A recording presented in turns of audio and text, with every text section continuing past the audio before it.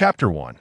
A wave of comfort enveloped him, akin to indulging in a sauna during the frigid depths of winter, basking in hot springs atop snow-capped mountains, or relishing a hot pot feast in the heart of the cold season. It could be said that both body and spirit were experiencing unparalleled enjoyment, a state that Jiang Yang typically referred to as contentment. Yet, as thoughts of his own name surfaced, his consciousness began to gradually awaken. He hailed from Blue Star, leading an unremarkable life. If one were to pinpoint any singular distinction, it would be his surname, Jiang, which fortuitously collided with the legendary Shinon. Moreover, he was endowed with a measure of good fortune. Speaking of luck, one cannot overlook the incident when he fell into a drainage ditch while traversing the night roads home. It remains a mystery who could be so inconsiderate as to shatter a manhole cover without leaving a warning sign, resulting in him inadvertently stepping upon the broken cover and plummeting down. In essence, he should be in a hospital at this very moment. As he absorbed the damp ambience surrounding him, he pondered whether this was a novel medical apparatus in any case. As long as his mind remained lucid, he presumed all was well. Once Jiang Yang's mental tumult subsided, a wave of drowsiness washed over him. Without further contemplation, he surrendered to slumber once more. After all, as a patient, he ought to rest. This sleep, however, was far from ordinary. Jiang Yang found himself in a dream where he transformed into a colossal dragon, indulging in unbridled mayhem, showcasing the dragon's insatiable greed. He spared no effort in raiding princesses' treasures and waging wars, leaving no stone unturned. Perhaps due to a dissonance with the dragon's nature within his dream, Jiang Yang's perspective quickly shifted to that of an observer, transforming his subjective experience into that of a spectator. This alteration alleviated his resistance, and he began to watch the unfolding spectacle with a bemused smile. Such an epic cinematic experience was rare indeed. Now fully aware, Jiang Yang recognized he was dreaming. Truth be told, he had never encountered the phenomenon of lucid dreaming in his life, and he was determined to savor this experience to the fullest. Observing the rampaging dragon in the distance, boredom crept in. As a legendary creature, did it not possess the capacity to engage in more than mere destruction? Finding himself disinterested, Jiang Yang resolved to conjure an imaginative realm of celestial heroes, where sword energies spanned 30,000 miles. Surely that would be exhilarating. However, as Jiang Yang's focus wavered, a menacing creature from afar suddenly fixed its gaze upon him, its blood-red vertical pupils emanating an aura of frost, as if it were poised to rend him to shreds at any moment. With a thunderous roar, the dragon's bellow reverberated throughout the cosmos, causing the very fabric of space around them to fracture. Confronted with such terrifying might, Jiang Yang was seized by a jolt of fear. Crack! A dark red dragon egg fractured at one end, revealing a dragon's claw that flailed wildly within its shell. Not far from the egg, a colossal being observed intently. Shamir, a newly matured legendary red dragon, had naturally come to procreate. This nest represented her first brood of eggs indeed, a prolific endeavor. Among these eggs, her most cherished was the one on the verge of hatching. Days prior, she sensed this particular offspring had awakened, yet it remained inexplicably still. It now appeared to be gathering strength, showcasing a rather unique emergence. While other hatchlings typically broke free from their shells with their foreheads, her grand offspring was utilizing its feet. Who could rival such prowess? As the cracking intensified, culminating in a climactic moment, Jiang Yang broke through the shell in a flurry. Still reeling from the shock, he scanned his surroundings and nearly fainted upon seeing the dragon mother before him. Before he could succumb to unconsciousness, a torrent of information surged into his mind. The legacy of the dragonkin had begun. Most of the fragments he recognized from his dream, alongside some fundamental knowledge about dragons, and most critically, his true name. The dragon lineage's legacy was swift to come and go. Merely passing through his mind how much he could retain depended solely on the fledgling dragon's capabilities. Dazed by the influx of information, Jiang Yang found himself in a silent standoff with the dragon mother, the two dragons engaging in an intense gaze. With a puff, a plume of flame erupted from the dragon mother's nostrils, indicating her growing irritation. Jiangyang understood the situation. Well, should he utter his true name, everything would be resolved. Just as he was about to speak, his expression faltered. His true name consisted of 10 characters, and to be frank, he had forgotten much of it. The forgotten elements were merely superficial descriptors: brutal, evil, cunning, mere embellishments of self-aggrandizement. With determination, Jiangyang cut to the chase. Cheongsi, cough cough, Jones.Bailia. The dragon mother, Shamir, nodded in satisfaction at the sight of her hatchling. Albeit small like a pony, and though it appeared somewhat dim-witted, it was indeed a true dragon. She nudged the meat near Jiangyang, signaling that the little one could feast. Jiangyang tilted his head, contemplating the enormous bovine carcass before him, raising his diminutive, crimson claw and flapping his barely developed wings. Jiangyang circled the formidable creature. Though his stomach growled incessantly, he found himself perplexed about how to begin. After a full rotation, he returned to his starting point and plopped down onto the ground. Grasping a fragment of his shattered eggshell, he sought to chew on it for a moment of calm. The dragon mother, uninterested in her peculiar offspring, turned and ventured deeper into the cave.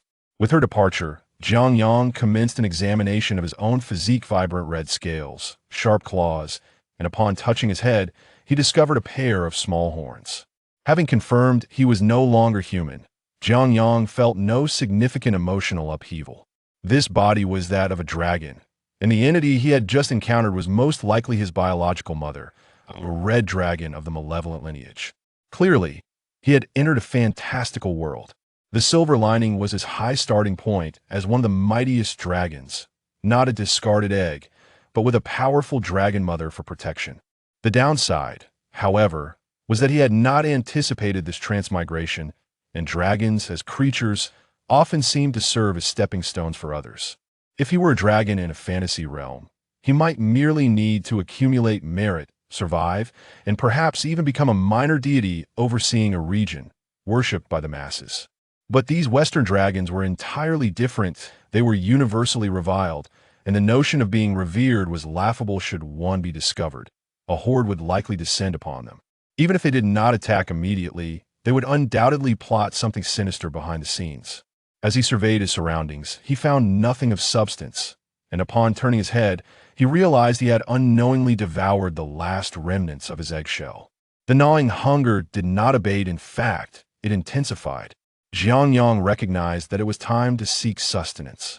Overthinking was futile. The priority was to satiate his hunger and survive.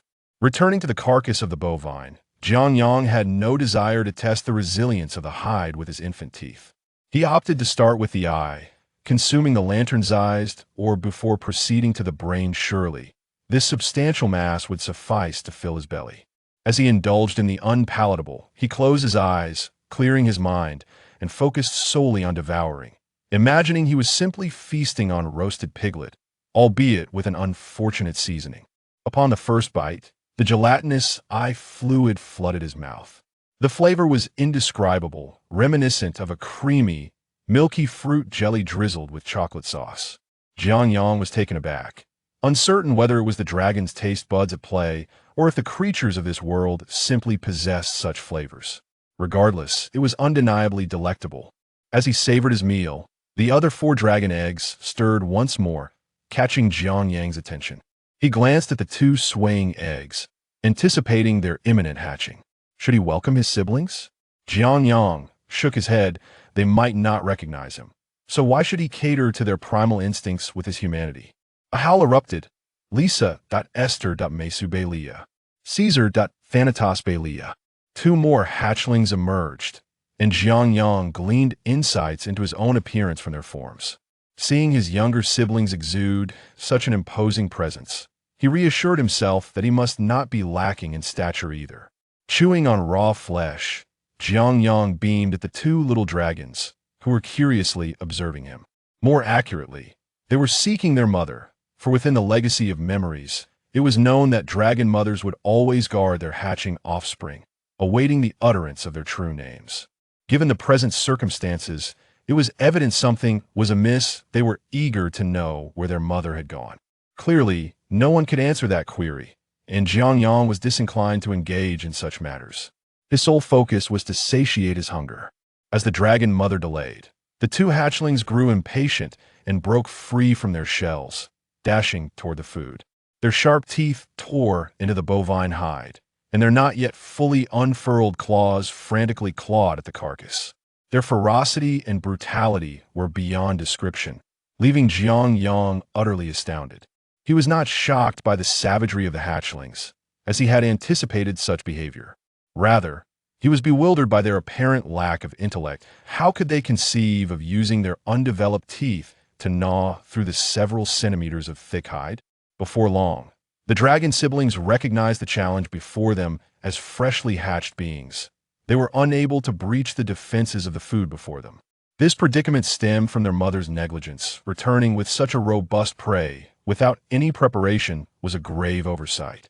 This clearly indicated that their dragon mother was rather unreliable, seemingly adhering only to the whims of the malevolent dragon goddess Tiamat.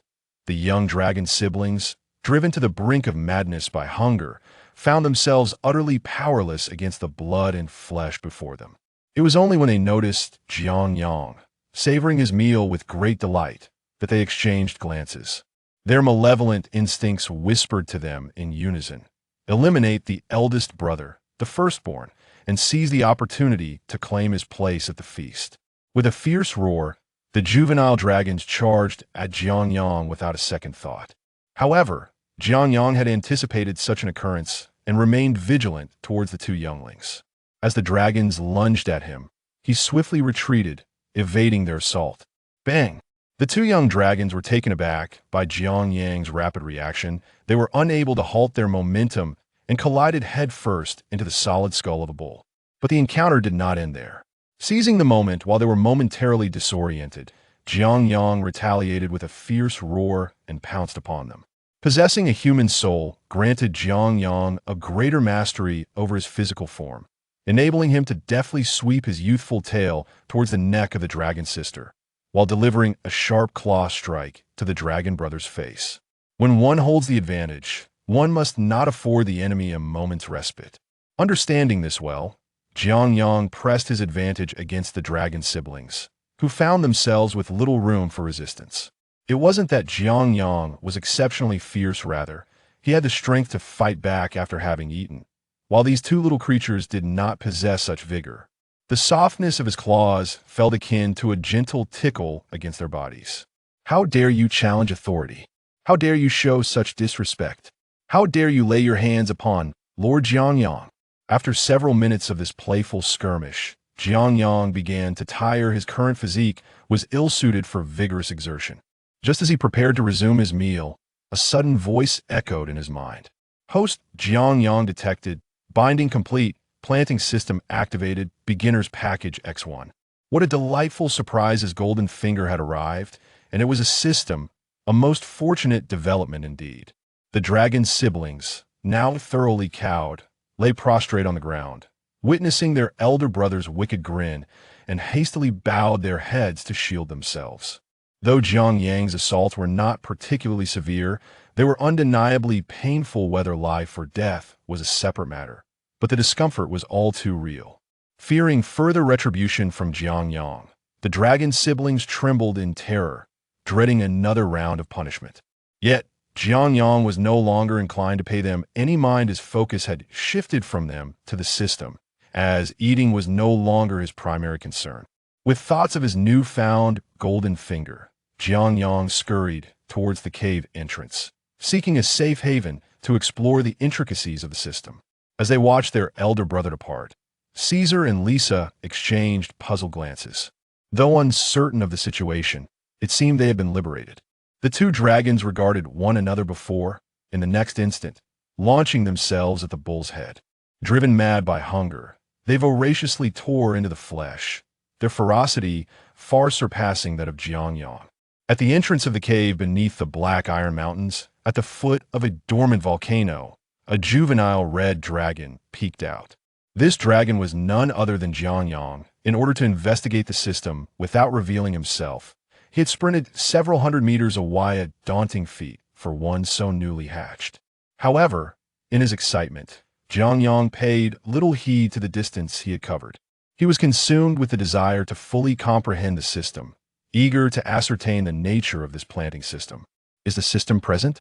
Where is my beginner's package? A blue interface materialized before him, presenting options for tasks, seed status, and item inventory. Well-versed in the realm of web novels, Jiang was quite familiar with such a setup. He eagerly selected to open his item inventory, which revealed 64 small slots.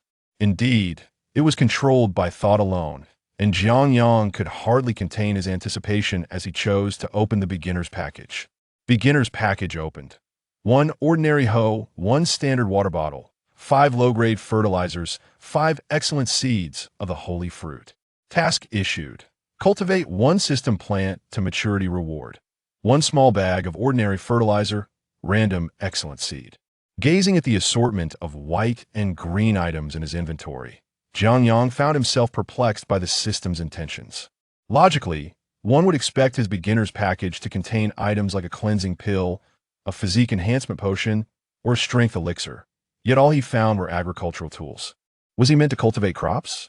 That seemed implausible, as well an ordinary person might earn a modest sum from farming. But what rewards would he reap after planting? Would he merely receive new seeds once more? A fool would undertake such a fruitless endeavor. Of course, if he could cultivate miraculous elixirs, he would persevere. Regardless, he resolved that, no matter how insipid this golden finger might be, it remained his advantage. He would bide his time until an opportunity arose to plant the seeds. Now was not the moment for farming. Jiang contemplated waiting until he matured a bit more before taking action. As he retrieved the worn hoe from the system's space, Jiang awkwardly dropped it as he attempted to grasp it with his dragon claws. Crack! To his astonishment, the ancient stone was cleaved asunder by the old hoe. What a testament to its durability. Quickly cradling the battered hoe in his embrace, he realized he would need to improve his control over his dragon claws, as they were not as dexterous as human hands, making them quite unwieldy. Gazing at the rock split in two upon the ground, Jiang rubbed his face against the hoe, which he deemed a precious treasure. If the hoe was indeed a treasure, could it be that other items held this same value? Hastily retrieving a water jug crafted from rotting wood, Jiang gave it a gentle tap, discovering it possessed little more than sturdiness. What would happen if I struck the water jug with the hoe? He quickly dismissed such contradictory thoughts, resolving that such foolishness was best left unpondered. Stowing the water jug and hoe into the system space, Jiang's attention turned to another object, fertilizer, as the system had described. Low-grade fertilizer, rich in nutrients, it promotes rapid crop growth without side effects. Ignoring the rest, he fixated on one detail, rich in nutrients. What do children most require for growth? Various nutrients, of course. Consuming fertilizer should pose no problem. He murmured to himself, for he was a dragon, and surely a bit of fertilizer would not be fatal. Some dragons even thrived on soil, becoming fierce and robust, routinely venturing into human realms to seize princesses. However, before engaging in such a deed, he needed to find a discreet location. Being seen would be most unfortunate. He certainly did not wish to encounter others only to be ridiculed. Look at this dragon. It grew up on fertilizer. System, what is this fertilizer made from? For safety's sake, Jiang decided to clarify, as he would not consume anything derived from excrement, not even with a 9 revolutions golden elixir. Beast blood, minerals. Due to patent protection regulations, more detailed information cannot be disclosed. Well, as long as it's not excrement, he thought. He had not yet descended to such depths for the sake of power. Observing the parched earth around him, Jiang quickly identified a barren thicket. Without hesitation, he plunged into the underbrush, employing the stealth of an elderly woman slipping under the covers, extracting the fertilizer from a system space. Jiang tore open the packaging and scooped a handful with his dragon claw. The moment the bag was opened, a fragrant aroma wafted forth, invigorating his senses. Let me sample its flavor first, he declared, tossing a small handful of fertilizer into his mouth. The instant it touched his tongue, Jiang felt as though he were soaring, floating amidst ethereal clouds, racing across sun-kissed meadows, akin to a fish gliding through water or an eagle soaring through the sky. A sensation reminiscent of returning to his mother's embrace. burp reacting instinctively. Jiangyang marveled at the fertilizer's wondrous effects. Just moments ago, he had been famished, yet he found himself satiated after consuming merely a morsel. Truly miraculous. Swiftly stowing the opened fertilizer into the system space, Jiangyang contentedly made his way back to the Dragon D, and it appeared his golden finger was not a waste, at the very least. This fertilizer was delightful and filling. A wave of nostalgia washed over him as he recalled the taste of the fertilizer. Although satisfied, he felt no harm in indulging his eyes further. However, upon glancing into the system space, his expression darkened. Opened low-grade fertilizer. Fertilizer that had been sampled by a certain foolish creature who was still reveling in the discovery of its new use. With a scowl, Jiangyang returned to the dragon den, where he found his two younger dragons still feasting, observing the nearly devoured cow skull. Qinyang thought to himself that while he was not hungry, he would be damned if he allowed these two to benefit from his share. Brandishing the tattered hoe, Jiangyang swiftly dismembered the cow's legs. The dragon siblings, caught in the act of eating, were dumbfounded. They had just witnessed him dissecting the cow. Their initial plan had been to seek vengeance once they were full. But now it seemed that attempting revenge would likely lead to their own demise. The next meal would undoubtedly be far less appetizing. With such thoughts in mind, Caesar and Lisa lowered their heads once more, obediently gnawing at the remaining flesh. Though they could not retaliate now, they promised themselves they would take revenge once they grew stronger. Thus, Jiangyang commenced his butchery of the cow, while his younger siblings dared not approach the prime cuts of meat. After extracting a significant portion of the cow's quality meat, Jiangyang found himself quite exhausted. Wielding the hoe with the dragon's physique was no simple task. Many dragons might struggle to even lift a hoe. He intended to store the harvested beef in the system space, only to be met with a disheartening revelation. Non-system items cannot be stored. Had he toiled in vain? How could this be? A solution quickly sprang to mind. Though they resided in a dormant volcano, the innermost part of the cave held a lava pool that if he dried the meat into jerky, he could preserve it for snacks. Thus, restless Jiangyang embarked on his snack plan, hauling chunks of beef back and forth as if he possessed an inexhaustible reserve of energy. Not only did his younger siblings find this peculiar, but even the dragon mother deep within the cave was equally bewildered that moment. The dragon mother reclined upon her hoard of treasures, watching her eldest son parade the meat before her. Utterly perplexed by his intentions, upon witnessing Jiangyang roast the meat into jerky and conceal it in a corner, comprehension dawned upon her. Yet was food storage truly the task of a red dragon? This young one was clearly acting strangely. However, what did it matter? She could hardly be bothered, for her goal was to raise these offspring into young dragons before sending them off into the world. With that, Samir Yu closed her dragon eyes, resuming her light slumber. Little did she know, as she observed Jiangyang, he too was keenly watching her. Through repeated tests, Jiangyang discerned the dragon mother's limits and grasped the nature of her character. If this adult red dragon were to choose between her children and her sleep, it was likely she would unhesitatingly opt for slumber. This brood of red dragons seemed as if they had been salvaged from a rubbish heap, devoid of any maternal affection. Yet this was fortuitous for Jiangyang, as the dragon mother's indifference allowed him the freedom to flourish. Surely, it would not be too much to cultivate an entire vegetable garden atop this dormant volcano. Envisioning his agricultural ambitions, Jiangyang continued to roast his jerky with a grin. One day, he would sow his seeds across the world. Unbeknownst to him, a month had elapsed since Jiangyang arrived in this realm. During these days, his life revolved around a simple routine: eating, exercising, and sleeping. Due to the terrain, he had yet to plant any seeds, a source of frustration for him. This was a dormant volcano, while it would not erupt. The surrounding land lay buried beneath volcanic ash, and due to the presence of the red dragon, water scarcity and drought were unavoidable. A mere 300 meters from the volcano, the land thrived in greenery. Yet Jiangyang felt uneasy about planting so far away. What if rabbits or mice devoured his crops? Where could he seek justice for that? Thus, the only viable course of action now is to excavate the earth and create a small farm. Regarding this matter, Jiangyang intends to commence today. However, as he gazes at the two swaying dragon eggs, he wishes to first witness the family appear in an orderly fashion. Indeed, the final 2 dragon eggs are on the verge of hatching. In the Black Iron Mountains, within the lair of the dormant volcano dragons, 3 red dragons the size of calves are circling around the 2 eggs. Lisa, with a bored flick of her tail, casts her gaze towards her elder brother, who is diligently excavating rocks nearby.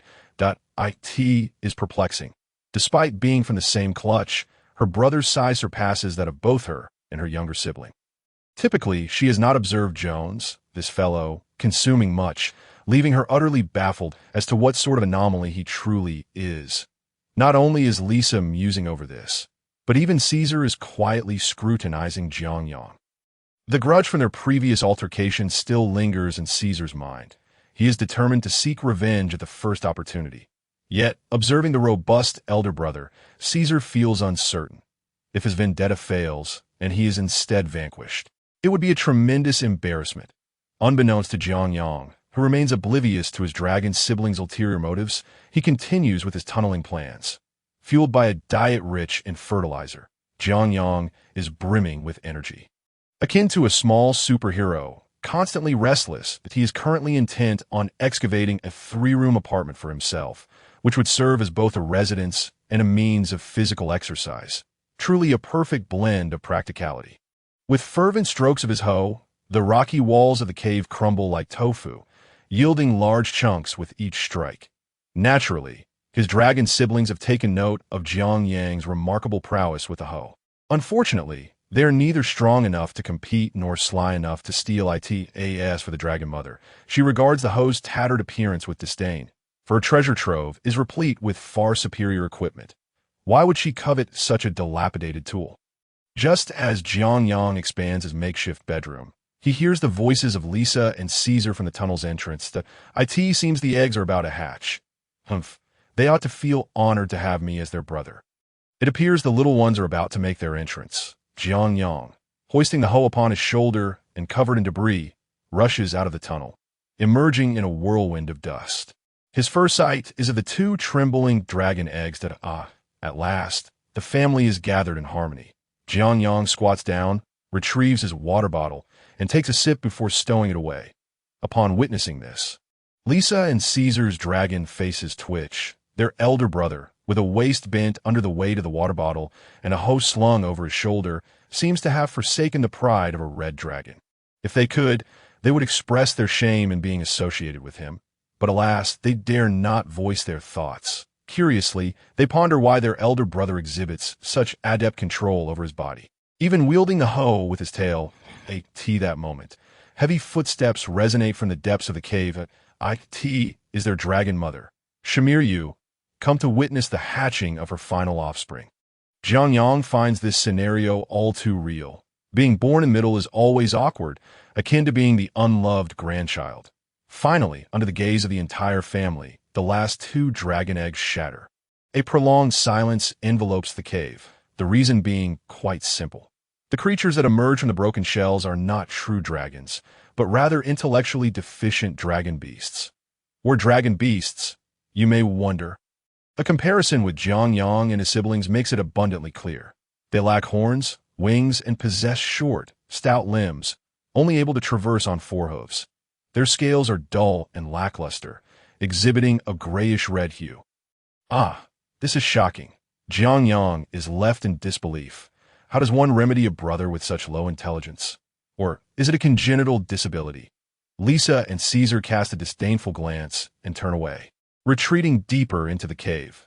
The dragon race's method of dealing with such malformed offspring is singular: to cast them out to fend for themselves, lest they tarnish the glory of the dragon lineage. While the procedure for handling dragon beasts among the metallic dragons remains a mystery, it seems that the only recourse here is to discard them. Shimiryu appears to be preparing to do just that, reluctantly approaching to enact the traditional red dragon decree. Her reluctance is not born of sentiment, but rather the inconvenience it presents. If it were up to her, she would prefer to incinerate the matter with a breath of dragon fire. But alas, she cannot. Sensing this, Jiangyang steps forward eagerly. Why trouble yourself, my esteemed mother? I shall take care of it. Shimiryu regards her eldest son with a bemused expression, nostrils flaring with indignation. Speak normally. Allow me to handle it. and I assure you, I won't disturb you." After a moment contemplation, Shamiru concedes that entrusting the matter to Jones may not be a bad idea, as long as it does not disrupt her leisure. The lethargic dragon mother turns away, leaving behind a parting remark: "I detest trouble." With that, she heads towards her treasure hoard for a well-deserved rest. Watching his mother depart, Jiang Yang turns his attention back to the two ravenous dragon beasts. Truth be told, he has no intention of abandoning these two. Their low intelligence is merely relative to true dragons. Jiang Yang is unwilling to believe that they could be any less capable than a simple dog. With a bit of nurturing, they could prove to be far more formidable than ordinary magical beasts. He simply cannot fathom the dragon race's perspective. Even if dragon beasts do not measure up to true dragons, are they not still a valuable asset? To casually discard something is indeed a great pity. Thus, Jiang Yang took out his own jerky and began to feed the two dragon beasts, judging by the demeanor of the dragon mother. It seemed she had no intention of overseeing the nourishment of these two creatures, leaving Jiang Yang to fend for himself. He felt a sense of helplessness, realizing that as a young dragon, he was already stepping into the role of a caretaker. Yet, gazing at these two beings of the same origin, he chose to nurture them with patience. For one, they would prove useful, and for another, there was an undeniable familial bond. Under Jiang Yang's careful attention, the two dragon beasts were preserved, an act unnoticed by the dragon mother. In contrast, Lisa and Caesar reacted with disdain, forbidding the dragon beasts from venturing deep into the dragon lair. As they believed the presence of these creatures tarnished their honor, they subjected Jiang Yang to scorn and verbal attacks, asserting that he was unworthy of being a true dragon and should be regarded as an inferior being, akin to the dragon beasts, thus insulting the lineage of the red dragons. In response, Jiang Yang was straightforward. He resolved to strike them until they dared not speak in his presence. The ensuing battle among the three young dragons was fierce. Lisa and Caesar were no longer the powerless beings they once were, and their attack stung when they landed on Jiang Yang. However, the next day was different. The dragon brother and sister, still recovering from their injuries, were overwhelmed by the full strength of Jiang Yang, leading them to retreat into silence. They once again bore witness to Jiang Yang's unreasonable recovery rate, despite similar injuries, while Lisa and Caesar required 2 days to recuperate. Jiang Yang was back to full strength after just one night. After 3 consecutive days of lessons from Jiang Yang, the dragon siblings dared not speak ill of him openly, of course. What they said behind his back was beyond his concern. His intention in reprimanding them was purely to temper their arrogance, reminding them that the elder brother would always remain the elder. Submerged in the survival instincts of beasts, Jiang Yang found himself unwittingly entrenched in this reality. Thus, the two dragon beasts moved into Jiang Yang's modest 3-room apartment, with Jiang Yang supporting them on his meager wages. His income derived from the meat hunted by the dragon mother, having grown up on fertilizer. Meat was a luxury he could do without, often consumed merely as a snack. Dragging his share of meat into the living room, the two dragon beasts eagerly howled in anticipation. It's time to eat. Desha and Er Shah. The names were fitting, as both were male, alleviating Jiang Yang's burden of naming them. Upon placing the meat on the stone table in the living room, the two dragon beasts lunged forward, devouring the food with abandon. "Eat slowly. Once you're done, you'll have work to do," Jiang Yang remarked, prompting the two beasts to look at him quizzically. Although they could not speak, they could comprehend the gist of his message. It seemed these two dragon beasts were not entirely foolish and could serve as valuable, albeit inexpensive, labor in the early stages. Patting Desha on the head, Jiang Yang reassured him, "Don't worry. I want to make things difficult for you. After all, I'm not a devil." Jiang Yang's plan was simple: to cultivate a fertile patch of land near the cave, as it merely required filling in soil to create arable land, making the assistance of the two dragon beasts invaluable. There were several challenges to farming at the doorstep of the red dragon. The first was the high temperature, and the second was the water supply. The elevated temperatures were a result of the dragon mother's presence. It should be noted that creatures like dragons inherently possess an aura that provides a range buff to escape the heat. One merely needed to maintain a distance from the dragon mother. Regarding the water supply, Jiang Yang discovered a small, yet continuous, stream within the cave, Given the circumstances, he decided to cultivate land 100 meters away from the cave entrance, which was the optimal choice for maintaining the viability of the seedlings. After the two dragon beasts finished their meal, Jiang Yang led them out of the three-room apartment. Upon exiting their lair, they encountered Lisa and Caesar. The two dragons glared at the dragon beasts trailing behind Jiang Yang, their expressions turning menacing. The dragon beasts shrank back, emitting fearful low growls. Not even think about bringing them deeper into the cave. Despite having been taught a lesson by Jiang Yang, both remained hostile towards the dragon beast. In response, Jiang Yang remarked, "You are but frogs in a well." With that, he continued onward with the two dragon beasts, ignoring Lisa and Caesar entirely. Seeing Jiang Yang retreat, Caesar couldn't help but grin, believing that he had intimidated Jiang Yang. Not only he, but even Lisa raised her head high, proudly embodying the essence of a red dragon. This arrogance is a common flaw among red dragons. Pride, arrogance, and cruelty, easily summarized as being strong in body yet simple-minded. While Jiang Yang shared some of these traits, his humanity kept them in check, allowing him to stand out. Upon reaching the cave entrance, the two dragon beasts beheld the vastness of the world for the first time. Excited, they bounded about, sending clouds of volcanic ash flying into the air. The dense forest in the distance captivated them. Given the chance, the Shah and Air Shah would have dashed into the thicket, reveling in unrestrained freedom. Alas, without Jiang Yang's command, they could only gaze longingly at the sights before them. In truth, Jiang Yang too yearned to explore this world. However, he recognized his own weakness and knew that venturing out would be tantamount to courting death. There would be opportunities in the future. All right, let's get to work. With that, Jiang Yang guided a Shah and Air Shah to the designated location. Their first task was to clear the volcanic ash from the area, although the ash served as fertilizer. Too much of it could turn the soil into a quagmire when watered to cultivate the land effectively. Proper soil preparation was essential. Jiang Yang awkwardly wielded a hoe with his dragon claws, aiming to transform the area into ridges for easier irrigation in the future. In the distance, the two dragon beasts rushed over, panting heavily, and began to spit out darkened earth from their mouths. "Well done, keep it up," Jiang Yang encouraged, tossing 2 pieces of jerky as reward for the little ones. Elated by the food, the Shah and Air Shah twirled in place before charging back towards the forest. With each trip, a significant amount of fertile soil was transported, and soon it would be ready for use. Although Jiang Yang lacked knowledge of farming, the information overload from the internet age allowed him to grasp the basics. It was the proverbial I believe, it should be a self-styled brainstorming session. First, the jungle soil concealed a wealth of plant seeds, and the conventional method for such a scenario would be to burn it or employ chemical agents. Given the current conditions, chemical agents were out of the question, and burning the soil was the best option. A proud red dragon, setting the ground ablaze to cultivate crops was hardly beyond his capabilities. Standing tall, Jiang Yang unfurled his underdeveloped dragon wings, a wave of draconic might emanating from him.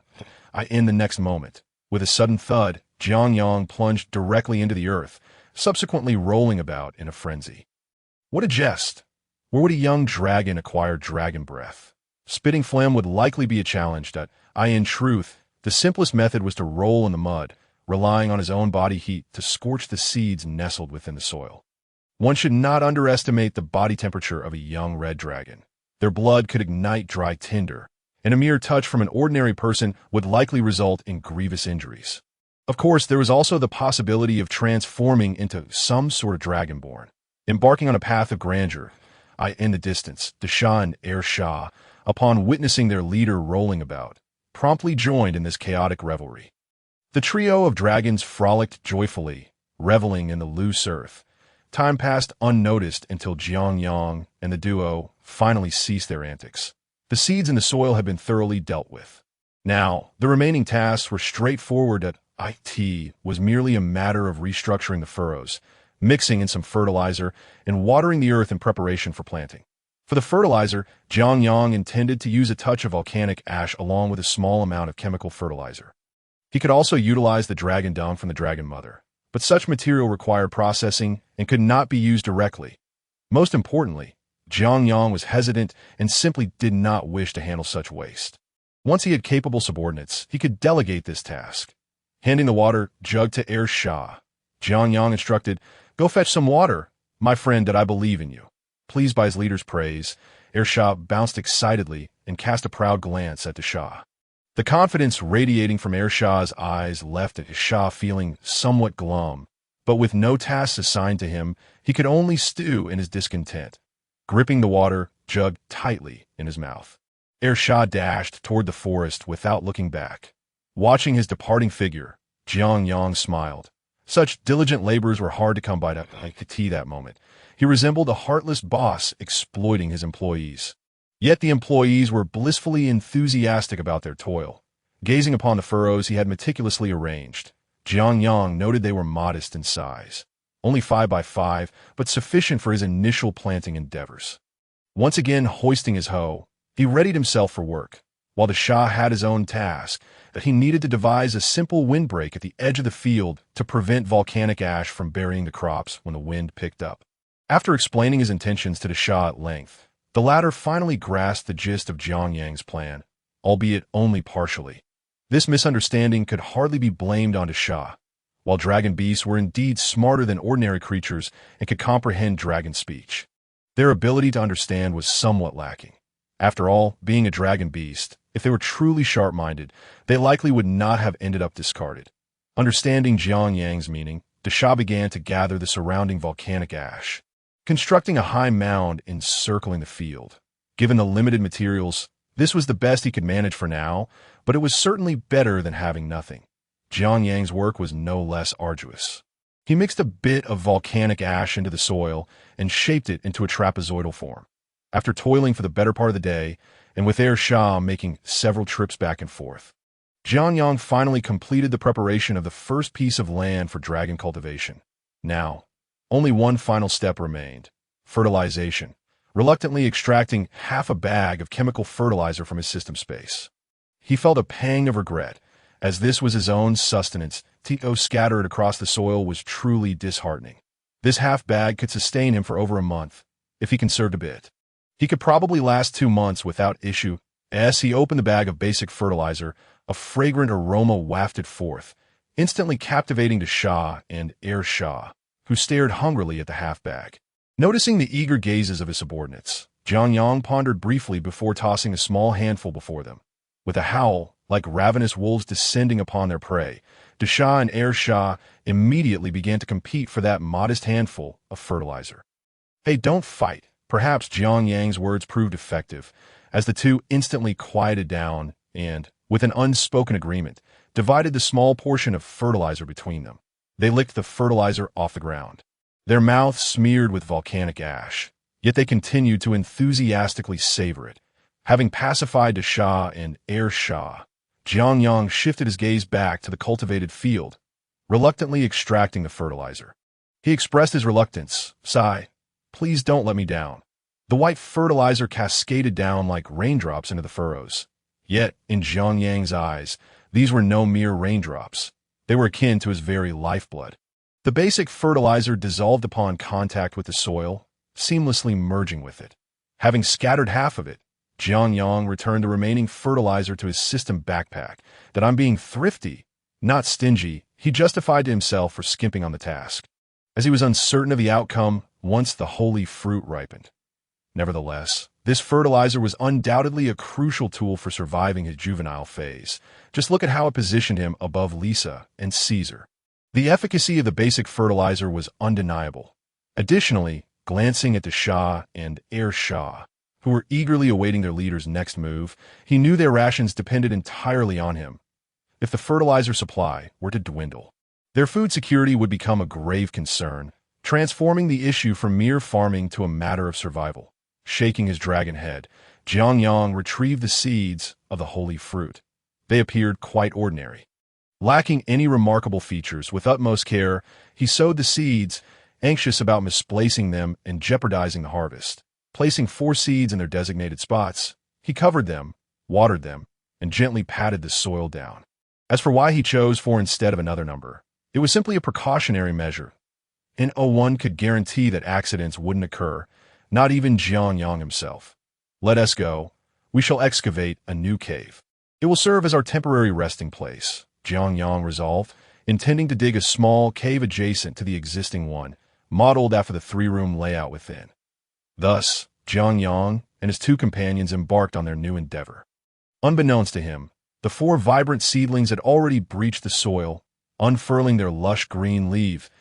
As time slipped by, Jiang Yang continued to monitor the growth of the holy fruit, which was thriving at an astonishing pace. He found himself checking on the plants nearly every hour, eager to witness the fruits of his labor.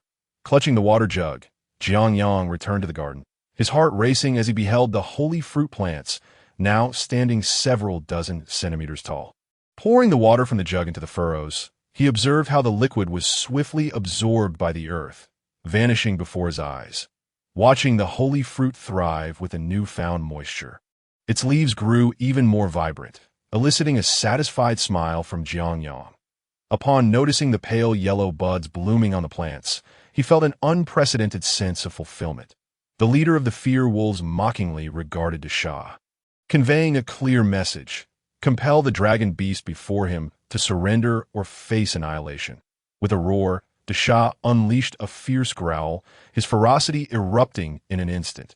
Regardless of his youth, he was still a dragon beast, not to be trifled with by such wretched creatures. With a howl, two fear wolves seized the opportunity and lunged forward. Stealth was their forte. These two wolves attacked from behind Desha, while their companions on either side charged in as well. Desha, enraged, turned to confront the ambushers. Yet the two wolves abruptly halted. Their assault was merely a ruse, while their flanking companions prepared for the real attack. Desha reacted swiftly, pivoting his body and unleashing his sharp claws upon the wolf to his left.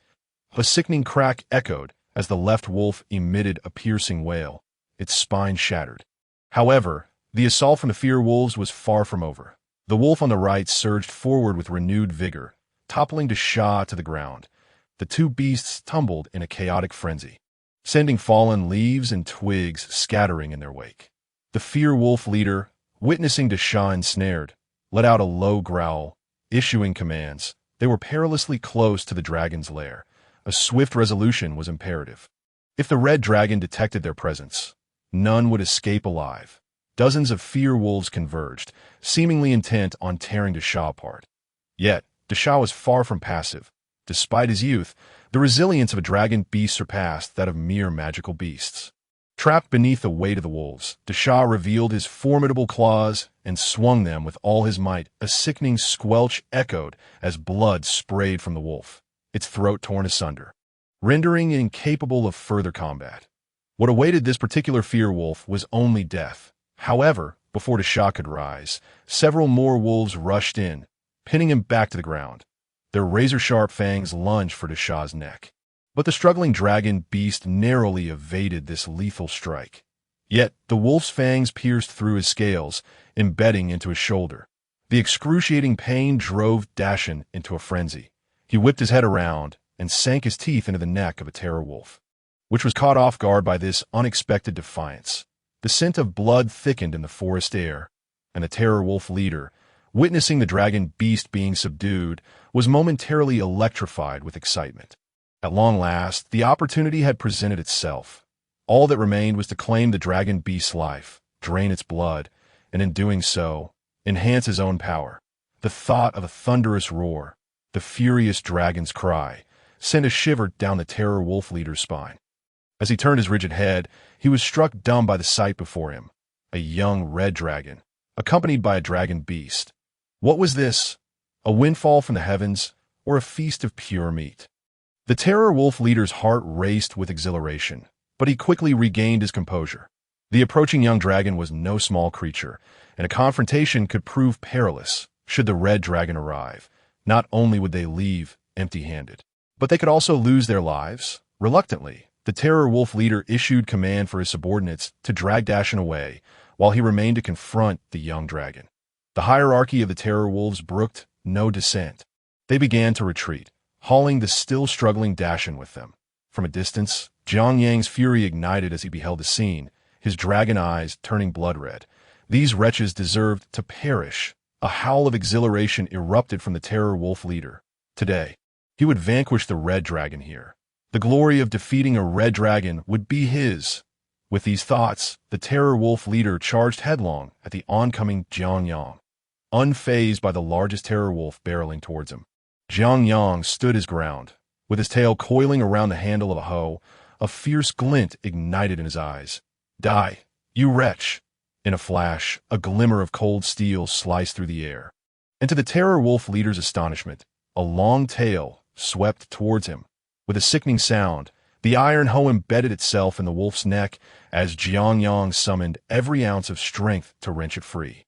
With a resounding thud, the wolf's head, still attached to its spine, flew off, and blood quickly stained the surrounding trees crimson. The terror wolf leader, until his last breath, could not fathom what manner of technique this was. Bathed in blood, Jiangyang spared not a glance at the corpse of the Wolf King, but instead accelerated toward the pack of terror wolves. Upon witnessing this, the remaining terror wolves were paralyzed with fear. One strike, and their leader was gone, his head torn off by this ferocious red dragon. A chorus of terrified howls erupted among the pack. With the death of their leader, the terror wolves disintegrated into a scattered mob. No longer would they covet the dragon beast's flesh, fleeing in a panic. Jiangyang paid no heed to the fleeing terror wolves and dashed towards Dashan, who was still pinned beneath a wolf. To his surprise, one of the terror wolves remained oblivious, and Jiangyang struck it with a hoe. Yet, to his astonishment, the wolf did not budge. Upon closer inspection, he realized that Dashan had clamped down on the creature's throat with unwavering tenacity, while the terror wolf had long since lost its life. Giving Dashan a gentle nudge, the latter's gaze finally cleared. Releasing his grip on the lifeless wolf, Dashan collapsed to the ground, utterly exhausted, yet his steady breathing indicated he was not gravely harmed. With the danger averted, Jiangyang allowed his tension to dissipate. Surveying the battlefield, he noted the chaos surrounding him. The once tranquil stream now stained a deep crimson. The sound of something heavy being dragged reached his ears, and he turned to see Urshao approaching, clutching a terror wolf carcass with evident glee. Clearly, he was thrilled at the unexpected bounty of provisions. Jiangyang could only shake his head in disbelief. His brother had nearly met his end, yet this fool was preoccupied with the wolf corpses. Nevertheless, they had indeed amassed 4 wolf bodies, totaling nearly 1,000 pounds of meat, enough to feast for several days.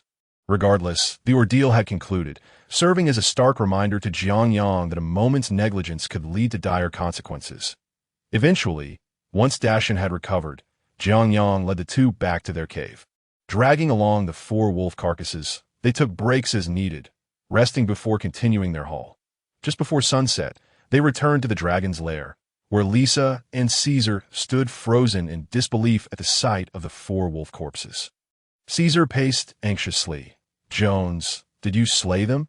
He was plagued by frustration, watching the strength of the creature before him grow, while he felt powerless to act.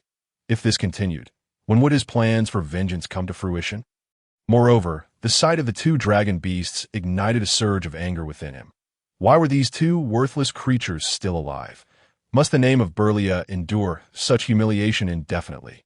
To Caesar's query, Jiangyang merely cast a cold glance.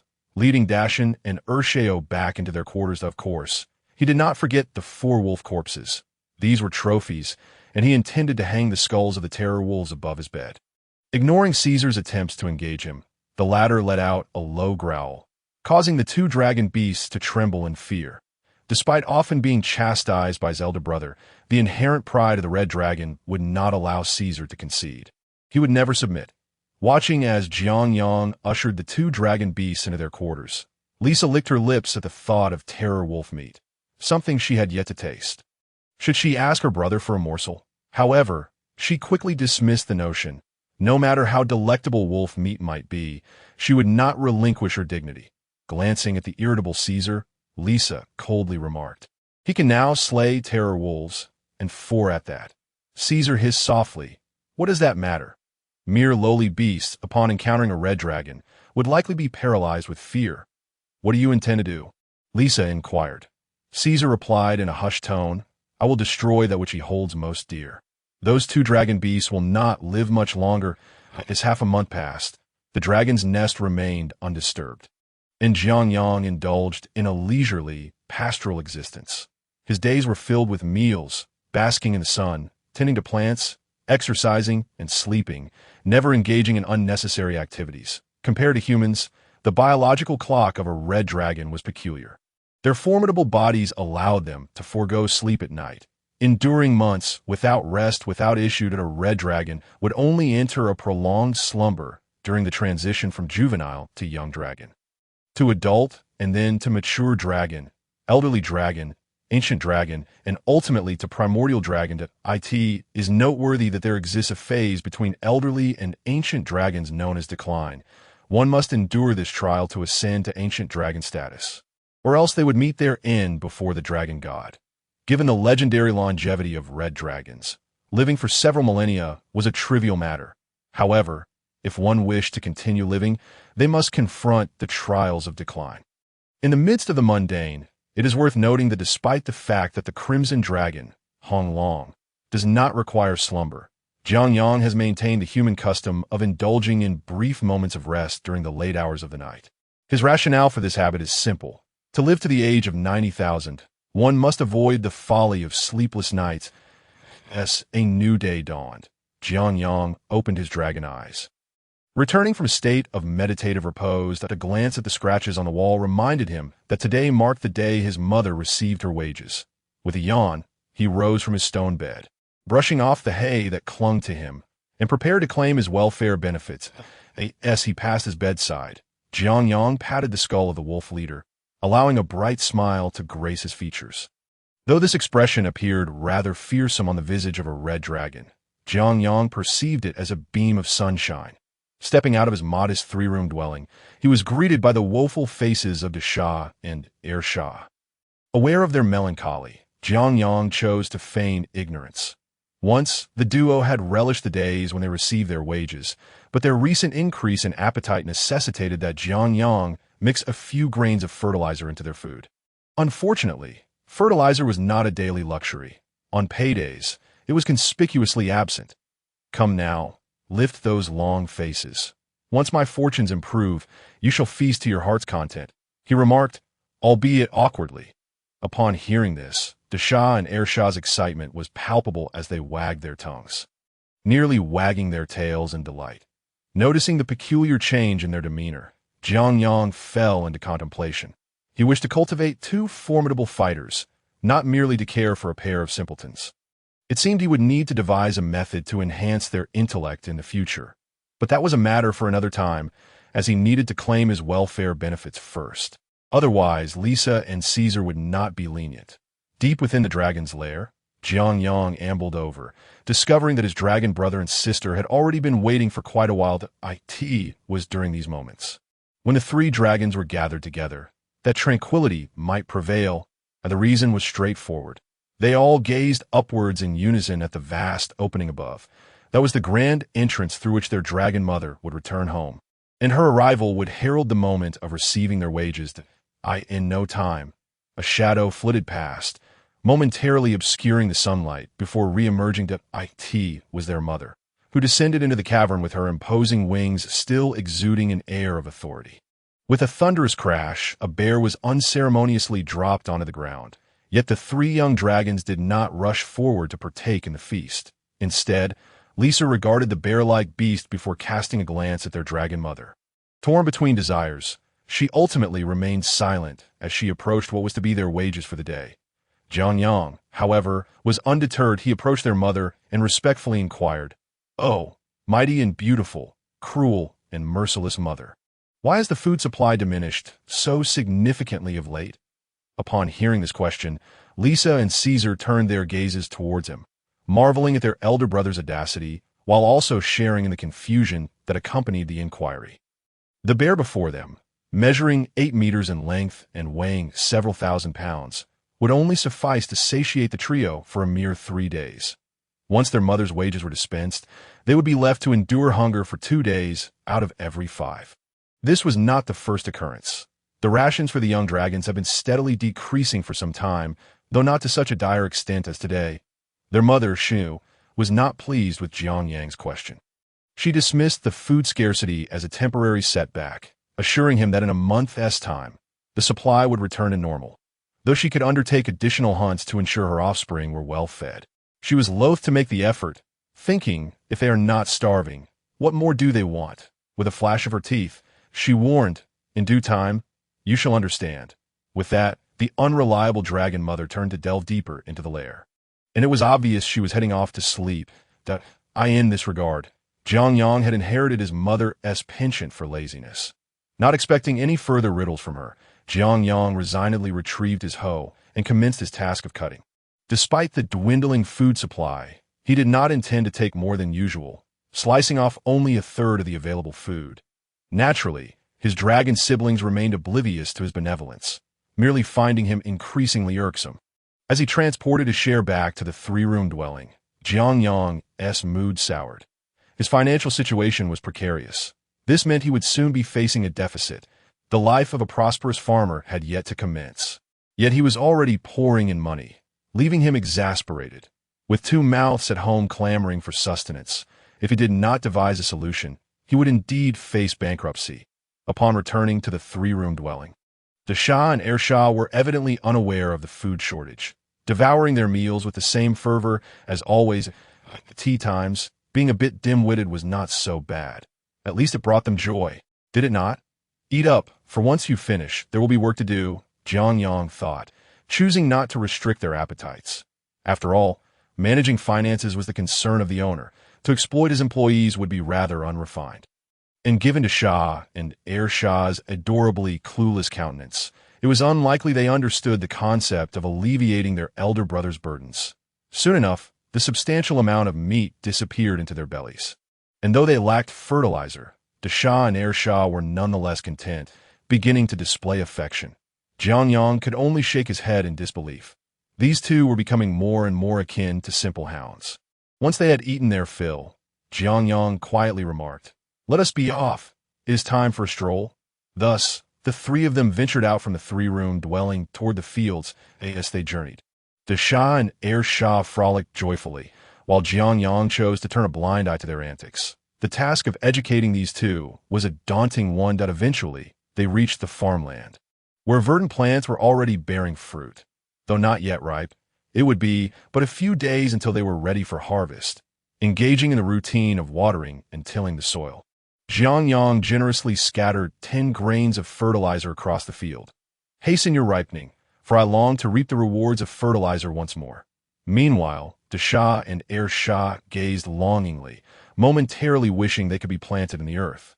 Nurtured by Jiang Yang's attentive care and enriched with fertilizer, casting a glance at his two dragon companions, Jiang Yang declared, "You two stay here and do not wander off. I shall take a stroll nearby." With a low rumble, the Shah and Heir Shah acknowledged his words, indicating their understanding. Seeing them dutifully nestled by the edge of the field, Jiang Yang felt a measure of relief. He now needed to devise a means to secure a new source of food and determine the next planting location. With the current scarcity, he could not rely on their unreliable mother, so he would have to fend for himself. That, of course, Jiang Yang did not intend to venture far, as he was not yet powerful enough to roam the mountains freely. This time, he planned to explore the vicinity of the dormant volcano, ensuring he did not stray more than 800 meters from home. At the slightest hint of danger, he would turn and flee. To soothe the two foolish dragons, Jiang Yang hastily dashed into the depths of the forest, quickly vanishing from sight. Upon witnessing Jiang Yang's disappearance, the two dragon beasts obediently lay down and began to doze lightly. Though they appeared to be slumbering, any rustle in the grass or whisper of the wind would rouse them, prompting a frenzied defense against any intruder. Shortly after Jiang Yang departed, Caesar and Lisa emerged slowly from their lair. Casting their gazes towards the distant foolish dragons, the end of the primeval forest, dappled sunlight filtered through the gaps in the leaves, illuminating the ground below. Tiny insects and small creatures thrived in this tranquil haven, while a myriad of vibrant wildflowers bloomed amidst the underbrush. The petals of these wildflowers were elongated, with delicate threads cascading down, and pale pink star-shaped blossoms swayed gracefully at their tips, dancing in the breeze, a sight of exquisite beauty. Suddenly, a dragon's foot crushed the wildflowers into the earth, shattering the serene atmosphere. and invisible dragons might surge forth, scattering the creatures of the woods in panic. Jiangyang, the harbinger of this disruption, made no prolonged stay. Recognizing the lack of merit in his current surroundings, he turned to venture elsewhere. Jiangyang sprinted with such astonishing speed that he resembled a crimson lightning bolt, his acute dynamic vision capturing every detail of the world around him. As he navigated the woods surrounding the dormant volcano, he soon realized the sheer magnitude of the volcanic structure. A complete circuit would likely take half a day to traverse. Thus, he resolved to retrace his steps along the original path. Before long, he burst forth from the forest, drawing near to the steep face of the volcano. His view suddenly expanded as he changed direction towards the dragon's lair. Yet, mid-stride, Jiangyang abruptly halted, casting his gaze toward the steep cliff beside him. His dragon ears twitched. It seemed he had caught a whisper of the wind. Intrigued, he scrutinized the rocky wall before him, which loomed like a series of irregular giant swords thrust into the earth. These stone pillars towered over 10 meters high, spreading out in an elliptical formation that connected to the dormant volcano. The sound of the wind grew clearer, suggesting the presence of a ventilation shaft or a vast fissure in the mountainous body behind it. Contemplating his meager gains from this excursion, Jiangyang considered the futility of returning empty-handed. Resolute, he extended his dragon claws and, with a powerful surge, leapt onto the cliff face, his sharp claws effortlessly gripping the rocky crevices. Though the ascent required considerable effort, gritting his teeth, he summoned all his strength to begin the climb. Fortunately, his remarkable control over his body aided him. A lesser dragon would likely have found the task insurmountable. 1 minute later, Jiangyang successfully scaled the stone pillars, and what lay before him ignited a spark of wonder in his eyes. There, beneath the stone columns, a small opening revealed itself, the source of the wind's whisper. These pillars stood like a screen, completely concealing the entrance, and had Jiangyang not possessed keen hearing, he might have overlooked it entirely. Without hesitation, he leaped down from the pillar and approached the cave's entrance. Upon landing, a chill breeze enveloped him. Not excessively cold, merely refreshing. The presence of this airflow confirmed the cave's ventilation, and judging by the faint echoes, the space within was undoubtedly substantial. What was this? A natural secret hideaway. With childlike enthusiasm, Jiangyang hurried into the cave, eager to explore this hidden sanctuary. As he stepped inside, the scene that greeted him caused his eyes to widen in astonishment. Glimmering fireflies floated in the air. Droplets of water occasionally fell from above, and the surrounding bioluminescent moss emitted a soft blue glow. It was a breathtaking sight. Hard to believe that such a cool, damp refuge existed within this dormant volcano. And the tranquility was almost surreal. Looking up, he noticed 2 openings the size of grinding stones allowing sunlight to filter in, casting an eerie sense of hope into the dark cave, for reasons unknown. The scene before him held an indescribable mystery, a sacred yet desolate atmosphere. Most significantly, beneath the beams of light, a half-kneeling armored knight lay rigidly, clearly deceased. His long sword lay shattered in 2, with a broken blade embedded in his chest. And his black armor was thickly coated in dust, his posture reminiscent of someone in prayer. As Jiangyang approached the black-armored knight, he quickly discerned an anomaly. Inscribed upon the stone slab before the knight were words that spoke of a grave transgression. "O God, forgive me for committing the greatest sin against the doctrine. I do not wish to become a monster. My heart and body can no longer endure, and my soul eternally belongs to you. The Arbiter Knight, Ryan D. Uplag." The text upon the slab was in the universal language of this world, and Jiangyang found it effortlessly comprehensible, though he had retained little from the dragon heritage. Language was child's play for him, given his proficiency in Chinese. Returning to the matter at hand, it appeared this was a valorous knight who, compelled by insurmountable forces, had chosen to end his own life, unwilling to transform into a monster and harm others. However, the slab was severely weathered, and much of the inscription had eroded away. Moreover, it was evident that this incident had occurred many years prior, likely before even the dragon matriarch. Shamir Yu had been born that a millennium had passed, and it was probable that the world had changed irrevocably. Perhaps even the deity this knight worshipped had fallen. gazing at the weather-beaten, yet intact full suit of armor before him. Jiang Yang recognized its value that he reached out to remove the armor, but his dragon claw halted mid-air. This was a noble knight, imbued with honor. To strip him of his armor would be an affront to his memory. Shaking his head in remorse, Jiang Yang lamented, "Alas, I nearly strayed from the path. A warrior such as you deserves far better than to be treated thus in death." With that, he turned to leave, his resolute silhouette hinting at his intention to abandon the suit of armor. "Wait, venerable one, I shall gather some incense and offerings and conduct a ceremony to properly lay you to rest, ensuring you receive the highest honors I can provide." This thought reassured him that it would not be an act of desecration against the noble warrior, and he couldn't help but marvel at his own unique reasoning outside the entrance of the dragon's lair. At the foot of the dormant volcano, Lisa and Caesar approached the two dragon beasts with expressions of menace, their demeanor unmistakably signaling their intent to stir trouble. The vigilant, foolish dragons opened their eyes, and upon recognizing the two approaching figures, their expressions stiffened, their bodies trembling involuntarily. This was the oppressive presence of the superior over the inferior, a bloodline pressure exerted by true dragons upon dragon beasts. "As expected, that Jones fellow will hunt for you two to sustain you," Caesar remarked, licking his lips and fixing his savage gaze upon the foolish dragons. Beside him, Lisa wore a cold, detached expression. Her presence here was merely to spectate, and she had no inclination to assist in slaying the dragon beasts. After all, these two creatures had no place in the dragon's lair. They should be abandoned to perish outside, thereby erasing the disgrace brought upon their brood of red dragons. A low warning growl emanated from the larger, foolish dragon, yet its body quivered uncontrollably. The smaller dragon, even more distressed, found its limbs weak and struggled to maintain its stance. Who would have thought this dragon beast would dare to challenge them? Caesar narrowed his dragon eyes. Roar! In an instant, he pounced upon the larger, foolish dragon, his sharp claws aiming for its neck. The larger, foolish dragon, fueled by primal instinct, retaliated with a fierce gaze, its eyes turning a vivid crimson as it swung its head to bite at the incoming claws. Surprised by the dragon beast's defiance, Caesar swiftly retracted his claws and slammed his head against the larger dragon, then commenced a vicious assault.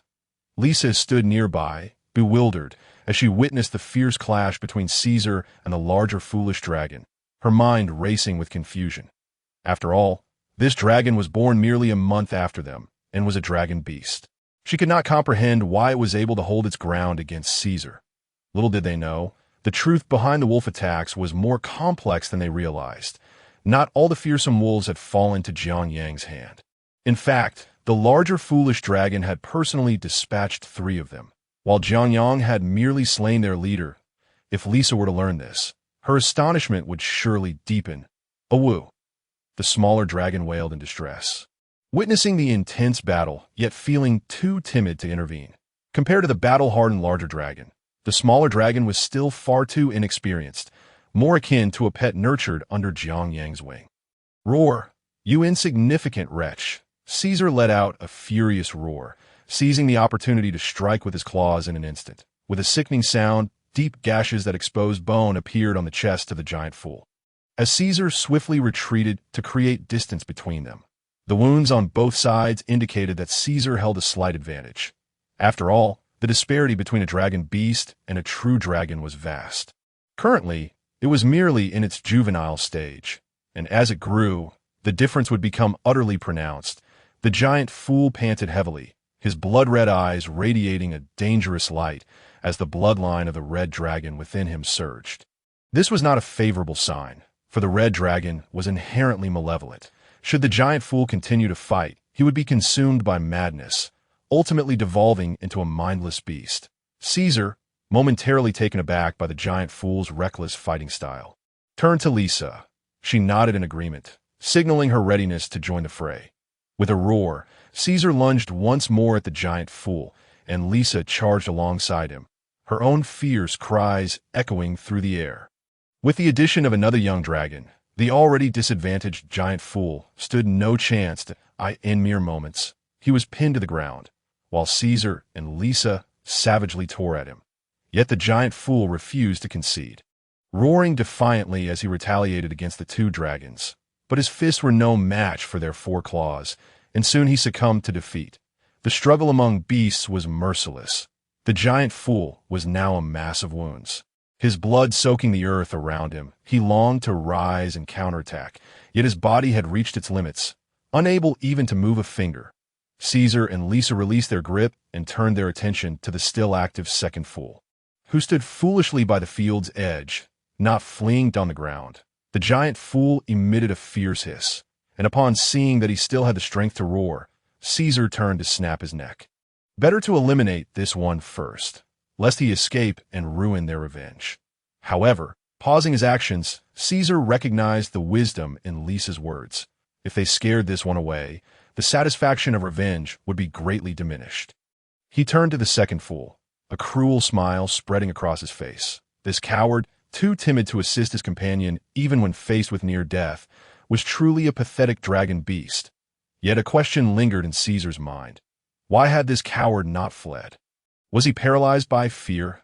Glancing behind the second fool, Caesar's attention was drawn to the four sacred fruits. This peculiar plant seemed to hold significant value, for Jones always guarded it diligently. With a smirk, Caesar approached the sacred fruit patch. The giant fool's eyes widened in realization. This was a task entrusted to him by Jianyang, a mission he must protect even at the cost of his life. Noticing the giant fool's reaction, Caesar became increasingly convinced of the importance of these fruits to Qinyang, prompting him to quicken his pace.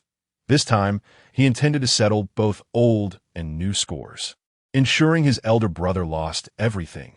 Suddenly, a roar jolted Caesar from his thoughts. The second fool, having sensed his intent, charged at him with wild, ferocious eyes akin to those of the fallen giant fool.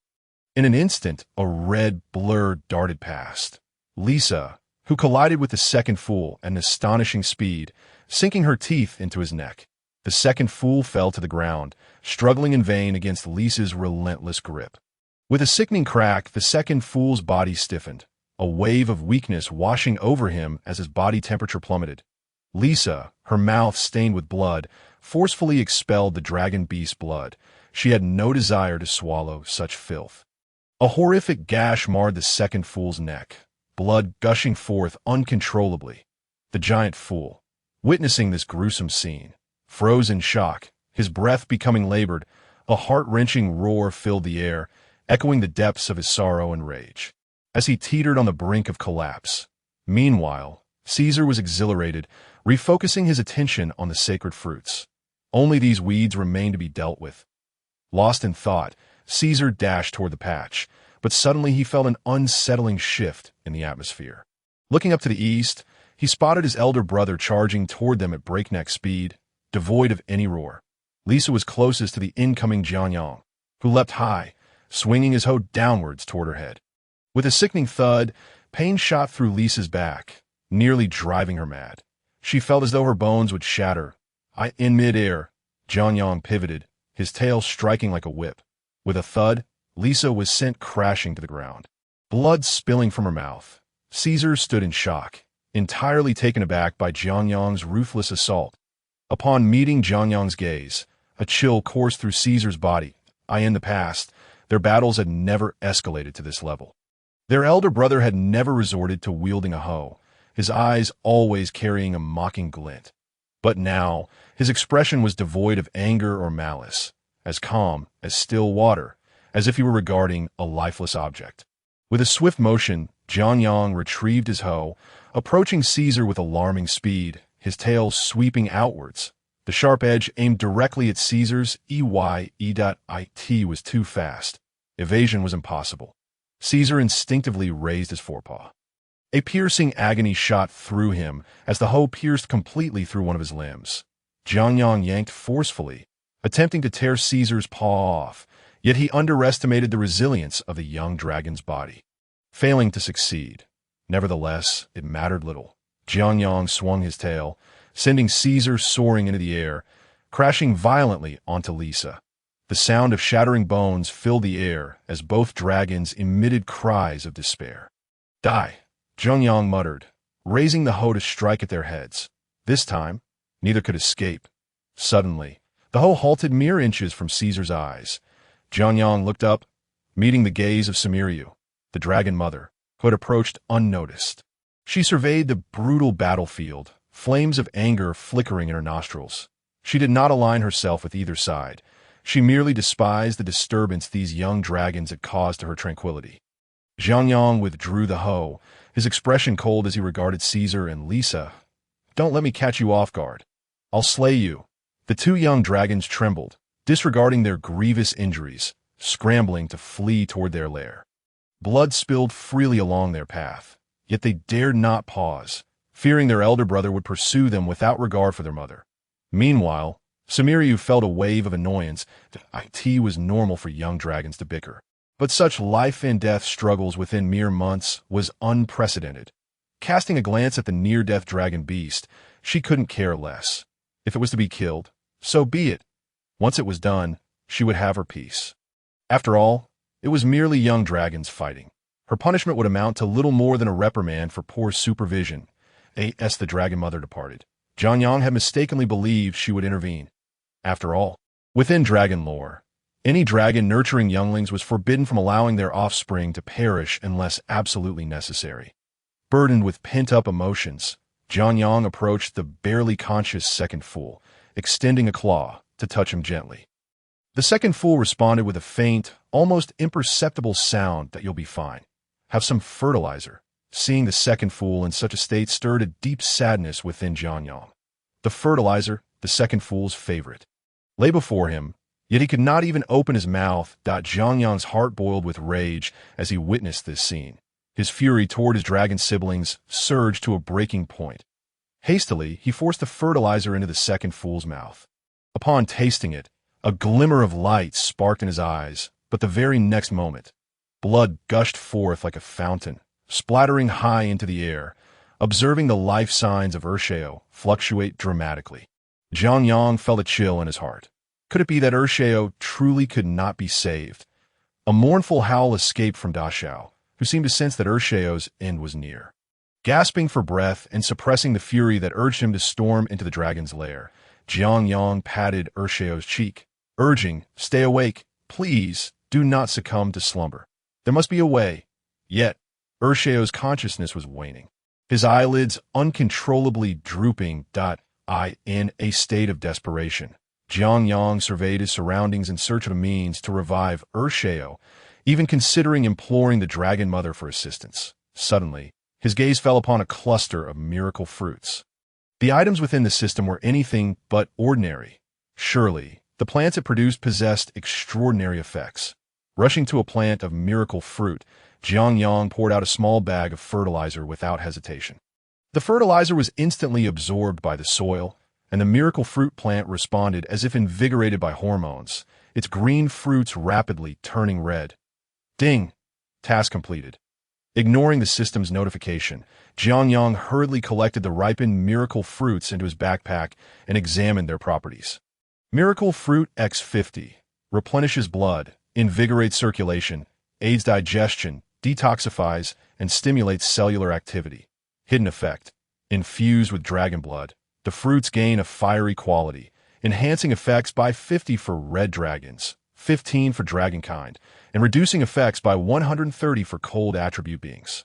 The miracle fruit was like a timely rain, bestowing a glimmer of hope for Ursheo's survival. He took out 10 miracle fruits, admiring the golden veins swirling on the red skins, resembling flames engulfing them.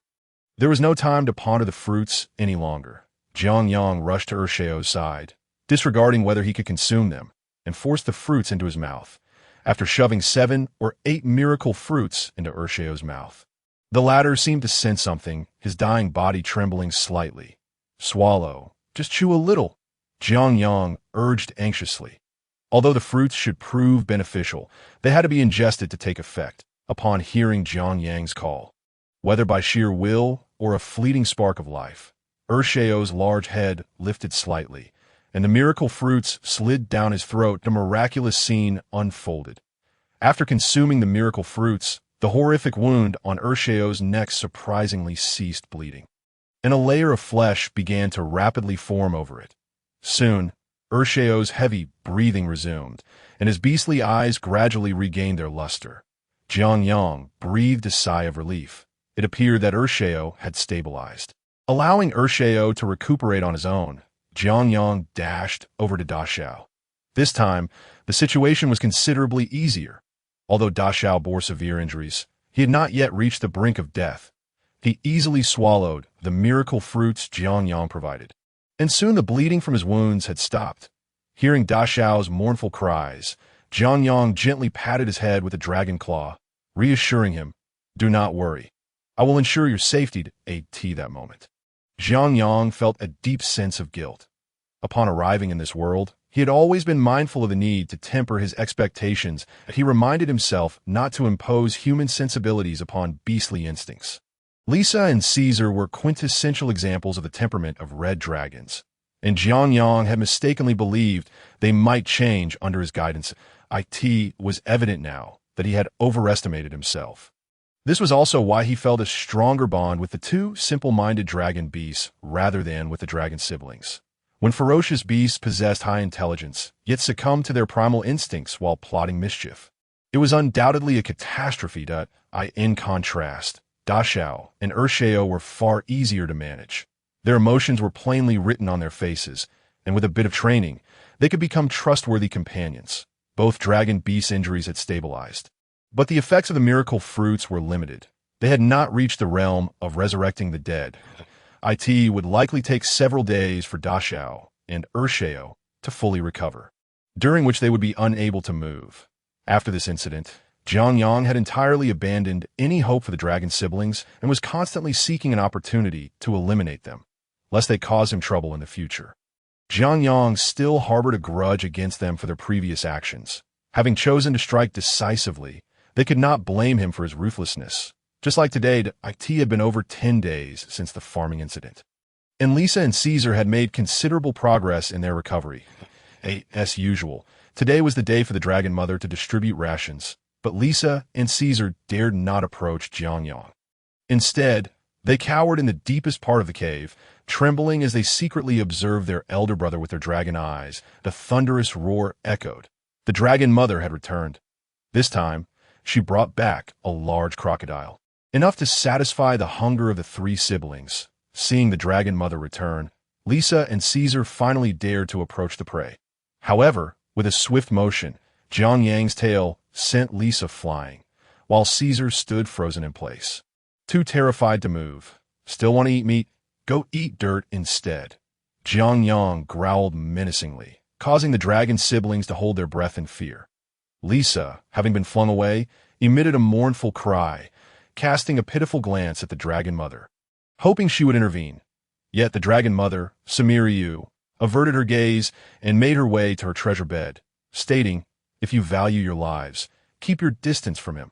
The Dragon Mother could sense Jiangyang's murderous intent toward the dragon siblings.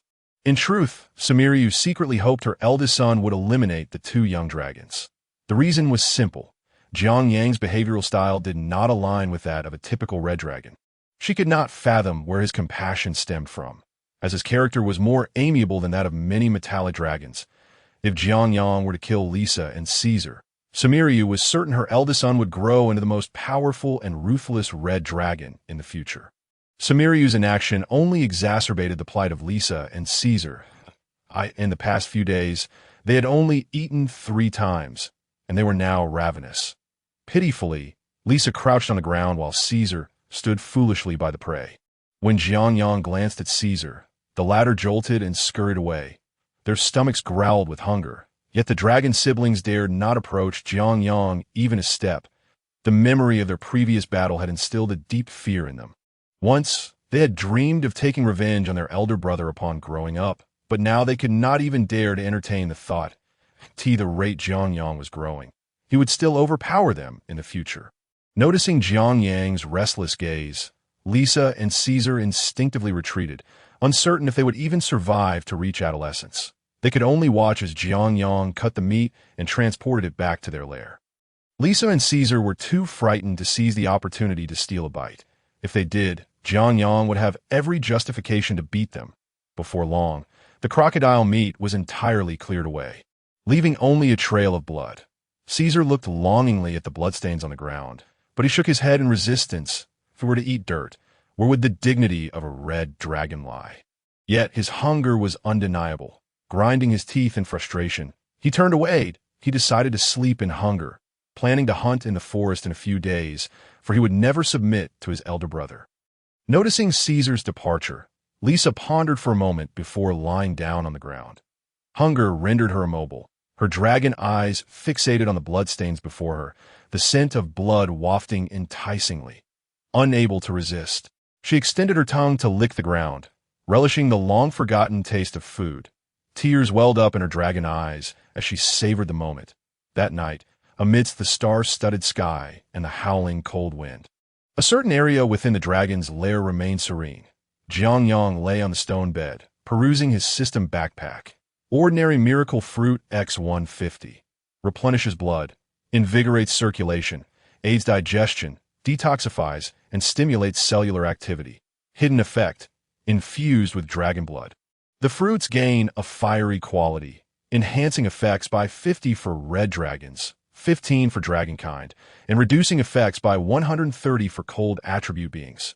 Ripe miracle fruit X15, that due to the excessive fertilization, the other 3 miracle fruit plants had matured in succession.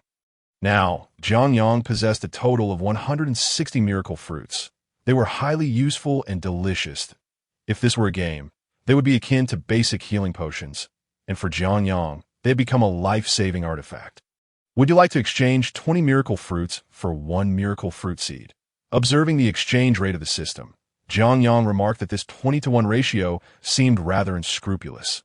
Munching on cherry tomatoes, he voiced his grievances about the system. Despite its questionable practices, he resolved to redeem some seeds for planting. After all, the fields outside could not be left fallow. Those soils were truly fertile, enriched by copious fertilizers that would surely exceed the absorption capacity of the 4 cherry tomato plants. Moreover, once the fruits were harvested, the plants would rapidly decay, transforming into nourishment for the land. System. Exchange for cherry tomato seeds. Ding! The transaction was completed. Only the cherry tomato seeds materialized in the system's backpack, their verdant glow bringing a sense of relief to Jiang Yang. However, he suddenly sensed something amiss. The green light appeared to have a bluish tint. He observed flickers of blue radiance swirling amidst the green luminescence. Assuming there might be an issue with the seeds, Jiang Yang hurriedly checked the system's description. Red dragon cherry tomato seed. It seems to be a promising cultivation direction. Perhaps I should invest a bit? His eyes widened in surprise, a wave of exhilaration washing over him, almost compelling him to shout with joy. Arriving at the entrance, Jiang Yang gazed curiously at the cement slab before him. This door was crafted from a mixture of lime and volcanic ash, forming a natural cement that was airtight and remarkably durable. In truth, Jiang Yang had been somewhat idle and had crafted this to show off to the simple-minded duo. The faint sounds of impact from outside persisted, and Jiang Yang squinted, coiling his tail around in uncertain circumstances like this, he would not readily open the door. Taking a deep breath, he prepared for confrontation and gripped the edge of the cement slab with force. The door slid open instantly, and without hesitation, his host swung downwards. Yet it merely struck air. There was no one outside, for Jiang Yang had aimed too high. Lowering his gaze, he spotted his sister, Lisa, sprawled on the ground. Her tear-filled eyes fixed on him. From Jiang Yang's perspective as a red dragon, this scene was utterly adorable. His sister looked like a rain-soaked flower, gazing up at him with those twinkling eyes that stirred a sense of compassion within him. If judged by human standards, one would surely forgive her regardless of her transgressions. Alas, Jiang Yang had not been human for quite some time. Thud! The hoe fell heavily to the ground, startling Lisa into a shudder. What? Are you so desperate that you've come to seek death? Upon hearing Jiang Yang's words, Lisa clutched her head with her claws, exclaiming, "Mighty and formidable elder brother, I beseech your forgiveness. I am on the brink of starvation. I implore you." As she spoke, tears like pearls rolled down her cheeks, and her stomach audibly protested with grumbles. Jiang Yang hoisted the hoe, a look of disdain etched across his face. That acknowledgement of your wrongdoing? You are merely coveting my flesh, you glutton. Gurgle hearing the sounds of her digestive system. Jiang Yang, turn away, that you've made me hungry too. This is unforgivable. I shall feast on meat until I am satisfied. Whoa, Lisa sobbed softly, believing her brother was genuinely kind, only to realize that she had been mistaken. Witnessing Lisa's woeful demeanor, Jiangyang simply turned away. Noticing her esteemed brother's departure, Lisa collapsed to the ground in confusion. Why was her standing in his heart inferior to that of the two dragon beasts? While they often quarreled and exchanged sharp words, wasn't that the way of all young dragons, their childhoods spent in mutual brawls? Feeling that Jiangyang might indeed be an anomaly, Lisa reluctantly closed her eyes, her hunger overwhelming. She even began to hallucinate, as if she could smell the scent of flesh upon opening her eyes. She found her hallucinations had become quite vivid. She stared at the crocodile leg before her, swallowing hard. Tentatively licking it with her tongue, Lisa was instantly jolted awake. This was not a mirage. It was genuine meat. Lifting her gaze, she saw Jiangyang standing atop the crocodile leg, looking down at her with a lofty gaze. "Brother, have you forgiven me?" Lisa exclaimed excitedly, finally believing she might have a meal, yet before she could take a bite. Jiangyang's host stood resolutely in her path. "Did you truly think my flesh would be so easily obtained?" Unbeknownst to her, there were conditions. Lisa, suppressing the drool pooling in her mouth, nodded vigorously. Anything to obtain meat would suffice. Seeing his foolish sister agree, Jiangyang revealed a wicked smile. Casting a glance into the depths of the cave, he whispered, "I want you to infuriate Shamiela once every 7 days, if she does not become angry. You shall go hungry." "What?" "Anger mother." I cannot." "Then you shall have no meat." Seeing Jiangyang's unyielding demeanor, Lisa lowered her head, contemplating the pros and cons of the situation. Firstly, it was impossible for the dragon mother to kill her offspring, nor could she casually abandon her true dragon. Although there was no imminent danger to her life, there was a risk of being punished, and she might face retribution from the dragon mother later on. However, weighed against the prospect of meat, Lisa nodded in agreement. "Very well. I accept." Seeing Lisa concede, Jiangyang displayed a sly grin. "Tomorrow it begins. Do not let your brother down." With that, he leapt down from the massive crocodile leg, signaling that she could take it away. With her bounty secured, Lisa hurriedly dragged the crocodile leg away, seeking a safe place to feast. Soon, she vanished from sight, while Jiangyang remained, gazing in the direction of her departure. Lowering his head, a sinister expression crossed his face that, "I hope you do not meet your demise at Mother S. hands, my foolish sister." Jiangyang was well aware of Shamiela's temperament. Her greatest disdain was for trouble.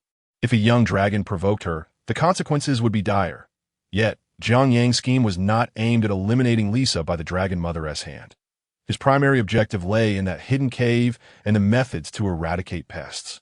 It is well known that dragons possess a formidable aura, with powerful beings like the dragon mother emanating a presence that could intimidate creatures for miles around, be it colossal beasts, insects, or avian creatures. They would all retreat at the mere whiff of dragon might. However, Shamielu was often lazy, thus her aura was typically restrained, preventing it from permeating the mysterious cave. Jiangyang's maneuver was indeed a masterstroke. Achieving multiple goals, resolving pest issues while punishing Lisa, all the while keeping himself uninvolved. The only reward was the food that belonged to Lisa herself. This was a stroke of brilliance. At dawn, Jiangyang awoke to the sound of the dragon mother's furious roar. His dragon eyes snapping open, he hadn't anticipated Lisa would be so clever, provoking the dragon mother so swiftly. Hastily rising from his stone bed, Jiangyang rushed to witness the commotion. Though joining in such revelry was not a commendable habit, he found it irresistible, especially when it involved Lisa's misfortune. Who could resist the allure of seeing someone they despised falter? Before long, Jiangyang arrived at the depths of the cave, immediately spotting Lisa curled up in a corner. Beside her, Shamielu, nostrils flaring with anger, was clearly displeased, though the exact cause remained unknown to Jiangyang. From the dragon mother's expression, it was evident that Lisa had committed an act that deeply incensed her. Why foolish daughter? Do you not know that treasures are taboo for every dragon? Or are you challenging me? Jiangyang, observing the unfolding drama, was astonished. He hadn't expected Lisa to engage in such audacious antics. He had assumed she would adopt a more circuitous approach, one that acknowledged her mistakes while maintaining a facade of good intentions. A strategy that might allow for some leeway in her provocation. At the very least, glancing at Caesar, Jiang Yang mused that dragging someone else into the fray could also work well. Unfortunately, Lisa was simply too naive. Lacking an understanding of social nuances and the realization that intelligence dictated outcomes, as the dragon mother scolded her, Lisa trembled, extending her claw and revealing a gold coin nestled within. Witnessing this, Caesar was left agape, simultaneously admiring Lisa's audacity while pondering, why not steal? If it goes unnoticed, wouldn't that coin be mine? This thought lingered in Caesar's mind, akin to the insidious whispers of a demon on the verge of straying down a misguided path. Caesar swallowed hard, contemplating the notion that perhaps he could indulge in such an endeavor. After all, attempting it should not lead to his demise soon. The turmoil surrounding the theft of the gold coins came to a swift conclusion. For the child was too young to face lethal consequences, and Shamir could only endure the indignity in silence. Now, she found yet another reason to yearn for her child's swift maturation, to bestow upon those mischievous youngsters the most severe of punishments. Observing all of this with keen interest, Caesar felt a surge of excitement, as if he had stumbled upon a lucrative path, one that involved the pilfering of the Dragon Mother's treasures. Finding this scheme exhilarating, Caesar embarked on his plotting, discarding thoughts of his impending hunting expedition. Meanwhile, Jiang Yang remained blissfully unaware that his unfortunate younger brother was about to unwittingly contribute to his agricultural pursuits. His thoughts were entirely consumed by the secret cave, as the Dragon Mother's formidable presence had already permeated the air, leaving only the outcome to be determined. Armed with a few cherry tomatoes and some dried meat, Jiang Yang once again set forth on the journey to the hidden cavern. For precautionary measures, he brought along his two dim-witted companions. After several days of recuperation, their injuries had fully healed, and, thanks to a cherry tomato every 3 days, the two little creatures had grown noticeably sturdier. However, their size still paled in comparison to Jiang Yang's, for the elder brother would always remain the elder brother. The two dragon beasts frolicked along the way, seemingly brimming with boundless energy to be serious. "We're going to pay our respects," Jiang Yang admonished. Upon hearing their brother's reprimand, the two dim-wits obediently followed behind, refraining from any further antics, though they did not grasp the significance of paying respects. They surmised it must relate to farming. Had Jiang Yang known their thoughts, he would have certainly given each a swift slap. Such a solemn occasion bore no connection to agriculture whatsoever. The trio's pace was steady, and they soon arrived at the natural barrier. While the two dimwits were oblivious to what lay beyond the stone pillar, their anxiety escalated as they witnessed their brother scaling it. Their message was clear. "Oh, big brother, take us with you." Yet Jiang Yang dismissed their pleas. The height of that stone pillar was far beyond their capabilities, and even his assistance would prove futile. Moreover, why would he subject himself to such needless exertion? This was a solemn occasion, not a feast. He wondered what they were so anxious about. As Jiang Yang climbed higher, the elder dimwit grew increasingly agitated, pacing in circles in a moment of distraction, he collided with the younger dimwit, who snapped at him in surprise. Observing his irate younger brother, the elder dimwit's dull mind suddenly sparked with insight. After a brief exchange of sounds only they could comprehend, the elder dimwit surprisingly retreated several paces, while the younger dimwit leaned against the stone pillar, his vertical pupils gleaming with excitement. Oblivious to the unfolding events below, Jiang Yang continued his ascent. With his mouth occupied, his movements were less fluid, yet he maintained a steady pace. As the summit of the stone pillar drew near, he tensed his muscles, preparing to exert himself. Taking a deep breath, he propelled himself upward, astonishingly leaping over the remaining height of the pillar. In midair, Jiang Yang caught sight of the cave's entrance, and his heart fluttered. His prized armor beckoned him. However, suddenly, bang!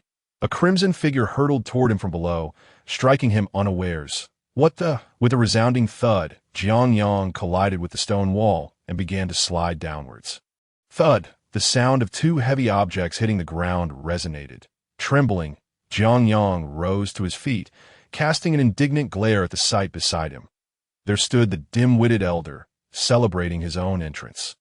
Yet upon noticing the fury in Jiang Yang's eyes, the elder dimwit emitted a contrite, low rumble. "I shall see how you manage to leave," Jiang Yang retorted, ignoring the elder dimwit and striding into the cave. The elder dimwit, sensing his brother's displeasure, lowered his head, attempting to blend into the surroundings. Upon entering the depths of the cave, the elder dimwit was awestruck by the scene before him, standing frozen in shock. Jiang Yang nodded in approval. This time, the absence of the firefly-like insects indicated that the dragon mother's authority was indeed in effect. Turning to the knight still kneeling, Jiang Yang hurried to his side. Arranging 3 cherry tomatoes and the dried meat with care, he then fashioned 3 twigs to serve as incense. Nodding in satisfaction at the makeshift ritual, it was a fitting tribute, at least in spirit. Yet was this truly sufficient? Certainly not. Jiang Yang intended to adhere to his highest standards, as a eulogy was essential. Dust to dust, may glory illuminate the path ahead. May you seek the wonders of your faith. Bid farewell to the sufferings of this world, and journey to the land of eternal joy. Your glory shall forever reside in my heart. Rest in peace. After a moment of silence, he discreetly glanced at the inscription on the stone slab and murmured, "Arbitration Knight, Ryan, Bragg." Having completed this, Jiang Yang turned to the elder dimwit and gestured for him to approach. The elder dimwit, oblivious yet compliant, ambled over, though he slowed upon seeing Jiang Yang's serious expression. Though he did not comprehend the situation, he understood the importance of obedience at that moment. Carefully approaching Jiang Yang's side, the elder dimwit gazed curiously at the knight. Jiang Yang whispered, "Now, bow your head to this noble knight." The elder dimwit, bewildered by this request, nevertheless grasped its essence.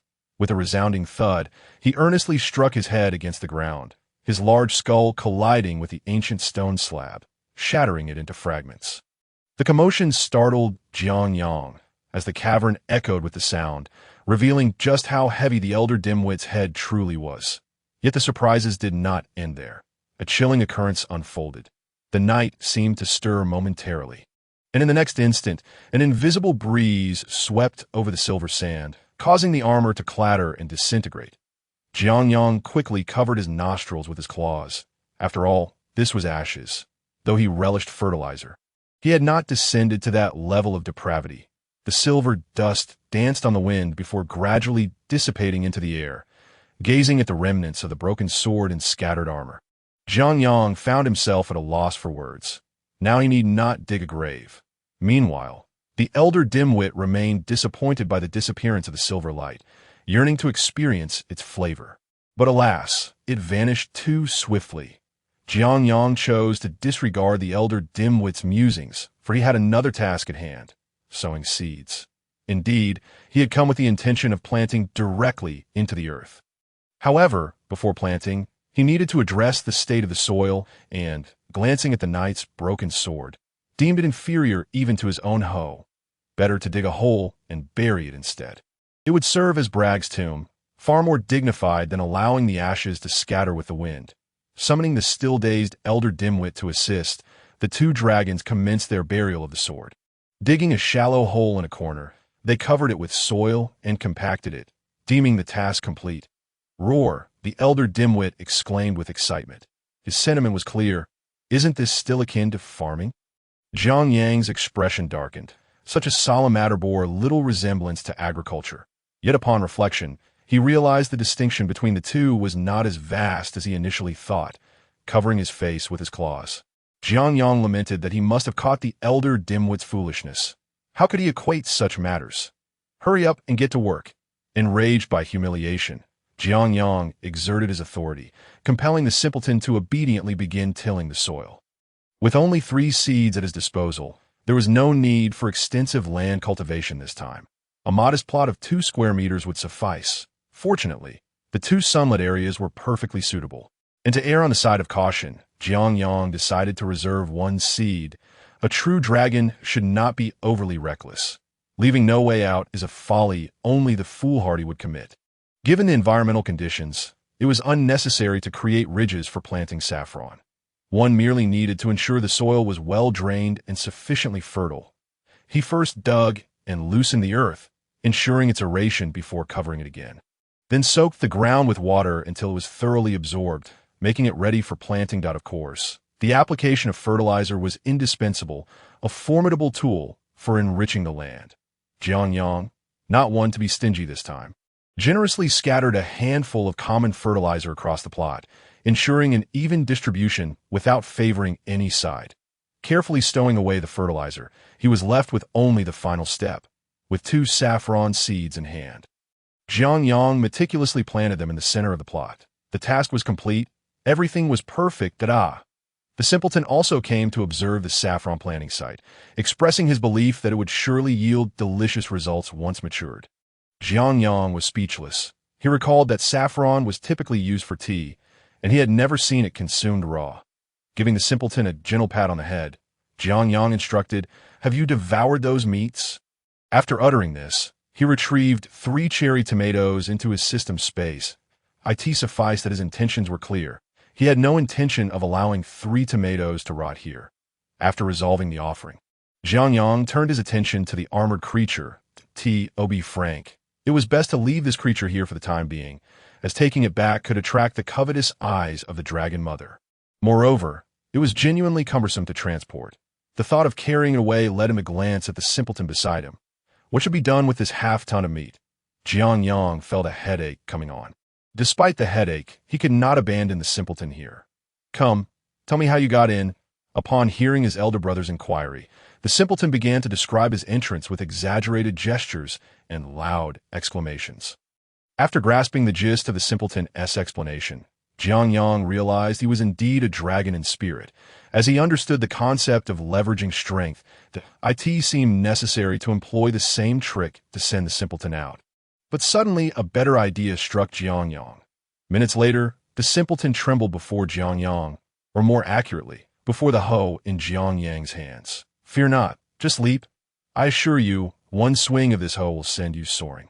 Jianyang brandished the hoe, experimenting with various techniques to propel the simpleton into the air with elegance. The simpleton looked back with innocent eyes, silently pleading for his elder brother to use a different method to send him out. Unfortunately, he had no say in the matter, and most importantly, Jianyang relished the opportunity to teach him a lesson. "You insisted on coming in. It's only right to educate you, so that you won't be so reckless next time. Now, get ready to sprint." Jianyang positioned himself, awaiting the simpleton's advance. The simpleton, feeling a sense of dread, realized there was no escaping this impending blow. Gritting his teeth, he shut his eyes and roared, charging toward Jianyang. Jianyang's gaze was intense, his tail tightly coiling around the hoe. As the simpleton reached the designated spot, Jianyang commanded, "Jump!" With a resounding thud, the simpleton felt a sharp pain in his backside, followed by an overwhelming force launching him into the air. Jianyang watched with satisfaction as the simpleton took flight, pondering whether he would dare disobey again. Outside the barrier, the bored second simpleton lay on the ground, gnawing at the earth that he too wished to enter, but after countless attempts, he had ultimately chosen to give up. The stone pillar was too high. No matter how hard he tried, he could only ascend halfway before tumbling down. Raising his head, the second simpleton longed to soar through the skies, just like the first simpleton in the air. The first simpleton flew out of the barrier in a graceful arc, only to land with a thud before the second simpleton. The second simpleton tilted his head, letting out a low growl, inquiring when his brother would be able to fly. Why had such delightful news not been shared with him? Meanwhile, the first simpleton, having been unceremoniously ejected, felt a mix of emotions. Was this truly flight? He was forcibly launched, after all. Rubbing his swollen posterior with his tail, he resolved never to defy his elder brother again. Soon after, Jianyang descended from the stone pillar, pleased with the first simpleton's pitiful state. With this lesson, he hoped the simpleton would think twice before acting up again. They headed home for a meal. Hoisting the hoe, Jianyang cheerfully made his way toward the dragon's lair. Although the first simpleton's rear was sore, it did not hinder his mobility. Of course, he was not as lively as before. Each step was a trial for his sore backside. The 3 dragons wobbled back to the lair, not rushing home, but first stopping by the barren land.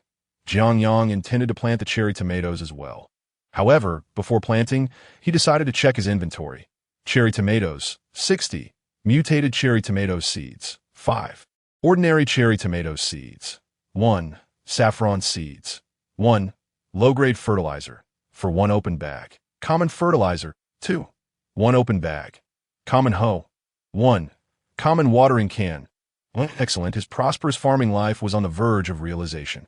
Soon, the entire dead volcano would be adorned with his crops. With this thought, a maniacal grin spread across his face. With such marvelous plants as a foundation, what was there to fear in conquering the world and unifying the other world? Wiping away the drool at the corner of his mouth, he realized dwelling on such fantasies was futile. Practicality was the better approach. With his brainstorming session concluded, Jiangyang commenced the sowing process. This time, he planted 4 mutated cherry tomato seeds and 1 ordinary seed. Everything was prepared, requiring no further adjustments. He simply needed to bury the seeds in the soil. Shortly, the cherry tomato seedlings broke through the surface of the earth. It appeared that this plot of land had not entirely absorbed the previous fertilizer.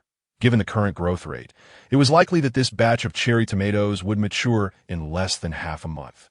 Jiangyang beamed at the flourishing seedlings, pleased that everything was progressing positively. In the southern region of the Black Iron Mountains lay an endless swamp, wreathed in green mist that danced with the wind. The ground was littered with bleached bones, and the surrounding vegetation lay desolate, devoid of any signs of life. Silence reigned in this forsaken place. Suddenly, amidst this lifeless expanse, a rustling sound emerged, and pairs of blood-red eyes surfaced from swamp. Humanity is a wondrous species, encompassing both good and evil. In any realm, humans remain the protagonists of existence. Approaching the Black Iron Mountains, a magnificent citadel stood proudly to the north, serving as a crucial stronghold for the human kingdom.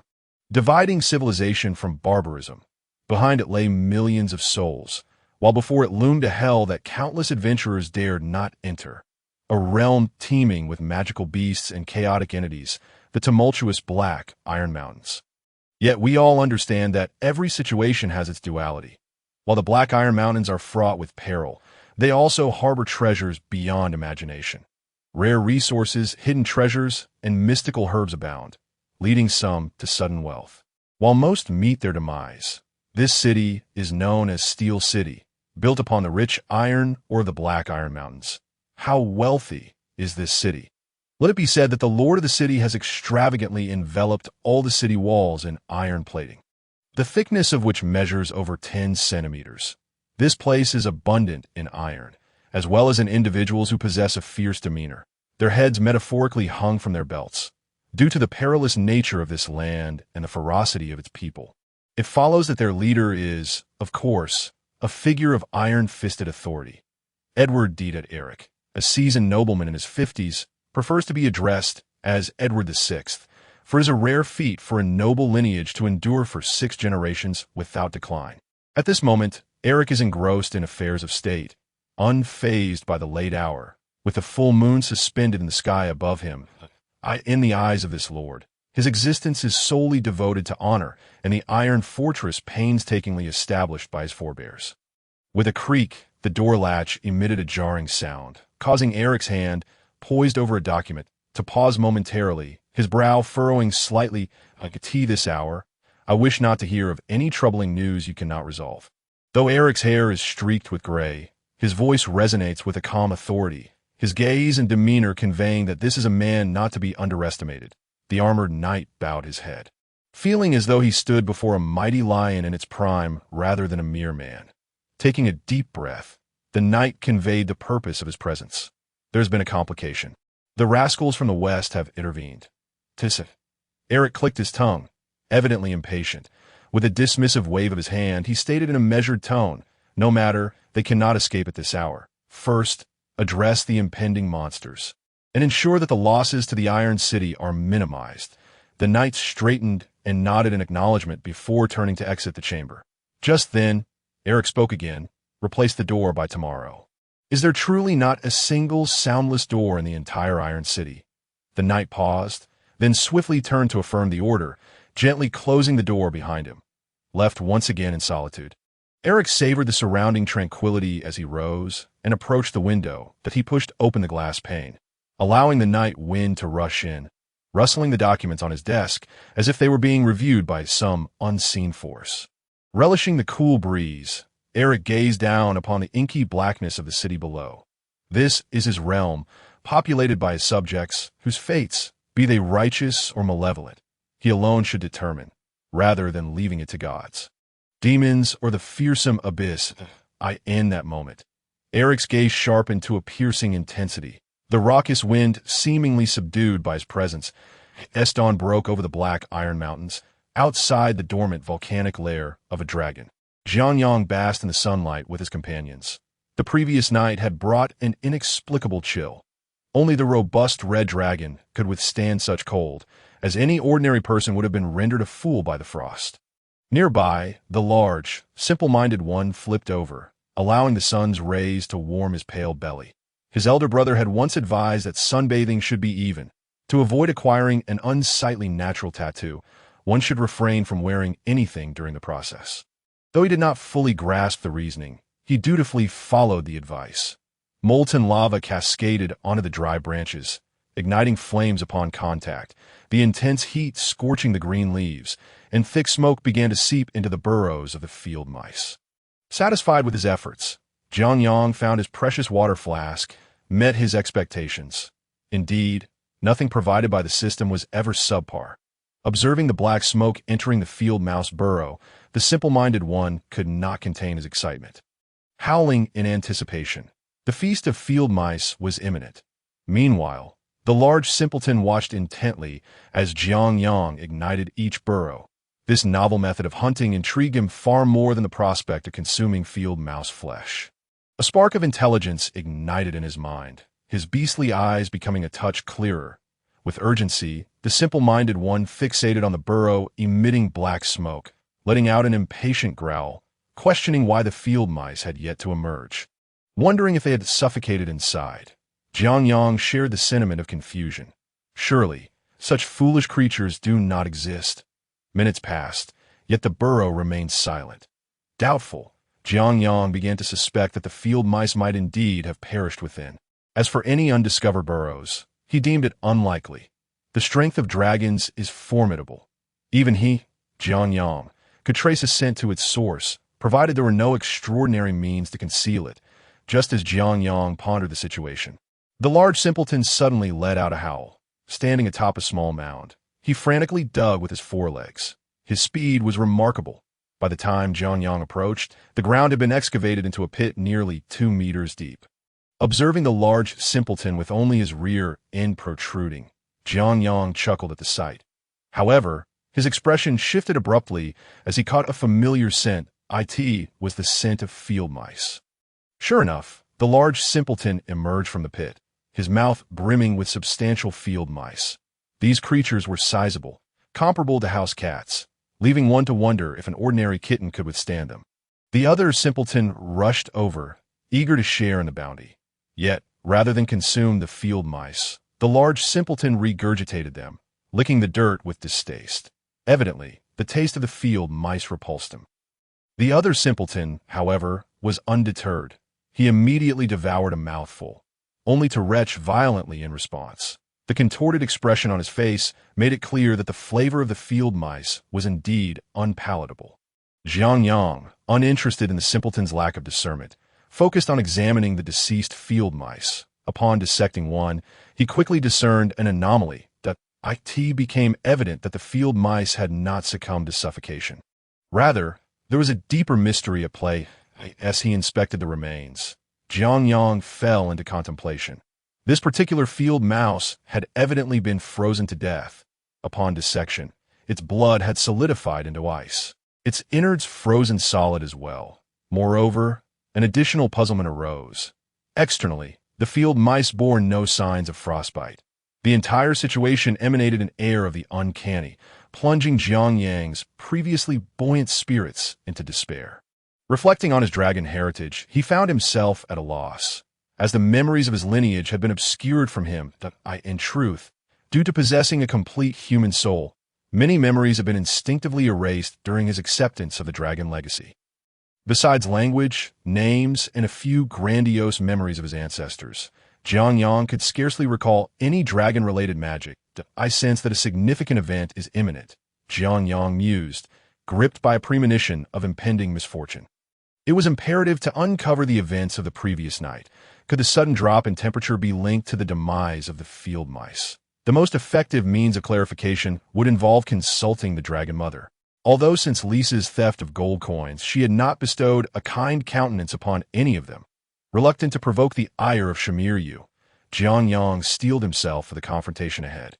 I must return and investigate, he declared, setting off towards the dragon's lair, with the large and simple-minded ones following closely behind, their shared anxiety palpable. The three dragons hastened back with greater urgency than before, their elder brother's distress igniting their own. However, upon reaching the entrance of the lair, a thunderous roar echoed forth. "Damn it! How dare you!" The voice was unmistakably that of the Dragon Mother, though the cause of her fury remained a mystery to Jianyang. He halted abruptly, uncertainty gnawing at him. Had someone dared to intrude? Countless thoughts raced through his mind, yet he could not arrive at a definitive conclusion. Just then, a familiar figure hurriedly approached. Jianyang squinted. Realizing it was his dear sister, Lisa, the large and simple-minded ones bared their teeth, displaying fierce expressions upon seeing her. Jianyang, trouble has arisen. Caesar has stolen Mother's treasures and is now being punished. Jianyang was taken aback. He had not anticipated that a dragon could be so foolish. Greed and willful defiance were entirely different matters. Following the Dragon Mother's reprimand of Lisa, Caesar's audacity to meddle with her treasures was tantamount to rebellion. Caesar's actions are nothing short of an egregious affront, trampling upon the dignity of Shamayu with reckless abandon. Yet, does this bear any relation to his affluent farmer, Jianyang? Clearly, it does not. So, do you expect me to plead on his behalf? At the inquiry of her elder brother, Lisa shook her head in defiance. No, I merely wish to inquire whether, having already provoked Mother, I need not take further action the next time. How surprising. I had thought Lisa and Caesar shared a bond akin to that of siblings, only to discover it was but a superficial friendship. These two truly live up to the name of the Red Dragon. Jianyang had little to say, merely nodding in understanding. After all, it seemed likely that Mother Dragon would remain incensed for at least half a month, and any timid creature might well perish in the face of her wrath. Jianyang wished to distance himself from the matter. Caesar was simply irredeemably foolish, and his antics had disrupted his own plans. Seeking Mother Dragon's counsel now could very well be a venture from which he might not return. Thus, he resolved to shift his focus and inquire if Lisa was aware of the events from the previous night. My dear sister, allow me to pose a question to you to ascertain the completeness of your legacy. Lisa tilted her head, pondering the gravity of such a question, for the legacy of dragons is a matter of utmost importance, one that surpasses even life itself. Ahem, it is but a single question, not an intrusion upon your legacy, Jianyang clarified, fully aware of the stakes involved. The legacy of dragons is coveted by many, yet accessible to none. This is the very reason for the dragon's enduring supremacy in this realm. After a moment of internal deliberation, Lisa, casting a dubious glance at her elder brother, acquiesced. Ask away, there a significant event on the horizon. Lisa blinked in surprise before realizing. A momentous event. Do you refer to the Wailing Wind? The Wailing Wind? No one knows its origin. Perhaps it existed even before the dawn of life. At that time, no creature could evade the onslaught of the Wailing Wind. Until the first powerful being conjured fire. Fire brought hope and wisdom, dispelling the cold and allowing life to endure under the Wailing Wind's oppression. When life found the means to resist, they endeavored to resolve the threat posed by the Wailing Wind. They erected high walls, forged nests, and investigated the source of that malevolent wind. Soon, they discovered that the Wailing Wind emanated from the abyssal rift in the far west, and one dared to venture into its depths. For those of weak resolve succumbed to madness upon nearing the chasm. More terrifying still, when life was tainted by the Wailing Wind, their bodies would mutate, sprouting grotesque appendages, becoming utterly assimilated by the abyss. The ancient strongmen paid the ultimate price with their lives to successfully seal that abyss. However, it was not entirely closed. The abyss's power was far too formidable, and if its accumulated strength remained unspent, One day this world would be shattered into oblivion. Ultimately, the wailing wind erupted intermittently, its frequency reduced to once a year by the seals imposed by the ancient sages, as long as one could evade this period. All would return to normalcy. For reasons unknown, the dragon legacy lacks documentation on these matters. It is understandable that you, not often in the presence of our mother, are unaware. From Lisa's words, it appeared that all tales regarding the wailing wind were passed down through oral tradition. Jiang Yang found it somewhat absurd that such a vital matter was not recorded within the dragon legacy. Noticing Jiang Yang's keen interest in the wailing wind, Lisa elaborated. The wailing wind, also referred to as the wind of corruption, heralds the arrival of formless, intangible abyssal entities each time it sweeps across the world, luring souls into depravity. She looked at the two foolish dragons, her head held high, pride evident in her demeanor. I suggest you prepare some firewood swiftly. Humans wield flames and light to drive away the abyssal creatures, while we shall merely need to take refuge behind our mother when the wailing wind strikes. As she spoke, Lisa glanced at the two simpletons, a smile creeping upon her lips. Of course, these two are unlikely to gain our mother's protection. Jiang Yang delivered a merciless blow to Lisa's pride. Her draconic visage darkened, for she was indeed not favored by Shamiyu of late, and with Caesar's recent theft, it was likely that Mother Dragon harbored ill intentions toward them. Jiang Yang, however, was disinclined to dwell on such matters. He required more detailed intelligence. Is there any further vital information? In response to her brother's query, Lisa pondered for a moment before replying. Yes, avoid contact with the wind at all costs. Do not think of it. Do not look at it, and certainly do not seek to explore it. Whatever you encounter, your only course of action is to hide. Jiang Yang felt a growing familiarity with this ominous warning. A sensation akin to stepping into a world invaded by an eldritch deity, the legendary indescribable entity, the ancient rulers, and the maddening god, that tentacled visage. How ironic that he had initially believed this to be a leisurely domain, only to find himself informed that it was, in fact, a hellish realm. Such thoughts sent his heart racing. Yet it could also be that it was not the tentacled one, but rather Azathoth. How much worse that would be. Jiang Yang sighed in exasperation. At this juncture, he could not consider reincarnation. All he could hope for was that his seed would prove mightier than the opposition. Lisa conveyed all that Jiang Yang had inquired about, then turned and dashed away without a backward glance. Jiang Yang paid her no mind. He was too preoccupied with his own survival to concern himself with her. But he turned to the two simpletons and promptly issued orders. Quickly fetch some lime. We must seal every hole, no matter what. The two dragon beasts, upon receiving the command, hurried off to gather lime with enthusiasm, though they could not comprehend the conversation between their sister and elder brother. They sensed it involved something delectable.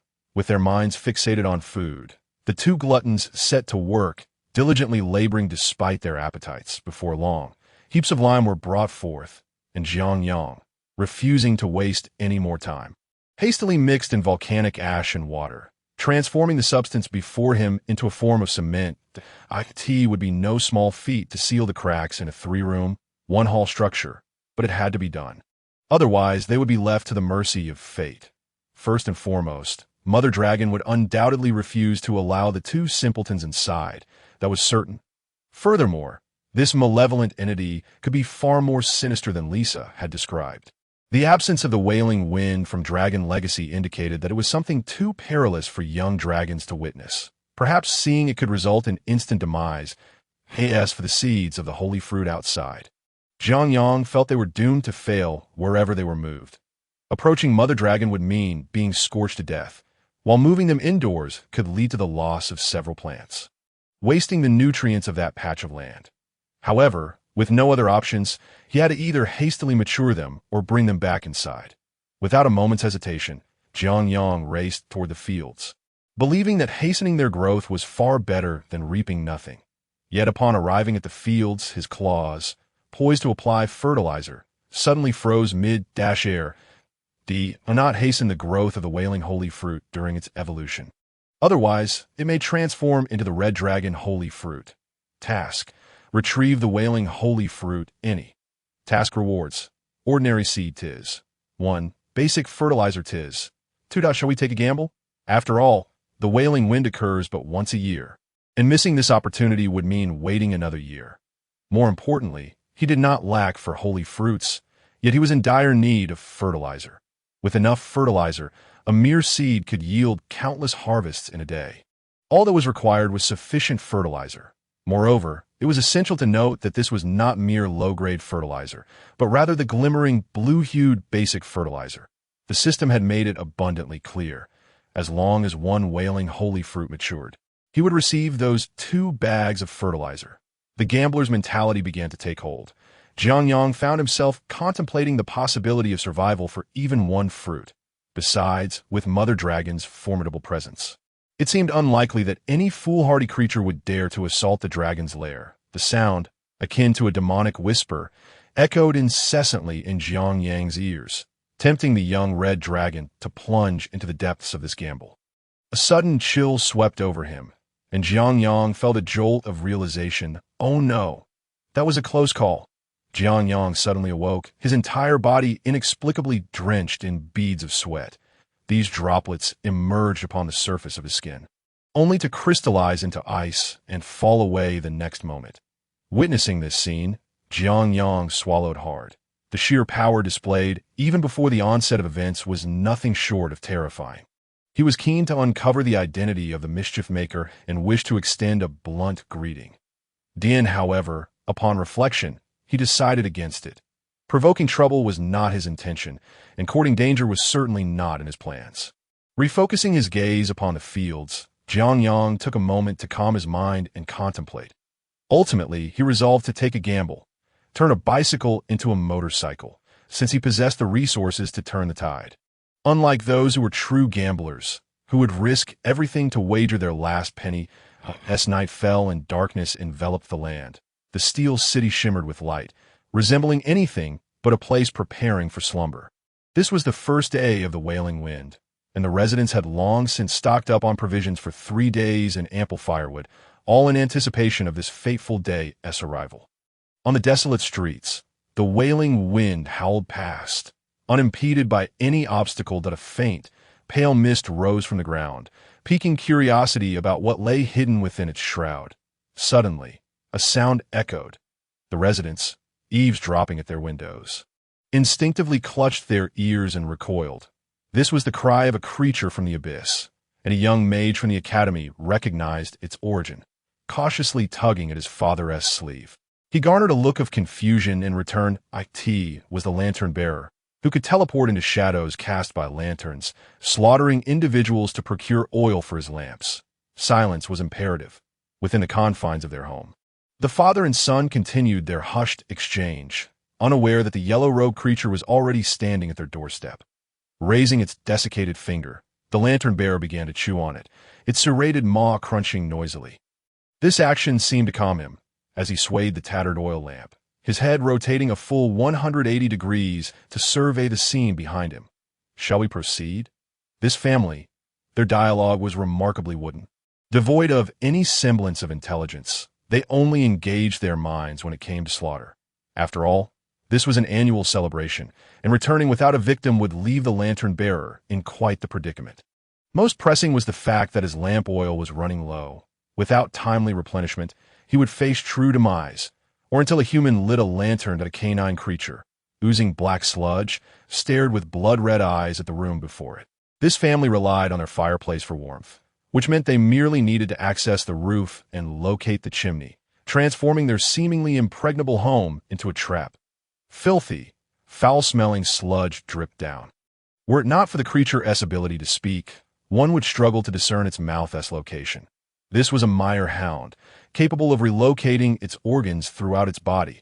The Holy Court had advised caution, for this monster was formidable, and engaging it required utmost vigilance. Without so much as a warning to the lantern-bearer, the mire hound lunged at the wall, agilely scaling toward the roof.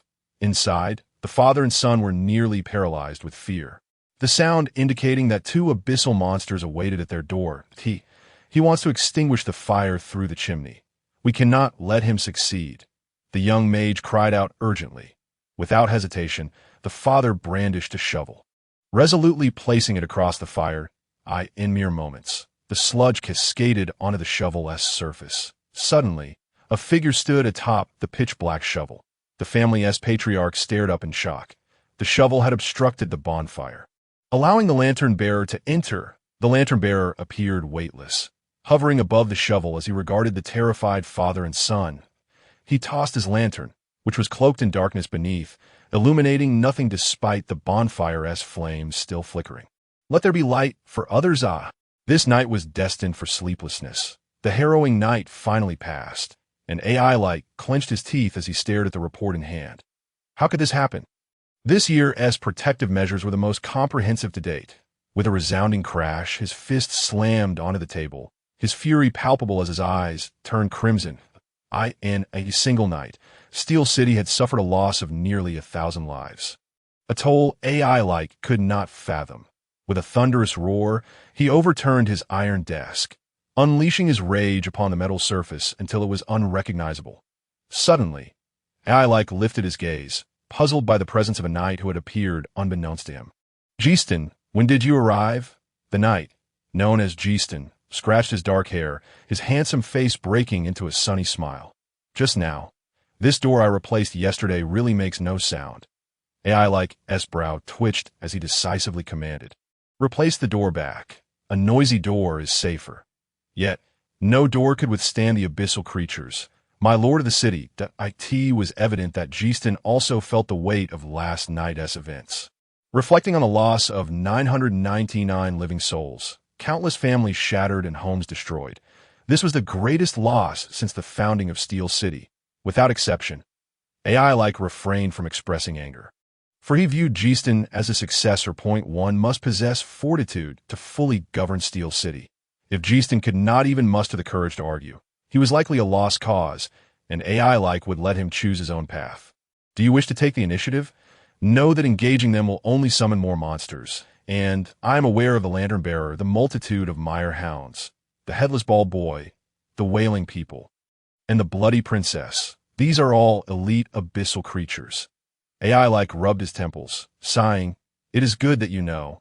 Our city's sanctuary struggles for survival, let alone taking the offensive. Geeston crouched down, whispering, Even so, we cannot allow the monsters to wreak havoc any longer. Tonight, I wish to lead the charge myself. AI firmly rejected. No, that would be far too perilous. Geeston's eyes reddened as he retorted, No sacrifice. No victory. I guarantee that with those monsters, we will minimize the losses today. The mention of monsters. AI paused. There was no need for suspense here. The monsters Geeston referred to were a group of humans, albeit different. These individuals had acquired abyssal artifacts and, while enduring assimilation, continued to bravely fight on the front lines. No resident of Steel City was unafraid of them. Due to the abyssal artifacts, these beings were neither fully human nor ghostly. Suffering scorn from all sides, AI remained silent for a moment before wearily sitting upon the iron bench. He felt aged. Edward VI had grown old, lacking the vigor of youth, only understanding defense. In that instant, AI's hair seemed to turn even grayer. Just yesterday, he had been brimming with vitality, yet the harsh reality struck him swiftly, leaving even this seasoned nobleman overwhelmed. However, this was no child's game. He bore the responsibility for the entire population of Steel City. It was evident that AI was reluctant to take risks, and Geeston played his trump card. Last night, someone had seen the Night Watchman. The Night Watchman? Eirik was taken aback, for the Night Watcher, the sole entity capable of communication with the abyssal monsters, was a being of sound mind. Why offering something of interest, be it a limb, an organ, a heart, a soul, a blade of grass, or a flower. One could secure the Watcher's protection until dawn. Furthermore, the Night Watcher's strength undoubtedly surpassed that of the abyssal creatures, and he possessed the knowledge to confront them effectively. This represented a formidable ally. As long as the Night Watcher could be found, those high-ranking abyssal monsters would be rendered utterly powerless. The glint of determination flickered in Eirik's eyes. It seemed they indeed had the potential to fight back. Casting a glance at the young man before him, Eirik shifted the conversation, suggesting that the youth remain at the Lord's fortress while he himself would lead the search for the Night Watcher amidst the monsters. The grim tidings of nearly 1,000 lives lost in Steel City overnight weighed heavily on the residents. According to past patterns, the abyssal creatures would grow increasingly frenzied over the following 2 nights. Although daylight had broken, no one dared to step outside. Their homes were the sole bastion of safety they could cling to on the silent streets. The temple acolytes were knocking on the doors of houses, only departing once they received a response from within. The wailing wind, a harbinger of doom, would only emerge at night. During the day, one merely needed to adopt protective measures, resisting the seductive whispers carried by the wind. Resolute individuals could still venture forth.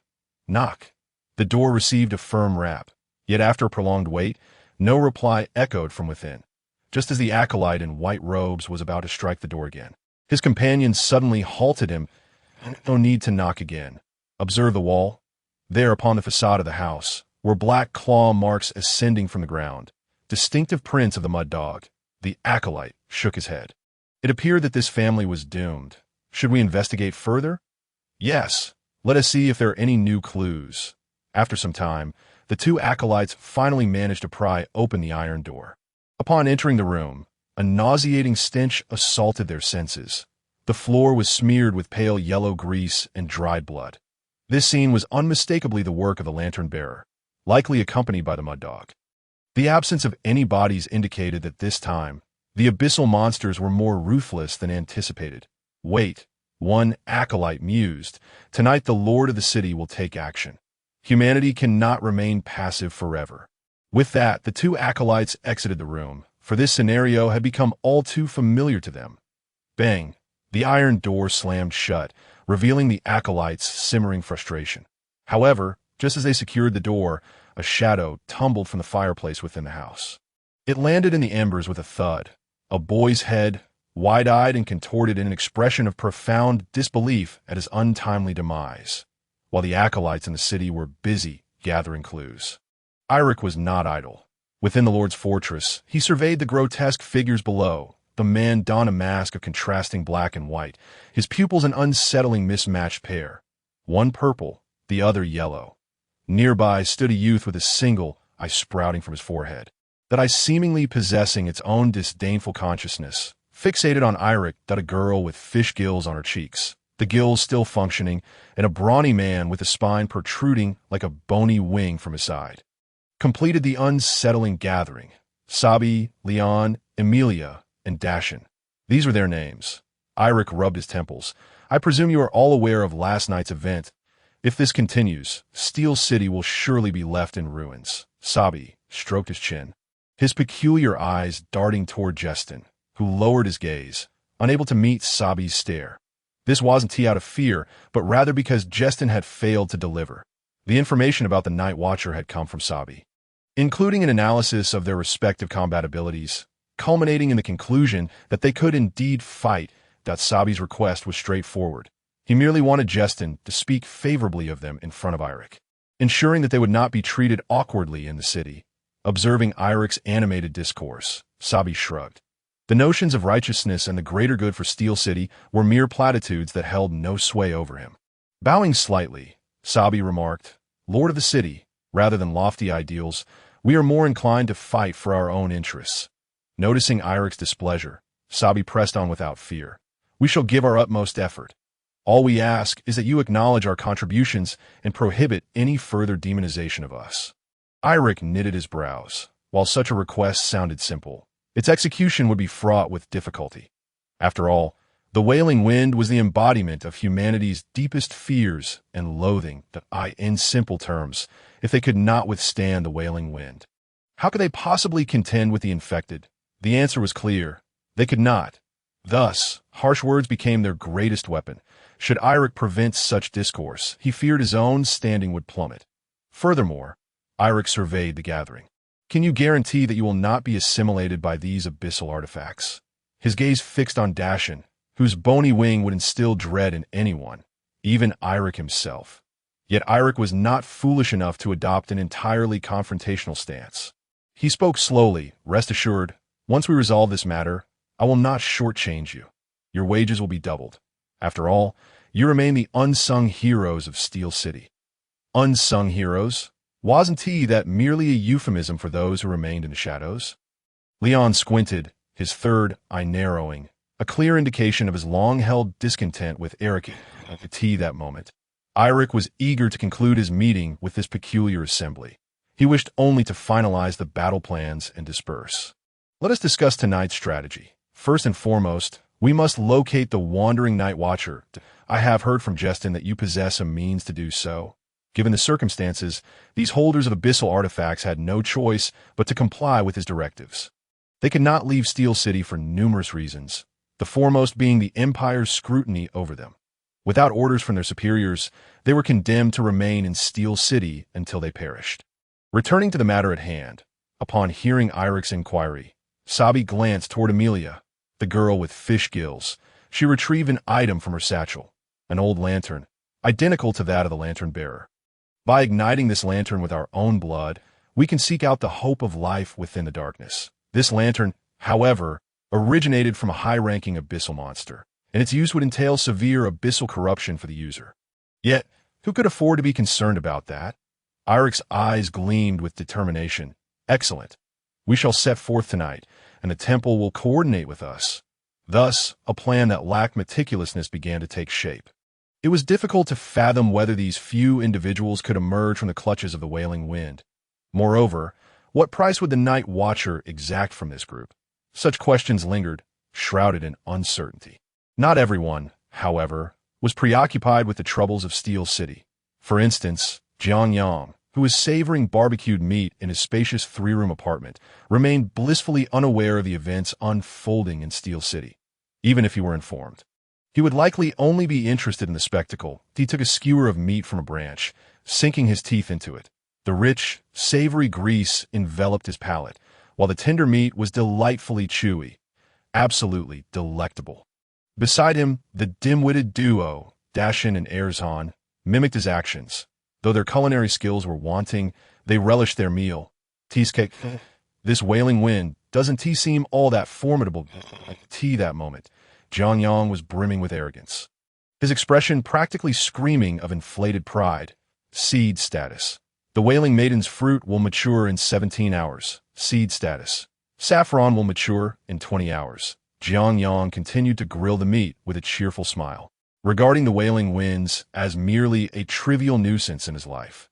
Even finding it capable of bringing unexpected surprises, the thought of the morning saint fruit ripening, which would yield him 2 bags of blue fertilizer, filled Jiang Yang's heart with delight. In truth, the reason he had remained unscathed the previous night was largely due to the effectiveness of the natural cement. Now, his 3-bedroom apartment was truly airtight. Barring any unforeseen events, he felt confident about weathering the morning winds this year. Casting a glance at the 2 silly dragons still frolicking, he stood up and wobbled towards his room. The current situation was satisfactory, albeit a tad monotonous. With no entertainment options available, Jiang Yang could only stave off boredom by sleeping. Fortunately, the sleep quality of a creature like the dragon was remarkably high. As soon as he closed his eyes, he would slip into a light slumber as Jiang Yang departed. The 2 silly dragons sensed the tedium as well, exchanging glances before settling down on the ground. It was evident that these 2 creatures were not picky about their sleeping spots. Anywhere comfortable would suffice. Time flew by, and soon the sun was poised to dip below the horizon. The howling morning winds intensified once more, and a thin veil of white mist materialized out of nowhere. Darkness gradually enveloped the world, and countless abyssal monsters emerged alongside the white fog in the black iron mountains. A diminutive green-skinned figure was sprinting at breakneck speed. It was an ordinary goblin, with pointed ears and nose, a repulsive visage and a hunched back. Damn it, the goblin cursed in a somewhat clumsy common tongue. Glancing back uneasily, it felt as though a deadly assassin lurked in the darkness behind it. Indeed, this was the case. Though their tribe had weathered the first night of the morning winds in safety, a horde of monsters had attacked just as night was falling. The warriors of the tribe were no match for their claws, and their homes were laid to waste by the beasts. Whoosh! Something darted swiftly through the nearby grass, startling the goblin, who stumbled and fell, hastily rolling over to face the source of the noise. The goblin began to inch backward, Hiss! A dangerous screech pierced the air as a swarm of red lights flickered before the goblin's eyes. No, please! With a sickening crunch, blood splattered as the creature sunk its teeth into the goblin's neck. The goblin was torn apart like a rag doll, its remains reduced to a gruesome mess. The ground was instantly drenched in blood, and the monster seemed unsatisfied with its meal, gazing at the mangled goblin. It howled to the heavens, "A woo! A woo!" In an instant, the forest was filled with the howls of countless wolves. Just then, a bright flame illuminated the monster's face. Upon seeing this, the creature hastily bowed its head, prostrating itself on the ground. The once mighty monster now resembled a loyal dog, fearful to display any ferocity in the presence of the newcomer. Under the glow of the light, the monster's true form was entirely revealed, a tattered body adorned with a multitude of eyes, its flesh marred by irregular lumps. This creature resembled a frenzied wolf, more accurately described as a frenzied beast tainted by the morning winds. The lantern-bearer regarded the creature before him with a subtle smile. Such a subpar specimen, tainted by the morning winds, presented an excellent opportunity for utilization. That moment. Another figure approached from a distance, clutching a spherical object as it drew nearer to the lantern-bearer. Upon closer inspection, it became evident that this was not a mere ball, but a bloodied goblin head. This head was not human, but belonged to a goblin, considering the recently decimated goblin tribe. The implications were clear. This isn't my head. I want my head. Cradling the goblin's severed head, the boy's voice emanated from it, sounding strikingly juvenile, akin to that of a child just beginning school. The lantern-bearer did not respond to the headless boy, instead smiling at the eastern horizon. That direction marked their ultimate destination. Tonight, these high-ranking abyssal monsters had refrained from venturing into Steel City for a simple reason. They had discovered a more expedient method to instigate chaos. Once realized, Steel City would be reduced to ashes in an instant. The terror from the abyss would utterly consume the oblivious humans. Patting the frenzied wolf's head, the lantern-bearer croaked, "Go, follow the guidance of your heart." Oh! The hoarse howl resonated far and wide as the frenzied wolf disappeared into the depths of the forest. Meanwhile, Jiang Yang, who had been sleeping, suddenly opened his eyes wide, having faintly heard the sound of wolf howls. That sound was all too familiar to him, the cry of the first enemy he encountered in this world, the howl of the frenzied wolf. Ding! Your morning Saint Fruit plant TIS. One has been damaged. Ding! Your morning Saint Fruit plant TIS. One has sustained minor damage. Damn it! How dare those filthy creatures touch my Saint Fruit? Jiang Yang's fury ignited, and he sprang to his feet. Clenching his teeth, the blood of the red dragon surged within him. His vertical pupils filled with a fierce intensity. Taking a deep breath, Jiang Yang returned to his grassy bedding. He held back his anger. The outside world belonged to the likes of Kay, and venturing out would surely lead to dire consequences. However, he made a mental note of this grievance. One day, he would eradicate the frenzy wolves. Moreover, these scoundrels had the audacity to invade his territory without a care. Roar! As expected, the dragon mother unleashed her fury. Boom! A pillar of fire erupted from the entrance of the dragon lair, incinerating the arrogant frenzy wolves into ashes. A crimson shadow shot forth from the lair, and Shamiryu coldly surveyed the frenzied wolves before her. In that moment, Shamiryu fully displayed the might of the red dragon. Even amidst the morning winds, she remained proud and unaffected. Awoo! The frenzied wolves, oblivious to the danger they faced, charged at Shamiryu with ferocious howls. They had no understanding of the terrifying entity standing before them. What defined a legendary creature? It was one that was born legendary. Standing at the pinnacle of this world, flames erupted from her nostrils. How dare these filthy beasts desecrate her territory? A red magic circle suddenly materialized beneath Shamiryu, expanding rapidly to envelop the battlefield. Boom! Scalding lava erupted from beneath the frenzy wolf's feet. Such a widespread yet precise spell was utterly effective against these lowly minions.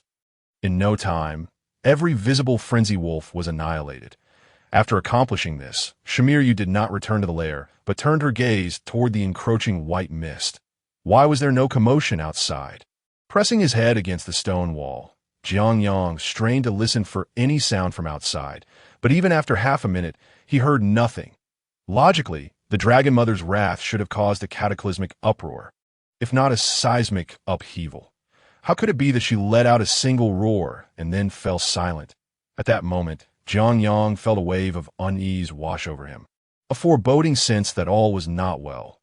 Was it possible that the Dragon Mother had faltered, and that the monsters had breached the lair? The more he pondered, the more fear consumed him. He felt he must find a way to escape. To sit idly by was not an option. Instead of waiting for fortune to favor him, he would take matters into his own hands. Beside him, the two silly dragons mimicked Jiang Yang's demeanor. Although they did not comprehend what their elder brother was listening for, they sensed that something significant was occurring outside, just as Jiang Yang prepared to use a hoe to dig an escape route. He suddenly heard a resounding clang. The sound resembled the clanging of metal. It was far more muffled than the crisp ring of a gong, although the nature of the sound eluded him. Jiang Yang was acutely aware that it heralded nothing good. Perhaps it was merely the stirring of a creature from the abyss. Jiang Yang's surmise proved to be astute. Within the dragon's lair tunnel, the lantern-bearer strolled deeper into the cave, striking the lantern at intervals, producing that peculiar noise. Before long, he reached the innermost sanctum of the dragon's den, scanning the surroundings. All that met his gaze were mountains of gold and silver, alongside a pool of molten lava. The lantern-bearer paid no heed to the opulent treasures, instead fixing his eyes upon a particular corner where lay what they sought: two young dragons. Lisa and Caesar felt their hearts plummet as they noticed the abyssal creature directing its gaze toward them. The air around them seemed to chill abruptly, fear assailing their minds, while a cacophony of disordered whispers flooded their consciousness. The sound was akin to the static of an old television struggling for a signal, mixed with the gurgling noise of something submerged in water. Roars and screams echoed in their ears, and Lisa clenched her jaw, fully aware that this was the abyss's influence upon sentient beings. "Caesar, snap out of it!" With Lisa's urgent cry, Caesar, nearly succumbing to the abyss's corruption, jolted back to reality. His eyes widened in terror as he beheld the lantern-bearer, realizing could affect even legendary beings like themselves. This creature before them was undoubtedly a high-ranking denizen of the abyss. Suddenly, the light from the lantern-bearer's lamp intensified, and he began to move stiffly toward the two young dragons. His pace was not swift, almost tortoise-like. Observing this, Caesar hastily prepared to flee, but Lisa sensed something amiss. If this was indeed a high-ranking abyssal creature, who could it possibly kill with such sluggishness? Unless, of course, this being did not rely on speed to prevail. Before Lisa could fully grasp the situation, Caesar's anguished wail pierced the air.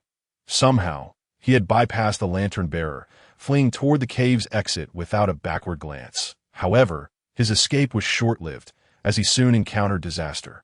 At that moment, Lisa noticed the lantern-bearer had shifted position, now standing next to the unconscious Caesar, his gaunt face displaying a smile that was neither genuine nor mirthful. This time, the lantern-bearer did not approach Lisa, but instead took a step back. Then another, and yet another. Suddenly, Lisa perceived a glimmer of insight. She lunged forward, closing the distance between herself and the lantern-bearer.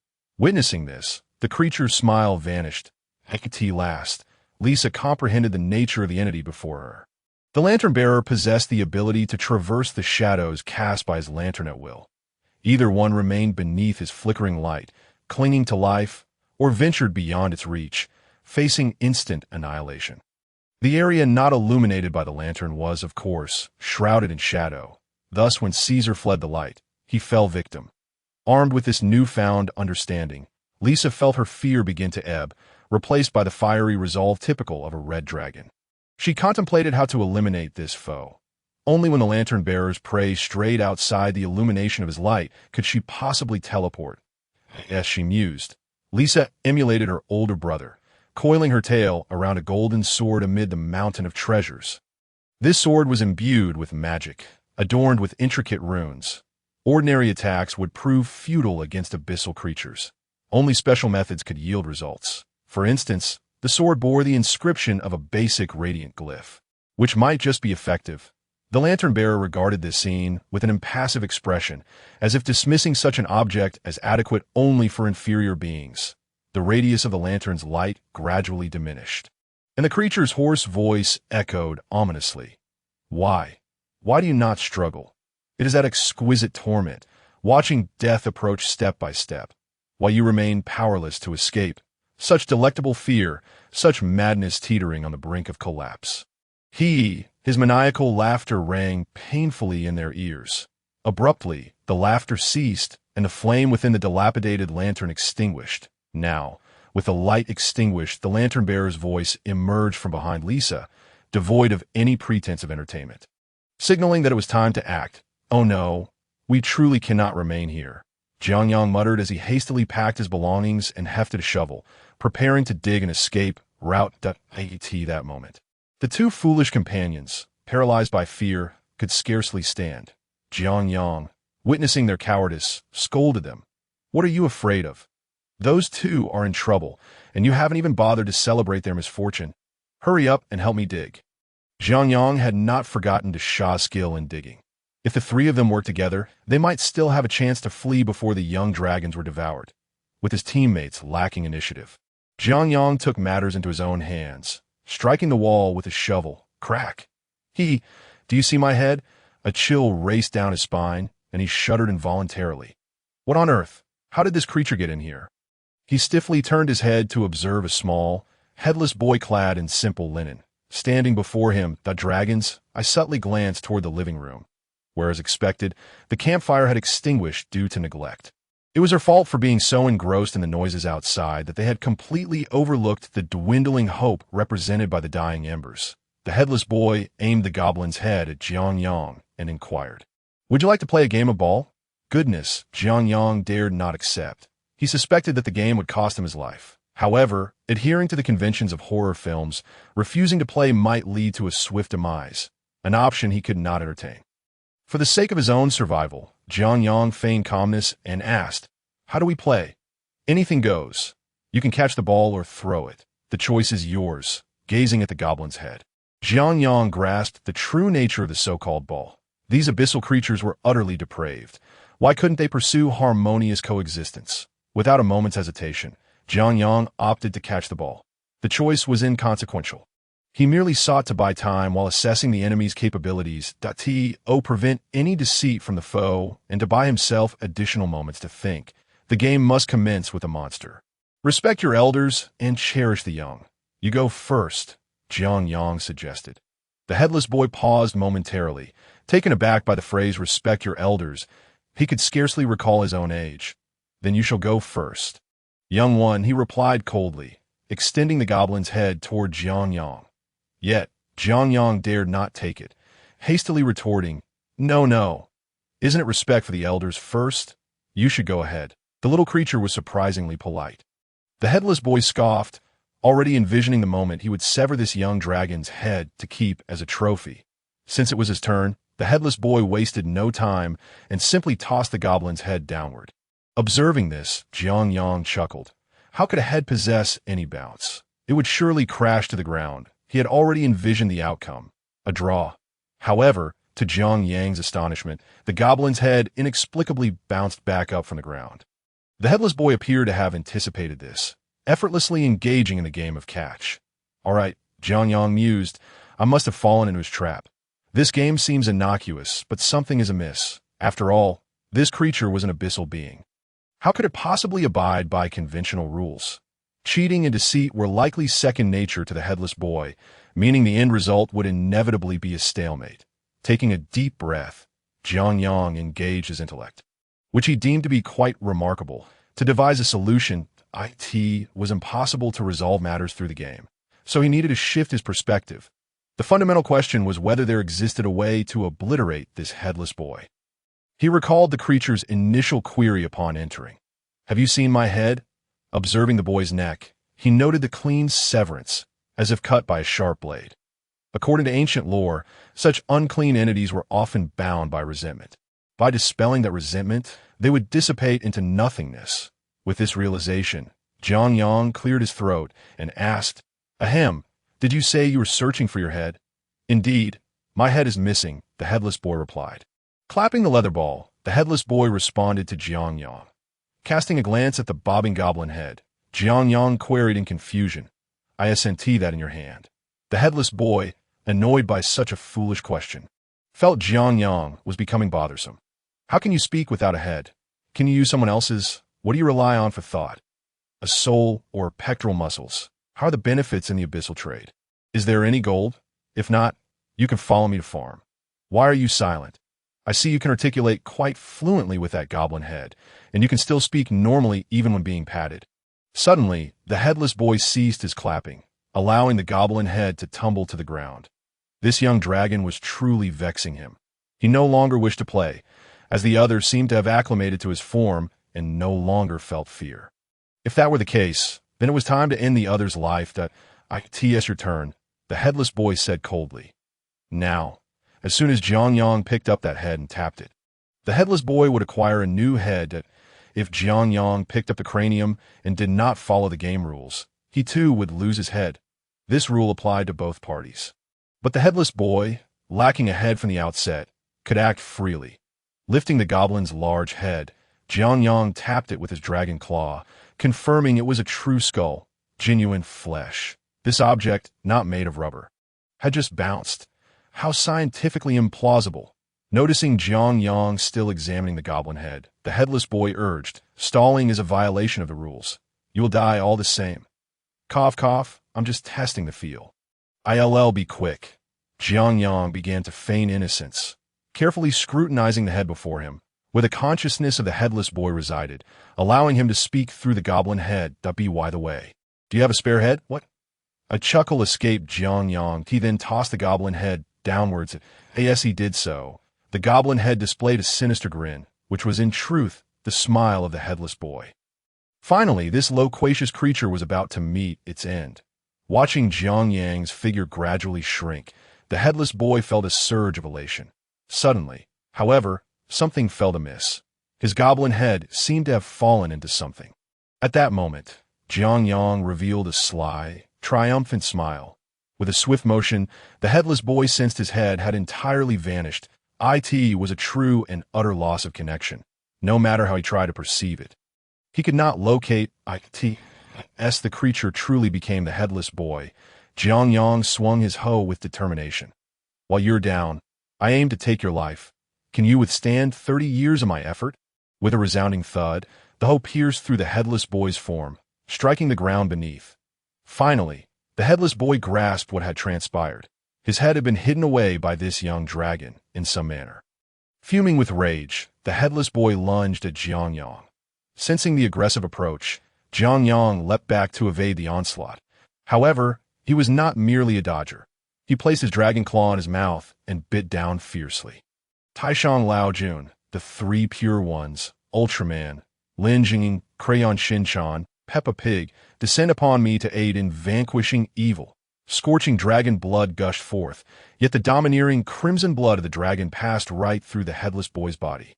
Realizing Jiang Yang was devising a counter, the headless boy became increasingly frantic. He needed to retrieve his head swiftly, or in his current state, he might inadvertently fall victim to Jiang Yang's errant strike. Seeing that his potent dragon blood had no effect, Jiang Yang sought alternative methods. His gaze fell upon his luxurious grass bed. Without hesitation, he flung the dragon blood upon it while the wound had yet to heal. Flames erupted, instantly illuminating the dim room. The headless boy felt the fire and his body stiffened involuntarily. Unconcerned with the headless boy-esque condition, Jiang Yang manipulated the hoe with his tail, lifting a mound of burning hay and hurling it at the headless boy. The hoe struck the boy's body with a solid impact. Perish, fiend! Another swing sent the headless boy flying into the living room, landing atop the extinguished campfire. Jiang Yang's eyes brightened at the sight. He dashed forward, pressing the headless boy into the ashes while the hay still smoldered. Quick! Ignite the fire! He turned to Big Fool and Second Fool, only to find they were still writhing on the ground, paralyzed by the headless boy's abyssal aura.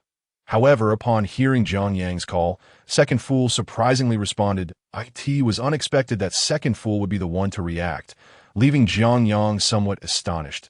He watched as Second Fool staggered to his feet, wobbling towards the pile of firewood, laboriously carrying a bundle back to Jiang Yang. Well done. I'll give you a feast at dawn. At the mention of a feast, second fool perked up, enthusiastically tossing the firewood onto the burning hay.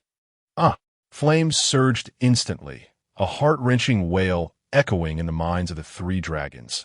The cries within their consciousness faded from loud to soft, as the headless boy dissolved into a pool of black water amidst the roaring flames. Merging completely with the gray ashes, Jiang exhaled deeply, relieved to have vanquished this monster. Though his methods were somewhat unsavory, the creature had no intention of adhering to any moral code. With a surprise attack and deception, he had successfully sealed the boy's head as for the seal's location. An ordinary water bottle containing foreign objects. You expect to farm, yet you used a water bottle as a seal? Indeed, long ago. Jiang had discovered this bug. Anything placed in the water bottle could be stored within the system space. Utilizing this knowledge, Jiang had successfully turned the tables on the headless boy. He acknowledged there had been an element of chance in his gamble, yet he had wagered wisely. The headless boy had no spare head, which was the consequence of his foolishness. I should say a fool without a head. Jiang nodded, finding that description far more reasonable. Nearby, second fool had already exhausted himself, collapsing onto the ground, unwilling to move. Observing this, Jiang shook his head. It seemed escape was no longer an option. With big fool and second fool incapacitated, the situation outside remained uncertain. What if they ventured out and encountered more foul creatures? Suddenly, the ground trembled violently, nearly causing Jiang to tumble. What the hell is happening? A volcanic eruption or an abyssal monster? Jiang was greatly alarmed by this unexpected turn of events, realizing he lacked the energy to confront another abyssal creature. Yet, the cause of the tremors was not as he feared. Outside the dormant volcano, numerous abyssal monsters were instantaneously shattered and dissipated, clearing the mist that had shrouded the area for miles. The bright moon illuminated the land once more, revealing the Dragon Mother.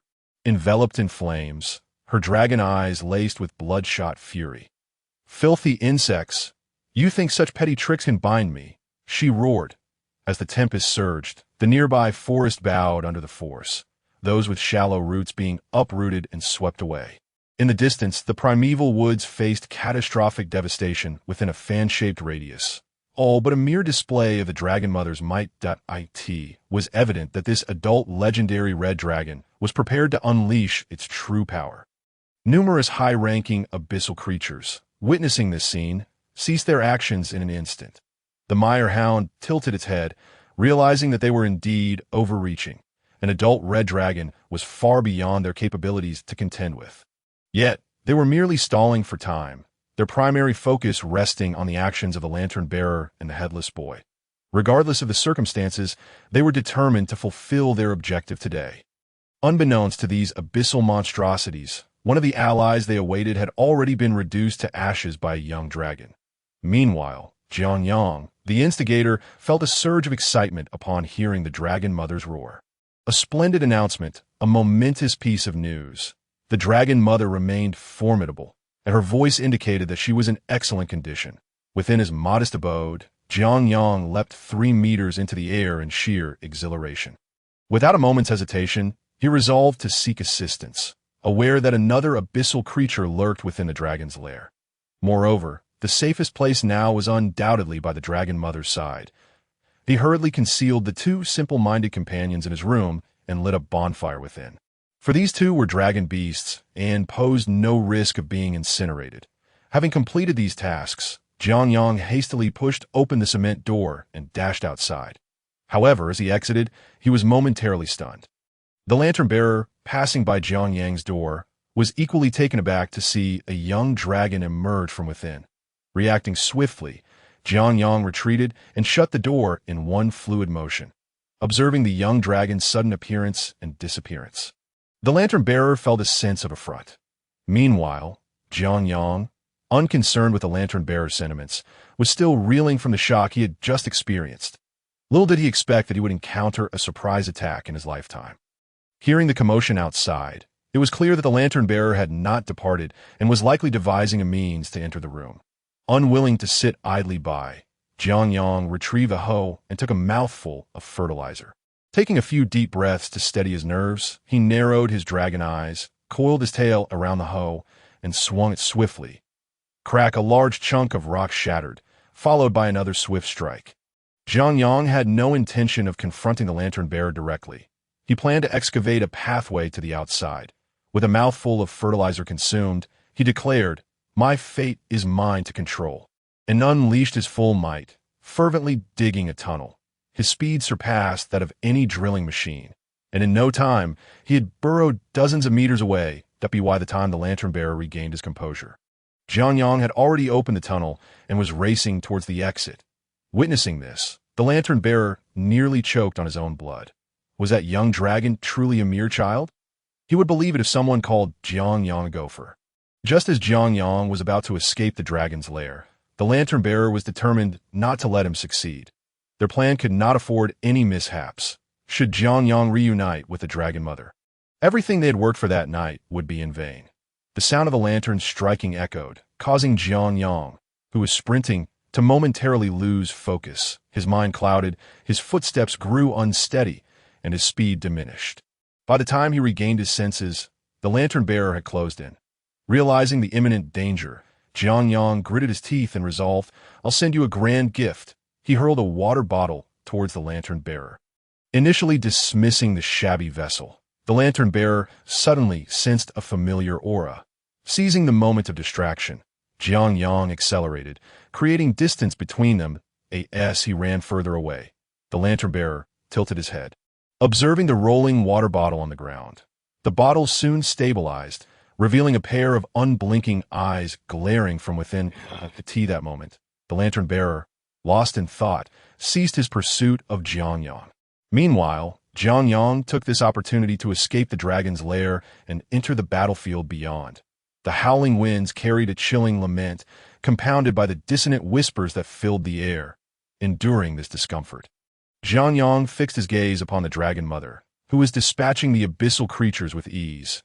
His heart raced as he extended a claw and shouted, "Great lady, show mercy!"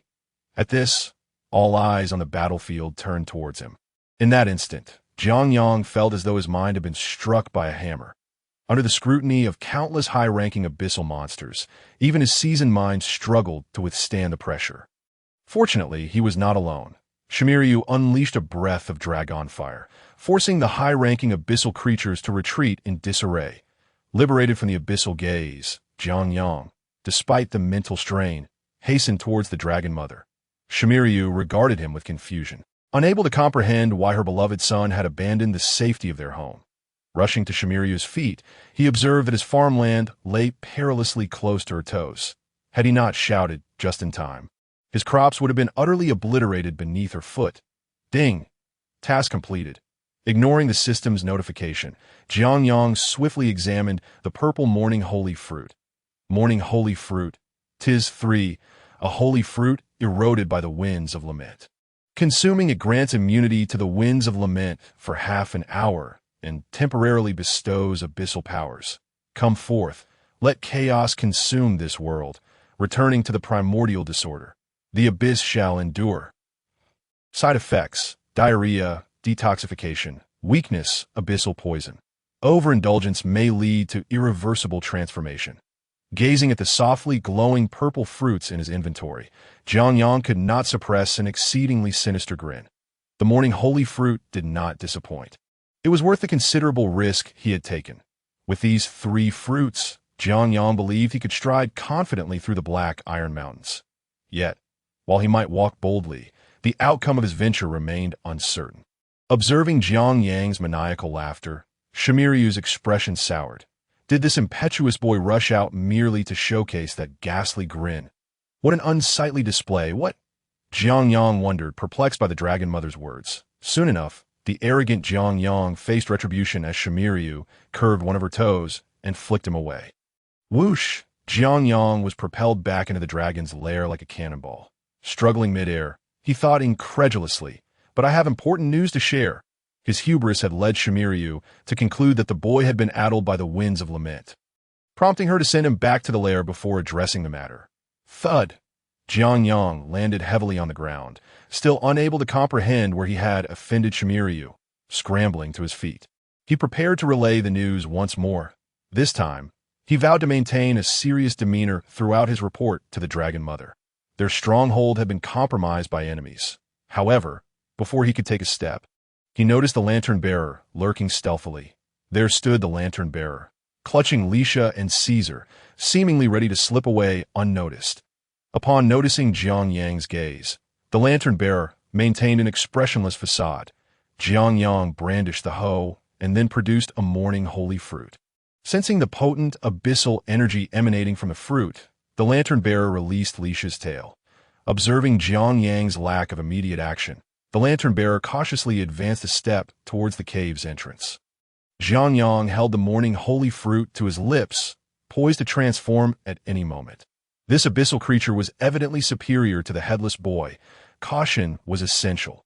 Remarkably, the lantern-bearer shared the same sentiment. This young dragon, capable of slaying the headless boy, was no simple adversary.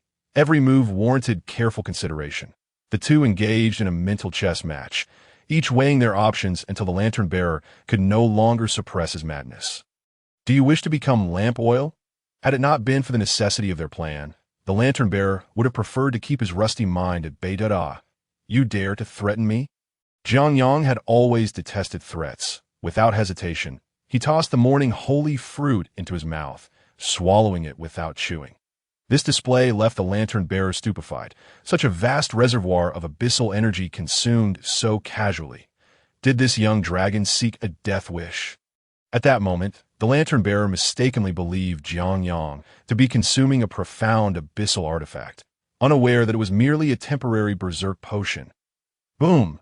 A gas of deep purple hue materialized out of thin air, swirling around Jiang Yang in a tempestuous vortex as layers of frost began to creep across the ground.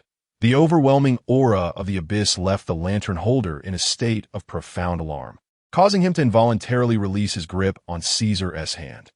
Hastily raising the lantern to assume a defensive stance, the lantern holder sensed that the situation had taken a turn for the worse. A roar erupted, followed by a thunderous explosion of black mist, revealing Jiang Yang's visage before the lantern holder. His violet dragon eyes radiated madness, a single horn protruding from the center of his forehead, while crimson scales shimmered with streaks of purple. His sharp fangs and claws had become even more menacing, the elongated claws embedding themselves into the solid rock beneath the den. Come here to take a beating. Jiang Yang lunged towards the lantern holder. The latter, still in a state of bewilderment, grappled with the thought of whether he was the abyssal monster or if it was Jiang Yang. Jiang Yang's speed was astonishing. Before the lantern holder could react, he found himself pinned to the ground by a claw. Behold my 8 immature maidens. In a moment of distraction, the lantern holder felt as if his very essence was being siphoned away. Fearing further confrontation with Jiang Yang, he promptly activated his teleportation ability. With a crack, Jiang Yang's claw struck the rock, momentarily stunned by the sudden disappearance of his target.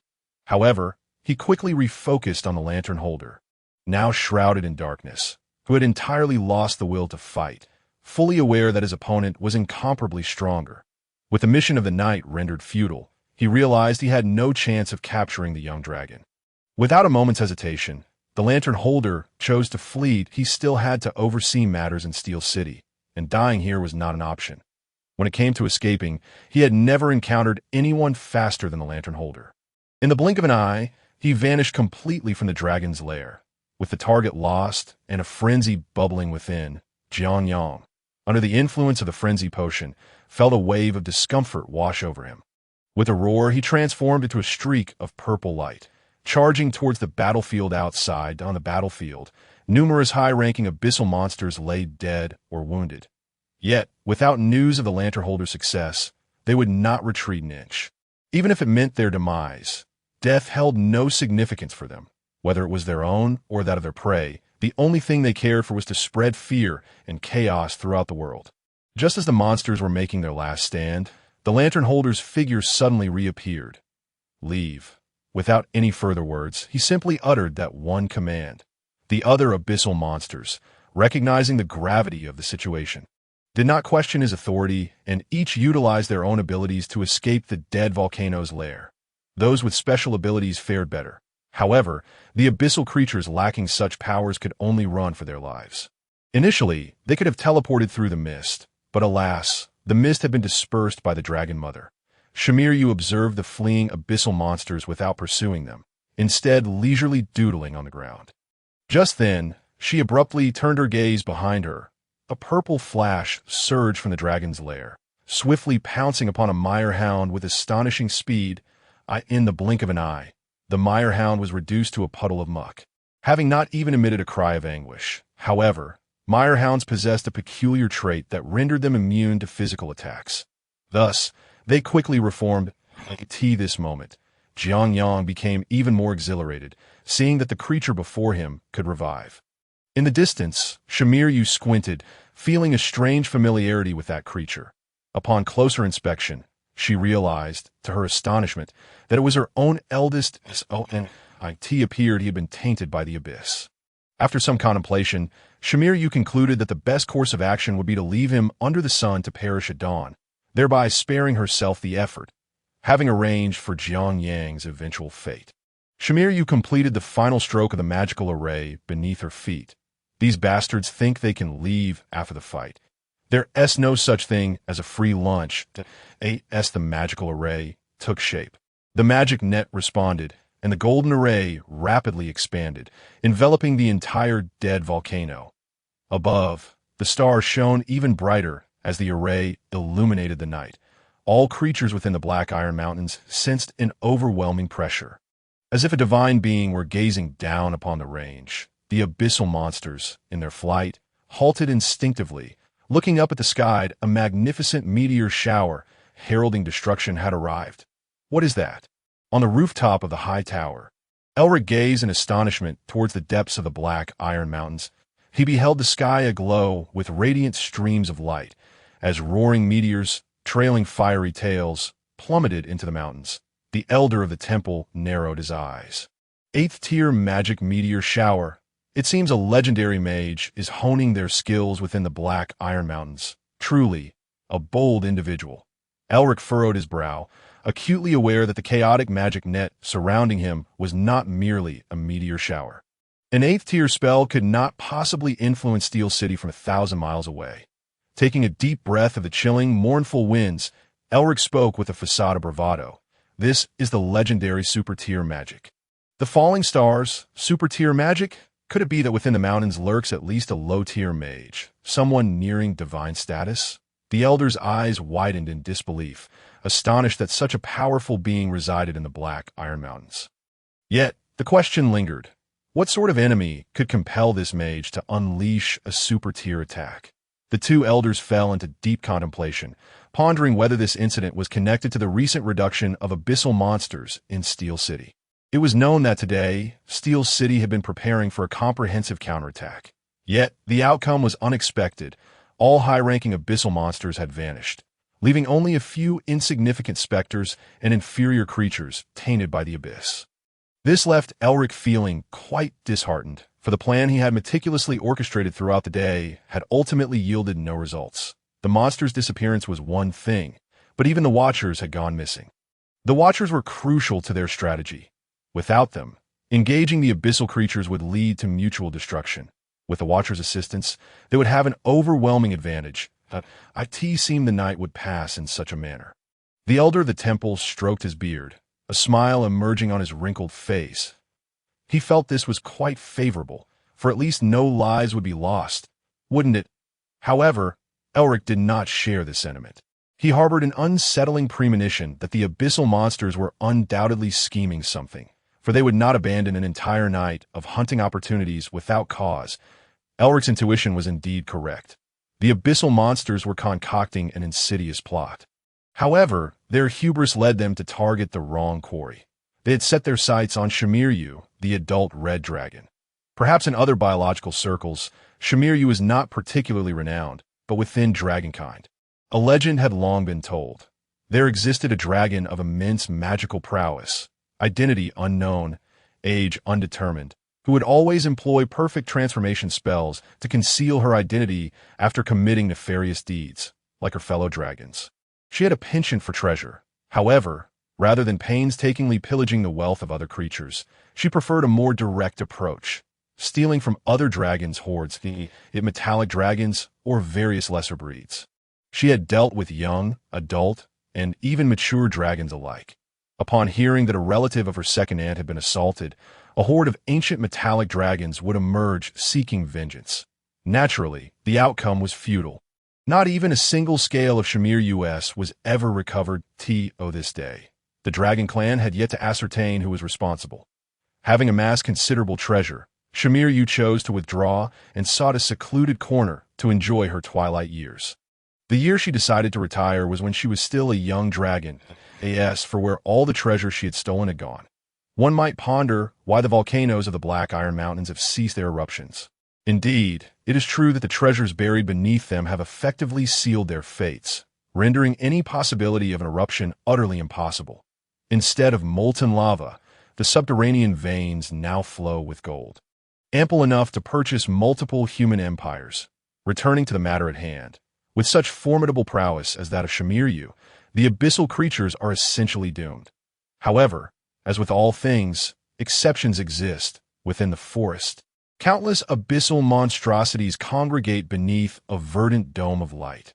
Outside, the world is rent asunder, yet within the protective sphere, not a single disturbance can be felt. When the magic of the Dragon Mother dissipates, that green shield will vanish in kind. How amusing it is that you would set your sights upon an adult dragon. Dozens of high-ranking abyssal creatures turned in unison to regard the shadowy figure that spoke. Cloaked in black, the figure was shrouded in mist beneath its hood, wielding a white candle whose flame radiated an eerie green light. The Night Watcher, the very entity coveted by Steel City, surveying those present. The Night Watcher felt it unnecessary to address them.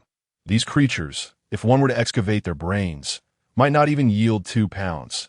Engaging in discourse regarding intelligence with them would be akin to playing music to cattle. The Night Watcher drifted closer to the lantern-bearer, presenting the candle before him. Dawn is merely an inch away. The Night Watcher's candle is a most peculiar object. Its extinguishment heralds the arrival of daybreak. Ignoring the Night Watcher's warning, the lantern-bearer turned his gaze to a nearby object of interest, a living green dragon. This juvenile dragon had been brought by the Night Watcher at the behest of the lantern-bearer. The arrangement had been forged under the condition that the headless boy would sacrifice a significant portion of his abyssal essence. The headless boy required no protection. The contract was slightly amended to include the capture of a legendary creature. It seems their plans have not yet met with failure. All is still within reach. With these thoughts in mind, the lantern-bearer approached the unconscious green dragon. Suddenly, the Night Watcher interposed himself. How amusing. Have you forgotten something? The lantern-bearer lowered his head, contemplating for a moment before replying. You ought to adhere to your own rules. Upon hearing this, the Night Watcher chuckled. Then might I inquire, what compensation do I receive for rescuing you? The Night Watcher's unexpected inquiry caught them off guard. In the midst of peril, they had merely spotted the Night Watcher observing the meteor shower, prompting them to approach without a second thought. The lantern-bearer had no intention of shirking his obligations. They were prepared to pay any price to secure the green dragon. What is it that you desire? I am afraid not. Upon hearing the Night Watcher's refusal, the lantern-bearer was taken aback. The green candlelight flickered and extinguished. The white wax dripped onto the ground. The Night Watcher proclaimed, Daybreak has arrived. A thin golden line traced the eastern peaks, sunlight dispelling the mist, offering a fleeting respite to the creatures dwelling in the mournful winds. Outside the dormant volcano's lair, Shamir U gazed thoughtfully at her son, who had reverted to normalcy. What on earth is the matter with this child? Just moments ago, he was clearly tainted by the abyss, and now he has returned to his former self. Upon closer inspection, the abyssal essence had indeed vanished. Noticing the Dragon Mother observing him, Jiangyang rolled to the side, preparing to make a hasty retreat. He was not fleeing, but rather struggling to contain himself. The mournful saintess was truly toxic, and he vowed never to act arrogantly again. Watching her eldest son roll into the underbrush, Shamir U became curious about his intentions. However, her gaze soon shifted with disdain. Suddenly, a burst of black gas erupted from the underbrush, causing the foliage to wither and die. The resilient grass, having endured the mournful winds and evaded the Dragon Mother's magical bombardment, could not fathom why it met its demise at the hands of a juvenile dragon's flatulence. Dragons possess a remarkably robust digestive system. Anything that enters their belly is thoroughly digested. Thus, Jiangyang merely released a few farts before rolling out from the withered grass. Oh, powerful and beautiful mother. It seems Lisa and Caesar are not well. Perhaps you should check on them? Jiangyang felt rather embarrassed in his current state. Akin to being paralyzed, he craved solitude, for being scrutinized by the Dragon Mother made him feel shy. Shimiryu bared her teeth, raising her immense claw over Jiangyang. In an instant, a crimson light enveloped Jiangyang's entire being. This, the legendary resurrection of the deceased. His muscles reactivated, the frailty within him was banished. Awestruck by the transformation, Jiangyang sprang to his feet, shaking off the remnants of his former state. He truly felt fine. This is astonishing. The Dragon Mother's power is unfathomable, and Jiangyang resolved to be a dutiful son to her, serving her tea, massaging her feet, and ensuring her comfort in her twilight years, all while inheriting her vast treasures. The mere thought of inheriting the Dragon Mother's wealth brought a greedy smile to Jiangyang's face. Clearly, he was a character prone to forgetfulness, as he had entirely neglected the circumstances surrounding his previous entrance into the dragon's lair. Bang! Once more, Jiangyang was sent flying like a cannonball, propelled back by a single finger from Shimiryu. Suspended in midair, Jiangyang found himself at a loss for words. The Dragon Mother was truly domineering, denying him even the right to smile. Could it be that his radiant grin shamed Shimiryu? With a thud, Jiangyang landed safely. His astonishment. This time it did not hurt. He had not anticipated that landing would be painless. Suddenly, he realized it was not his extraordinary resilience, but rather the soft padding beneath him that cushioned his fall. Climbing off Caesar, Jiangyang prodded his little brother with a claw. "Are you alive?" Receiving no response, he observed Caesar trembling, wisps of black smoke emanating from his form. Jiangyang was baffled by the situation and hastily approached Lisa, only to find her in a similar state as Caesar, both radiating black smoke, their bodies icy, on the brink of collapse. "Sister, hold on." Jiangyang fervently shook Lisa, hoping to restore some semblance of awareness within her. Perhaps his calls had an effect, for Lisa emitted a faint, fragile whisper. "So cold." "What? Wait a moment. I shall toss you into the magma." Jiangyang hoisted Lisa and dashed deeper into the cave. If Lisa were conscious, she would undoubtedly feel immense gratitude towards Jiangyang for his actions. However, Jiangyang's true motives were far less altruistic. He wished to host 2 feasts, and he hoped for Lisa to linger a few days longer than Caesar. Indeed, Jiangyang was not so magnanimous. His decision to rescue Lisa stemmed solely from his desire for 2 celebratory banquets. That moment, Shimiryu returned. The sight before her caused her to pause. Her youngest lay on the ground, unresponsive, while the eldest was attempting to hurl the middle one into the magma. Noticing the head of the family had returned, Jiangyang, feeling guilty, hastily dropped Lisa to the ground. "Mother dear, what has happened to my beloved brother and sister?" He feigned ignorance, hoping to evade suspicion. After observing the 2 unconscious young dragons for a moment, Shimiryu turned her head towards her hoard of treasures. As she departed, she left behind a parting remark. "If they cannot be healed, they are as good as dead. Toss them away." How curious. Jiangyang had expected Shimiryu to inquire about the events that transpired within the cave the previous night. It seems he had overestimated her concern. Indeed, it appeared their brood was gathered from the refuse of the world. Could a true lineage behave in such a manner? In truth, Shimiryu is unable to save them. Jiangyang's earlier condition was merely one of weakness, easily remedied by a simple spell. However, Caesar and Lisa have genuinely been corrupted by the abyss, their minds overwhelmed by chaos and madness, as the essence of the abyss spreads throughout their bodies. Ordinary healing spells are ineffective, and as she specializes in the arcane arts rather than the clerical, she is unversed in the healing light. Moreover, the extent of the abyssal corruption in these 2 young dragons is beyond the capabilities of an average temple priest. It would require the expertise of a high-ranking priest of the temple. Setting aside the repercussions of abducting a human priest, the nearest royal city would take her 3 days and nights to reach. By the time she returns, it is likely that both young dragons would have perished. There's truly no hope for Lisa and Caesar. Of course there is, but Shamiryu is simply too indolent to pursue that flicker of chance. Wouldn't it be better to indulge in sleep during that time? Mother dear, where shall we cast them? Reclining atop a mountain of gold, Shamiryu could scarcely be bothered to open her eyes.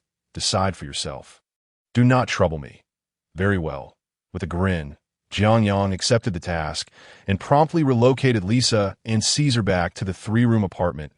I could see this moment. He moved the two young dragons with ease, swiftly returning to the three-room apartment. Upon entering, he immediately spotted the lively Air Xiao and the Daisy Xiao. It's good to see you both safe. Oh, whoa, Air Xiao exclaimed, indicating his well-being with even more exuberance. In contrast, De Xiao lay listlessly on the ground like a salted fish. This observation suggested that Air Xiao exhibited a stronger resistance to the abyss, though Jiang Yang could not fathom why. Yet, this was fortunate, and he had no intention of delving deeper into it. He now harbored a rather audacious plan. With a resounding thud, Caesar and Lisa were placed upon the dining table. And Jiang Yang wore a faint smile, an eye for an eye, a grievance for a grievance. They had been entrusted to him for resolution by Mother. Initially quite pleased, Air Xiao quieted upon seeing Lisa, ceasing his frolicking. Meanwhile, De Xiao glanced at the two half-dead young dragons before retreating to the corner to lie down. Wu, Air Xiao lamented, is there a lesson harsher than starving for over half a month? De Xiao, now overwhelmed by the abyssal essence, felt nauseated, rendering any thoughts of vengeance moot. Observing their indecision, Jiang Yang resolved to take matters into his own hand. Air Xiao went to retrieve the large stone pot from his room, while Jiang Yang intended to gather some vegetables. Planning to stew them upon his return, Air Xiao was taken aback. Is big brother truly this ruthless? Before the two dragon beasts could fully comprehend, Jiang Yang had already departed the three-room apartment. Battling the wailing winds, Jiang Yang dashed toward his secret cave. Just moments ago, the system had informed him that the saffron had blossomed and matured. The river flows eastward, while the stars above align with the Big Dipper. Ha ha! The Big Dipper! Today, the wailing winds were particularly raucous, intermingled with strange melodies that whispered of temptation, the song inducing a sense of urgency that left one's head spinning. Should anyone be nearby, they would undoubtedly wish to silence the raucous individual with a shovel. The wailing winds were already intolerable, and to have someone exacerbate the situation was akin to becoming the enemy of all. Yet the instigator remained blissfully unaware, even amplifying the cacophony of a red shadow darted past, as Jiang Yang sang a heroic tune. Sprinting toward the secret cave with all his might, he had no desire to raise his voice. But the eerie surroundings sent shivers down his spine. Especially under the influence of the wailing winds, his fear intensified, leaving him with no choice but to sing for courage. Initially, Jiang Yang had planned to postpone his visit to the secret cave for a few days. After all, the wailing winds were still in full force, making it perilous to venture out. However, after witnessing the potency of the wailing saintis fruit the previous night, he now felt a sense of anticipation regarding the saffron-esque condition. It is uncertain whether to commend Jiang Yang for his bravery or chastise him for his cowardice, as he simultaneously nurtured hopes for the saffron while fearing potential dangers. With these conflicting emotions propelling him, Jiang Yang sprinted forth at a pace he had never reached before. In no time, he arrived at the entrance of the secret cave. Without any unnecessary movements, he leaped up the stone wall in a single bound. This ascent took mere seconds, and Jiang Yang set a new record.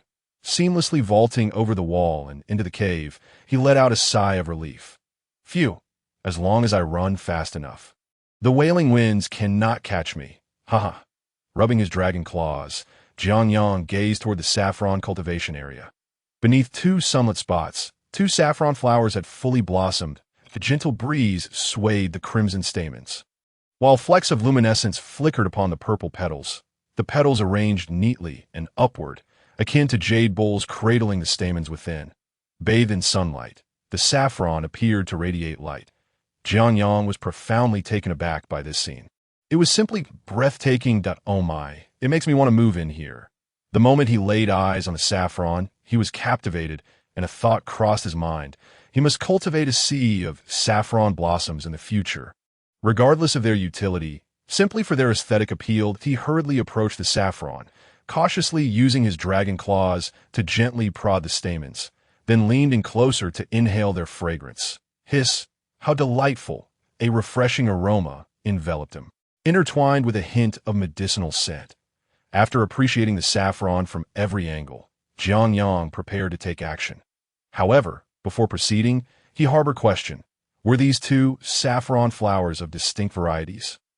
Before him stood two blossoms, one red and one silver.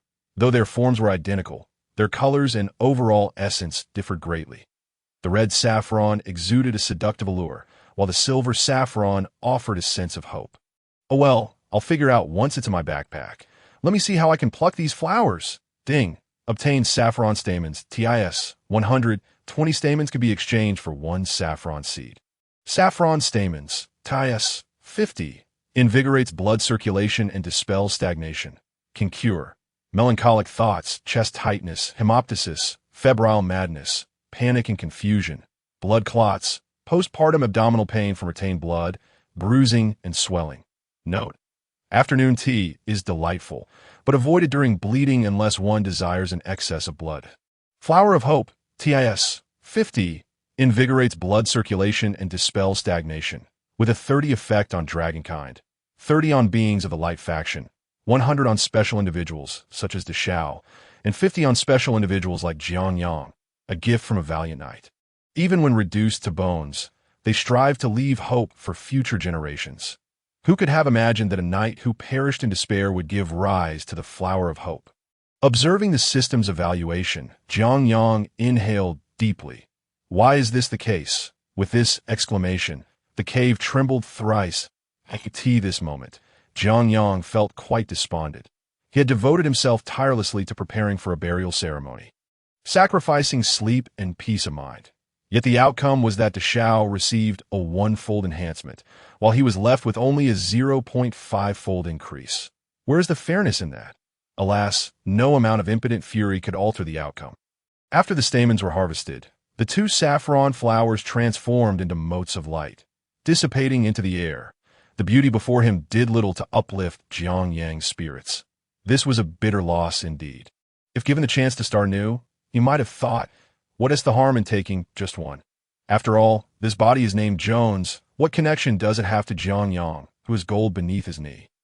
Regardless of Jiang Yang's thoughts, he had already lost his opportunity. Gazing at the now vacant plots of land, he contemplated whether to seize the moment and plant two more seeds. After a moment of careful consideration, Jiang Yang exchanged for two saffron seeds, ready to plant them. The sooner they were planted, the sooner he could find peace of mind, sparing himself another trip later as he prepared to begin his work. He took out the seeds. Ding! Please do not plant too densely. What? Jiang Yang stared at the barren land, feeling quite perplexed. How could this possibly be dense planting? Soon, the system provided an answer. Saffron seeds have not perished. They will bloom again in the next cycle. Please be patient, host. Jiang Yang was astonished. Such a fortuitous turn of events. Hastily checking the status of the seeds, it was indeed evident that the saffron, labeled TIS, too, was in the process of germination. How delightful! Jiang Yang was pleasantly surprised to discover that saffron could be reused, instantly lifting his spirits. Naturally, he would not waste the two seeds he had exchanged. So he opted to plant them that a mere square meter of land was sufficient to support two saffron plants, allowing them to thrive without competing for nutrients. After sowing the new seeds, Jiang Yang generously sprinkled a handful of fertilizer over them. Saffron was truly a remarkable thing. At least Jiang Yang recognized its value. Quickly, boil some water. In the three-room apartment, Jiang Yang, returning from the secret cave, began directing Deshao and Shah with urgency. He placed the stone pot over the campfire and filled it with water from a kettle to make tea that moment. Jiang Yang could hardly contain his eagerness to brew some tea, though Deshao was puzzled by Jiang Yang's excitement. Shah diligently set about boiling the water. Meanwhile, Deshao, glancing at the goblin head resting on Jiang Yang's bedside, felt his legs weaken. Ugh, he exclaimed, that thing looks ominous. We ought to dispose of it quickly. With a grin, Jiang Yang produced a saffron stigma and placed it into Shah's mouth. The silvery stigma melted away on his tongue, and Shah felt an unexpected calm wash over him. Even the goblin head appeared more palatable. Witnessing this transformation, Jianyang chuckled to himself, recognizing the extraordinary properties of saffron, which could immunize one against the corrupting essence of the abyss, restoring clarity of mind. With this marvel in hand, he felt invulnerable to the lamenting winds and the menacing auras of abyssal creatures. "There's nothing a cup of tea can't solve. Let's have two," he exclaimed, pulling the unconscious Lisa closer, his demeanor softening into a gentle smile. Gulp, gulp. Ah, delightful. After taking a sip of saffron tea from the stone cup, Jianyang sighed contentedly to Shah, and Shah followed suit, mimicking his actions. Despite being three fearsome creatures, they now resembled leisurely farmers savoring tea. Their demeanor was not merely similar, it was identical. The three dragons sat in a row, sipping their tea in unison. The effects of the saffron were immediate. With each sip, they felt a wave of relief, the discomfort brought by the lamenting winds dissipating entirely. If the miraculous properties of saffron were to be sold, Jianyang mused, he could easily become the richest dragon in the world. However, selling was out of the question. He lacked the strength to protect these precious seeds that it was wiser to amass wealth quietly, for being too ostentatious could invite unwanted attention. Inhaling the fragrant aroma that filled the room, Jianyang turned his gaze toward the stone pot. Inside, the water bubbled vigorously, white steam wafting into the air. Floating atop the boiling broth were two crimson figures, Lisa and Caesar, true to his word. Jianyang had indeed simmered these two, of course. Mere boiling water at 100 degrees could not harm a red dragon. The broth shimmered with a golden hue, releasing a unique fragrance characteristic of saffron. As the medicinal liquid enveloped them, the dark aura surrounding Lisa and Caesar began to dissipate, the nauseating essence of the abyss gradually weakening. Suddenly, Lisa stirred, awakening amidst the water, bewildered by her surroundings, before she could catch her breath. She found herself choking. Steadying herself against the edge of the pot, she lifted her head, confusion etched across her features. She recalled battling an abyssal creature. How had she ended up here?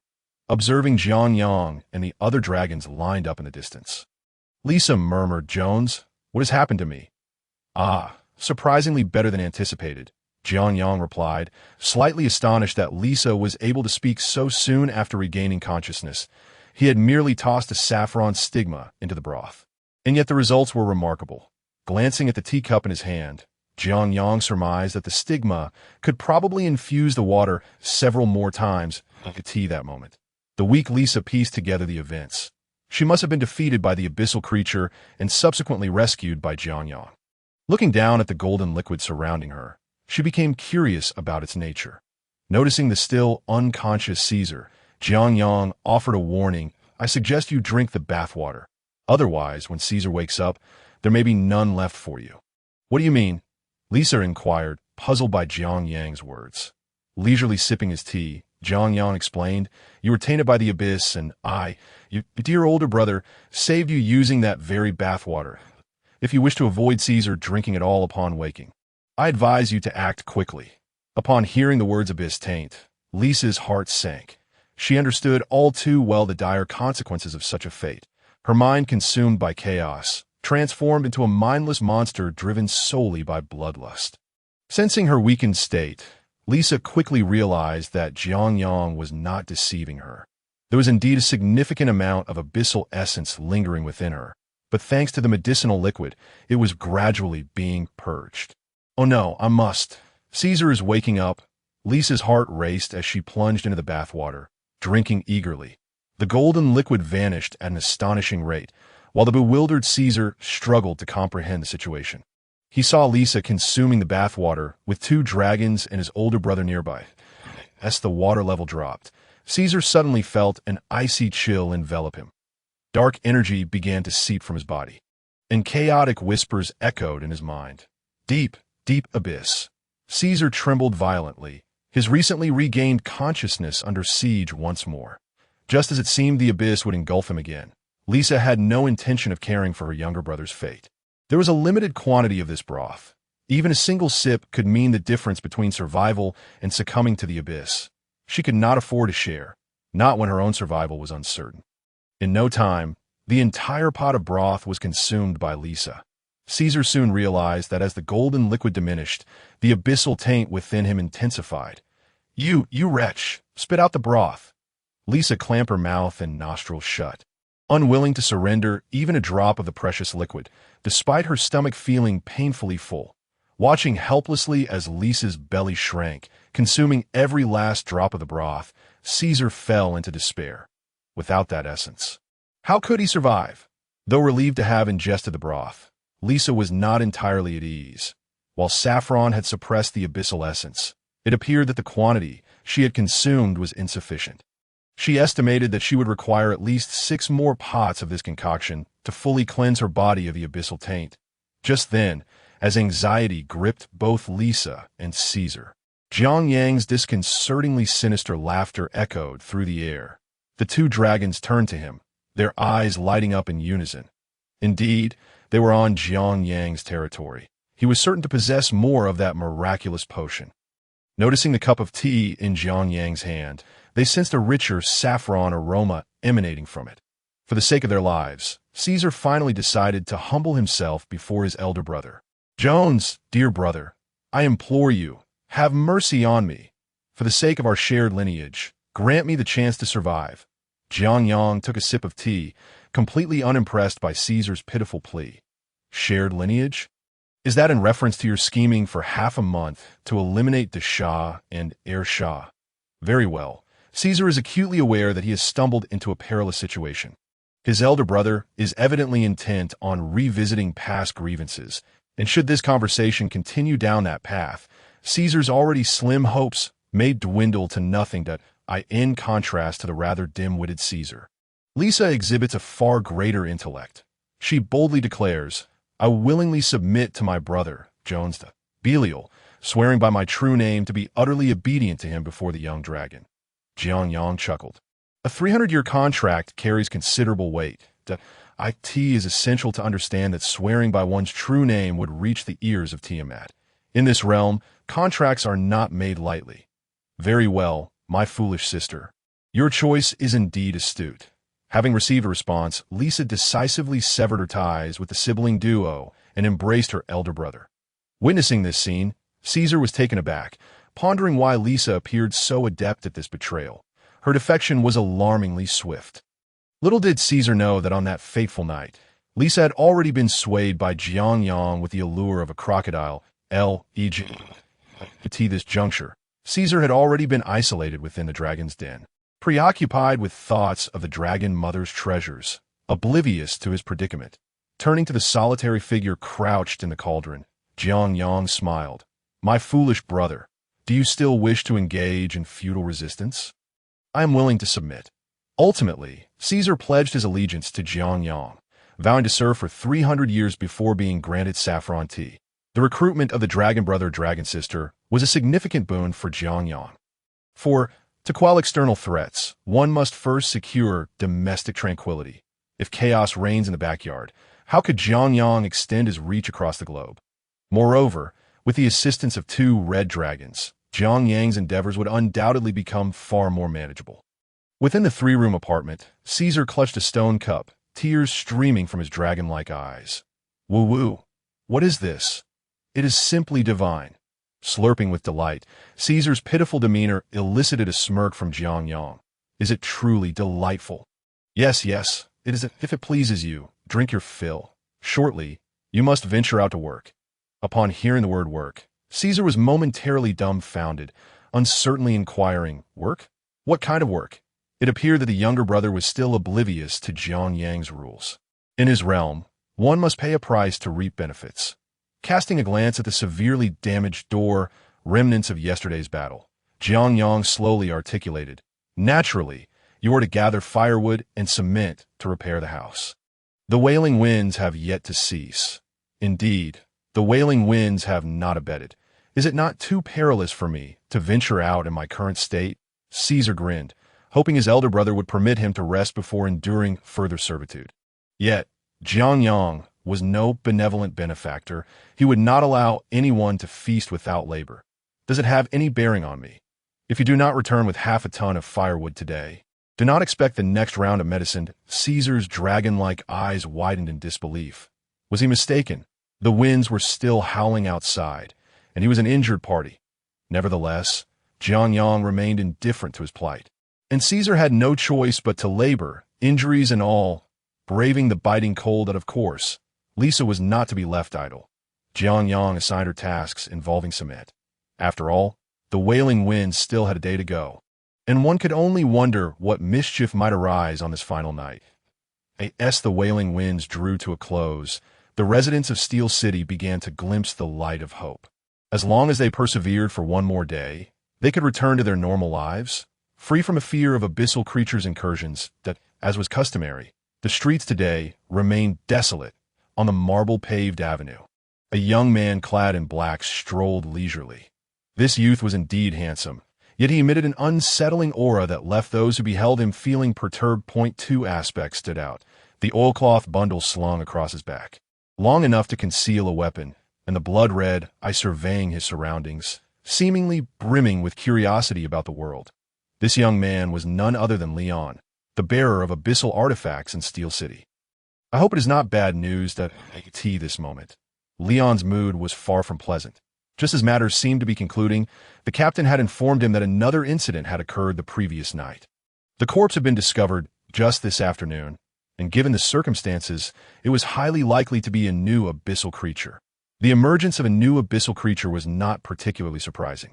During the wailing winds, bizarre entities often surged forth from the abyss to wreak havoc in human cities. To date, humanity had documented thousands of abyssal creatures, and each time the wailing winds arrived, that record would swell significantly. Leon's current mission was to proceed to the scene of the incident and meticulously document any information about the creature. The site lay in a small grove within the Western District, not far from Leon's present location. Soon, the bearer of abyssal artifacts arrived at the scene. In the distance, a group of soldiers had surrounded the area, while several white-robed saints moved in and out of the crime scene. As the crowd noticed Leon's arrival, their expressions varied, but most bore a countenance of fear. "You have finally arrived." The white-robed saint approached briskly, appearing quite familiar with Leon. "Brother Jesse, is it a new creature?" The saint known as Jesse nodded and gestured for Leon to enter. "Please, go ahead." Thus, Leon followed the white-robed saint into the crime scene. Along the way, Jesse briefed Leon on the intelligence they had gathered. It was already confirmed that a new abyssal creature was responsible. The victim's fate had been gruesome, and he was identified as a blacksmith residing in the Southern District. His body was discovered by his wife. How did someone from the Southern District end up dead in the Western District? Leon pondered, bewildered. Steel City was not a small town. The Southern District was nearly 10,000 meters from the Western District. Moreover, the identity of the one who discovered the body raised further questions. It was still the time of the wailing winds. So how had a woman managed to find this place and locate her husband's corpse with such precision? Jesse shook his head. "Perhaps if we uncover this mystery, we will understand the creature's capabilities." Any leads? Indeed. With that, the two arrived at the scene of the incident, and Leon immediately spotted a pit in the ground. There lay a coffin, inside which rested the body of a fiercely contorted man. The man's eyes bulged, his skin a sickly hue, blood oozing from his nostrils and ears, with deep gashes marring his neck, and superficial veins having burst. It was unimaginable what kind of despair this individual must have endured before death. Judging by the position of the corpse, he must have perished in a struggle. Leon observed the clawing figure with a grim impression. Jesse pointed to a nearby coffin lid, prompting Leon to turn his gaze. There, the stone lid bore ghastly scratch marks, starkly visible, coupled with the victim's torn-off nails and bloodied hands. It became evident this man had been buried alive and suffocated. Leon inhaled deeply, sensing the peculiarities of the situation, and he had a premonition that this new creature was indeed a high-level abyssal entity, possessing the ability to lure individuals out of their homes. Otherwise, how could a normal person have met their end in such a desolate wilderness? "Brother Jesse, what is the lead you mentioned?" Upon hearing Leon's inquiry, Jesse cast his gaze toward the distant woman, safeguarded by the saints that it was her. the blacksmith's wife, the very one who had discovered the body. Without hesitation, Leon strode directly toward the woman, whose expression was vacant. She was clad in a simple linen garment and appeared utterly unremarkable till no response was forthcoming. The woman seemed entirely dazed at that moment. Jesse approached her side and shook his head. It's futile. Her mental state is highly unstable. We need to use protective measures to awaken her.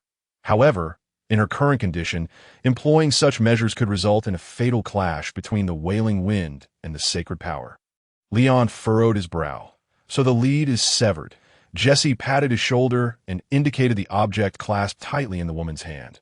This is the clue. Upon closer inspection, Leon noticed that the woman was gripping something. It was a piece of parchment, yellowed with age, and he sensed an aura of the abyss emanating from it.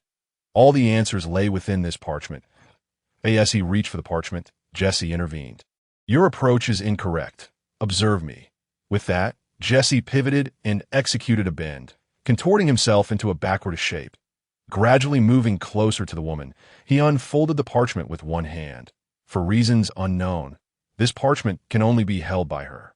If anyone else attempts to take it, it will ignite into flames and reappear in her grasp. Watching Jesse's performative antics, Leon's eyebrows twitched in irritation. The serious atmosphere had been utterly transformed by Jesse's antics. Let me try, Leon declared, yanking the parchment from the woman's grasp. This sight. Jesse quickly rose. It's useless. I could just relay its contents to you. The parchment bore the inscription, I have seen. Do you love him? But it is certain that the one he cherishes most is you. Will you come? He awaits in the third grove to the west.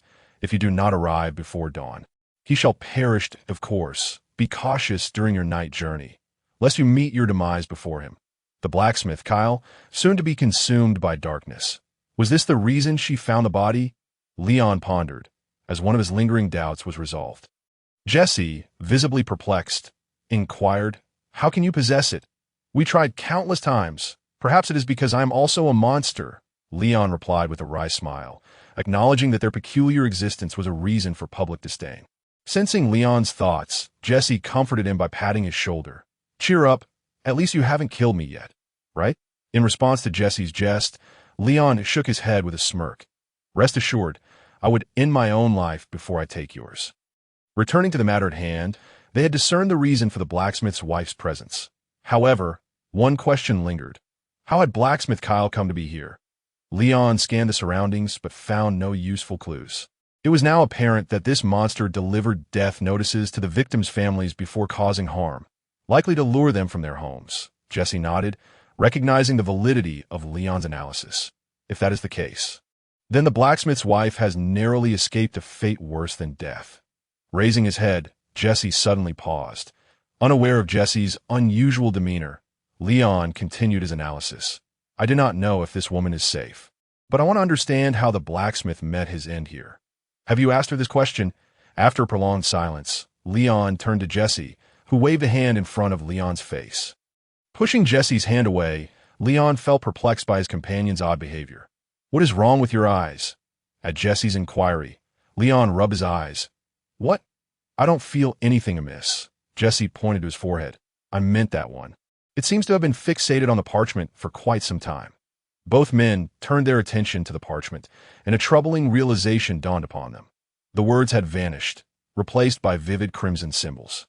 What is this? Jesse was at a loss, unable to comprehend the situation surrounding the parchment. Meanwhile, Leon's expression darkened, for he could decipher the symbols. About to be consumed by darkness. Leon, that I have been marked. A wave of despair washed over Leon. He had merely come to investigate a new abyssal creature, only to find himself under its notice. Upon hearing this, Jesse frowned. Is it because you took the parchment? Perhaps that it seems that abyssal creature has no intention of sparing this woman. I have inadvertently become a shield for her. Just then, the eye on Leon's forehead began to move again, fixated intently on a patch of empty ground several dozen meters away. Following Leon's gaze, Jesse remarked, there should be something over there. Summoning a group of elite soldiers, Jesse led them to the designated area. The soldiers commenced their search, and soon they made a discovery. There is something beneath. Within moments, the soldiers unearthed a stone coffin from the ground. Upon opening it, They beheld a corpse lying inside, its manner of death resembling that of blacksmith Kyle Point One soldier. Upon seeing the body, expressed surprise. This is the blacksmith's brother. Didn't he leave Steel City long ago? How could he be buried here? Jesse was taken aback. You know him? The soldier nodded. Yes, I heard he joined a grave robbing gang. The last news I heard was 2 years ago when that gang was eradicated. Leon approached, contemplating the lifeless form that seemed unable to rest. Could it be that Kyle's presence here was connected to his brother? Jesse was momentarily stunned. Are you suggesting that Kyle also received a death notice? But unlike his wife, he chose to arrive before dawn. Leon nodded. But another question arises. Why did the blacksmith's brother die here? A wanted grave robber would never be able to enter Steel City, even under ordinary circumstances. Turning his attention to the parchment in hand, Leon felt a surge of interest in the matter. Perhaps if he could unravel the connection between the two, this new abyssal creature would no longer pose a threat to humanity. Upon hearing this, Jesse's face lit up with excitement. The weakness of the abyssal creature. If we can discern it, a promotion and raise might be within my grasp. Throwing an arm around Leon's shoulder, Jesse cheerfully remarked, Your third eye is truly remarkable. It always highlights the surrounding brilliance. Leon shrugged. I have yet to comprehend its purpose. I never anticipated you would discover its utility first. You simply don't pay attention. I have long since grasped the patterns of this eye. Primarily, it is drawn to anything related to the abyss. Secondly, it is attracted to the female form, particularly those with ample bosoms. Lastly, it has an affinity for treasures and wealth. Upon hearing Jesse's exposition, Leon's expression darkened.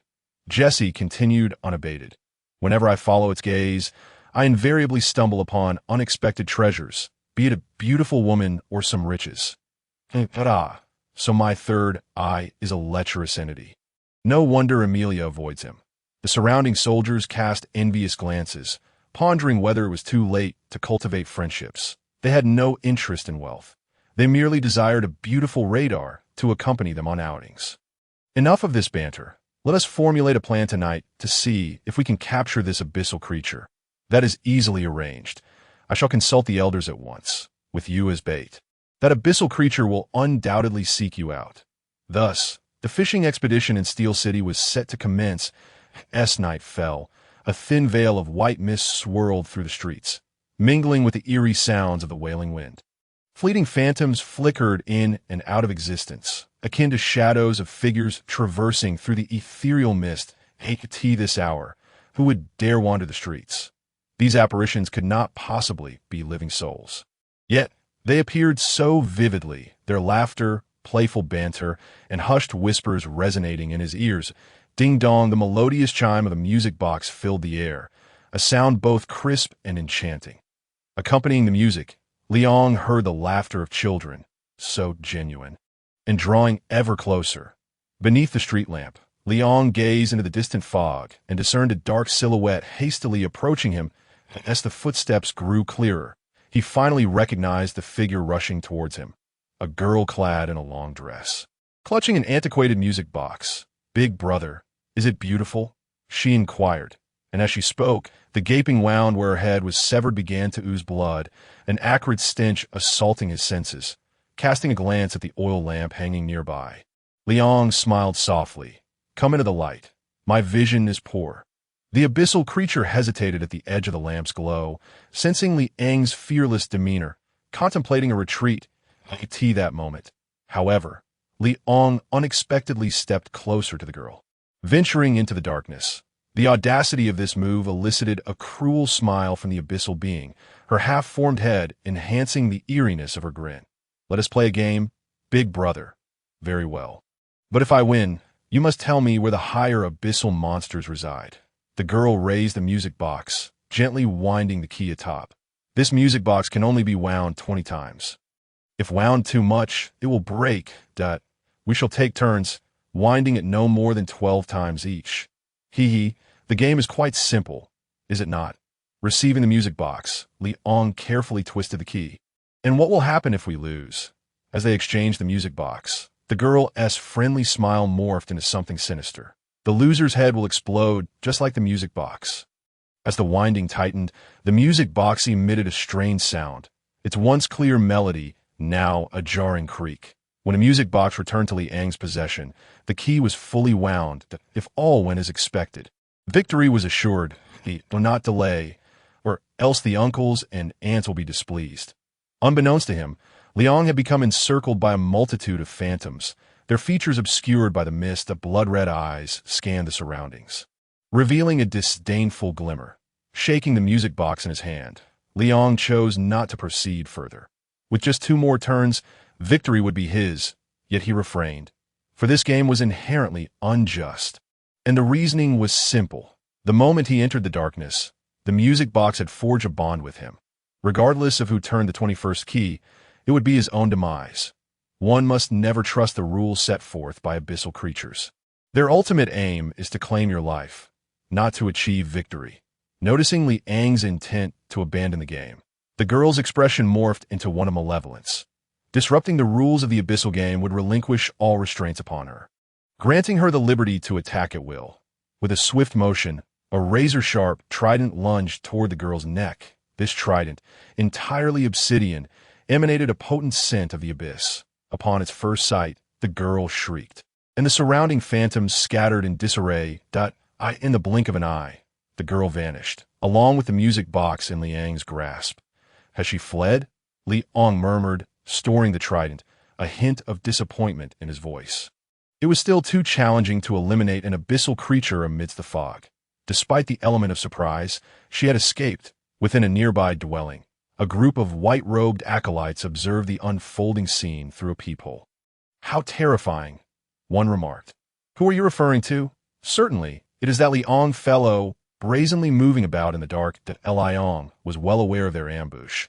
After all, facing higher abyssal monsters alone was implausible. Speaking of higher abyssal beings, Liang produced a piece of parchment. Gazing at the blood-red inscriptions, he muttered, "Why do they not appear? It would be troublesome if other higher abyssal creatures were drawn here." Suddenly, a gust of night wind swept through, causing the oil lamp to sway precariously and the surrounding light to flicker erratically. A sharp pain pierced Liang's mind, and he felt the blood eye upon his forehead contort grotesquely. Veins bulging. Well, what is happening? Am I lingering too long in the morning wind? The throbbing in his head caused him to grimace, rendering him momentarily incapable of finding a solution. The acolytes in the room sensed the anomaly. Jesse's heart raced with alarm. Something is amiss. Quickly, go outside and investigate. Several acolytes hastily withdrew the door bolt, but an eerie occurrence unfolded. Bang! Bang! Damn it, it won't budge. A white-robed acolyte pounded on the door. Yet the ordinary-looking entrance appeared to be glued shut, refusing to yield. Witnessing this, Jesse's heart sank. Without a moment's hesitation, he shouted, "Liang, run!" Divine protection! Boom! A bright light struck the door, but aside from releasing a cloud of black smoke, it achieved nothing. It was now clear that some abyssal creature had placed a seal upon the door. Anxiety surged within Jesse. He stepped back, then launched a flying kick. Bang! The door trembled thrice under his strike. Yet it remained steadfast. "Jesse, come quickly!" At that moment, an acolyte preparing to break the window suddenly cried out. The group hastily gathered at the window, peering out onto the street. A massive shadow enveloped Liang, radiating an aura of the abyss. Even as acolytes, they felt their souls being drawn toward the chaotic void after merely glimpsing it. Jesse trembled, summoning all his strength to pound on the window. But like the door, it was impervious to human force. Liang, hurry to the temple, quickly!" Regardless of Jesse's cries, Liang stood on the street, only able to hear the howling winds of despair. Chaotic thoughts flooded his mind. The blood eye on his forehead was rapidly expanding, now consuming his entire brow. Struggling to lift his gaze, he beheld a raven with crimson eyes. You have a loved one. Do you believe they would risk their life to save you? A somber voice resonated, enticing despair and shattering thoughts, replacing them with frenzied consciousness. This was the unique power of the abyss, pure and unadulterated madness. "I do," Liang instinctively replied. The abyssal creature smirked with derision. The raven perched upon its shoulder, cawing mockingly, as if ridiculing Liang's answer. "Then, let us put it to the test. The mist thickened abruptly, obscuring the view of the street from the room. Witnessing Liang's figure vanish, Jesse pounded the window with renewed vigor, issuing futile and mournful cries. The familiar woods stretched before Liang, the burial ground of the blacksmith. Kyle, returning to this place brought him no joy, for the abyssal creature before him was far too terrifying. Towering at 3 meters, its muscles knotted and bulging, it bore a stone coffin upon its back, with a red-eyed raven perched upon its shoulder. This was the newly emerged abyssal creature, confirming its status as a higher abyssal being, and a particularly formidable one at that. The creature donned a burlap sack, with only its pitch-black eyes visible, those suffocating eyes fixed upon Liang as the abyssal entity lowered the stone coffin. A substandard specimen. Shall I invite you inside? At that moment, Liang had yet to regain his composure from the chaos. The overwhelming aura of the abyss emanating from the creature stirred the abyssal powers within him. Biting down on his tongue, he endeavored to regain clarity. In this state, he was rendered entirely passive. Any thought of resistance, a mere fantasy. The abyssal creature refrained from immediate action, instead placing the stone coffin upon the ground and sitting atop. You wish to break my rules.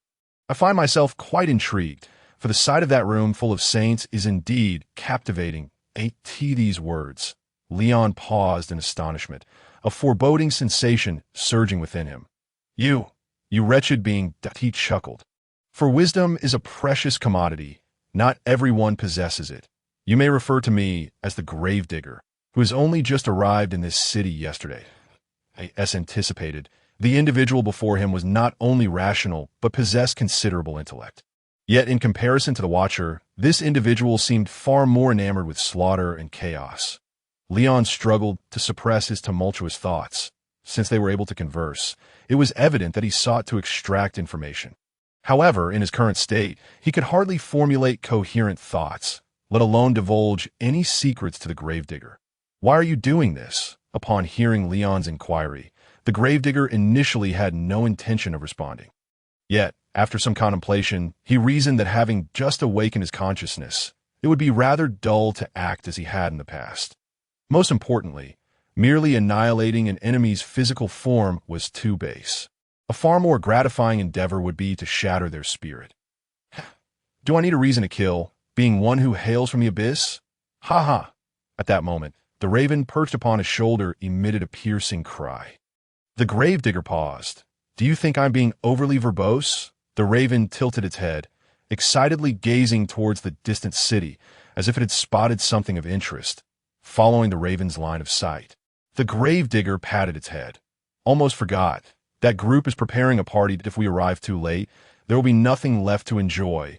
With a wave of his hand, blue flames ignited, and, as they dissipated, a piece of parchment appeared in his grasp. That instant, Leon felt the parchment that had once adorned him vanish without a trace. The gravedigger produced a quill. The game continues. Pray tell.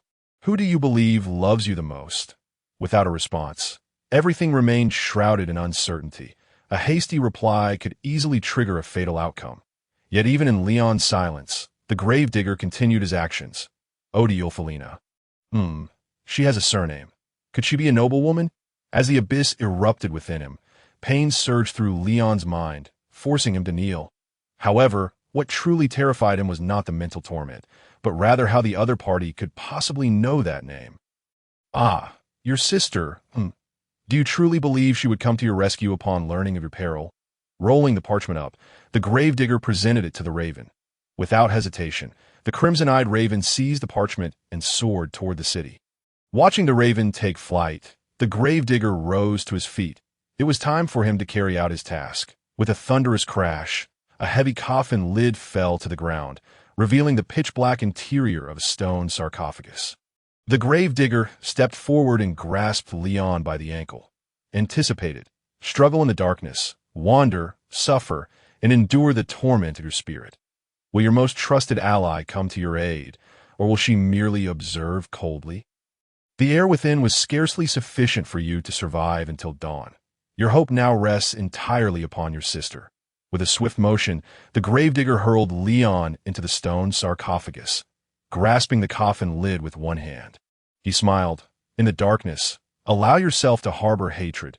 Resent her for not coming to save you, even though your trust in her runs deep. The lid slowly began to close, the gravedigger's obsidian eyes radiating malice. Initially, one might empathize with her, considering the lamentations of the wind. After all, she might perish if she intervened. Perhaps it would be best for her to remain uninvolved. But I have witnessed many such individuals. When the air grows thin and darkness consumes the heart, they utterly lose their reason, cursing, resenting, uttering the most vile of curses. When the one they trust returns their affection with indifference, that is the sight I yearn to witness, be devoured by chaos. You lamb, crack, the sarcophagus sealed completely, slowly sinking into the ground.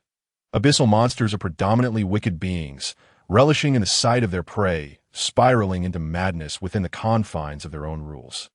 Especially at the moment when humanity is extinguished, it is akin to a feast for the abyssal creatures.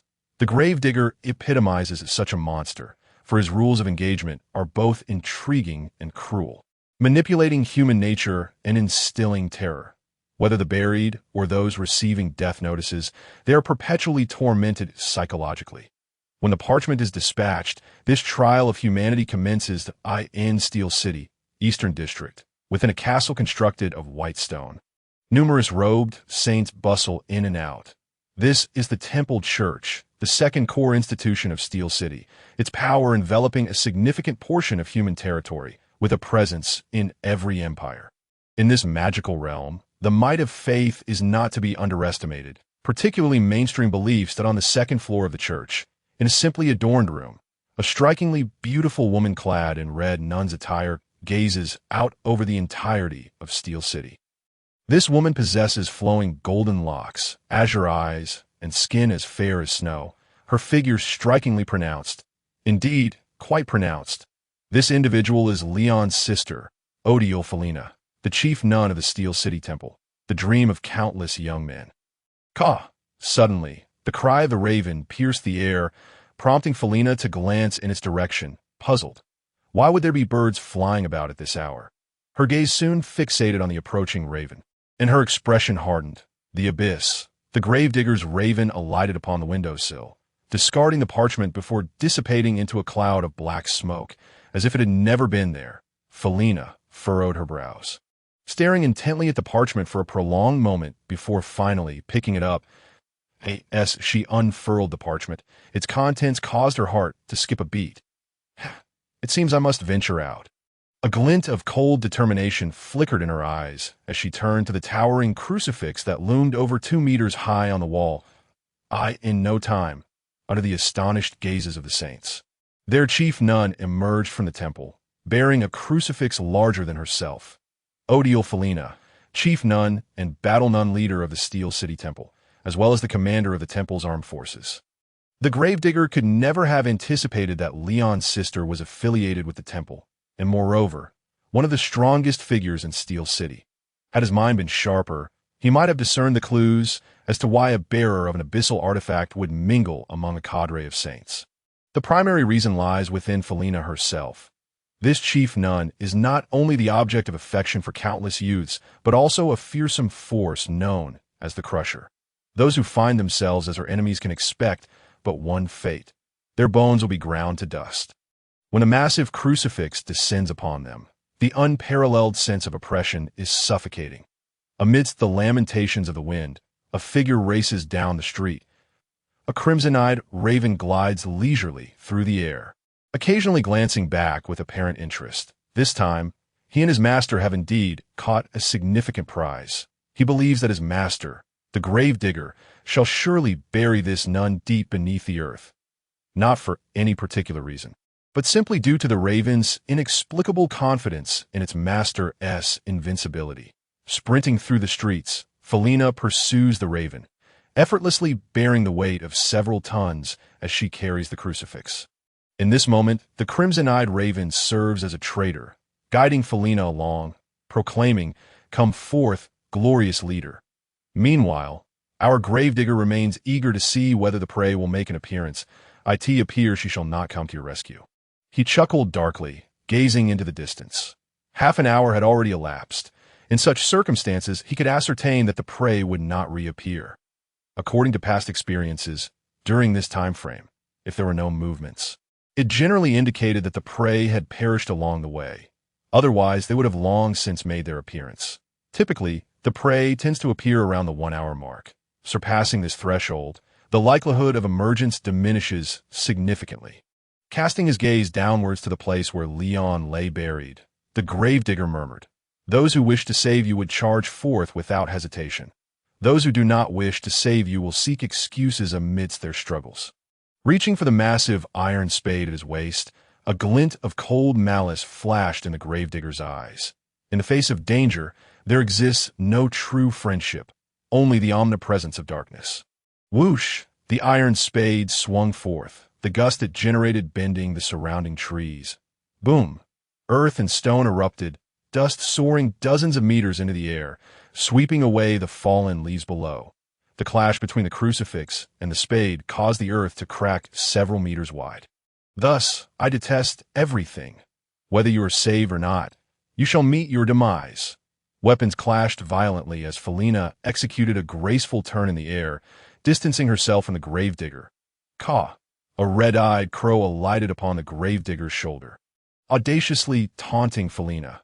The gravedigger clenched his iron shovel, his eyes peering ominously from beneath the burlap sack. Unlike those who merely clung to life, he harbored a deep disdain for individuals like Felina. Why? Why did these beings emerge to save others? In the past, when he lay entombed in the grave, why did those who called themselves brothers abandon him to his fate? I shall not allow you to prevail. You will experience the torment I once endured. Die. The gravedigger stomped the ground with such force that the earth cracked beneath him. Faced with the formidable presence of the gravedigger, Felina remained calm, lightly tapping her forehead with 2 fingers. Weapon blessing. Buzz! A brilliant white light erupted from the colossal cross above. Divine grace, courage's blessing, dawn's favor, guardian's gift, celestial melody, holy light's protection, honor's blessing. Dozens of blessings descended, leaving the gravedigger momentarily dazed. He glanced at the crow perched on his shoulder. Utterly bewildered, he wanted to ask the red-eyed crow where it had found such an abomination. How could one engage in battle after receiving so many enhancements? Felina radiated light as she firmly grasped the cross. I offer you one chance. Release him. The gravedigger looked skyward, realizing that this battle might rage until dawn as the sun approached the horizon. His strength would wane, and he would surely be no match for the woman before him. Thus, he had already lost this game. But what did it matter? He was a creature of the abyss. Roar! With a furious howl, the gravedigger lunged forward. Appearing instantaneously before Felina, he raised his iron shovel high and brought it crashing down. Felina effortlessly dodged this thunderous strike with a swift movement, the blow missing even the fabric of his nun-s attire. As the attack fell short, the gravedigger faced the rapidly enlarging cross in his field of vision. Bang! The stone cross struck forcefully against the gravedigger's face, shattering the abyssal aura surrounding him. Thunderous rumbles echoed as the gravedigger was launched backward like a severed kite, tumbling several times before crashing into multiple trees, finally regaining his footing. Glancing at the ravine he had created, the gravedigger shook his neck and stood once more. Are you so brave? The white light descended, leaving the gravedigger with no time to react before being slammed back to the ground. Boom! At this moment, Felina had fully entered combat mode, repeatedly swinging the cross, causing the earth to erupt into a terrifying chasm. The gravedigger lay within the ravine, mercilessly judged by the cross. The red-eyed crow, watching from a branch, was left speechless, finally understanding the nature of the monster it had brought to its master. Ding! The iron shovel intercepted the descending cross. The gravedigger's eyes now bloodshot, his frenzied aura no longer containable. With a hum, the chaotic abyssal energy erupted violently, prompting Felina to retreat. The gravedigger rose once more, though now he bore numerous wounds. Each injury glowed with a radiant light, the divine power suppressing their healing. Be buried, lamb. The gravedigger pointed with one hand, causing the ground to quake. Sensing the disturbance, Felina swiftly embedded the cross into the earth. Light shines upon me. Blinding golden light instantly illuminated the forest, weakening the gravedigger's abyssal presence once again. Yet this did not halt the gravedigger's incantation. From the earth, stone coffins began to rise, in mere moments. The forest transformed into a grove of coffins. A sinister aura spreading forth to contest the golden light.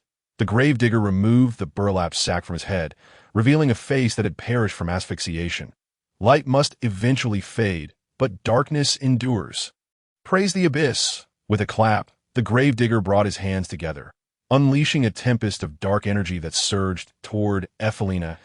As the black mist enveloped her feet, a stone coffin materialized behind her. Countless black hands reached out from the coffin, grasping Felina's body tightly and pulling with all their might. These were the vengeful spirits of those the gravedigger had slain. Each pair of hands represented an abyssal monster. Crack! The coffin slammed shut, having dragged Felina within. Upon seeing Felina ensnared, the gravedigger erupted in laughter. Ha ha ha! Be consumed by darkness, human. Those sealed within a coffin can never escape unless someone opens it from the outside.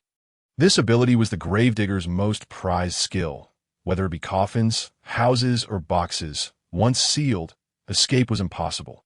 However, observing the still glowing cross, the gravedigger sensed something amiss. The cross, radiating golden light, trembled slightly, and in the next instant, with a resounding crash, the cross shot upward, shattering the coffin that imprisoned Felina. Felina effortlessly raised her hand to catch the cross, reappearing before the gravedigger. Impossible! Before the gravedigger could complete his sentence, Felina had closed the distance. Swinging the cross upward with force. Bang! The gravedigger was sent hovering in the air, but that was not the end. Felina hoisted the cross again and swung it. Bang! The cross struck his waist, forcing the abyssal creature to experience the sensation of a shattered spine. This blow left the gravedigger questioning his very existence. He had never anticipated being struck in such a manner. Previously, he had been the one tormenting others. Now, he was finally experiencing the pain of being struck himself. As the gravedigger was flung away, he suddenly sensed an unusual energy. Felina planted the cross into the ground, her fingers lightly touching her forehead. Divine retribution. A tremendous roar erupted as golden lightning descended, directly striking the gravedigger mid-air. In the midst of the golden lightning, he felt excruciating pain. More agonizing than the physical torment was the abyssal power within him being diminished. If this continued, he would truly be slain by the woman before him.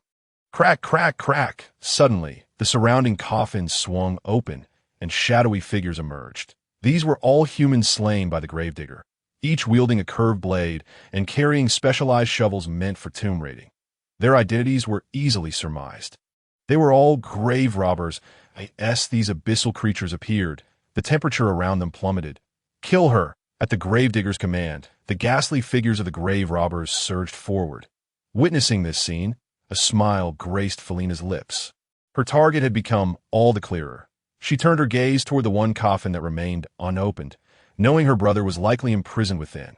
With a swift motion, Felina executed a beautiful side kick against the cross. The cross flew forth with a thunderous crash, aimed directly at the unopened coffin. The gravedigger's eyes widened in horror. If this woman shattered the coffin, according to the rules, he would indeed be defeated. This was unacceptable to the gravedigger. Those consumed by darkness were meant to die within their coffins. How could he allow them to escape?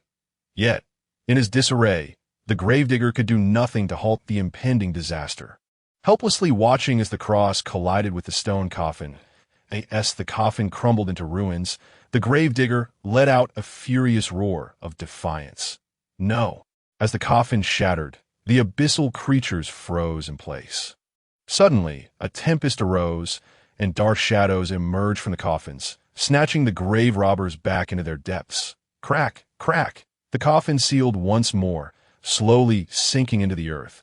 You have lost, summoned the cross, and Felina gazed coldly at the mourner, who knelt upon the ground, his pitch-black eyes filled with resentment.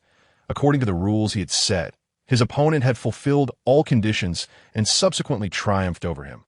This humiliation was far more unbearable than death itself. With a rustling sound, a dark stone coffin emerged from the earth. and the mourner lifted his head, casting a frigid glare at his adversary. By the rules, I shall rest tonight, returning to that familiar, yet suffocating place. If given the chance, I would relish in a battle to the bitter end with this woman that I am confident that before my demise, I could inflict a grievous wound upon her, rendering her life a torment. Yet, all has concluded, and due to my own recklessness, this game has ended in failure. Felina, witnessing this scene, revealed a contemptuous smile. Did this fool truly believe he could escape alive? Raising her hand, a golden orb of light began to coalesce, dispersing the encroaching darkness with its divine power. However, at that moment, a thick fog surged forth, ensnaring the mourner in its grasp. Felina gritted her teeth at this cursed FOGTO slay. A high-ranking abyssal creature required several conditions. One must be outside the fog's reach, possess the power to deliver a lethal blow, and the target must relinquish resistance, standing idle for the kill. Even a being of Mother Dragon's caliber could easily dispatch abyssal creatures. Yet how many such formidable entities exist in this world? At least in Iron City, none could be found. Otherwise, a mere handful of high-ranking abyssal monsters would not dare to cause havoc. The mourner discerned his opponent's intent, a smirk creeping upon his lips. Wait for the moment of my return. I shall bury you in the deepest abyss, ensuring you endure eternal torment. I shall remember you. Though the fog shrouded his existence, Felina resolved to attempt an assault regardless. Whoosh! A beam of holy light surged forth, transforming into golden arrows that pierced through the fog and traversed the mourner's form. That moment, he appeared insubstantial, like an ethereal shadow kneeling within the mist. The black coffin gradually enveloped him, and he opened his mouth slightly, murmuring, "The abyss endures." Crack! The mourner was entirely confined within the stone coffin, and as the fog dissipated, he vanished into the air. With the mourner's departure, the prostrate Leon finally ceased to be ravaged by the abyssal aura, his consciousness beginning to return. The blood eye upon his forehead, initially prepared to devour its master, now shrank obediently upon noticing the grand nun before him. It was not the opportune moment to occupy another's territory, for even if successful, he would be ruthlessly struck down by the stunning beauty before him. Thus, one must learn to exercise patience. Felina, observing the trembling Leon, tenderly lifted him in her arms. It's all right. Everything will be all right. Won't it? Suddenly, a piece of parchment floated down upon Leon, revealing the inscription, "The spoils you deserve, lad. I look forward to the moment your soul plummets into the abyss." The writing vanished in an instant, replaced by a line of blood-red symbols. Felina could not decipher these symbols, but Leon, whose awareness had returned, comprehended the contents of the parchment. Two phrases, one true and one false. "It is safe here. Perhaps we could dig a pit to conceal ourselves. It is not safe here. If I were you, I would leave Iron City at the fastest possible speed." What does this mean? Leon's groggy brain struggled to grasp the significance, yet his sister was by his side. As Felina recounted the parchment's contents, she fell into deep contemplation. Today, the lord of the city and the elders continued with yesterday's plans. And thus far, there had been no large-scale emergence of abyssal creatures in Iron City. Felina held little faith in either statement. After all, not a single abyssal item bore good tidings, as their sole purpose seemed to be to lure others into corruption. Convinced that dwelling on this matter was unnecessary, Felina resolved to escort Leon back to the sanctuary first. However, both were left speechless as they gazed toward the city, scarcely believing their own eyes. Blood-red radiance illuminated their faces, and towering crimson pillars pierced the heavens, accompanied by a chaotic and malevolent aura that assaulted their senses. How could this happen? Leon's heart raced with terror as he realized that the entire Iron City had been engulfed in bloodlight. Moments earlier, within the confines where Jesse and the others were trapped. Hey, did I just imagine things? I think I saw Lady Felina rush past at a saint, observing the commotion outside, believe he had glimpsed a familiar figure darting by. Rubbing his eyes, he hesitated to trust his vision, and when he looked again, the street was devoid of life. Jesse hastily approached the window, scanning the street for the figure he had hoped to see. But alas, his search yielded no results. "You must be hallucinating. Lady Felina's task tonight is to remain at the sanctuary, and besides, The news of Leon's predicament should be unknown to her. Another saint approached, clearly skeptical of his companion's words. The first saint, who had noticed the anomaly, sighed. Alas, we are truly inept. We intended to ambush the abyssal creatures, yet now we have failed to capture any, and Leon has been taken. Jesse remained silent, narrowing his eyes as he continued to gaze out at the street. Suddenly, he detected something unusual. Wait a moment. Lady Felina may have truly passed through here. Look over there. He pointed to a sunken footprint illuminated by the street lamp. To leave a print on marble, one must be extraordinary in Iron City. The other saints crowded closer, excitement evident in their expressions as they stared at the street. Indeed, look there. The depth of the impression suggested that the lady must have donned the saint's stone cross. Jesse's face brightened with relief. That creature must have delivered the parchment to her. It truly does not know its own mortality. Upon hearing this, the other four shared in the rising corners of their mouths. Felina, the most formidable presence in Iron City. If this grand nun were to unleash her fury, none could stand against her. Ah, the lady's footprints. Once we are free, I must chip that marble piece off to keep as a trophy. You scoundrel, you can forget that. Jesse quickly quelled the commotion. Everyone, there's no need to rush. There are surely many more footprints along the way. We can excavate directly back to the sanctuary, as Jesse spoke. Their excitement was palpable. All they desired was to escape the confines of the room and commence their digging. Alas, the mourner's seal was far too robust, rendering their escape impossible. Just as they debated the footprints, a rustling sound emerged from the fireplace behind them. A shadow tumbled down from the chimney, silently landing within the flickering flames. The ashes muffled its arrival, rendering it nearly undetectable. It was ahead. A grotesque human visage. Its descent caused the roaring fire to flicker ominously, as if it were on the brink of extinguishment. Suddenly, the head's eyes moved, locking onto the figures hunched by the window. A chilling breeze swept through, causing the flames to flicker erratically. Jesse, perched near the window, shivered involuntarily. Birrar, why does it feel so cold? Could an abyssal creature be approaching? Cold is to be expected. After all, this is a house once visited by high-ranking abyssal monsters. Yet, it is indeed strange. So many victims, yet no bodies have been discovered. As the group conversed, the head within the flames began to levitate, slowly drifting toward them from behind. Its mouth opened, and countless tiny tendrils extended forth, targeting the neck of the nearest saint. The delicate appendages pierced into the saint's nape, reaching directly for his spinal cord. Within the saint's body, the tendrils severed the nerves along the spine, and then those very tendrils reconnected the severed nerves. After accomplishing this, the saint remained completely unaware. Why is my hand lifting? Under the astonished gaze of his companions. His arm inexplicably rose, stretching toward his nearby comrade's neck. This bizarre scene caught the attention of his companion, who irritably swatted the saint's hand away. What are you doing? Trying to strangle me. The swatted hand fell limply, as though it possessed no strength. Suddenly, the controlled saint extended his other hand, this time moving with blinding speed as he seized his companion's throat. Ugh! The saint grasped by the throat, gasped for breath, his terrified gaze widening as he was inexplicably lifted off the ground. Jesse and the others also sensed the disturbance and turned to look. Jack, what are you doing? Release him. You're about to choke him to death. One of the saints, witnessing the scene, wasted no time and rushed forward to seize Jack's arm. Yet upon making contact, he was taken aback. Having frequently engaged in arm wrestling with Jack, he was confident in his superior strength. However, now he felt not flesh and blood but an unyielding mass of steel. Tears welled in Jack's eyes. Panic etched across his face. I want to let go too, but my body, it's no longer under my control. What? Jesse gasped in shock. Hastening to assist, a sickening crack resounded.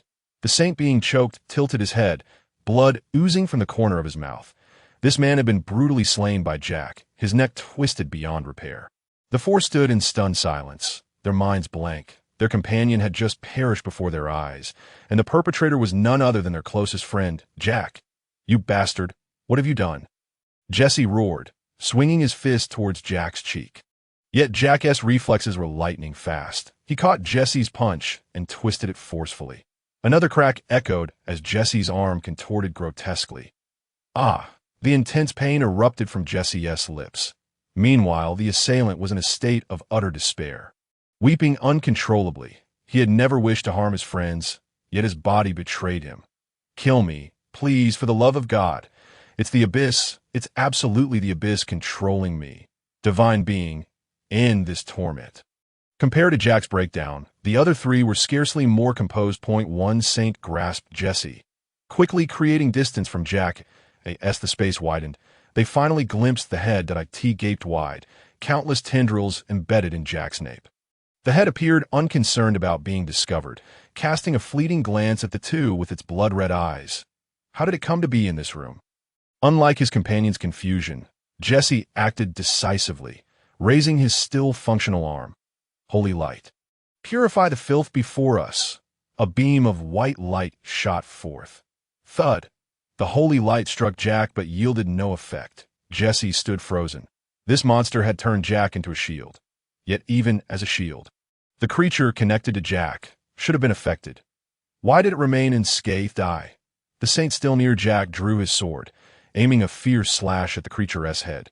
The blade gleamed coldly, slicing through the air with lethal intent.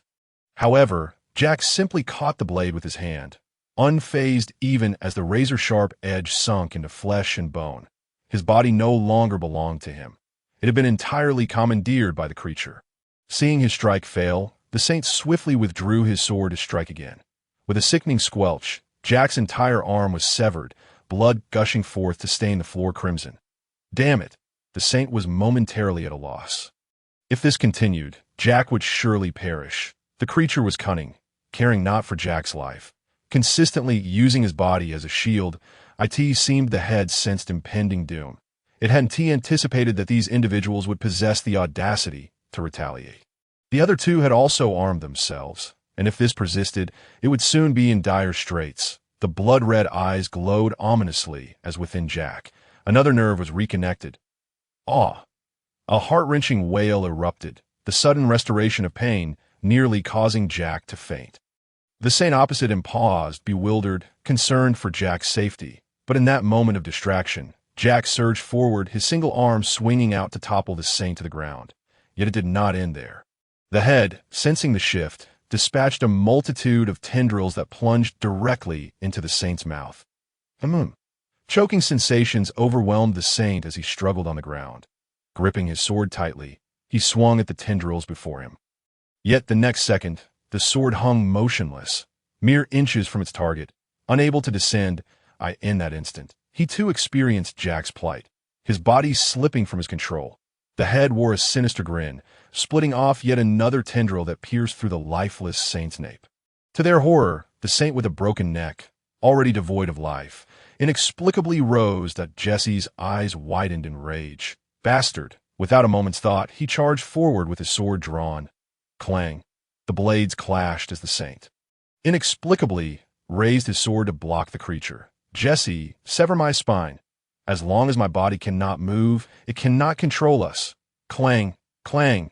The other two controlled saints joined the fray, and in an instant Jesse found himself at a disadvantage. Jesse, I'll assist you. The saint who had yet to be controlled rushed in with his sword, directly intercepting the two puppets. But this was merely a temporary reprieve. The controlled beings exhibited remarkable enhancements, showing no signs of fatigue. Meanwhile, Jesse and the saint were still human, their capabilities far inferior. Soon enough, the creature seized its opportunity, controlling Jack to embrace the saint's body. Without hesitation, the possessed saint thrust his sword, piercing through the two standing before him. Squelch! Blood sprayed forth, once again adorning the room in crimson. No! At this sight, fury surged within Jesse, forcing back the adversary with a swift strike before he dashed towards the other battlefield. Yet before he could close the distance, he was ensnared once more. On the other side, the saint clutched Jack, feeling a sweetness in his throat, unable to hold back a torrent of blood spilling from his mouth. His heart had been pierced. Unless a miracle occurred, death was imminent. Jack coughed. My dearest brother, do not speak. It's all my fault. The saint raised his gaze, his dim eyes igniting with fervor. May our souls heed the morning's toll. May wickedness flee from this world. May the lost find clarity, and may light endure in our hearts. As he recited the sacred words alongside his brother, tears streamed down Jack's face. The saint gripped Jack's shoulders tightly before bowing his head. The saint with the severed neck attempted to withdraw his sword, but suddenly realized that his blade was being held fast. Gritting his teeth, he declared, "It's time to move on, brothers." With an unknown surge of strength, he bellowed, propelling the two towards the fireplace. The creature, witnessing this, attempted to intervene, yet the saint was still exerting force. Boom! The three crashed into the roaring flames, the lamp oil they carried igniting explosively upon contact. The inferno illuminated the entire room, and the creature sought to control the two marionettes to escape the fiery embrace.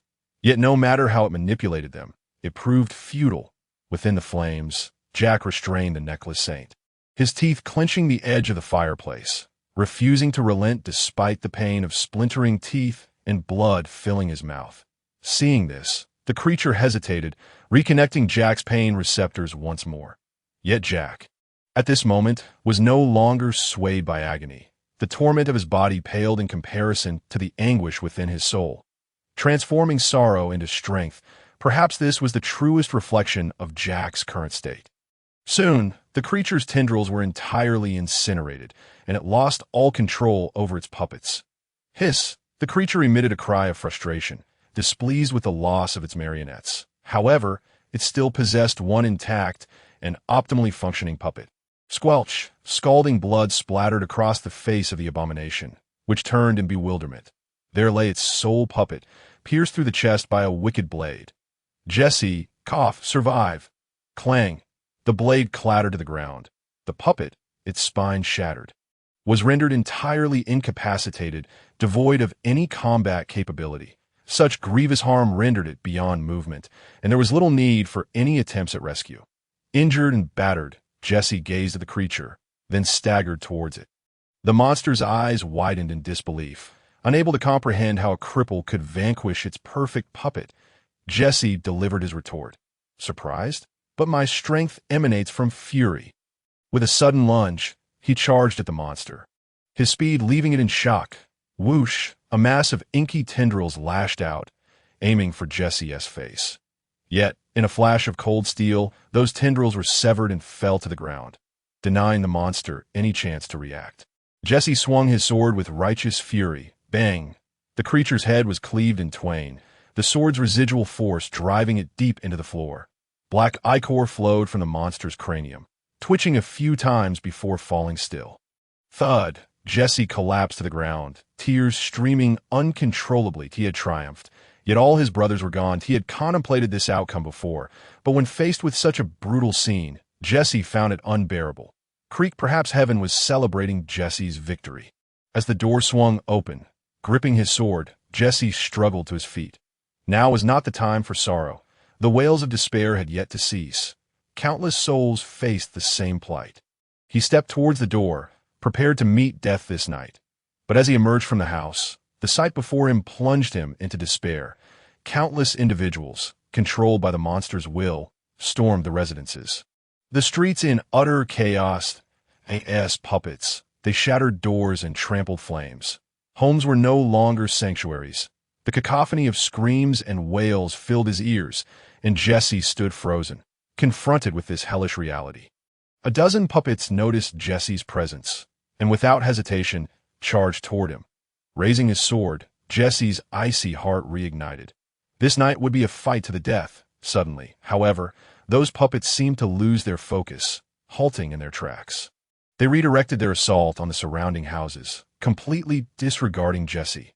Touching the verdant glow before him, confusion enveloped Jesse's heart. An intriguing figure emerged. Turning around, he beheld a being suspended in mid-air, shrouded in a black cloak. A mist swirling beneath its hood, in its hand, it held a white candle, the green flame flickering gently. This figure, the night watchman, was an unexpected presence. Jesse found himself at a loss. Should he strike at this being? Such a monstrosity could not possibly be challenged by Steel City. The night watchman extended the white candle towards Jesse and spoke. "An intriguing fellow. Shall we engage in a transaction?" The green light illuminated Jesse's face, and his heart halted. A transaction, indeed.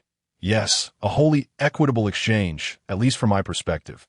The night watchman spoke with a dispassionate tone, as if nothing held any significance for him, surveying the inferno around them. Jesse lowered his head. Can you tell me where these monsters originate?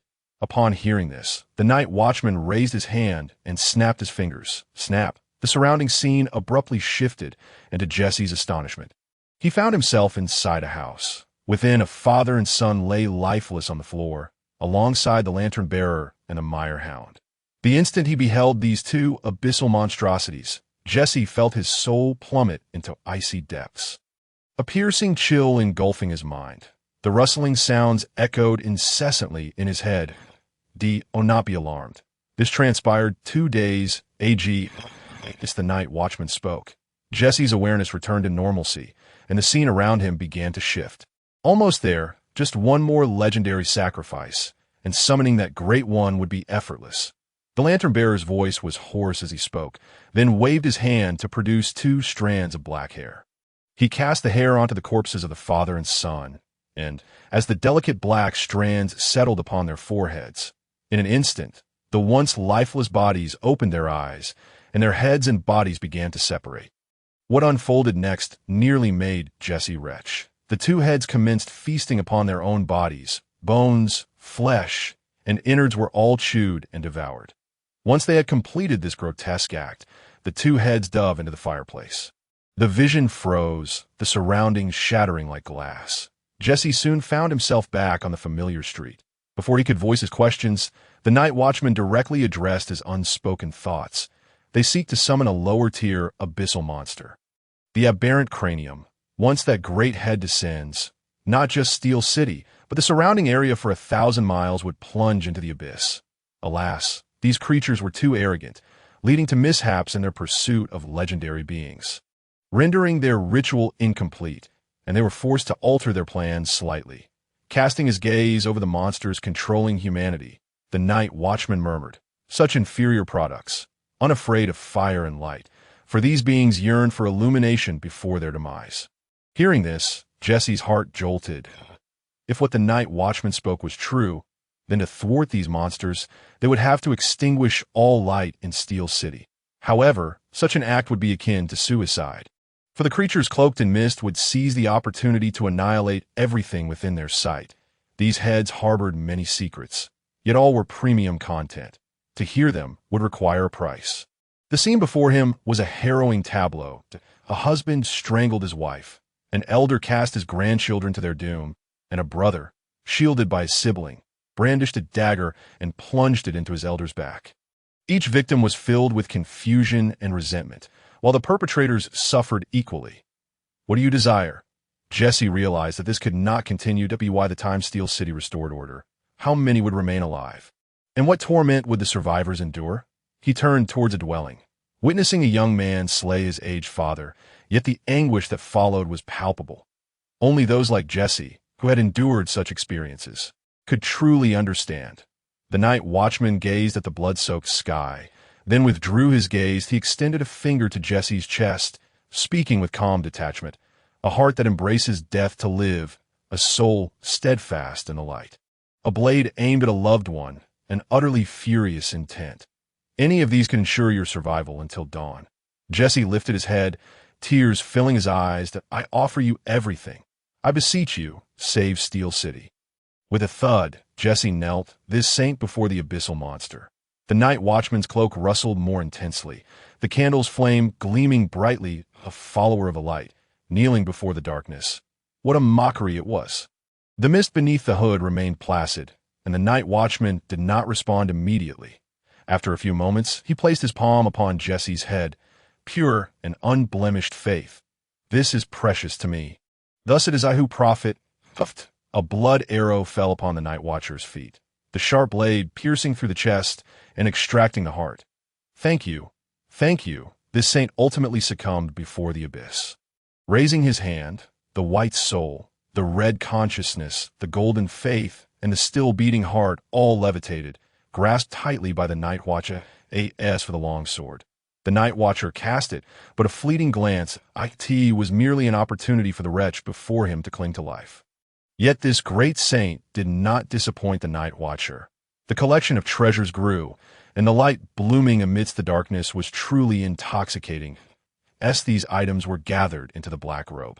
The Night Watcher was ready to fulfill his duty. His figure slowly ascended into the sky, and in that instant, the monsters within the city felt a shift. All high-level abyssal creatures raised their heads.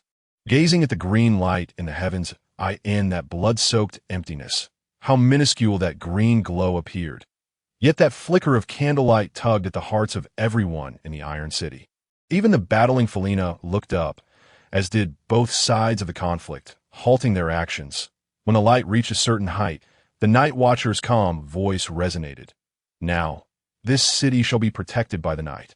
Retreat, monsters! In an instant, the mist that enveloped Iron City was dispelled, and countless monsters wailed as they vanished, their heads unable to withstand the Night Watcher's might, exploding into fragments on the spot. Many high-level abyssal monsters were filled with reluctance. Yet they were powerless against such an existence as the Night Watcher. The lantern-bearer looked up at the praying Felina. Let the crawlers linger beneath the abyss. As the night wind swept in, the lantern-bearer and the multitude of high-level abyssal creatures vanished with it. This final gust carried away the last vestiges of evil. The mournful winds of Iron City fell silent, with the cessation of hostilities. The annual calamity was drawing to a close. Dawn broke. Yet, amid the morning light, Iron City was devoid of any joy at turning the tide. The victory had come at an unbearable cost. Countless families had lost loved ones that night. And the perpetrators were none other than themselves. In the morning sunlight, Lord Elec sat in the street, holding a dagger. My lord, casualties are still being tallied. Agar began, but Elec waved his hand, signaling that further words were unnecessary. Even before the tally was complete, Elec had a rough estimate in mind, informed the treasurer. For each life lost, 10 gold coins. For the injured, 2. And for those permanently disabled, 20 silver coins monthly. Such a generous compensation plan did not move Elec in the slightest. Money was abundant for him.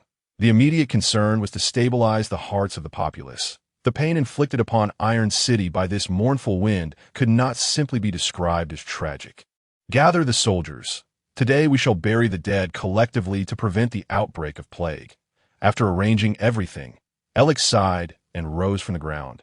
The abyss perpetually suffocated humanity. Was there truly no sanctuary left in this world? The guards watched the Lord's forlorn figure, illuminated by the morning sun, their hearts heavy with sorrow. Soon, Elec's policies were put into action.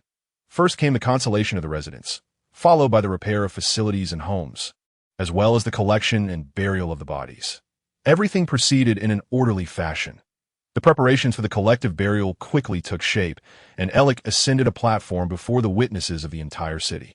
In a speech reminiscent of a self-accusatory proclamation, the morale of Iron City was once again secured. The crowd below wept openly, some fainting from overwhelming grief. Meanwhile, the funeral at the temple was also underway, with the temple elder delivering a eulogy. Dear friends, last night we lost 320 souls. The elder's words were eloquent, yet Leon, seated below, absorbed little of it. His gaze was vacant, fixed upon the body on the platform. It was Jesse. Upon arriving at the scene, Leon stood frozen in disbelief. He could hardly comprehend that Jesse had perished in such a manner. Guilt washed over him, and he wondered how he would face the temple community in the future. The elder's eulogy was brief. Such matters, if prolonged, tended to feel insincere. Once the eulogies concluded, the congregation lifted the body and proceeded to the burial site. After everyone had departed, Leon remained in the central hall, lost in thought. Observing this, Felina shook her head. She understood that her brother needed silence now. Not consolation, to speak words of comfort at this moment would only deepen his guilt. Thus, Felina followed the larger group to the burial site. Leaving Leon alone in the hall, sunlight streamed through the stained glass, casting a glow upon Leon's numbed face. Suddenly, his bloodshot eyes widened, a thought igniting in his mind. Awakening from his stupor, Leon frantically searched his pockets. Soon, he produced a piece of parchment, upon which red symbols emerged. It conveyed the will of that figure. He was an intriguing individual, and his consciousness indicated that he wished for a marble gravestone, one with footprints positioned at. Who was this figure? To be referred to as the Great One by this parchment, Leon felt certain that the individual was no mere commoner. Recalling the sight of Jesse's body, his eyes darkened, his heart missing, yet a smile graced his face. Combined with various peculiarities and the parchment's clue, Leon suddenly pondered who had struck a deal with the Night Watcher, for the Night Watcher would not aid humanity without a price. This notion lingered in his mind, especially the memory of Jesse's eyes. The darkness that enveloped them clearly indicated that his soul had been extracted from his body. He needed to consult the Elder. With a sense of urgency, Leon hastened after the larger group, that he could not allow Jesse's death to remain shrouded in mystery. If Jesse was a hero, then he deserved to pass in a manner befitting a hero, not merely to be buried beneath a simple gravestone bearing footprints. Before long, Leon caught up with the group and maneuvered through the crowd to reach the Elder. Noticing Leon's approach, the temple elder raised his hand to dismiss the others. Once they had all dispersed, the Elder inquired, "What is it?" Bowing respectfully, Leon replied, "Elder, I wish to know how Jesse died. Is it possible that he struck a deal with the Night Watcher?" The Elder paused momentarily, then swiftly regained his composure. You have any leads? Indeed. Leon produced the parchment and translated its contents. Yet merely this was insufficient. He articulated his suspicions as well. Stroking his beard, the Elder gestured for Leon to follow him to a nearby willow tree. Upon arriving, Leon anxiously asked, "Elder, do you believe my reasoning holds any merit?" The Elder, not immediately responding, gazed into the distance where the graves rose and fell. After a lengthy silence, he finally spoke. "It is not a matter of merit. Jesse indeed made a pact with the Night Watcher." "What?" Leon was overwhelmed with excitement, astonished that his suspicion was validated. Grabbing the Elder's arm, Leon implored, "Then what are we waiting for? Let us go to the Lord and ensure Jesse receives a hero's farewell." Suddenly, Leon realized that no matter how hard he pulled, he could not budge the Elder even slightly. Shaking his head, the Elder's expression turned somber. "Child, those who strike deals with the Night Watcher may be warriors, adventurers, soldiers, or common folk, but they cannot be saints." "Why not?" Li Ang's eyes widened in disbelief, as if struck by a bolt from the blue. Turning to the flustered Elder, he spoke. "The Lord of the city seeks a hero of Iron City, not one from the sanctuary." Suddenly, a voice emerged from behind them. "Moreover, the saints cannot bow to the abyss, let alone propagate that Jesse has dealings with the Night Watchman." Eliong, astonished, turned to see his sworn sister. Felina, approaching. The Elder sighed, "Alas, I am powerless. The sanctuary must maintain an irreconcilable stance against the abyss." Leaning against a willow tree, Felina scoffed, "True heroes remain unknown, while buffoons stand atop the hall. You and Elec are not virtuous." In that moment, Leon finally comprehended the truth. These individuals had long recognized Jesse as a hero. Yet, due to their laughable self-interests, this despicable group would never acknowledge him as such.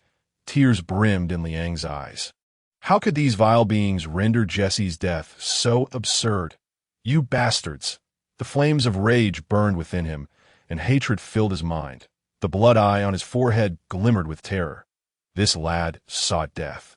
But he would not drag himself into the abyss, although he wished to tempt the boy to fall. With two powerful beings beside him, plunging into the abyss was akin to lighting a lantern in a latrine to search for filth. Without hesitation, the blood eye fell into slumber. Severing its connection with Liang, the parchment also sensed the anomaly, feigning death in haste. Upon realizing this, Liang's heart, once ablaze with fury, turned icy. Iron City, the sanctuary could not rely on itself, nor could the abyss come to its aid. A sense of helplessness enveloped him, and he wept while laughing. With a resounding thud, he struck the willow tree, sending leaves cascading to the ground. Collapsing helplessly, tears flowed freely as Liang choked out. "I am sorry. 3 days had passed since the wailing wind ceased, and Jesse was laid to rest in a simple manner, in accordance with his dear brother's wishes." Liang crafted a gravestone from a large piece of marble for Jesse. Gazing at the footprints on the gravestone, Leon clenched his fists in silence. Felina, witnessing this, urged, "I hope you do not let anger cloud your judgment." Taking a deep breath, Leon lifted his gaze to the cerulean sky adorned with white clouds.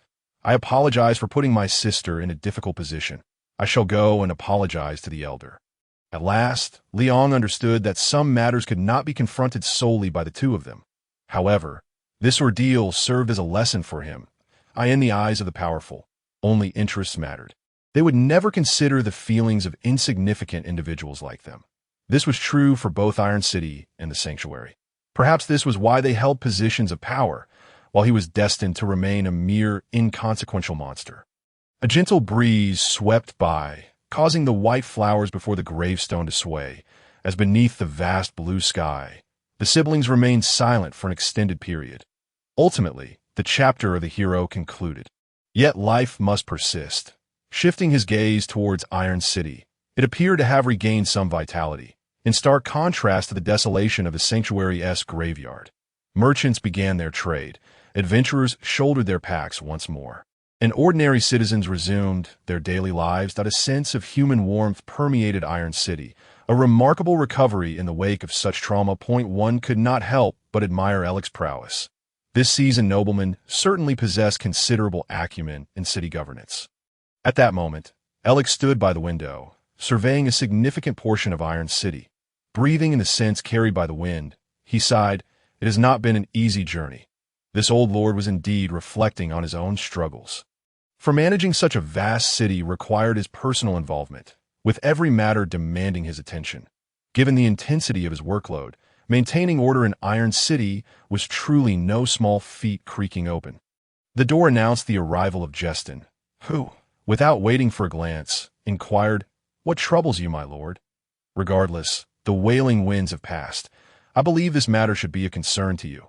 Justin, indeed, proved to be a perceptive pupil, capable of discerning Alec's thoughts. This was for the best. After all, the future steward of Iron City should not be a fool.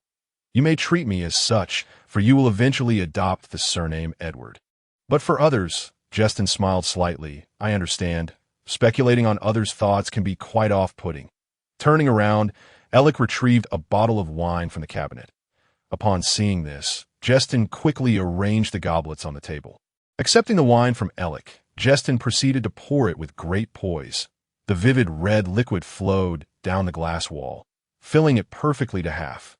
Alec gently swirled his goblet, a smile gracing his face as he declared, "For the prince's birthday, I hope our gift from Iron City will be exceptional." Justin raised another goblet, smiling in response. "A direct military strike may raise suspicions. A declaration of war will serve to veil our intentions. To restore confidence in life, we shall wield our blades against the monsters. After being struck by Iron City, those ruffians will undoubtedly present their gifts willingly." The master and disciple exchanged a harmonious dialogue, then gently clinked their goblets. Amidst the exchange of drinks, Alec began plotting against the Black Iron Mountains. Today was indeed a propitious day for offerings.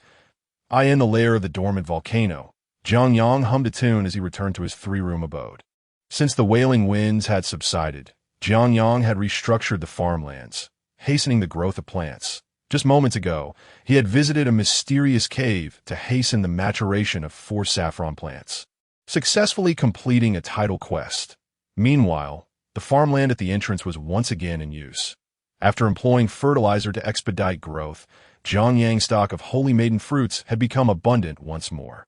All of this was achieved with the consumption of merely 1 bag of ordinary fertilizer and 1 bag of low-grade fertilizer. Although the fertilizer usage was somewhat excessive, Jiang Yang felt anxious without provisions.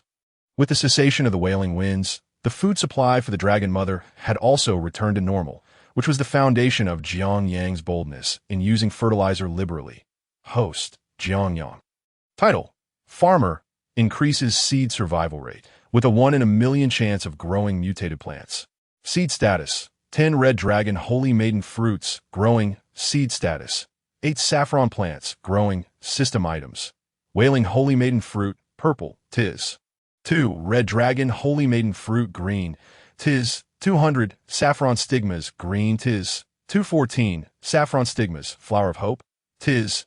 98. Opened, ordinary fertilizer. White tis. 1. Low-grade fertilizer, green tis. 3. Primary fertilizer, blue tis. 2. Ordinary hoe, white. Ordinary watering can, white.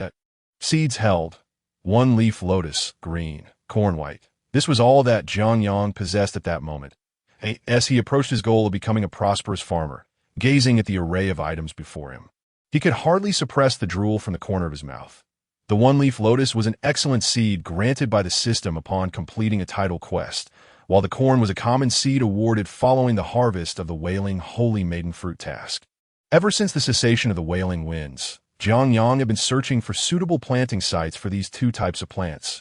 Regrettably, after days of wandering, he had found no suitable locations.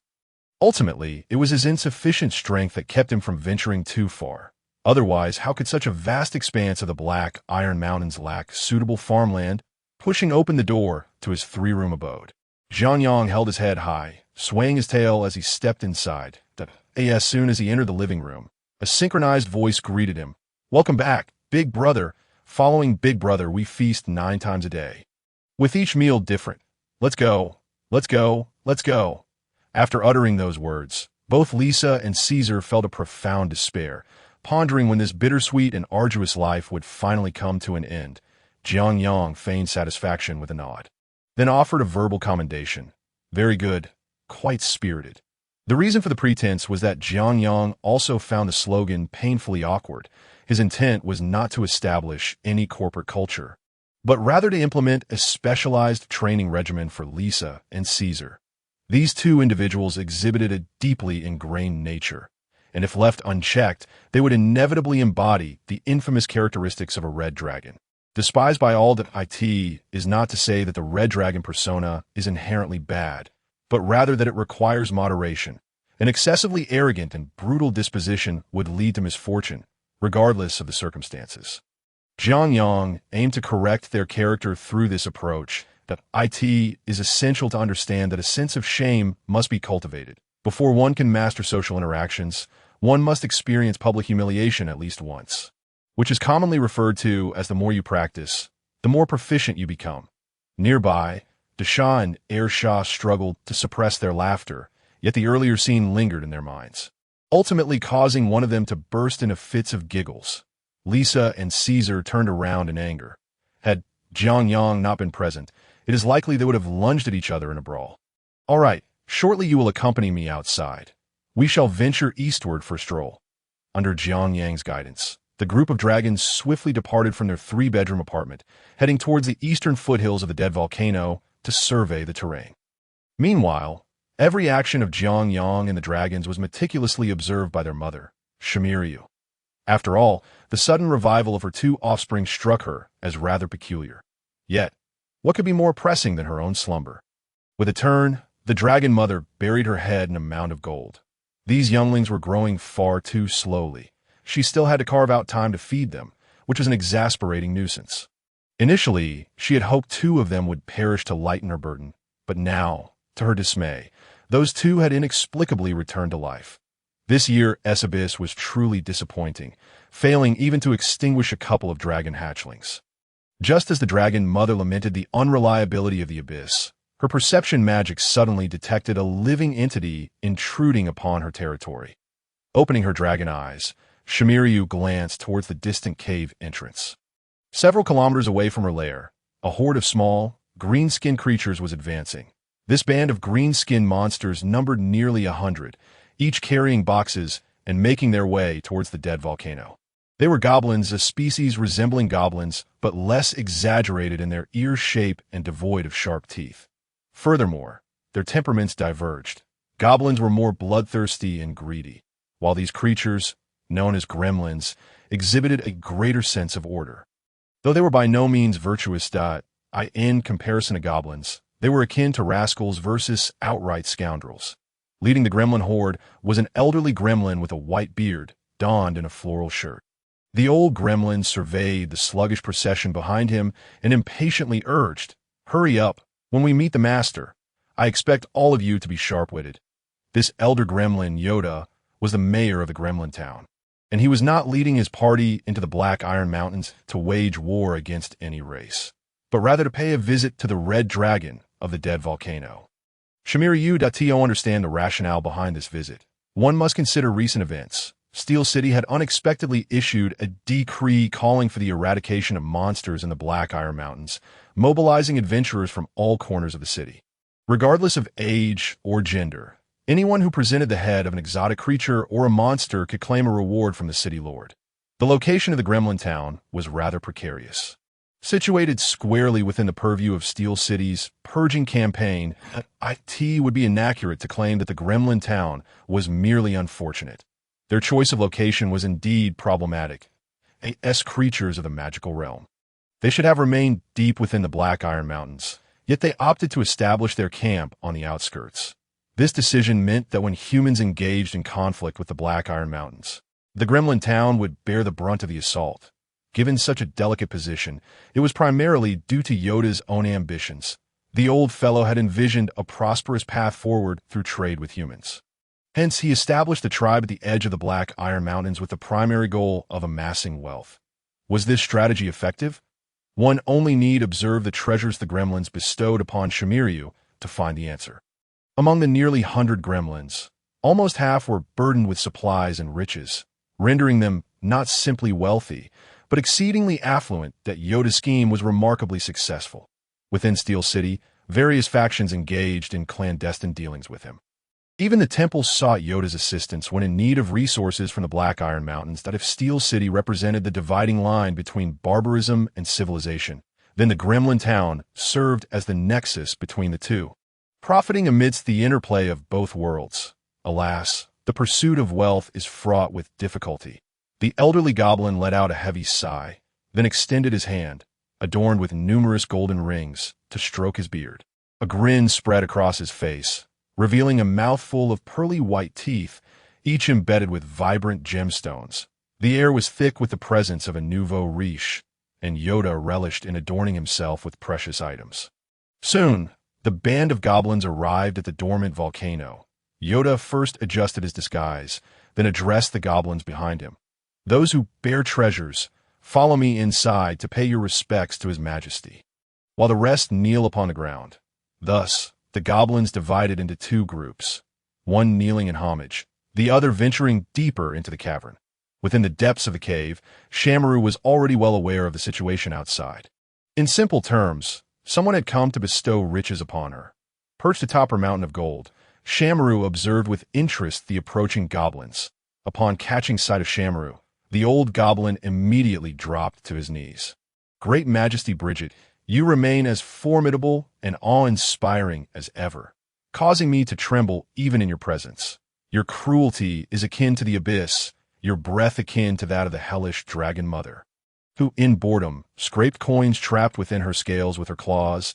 The old fellow's incessant chatter was quite tiresome, nearly causing her ears to develop calluses. Furthermore, Bridget was merely a pseudonym. The dragon mother had a history of pillaging. She would panic without dozens of aliases.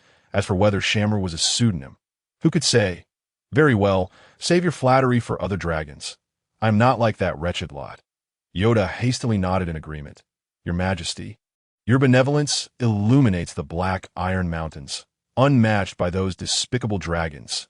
Had you enslaved us, we, the magical beings, would have long since been in utter admiration of you." The dragon mother narrowed her eyes. Sensing that this scoundrel was pushing his luck, feeling the impending danger, Yoda dared not indulge in further flattery and swiftly revealed the purpose of his visit. "Your Majesty, I apologize for the intrusion, but the primary reason for my visit is that our goblin town wishes to submit to your rule. Such a fortunate proposition might have been readily accepted by other dragons without a second thought. But who was the dragon mother? In terms of treasures, she was wealthier than the gods, and in terms of power, she could stride through this realm unchallenged. As for her lackluster minions, they held no interest for her. She had grown weary of flattery since childhood. Only strength, wealth, and comfort were what she desired. Now that she possessed both wealth and strength, the dragon mother simply wished to indulge in languorous slumber. After all, dreams could offer everything. Casting a glance at Yoda, the dragon mother impatiently declared, Leave my lair at once, before I unleash my wrath.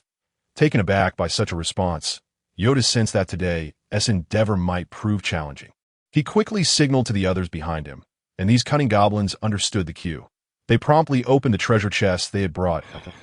As the chests opened, a radiant array of treasures emanated forth: gold, silver, diamonds, gemstones, sharp weapons, and gleaming armor, all present.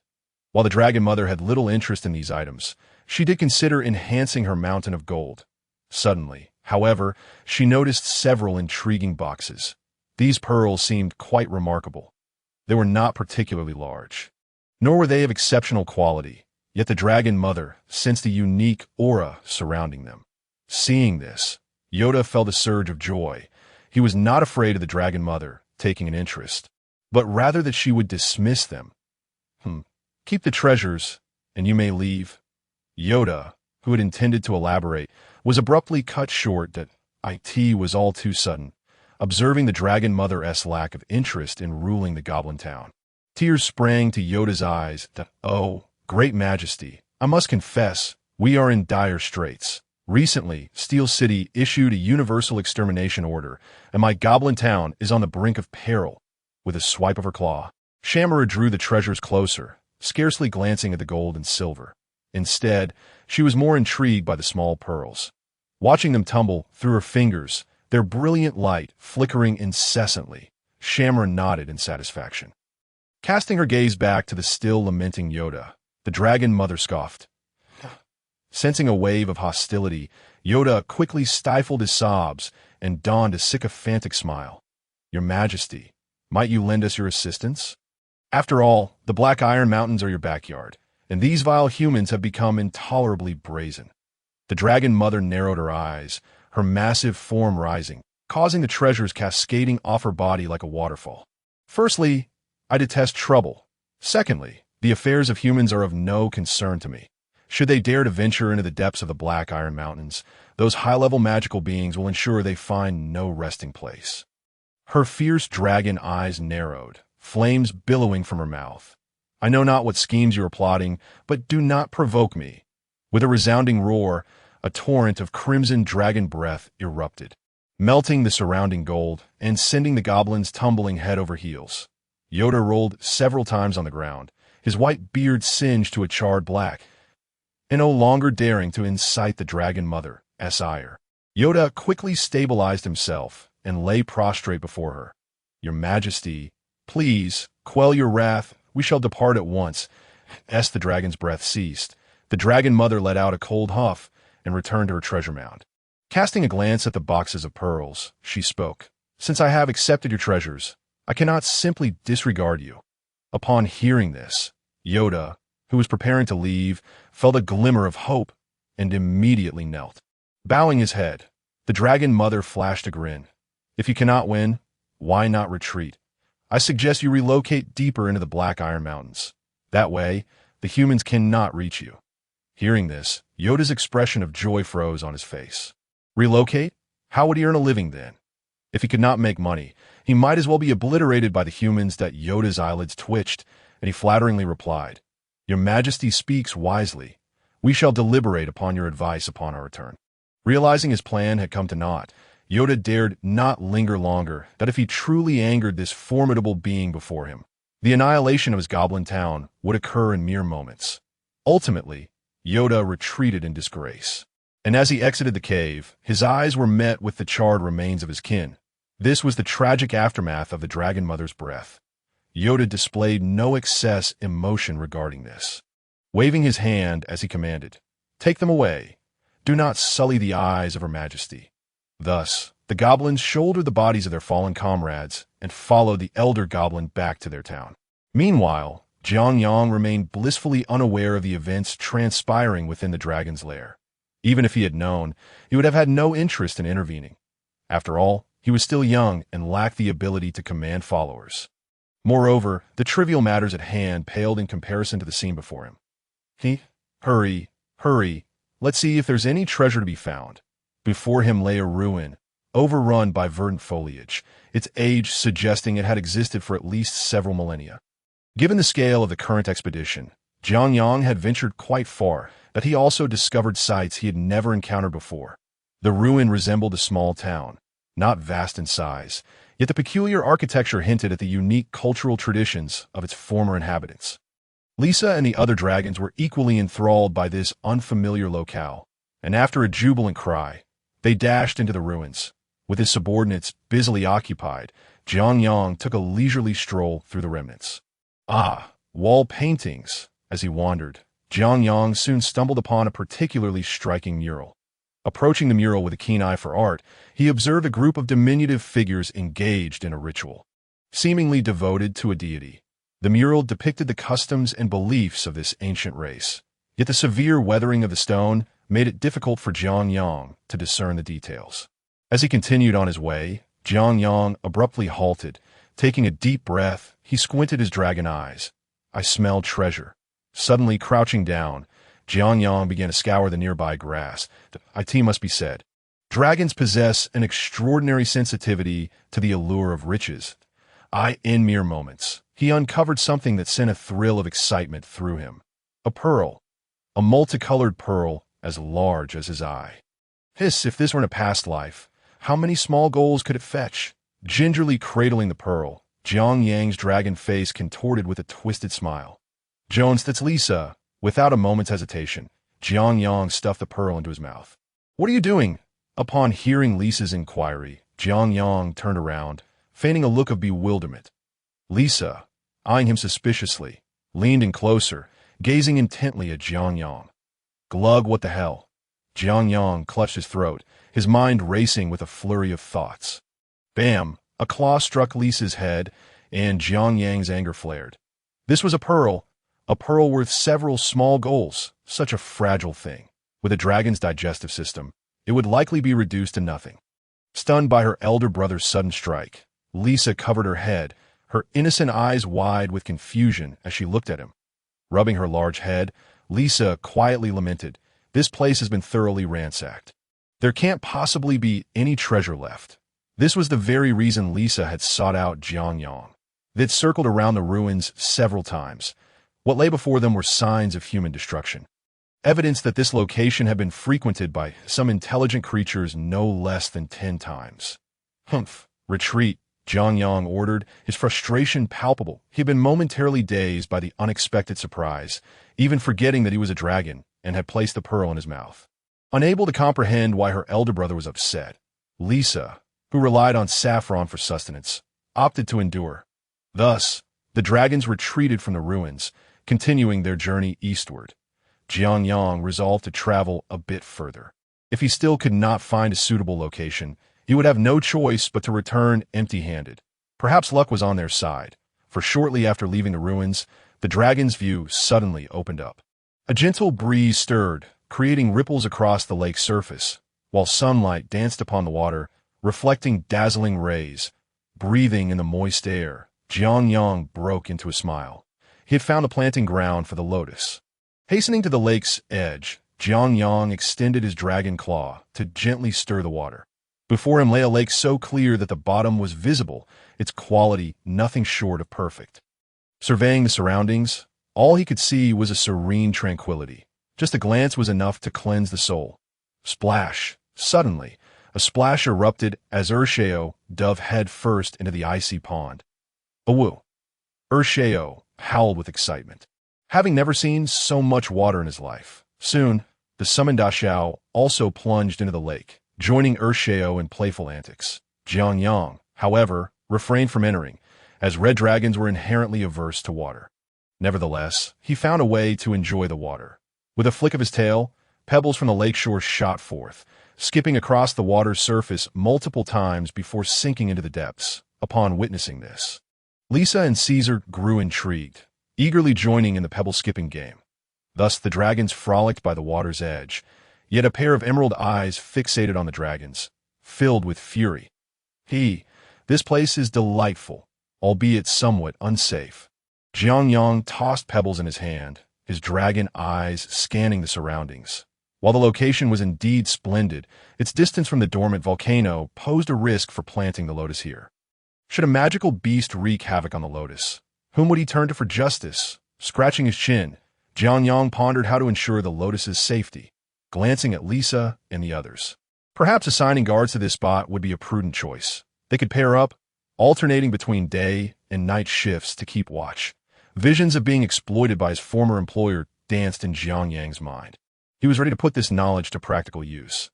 Meanwhile, Caesar, who was busy skipping pebbles, suddenly felt a chill run down his spine, but he sensed a malevolence lurking nearby.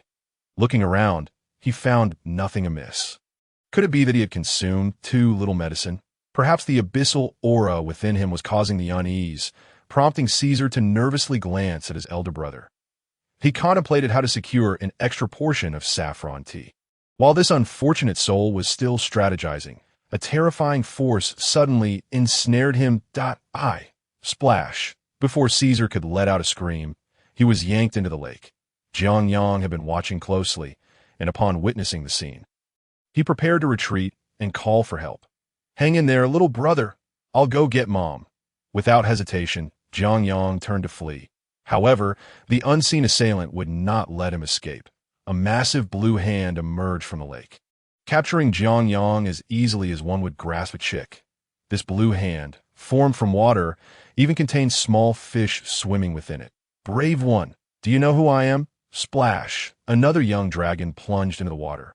Both elder and younger brothers found themselves ensnared, leaving Lisa utterly dumbfounded. If she had not misjudged, that water elemental hand was not mere magic, but a terrifying manipulation of elemental forces. To wield such control over elements in combat indicated that the hidden foe possessed a high affinity with water elements. With a sweeping motion of her tail, a rudimentary magic circle began to form. Red light surged from the magic circle as the surrounding fire elements gathered. Lisa raised her head and shouted, "Behold my great fireball!" Boom! The giant hand reappeared, swatting Lisa down as if she were a fly, instantly shattering her magic circle before she had the chance to unleash her spell. The blue hand seized Lisa by her tail. Hoisting her up, dazed and disoriented, Lisa was unceremoniously tossed into the lake. 3 young dragons had met their demise. 2 dragonlings were unable to escape. Moreover, being submerged in water rendered them as vulnerable as lambs to the slaughter. The young dragon legion, making their debut, faced an unexpected ambush from an unknown creature, leading to their complete annihilation. In the depths of the lake, Jiang found himself trapped within a blue, circular water prison, the surrounding water elements causing him considerable discomfort. Though red dragons despised water, the ability to breathe underwater was a skill inherent to all dragons. Scanning the vicinity with his dragon eyes, Jiang prepared himself to consume the bitter crying saint's fruit. The enemy was too formidable and, moreover, a spellcaster. It was improbable for him, a mere warrior, to contend with such a foe. Only by harnessing the power of the abyss might he stand a chance. Before Jiang could consume the raging potion, he suddenly felt his body levitating. With a loud splash, the water column erupted from the lake. The young dragon army was ensnared by water tendrils. Suspended in mid-air, "Awoo!" Urshao cried out in terror, hoping for his elder brother's assistance. Jiang, wearing a grim expression, thought to himself, "I can barely protect myself, let alone help others that I wish I could be of service. But alas, I am powerless. Damn it. You wretched rat in the shadows, how dare you lay a hand on Red Dragon Caesar? I shall tear you to shreds." The young lad remains as reckless as ever, incessantly taunting the assailants lurking in the shadows. In contrast, Lisa exhibits a far greater degree of intellect than these brutes. She quietly begins to assess the water magic at her disposal, preparing to seize an opportunity to escape. Suddenly, a laugh pierces the air before her. "You great lizards, how audacious you are!" With a sound akin to bursting bubbles, a delicate maiden materializes before them. She is indeed petite, standing at a mere half-meter, only slightly larger than Jiang's head. Gritting her teeth, Lisa sees a fairy, a most annoying creature akin to a fly. The fairy before them possesses long, golden curls, an adorable visage, and emerald green eyes, complemented by dragonfly-like wings sprouting from her back. With a flourish, the fairy adjusts her water element dress, placing her hands on her hips in an air of arrogance. "Humph! I am the lake spirit, known as the Fairy of the Lake. You are the real flies here. Jiang Yang's eyes gleam with cunning. Ah, so you're the fairy of the lake. We meant no offense. Let us shake hands and make amends. Noting Jiang Yang's sly expression, the fairy narrows her eyes. You appear more treacherous than the other red dragons. After a few tentative struggles, she dismisses his cunning. Jiang Yang is merely eager to regain his freedom. Finding that soft words yield no results, he bares his teeth. I advise you to tread lightly. Young one, do not be overly arrogant. The fairy squints, her fingers descending slightly. With a splash, Jiang Yang finds himself thrust back into the air, having swallowed a bellyful of water, with a fierce glint in his eyes. He prepares to unleash the power of the morning saint fruit, intending to show this wretched fairy a lesson. Humph, you must be the offspring of that red dragon from the dead volcano. Despite our previous agreement to avoid one another, you little whelps dare to invade my territory. Do you seek war? Jiang Yang burps loudly, sensing that the situation has taken a turn for the worse. Turning to Lisa, he inquires, what level is this being? Lisa, grinding her teeth, replies, legendary or perhaps a lower-tier demigod. Jiang Yang is at a loss for words, a myriad of exclamations bubbling within him, yet he fears that voicing them might provoke the creature before him. After a moment's contemplation, he realizes that even under the influence of a berserk potion, he would stand no chance. With a resigned glance at Lisa and Caesar, he laments their reckless bravado in the face of such formidable power, nearly leading him into a catastrophic misjudgment. Curse flies! I, the red dragon Caesar, shall remember you. One day, I will drain this lake dry and cast you into molten lava. A swift tail swipe lands squarely on Caesar's face, leaving Jiang Yang speechless. Must this sweetness lack any semblance of sense? Grudges should be held in the heart, not voiced aloud. Noticing the fairy's puffed-up cheeks, Jiang Yang hastily apologizes for his brother's behavior. Apologies. This child has been tainted by the abyss. His impaired reasoning is but a side effect, as you can discern with a mere glance. Having been chastised by his elder brother, Caesar can only lower his head in frustration, cursing the fairy under his breath, well aware of her status as a powerful being deserving of respect before he himself ascends to such heights. Jiang Yang presents what he believes to be a benevolent smile. A misunderstanding. Merely a misunderstanding.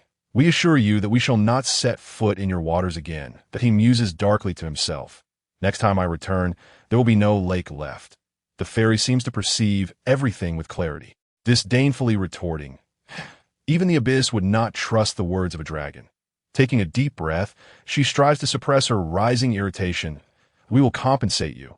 Lisa, turning her head dismissively, remarks, futile. Flies thrive on incessant buzzing. Not on coin. The fairy nods in agreement, only to shake her head vehemently. You are the fly, the one who buzzes incessantly. Our fairy songs are the finest in the world. Hearing this, Jiang Yang's eyes light up. Sheet music. I will trade sheet music for my life. The fairy closes one eye, pointedly ignoring him. Though she does not speak, her meaning is clear.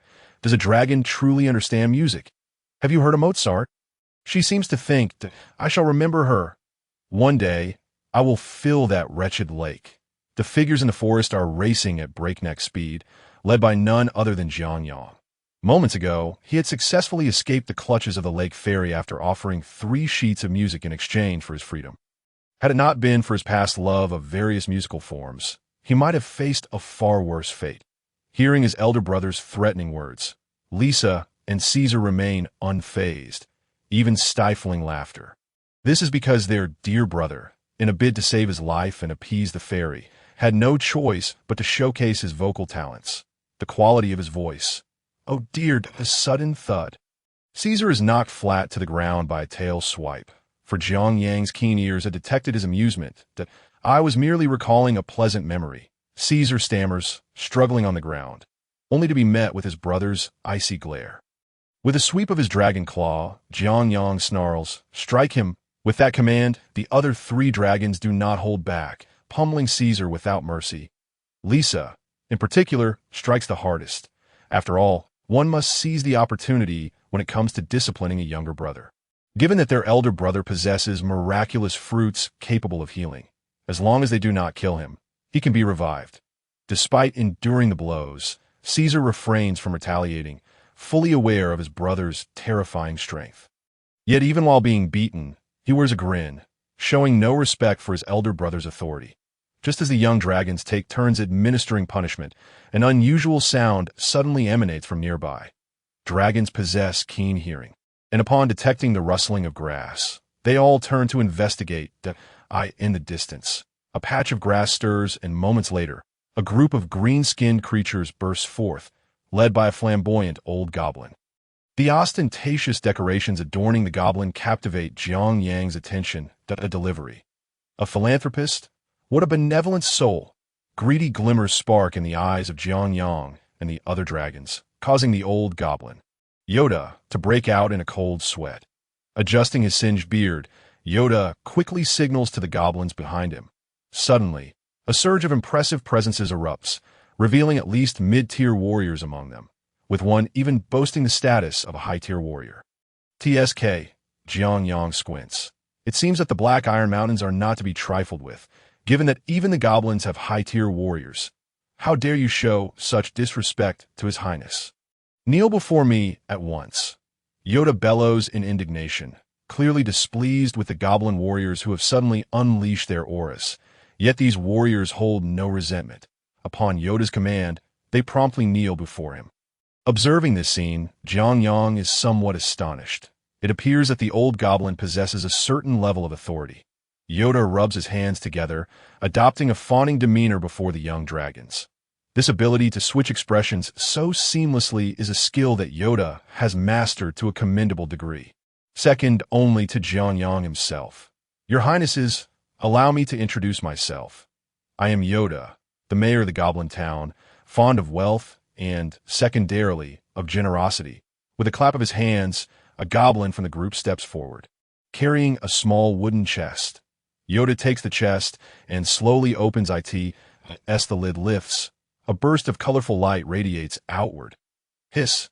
Lisa and Caesar gasp in astonishment. They had not anticipated that this creature would offer gifts. In contrast to the shock displayed by the young dragons, Jiang Yang maintains his composure. He reaches out to touch the small pearl before him and then raises his claw, placing it back down. With suspicion, Jiang Yang lifts his gaze. You scoundrel! You dare to conspire against me! His expression shifts dramatically to one of furious rage, as though he might tear Yoda apart at any moment. The old goblin, taken aback, quickly waves his hands in denial. And no, I would never dare to betray your highness. Jiang Yang grits his teeth, emitting a dangerously low growl. In our presence, you offer but a box of pearls? Surely you intend to harm me. Realizing the misunderstanding, Yoda wipes the sweat from his brow. Fearing his scheme had been uncovered, he hastily bows his head in apology, extending his hand as if to pat his own mouth. It is all my fault. All my fault. Quickly, bring forth treasures for the other 4 princes. Thus, the young dragons each receive a small box filled with pearls. Lisa and Caesar gazed at Jiang Yang with eyes filled with gratitude, as they had never perceived their elder brother in such a grand light before. Yoda, noticing that the gifts had been delivered, promptly initiated his long-conceived plan. The old goblin took a few steps closer to Jiang Yang and respectfully declared, Your Highness, these treasures are merely the remnants offered to the sovereign. Why not accompany me to the Goblin Town? I assure you, upon arrival, I shall bestow upon each of you a cart laden with gold coins. Clutching the wooden chest tightly, Jiang Yang's eyes glinted with avarice as a greedy smile spread across his face. Behind him, Lisa and Caesar's eyes sparkled with anticipation, a cart full of gold coins. They never imagined they would acquire their first pot of gold during their formative years as young dragons. Could any other young dragon achieve such a feat? Observing the excitement of these young dragons, Yoda felt confident that his scheme was secure. However, Jiang Yang, having faced the harsh realities of society, was not one to believe in the notion of free gifts falling from the sky. Is it true? A cart of gold coins, more genuine than real gold? That sounds splendid. Are we going, Your Highness? Yoda gazed at Jiang Yang with fervor, seemingly envisioning the scene of this greedy young dragon falling into his trap. Jiang Yang looked at him with disdain. Of course, I will not go. You take me for a fool. Yoda's face fell. What a peculiar brood of red dragons. None of them seemed enchanted by treasures, young or old. Jianyang then revealed a slight smile. Perhaps if you speak the truth, I might consider it. As for your childish tricks to deceive a toddler, you might as well spare your efforts. Oh dear, it seems you have seen through my ruse. Allow me to repeat what I have conveyed to the Dragon Mother, Yoda implored, hoping that this young dragon would offer assistance to the town. Jianyang tapped the wooden chest in his hands and displayed a thoroughly bored expression. Is that so? Those humans are truly despicable for disregarding our esteemed mother. Indeed, indeed. Lisa and Caesar looked back at Jianyang with pleading eyes, hoping their elder brother would acquiesce. For who among dragons does not cherish wealth? Nodding slightly, Jianyang indicated that he understood their sentiments. The two young dragons' eyes sparkled with hope, turning decisively towards Yoda. Jianyang stated, "No, if our esteemed mother is uninterested, why would we as young dragons concern ourselves?" Gazing at the exquisite pearl chest, Jianyang added, "However, if I were to accept your payment, I cannot neglect my duties. Allow me to offer you a piece of advice. If you cannot fight, then at least learn to flee." Hearing Jianyang's words, reminiscent of the Dragon Mother, Yoda's face twitched in frustration. This sweet bond between mother and son was indeed peculiar. Not a single dragon in this brood seemed normal. Yoda, feeling defeated and outmaneuvered, forced a smile.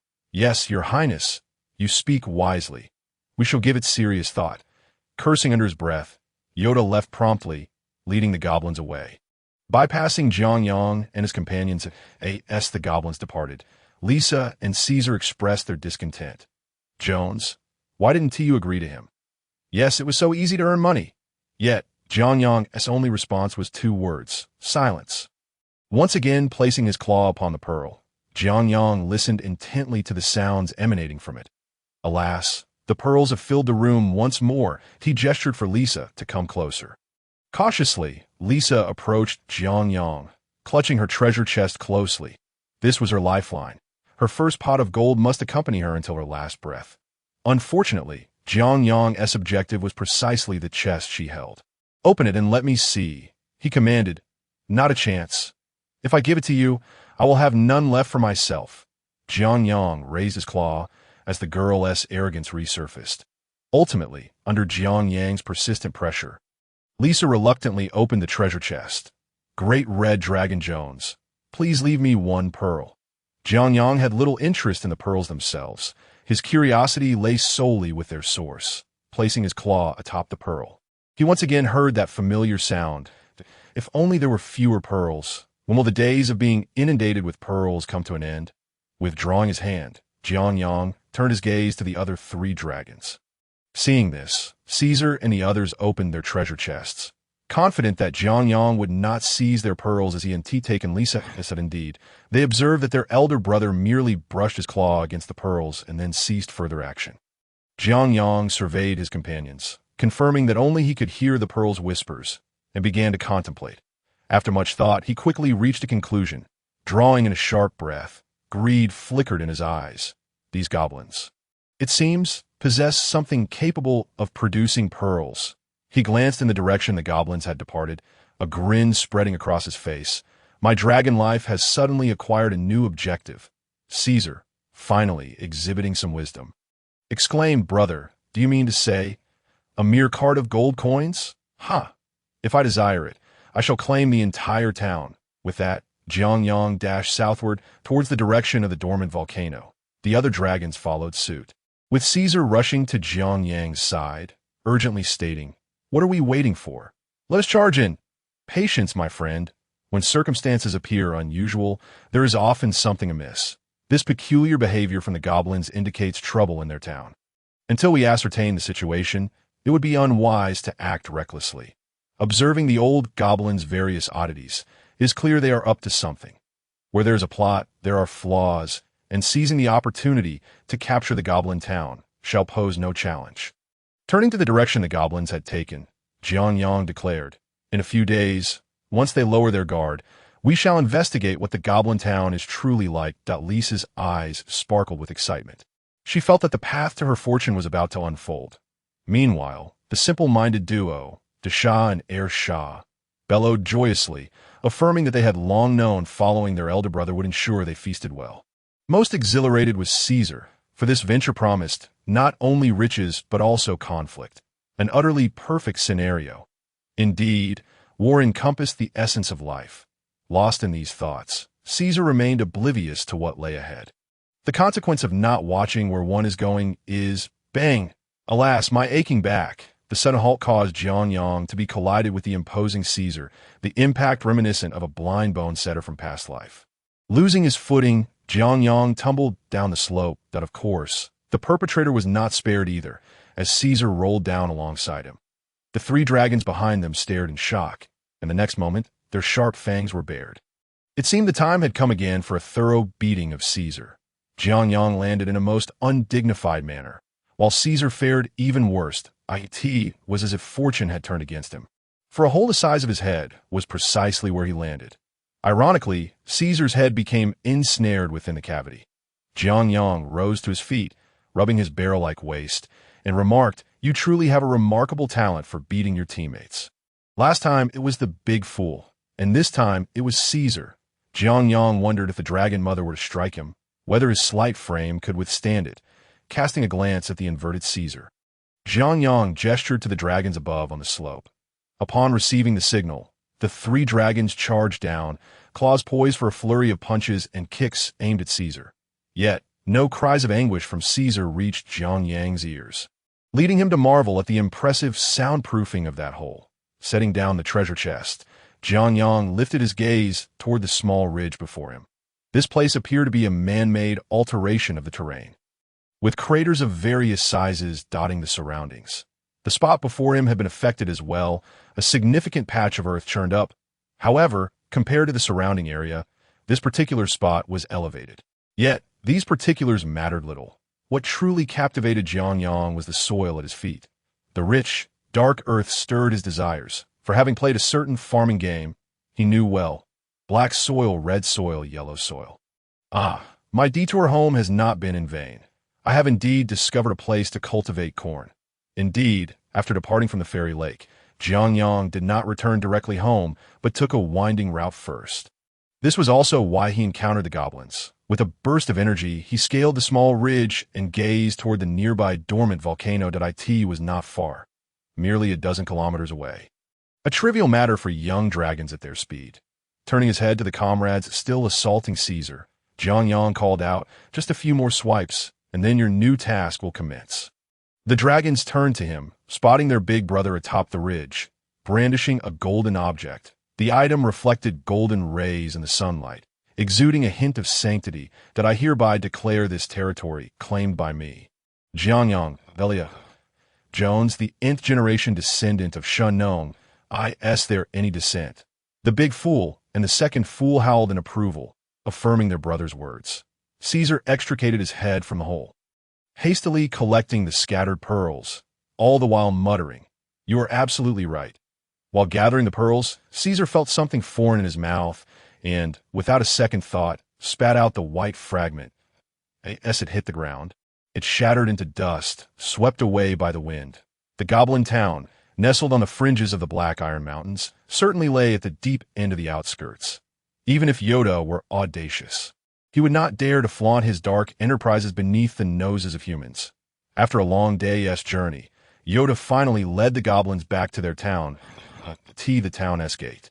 The goblin guards, upon seeing their mayor's return, promptly opened the heavy iron doors. Yoda, with a sullen expression, bestowed no kindness upon anyone. The guards, who had intended to curry favor, quickly lowered their heads, fearful of incurring the wrath of their cruel mayor. As the goblin contingent entered the town, they were greeted by a well-structured array of residential buildings set on the broad streets. A group of goblins busied themselves transporting resources scavenged from the Black Iron Mountains. Due to geographical advantages, the goblin town could entirely forego other industries, relying solely on trade to amass wealth. In this town, every goblin, except for the combatants, even the 3-year-old children, were adept little shrewd merchants. As the goblins noticed Yoda, they all bowed and saluted. Despite being a cunning race, they revered heroes. Clearly, Yoda, who had led them to prosperity, was their idol. However, today their hero was evidently too preoccupied to acknowledge them. He strode directly toward his palace, not wasting a moment. The guards wisely halted outside the palace, daring not to approach the opulent castle. Pushing open the gilded doors, Yoda stepped into the darkened palace. The castle hall was shrouded in shadows, a forbidding atmosphere enveloping this small fortress, which was Yoda's private domain. Without his command, none dared to step within. From the darkness, a figure that distinctly did not conform to goblin proportions emerged slowly. With a thunderous roar, flames erupted around them, illuminating the dark hall. Have there been any developments? Upon hearing the inquiry from the figure before him, Yoda inhaled deeply. None. That individual is beyond my means to offend. And you would do well to heed this caution as well. For now, we can only hope for the appearance of that green dragon. In the glow of the flames, a strikingly handsome man stroked his chin thoughtfully. Clad in a robe of black adorned with silver threads, the intricate silver patterns coalesced into the image of a majestic eagle, indicative of a noble attire from a certain empire. So, does this mean our deal may be in jeopardy? Not at all, Baron Gates. You underestimate my capabilities, replied Yoda. Silvered. Gates was a powerful baron from the Principality of Noah, although the Principality had no direct ties to the Black Iron Mountains. Their exceptional shipbuilding skills had allowed them to extend their reach across the sea. Thus, even from afar, the Principality sought to establish connections with the Black Iron Mountains. Baron Gates served as the vanguard for this endeavor, tasked with engaging with the official merchants of the Crimson Maple Empire. Originally, the plan had been to depart from the western coastal city, landing on the outskirts of the Black Iron Mountains, and following the outer route to the Empire's Steel City. However, upon arriving, Gates, unfamiliar with the terrain, inadvertently veered off course, plunging headlong into the goblin town. Initially, Gates was taken aback by this den of monstrous beings. Yet upon understanding the workings of the goblin town, this astute baron immediately sensed an opportunity for profit, scrapping the original plan to forge a new agreement with the goblins, the cunning old fox. Yoda was pleased with this development, as it meant an additional buyer for his future goods. Furthermore, witnessing the princely representative's grand demeanor, Yoda himself indulged in a rare display of generosity, opting to resell treasures previously negotiated with Elric to Gates. Though he felt a twinge of guilt towards Elric, the offer was simply too tempting to refuse. It was precisely due to Yoda's greed that the decree for a crusade was born. Mr. Yoda, to bolster your confidence, allow me to share some good news. That prized item has caught the eye of the Grand Duke. Upon hearing this, Yoda's eyes gleamed with golden light. The Grand Duke. Who else could it be but the legendary god of war, who could command the heavens? His conviction was validated.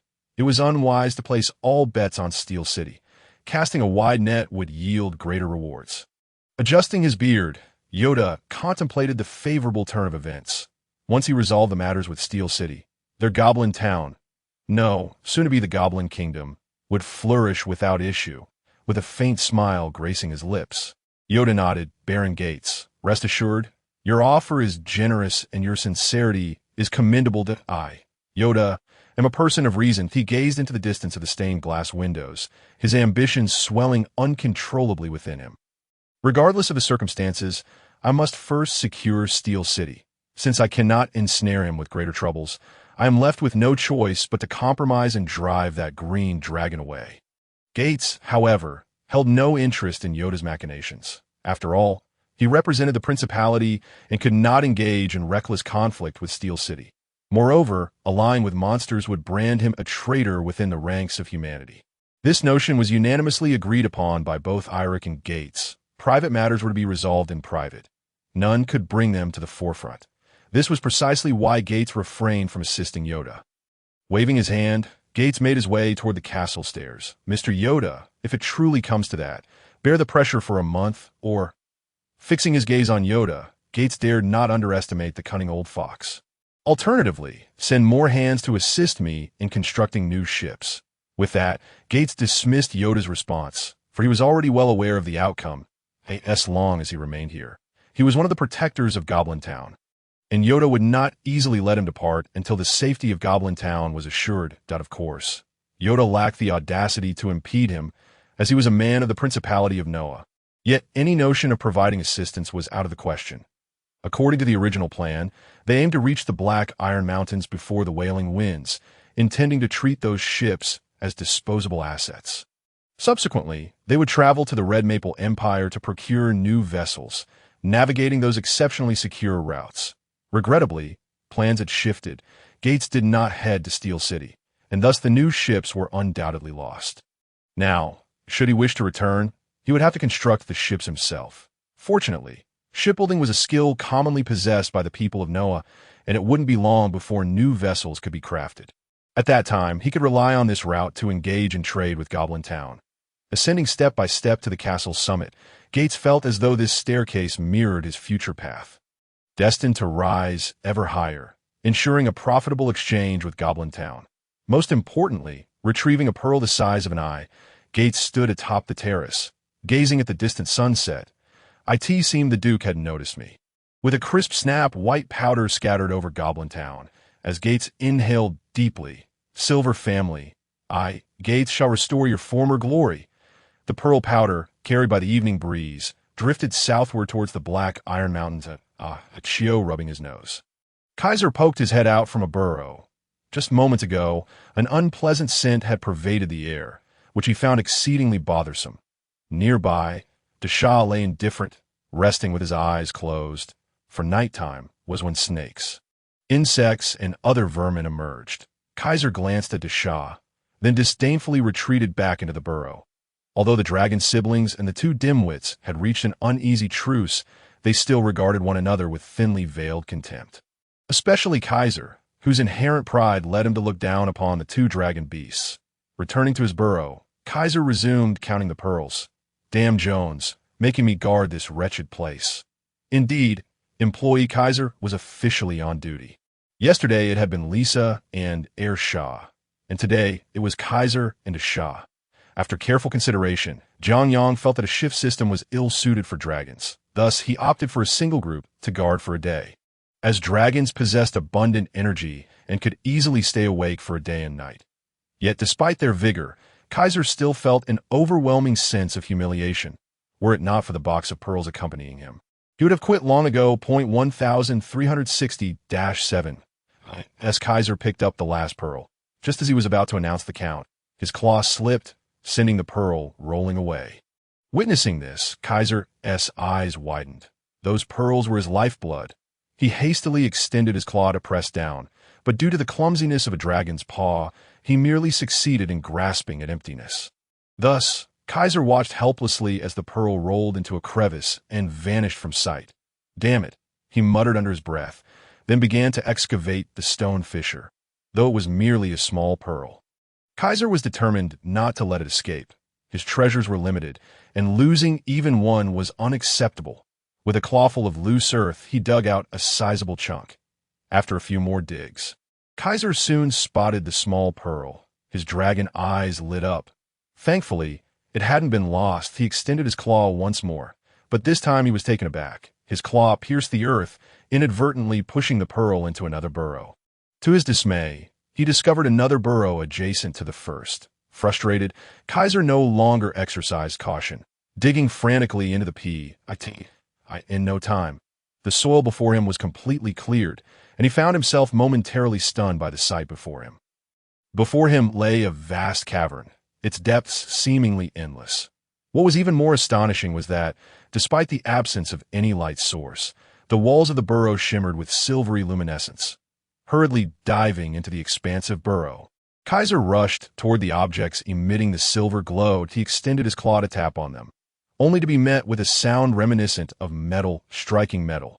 Upon hearing this, Kaiser squinted his dragon eyes. His mind racing with disbelief, he tapped again. Clang! Hiss! To his astonishment, it was mithril. Kaiser was astounded. The objects glowing with silver light were all invaluable mithril. His heart began to race, for he felt he was on the brink of a windfall. "Wait, calm down, Kaiser, stay composed. I cannot rush this." Learn from Jones, that fellow always approached matters methodically. Striving to quell the excitement swelling within him, Kaiser surveyed the densely packed mithril. Ultimately, he reined in his greedy gaze. "Breathe, wait. I must learn to bide my time, that if I start mining the mithril now, These treasures will merely become that scoundrel Jones's bounty, with no benefit to me. Resolute in his decision, Kaiser prepared to conceal the burrow, intending to return once he had matured, particularly after fulfilling his contract with Jiangyang. At that point, he could return and excavate at his leisure. With this thought in mind, Kaiser wiped the drool trickling from the corner of his mouth. Having decided to come back later, Kaiser no longer lingered. After all, his elder brother's loyal dog was on guard above, and returning late could easily arouse suspicion. He swiftly turned to retrace his steps. However, just as he lifted his foot to step down, he caught sight of the entrance he had come through, where a pair of vertical pupils were fixed intently upon him. The Shah, with a swoosh. The vertical pupils vanished from sight. Feeling a chill run down his spine, Kaiser wasted no time in pursuing. This was his discovery of Mithril, and he could not allow his elder brother to find out. Yet, by the time Kaiser emerged, it was too late. He saw the Shah standing atop a small ridge, his chest swelling dramatically, with a roar that reverberated through the air, though it lacked any terrifying presence. The sound would surely reach the dragon lair. Seeing this, Kaiser was left dumbfounded, collapsing onto the ground. It's over my Mithril. In an instant, Kaiser felt utterly defeated, envisioning Jiang Yang's greedy expression upon arrival. Kaiser was not mistaken. Upon receiving news of the dormant volcano, Jiang Yang hurried over with utmost haste. He watched as the Shah, eager to take credit, began to report the situation, while his elder brother revealed his typical capitalist demeanor. At that moment, Jiang Yang rubbed his dragon claws, excitement radiating from his gaze as he looked at Kaiser. "I heard you struck silver?" "Silver." Kaiser scoffed disdainfully. "That worthless thing is hardly worthy of being compared to Mithril." Noticing his younger brother's demeanor, Jiang Yang sensed something unusual. Regardless of what you unearthed, Big Brother will reward you. Upon hearing of a reward, Kaiser's previously dejected spirits suddenly brightened. Based on his elder brother's past behavior, such benevolence was seldom meager.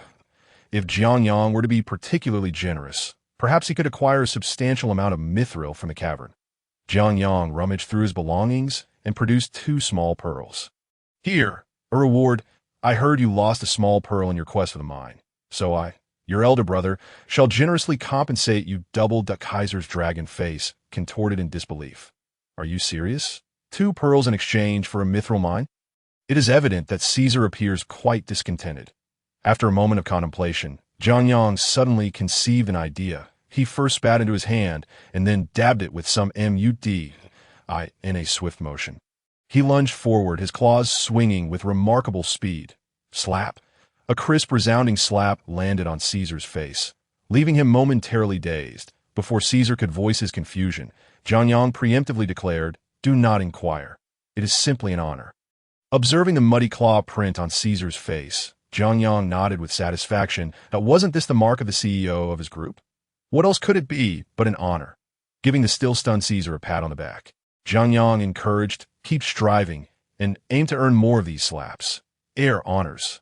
Enraged, Caesar's fury ignited, feeling utterly humiliated. Was he truly being treated like a fool? This Jones was undoubtedly targeting him. That a torrent of resentment surged within him, and he vowed that once he matured, he would ensure his elder brother received due respect. For since it was he who discovered the mine, it would henceforth be his responsibility to guard it. He was determined to serve his elder brother exceptionally well. Caesar forced a smile, even as the stinging pain on his face did little to diminish his admiration for Jiang Yang. This could only suggest that Jiang Yang's method of instilling shame was yielding results. How peculiar! What was that sound carried by the wind? Startled by the voice that wafted through the air, Jiang Yang's dragon eyes darted around in alarm. Meanwhile, Caesar and the simple-minded fellow looked on in confusion, unable to fathom what was troubling their elder brother. The intermittent whispers around him quickened Jiang Yang's heartbeat. He was genuinely repulsed by the abyss. If some grotesque creature were to emerge, he wasn't certain he could fend it off. Moreover, the fruit of the Morning Maiden was currently a rare find, necessitating a certain caution. With narrowed eyes, Jiang Yang turned towards the direction of the dormant volcano. The essence of the abyss, it seemed he had some. The goblin's head he had previously acquired still rested upon his nightstand, emanating an aura of the abyss. Could one cultivate plants within flesh? The mad scientist Jiang Yang had awakened, and his first experiment was of an extraordinarily bizarre nature. Yet, one could only think that Jiang Yang was the only one to place abyssal artifacts by his bedside. Others would typically avoid such things, while he casually consumed saffron tea as if it were water. Taking a deep breath, the murmurs gradually subsided. In truth, Jiang Yang was merely surprised. The sound carried by the wind was oddly familiar. He had simply been too excited to respond immediately. The voice belonged to Pearl, and Jiang Yang was 100% certain. But how could Pearl's voice be entwined with the wind? His ability to hear Pearl suggested a connection to the large pearl within him. Scratching his rear, Jiang Yang felt an insatiable curiosity about the secrets behind Pearl. As for why he was scratching his rear, it was simply because something had nudged against it. Turning to look behind him, he spotted a pale, skeletal hand breaking through the dark soil. Goodness, no wonder this is fertile ground. This what it means to plant corn on a grave? He pondered. Wouldn't that be somewhat unethical? With a swift kick, he buried the skeletal hand back into the earth and flicked his tail as he made his way to the top of the small ridge. As long as I pretend not to see it, I remain a good child. Caesar and the simpleton gazed at their elder brother, perplexed by his erratic behavior. Was he perhaps influenced by the grotesque head on his nightstand? Jiang Yang ascended the hill and sprinkled some fertilizer onto the corn. Observing the vibrant green corn shoots, he nodded approvingly. Splendid. They were full of vigor on the summit. There were about 200 corn plants. And in Jiang Yang's memory, each plant could yield numerous ears of corn. One ear could produce hundreds of kernels, and converting those kernels into seeds wouldn't require much. If this yield continued, his prosperous farming life would soon be realized. Jiang Yang wiped his mouth in anticipation, eager to see what the system would produce. Even if the corn turned out to be ordinary, he wouldn't suffer any losses. With such a yield, he could dominate the world with corn, seizing all food markets. When other crops failed to generate profit, his corn would monopolize the market. In that eventuality, he would hold the lifeblood of various races in his hands. Jiang Yang couldn't help but marvel at his own commercial acumen. He had effortlessly devised a method to conquer the world. Below the ridge, the simpleton voiced his concerns, fearing that his leader's mind might be slipping. Caesar, however, looked on with burning ambition. If his elder brother was foolish, wouldn't that elevate him to the role of elder brother? Just moments ago, he had vowed to serve Jiang Yang well. Yet now, with the prospect of advancement, Caesar's true ambitions were laid bare. Caesar, seeing you so cheerful, it must mean you particularly enjoy this place, yes? What? Caesar blinked, suddenly gripped by a sense of foreboding. Sure enough, Jiang Yang continued, then henceforth you shall reside here permanently, with Lisa and the others taking shifts. Upon hearing this, Caesar was utterly bewildered. Was he joking? Although this location was not far from the dormant volcano, it was hardly close. Given his mother's lazy disposition, it was likely she wouldn't come to his aid should trouble arise. Elder brother, perhaps we should reconsider. No need for reconsideration. I have faith in you. Those words chilled Caesar to the bone. Jiang Yang believed in him, yet he lacked faith in himself. The Black Iron Mountains were hardly a pleasant locale. It was fraught with peril. The mindless high-ranking monstrosities wouldn't care whether this young dragon had any backing. They only cared about which parts of him were most delectable, ignoring the despondent Caesar. Jiang Yang turned his attention back to the flourishing corn. After confirming that the plants exhibited no issues, he hastily departed the small ridge, for he had a grand experiment to conduct, extending his claws. Caesar attempted to retain his elder brother, but all he could see was Jiang Yang's nonchalant figure retreating into the distance. Curse you, Jones, always targeting me, he muttered, seething with frustration as he turned and burrowed into the earth. Who needed to tend to Jiang Yang's plants? He'd rather explore the mithril mine. Thus, Caesar brazenly began to slack off. As for the simpleton, he was more than willing to comply with his elder brother's directives. After all, Jiang Yang had also assigned him the duty of guarding the mine. It was not his concern if the other didn't tend to the plants, as long as he fulfilled his own responsibilities. The simpleton raised his head to survey his surroundings. Night had fallen, and logically, the timid herbivores should have begun foraging. Yet, not a single creature, neither herbivores nor serpents, insects, or rodents, was in sight. How strange, he mused, before once again laying down. His nostrils flared slightly. The simpleton's sense of smell was far more acute than his hearing. After carefully discerning the scents in the gentle breeze, he confirmed the absence of any living beings. However, Desha did not let his guard down. It seems that tomorrow he must report this peculiar situation to his elder brother. The moonlight cascades upon the ground, cloaking the entire world in a silvery veil. Tonight is a night of the full moon. On the small ridge, corn stalks, now half a meter tall, sway gently in the wind, their leaves rustling softly. Down the ridge, Desha remains oblivious to the fact that the roots of the corn plants have turned pitch black. In the cornfield, white bony claws break through the surface, slowly reaching towards the nearby corn stalks. Crack! The bones shatter into fragments, perhaps due to age, rendering them frail and brittle as the bone powder settles to the ground. It merges with the earth, greedily absorbed by the corn. This scene repeats incessantly in the cornfield, yet neither Caesar, hidden in the underground, nor does Shah.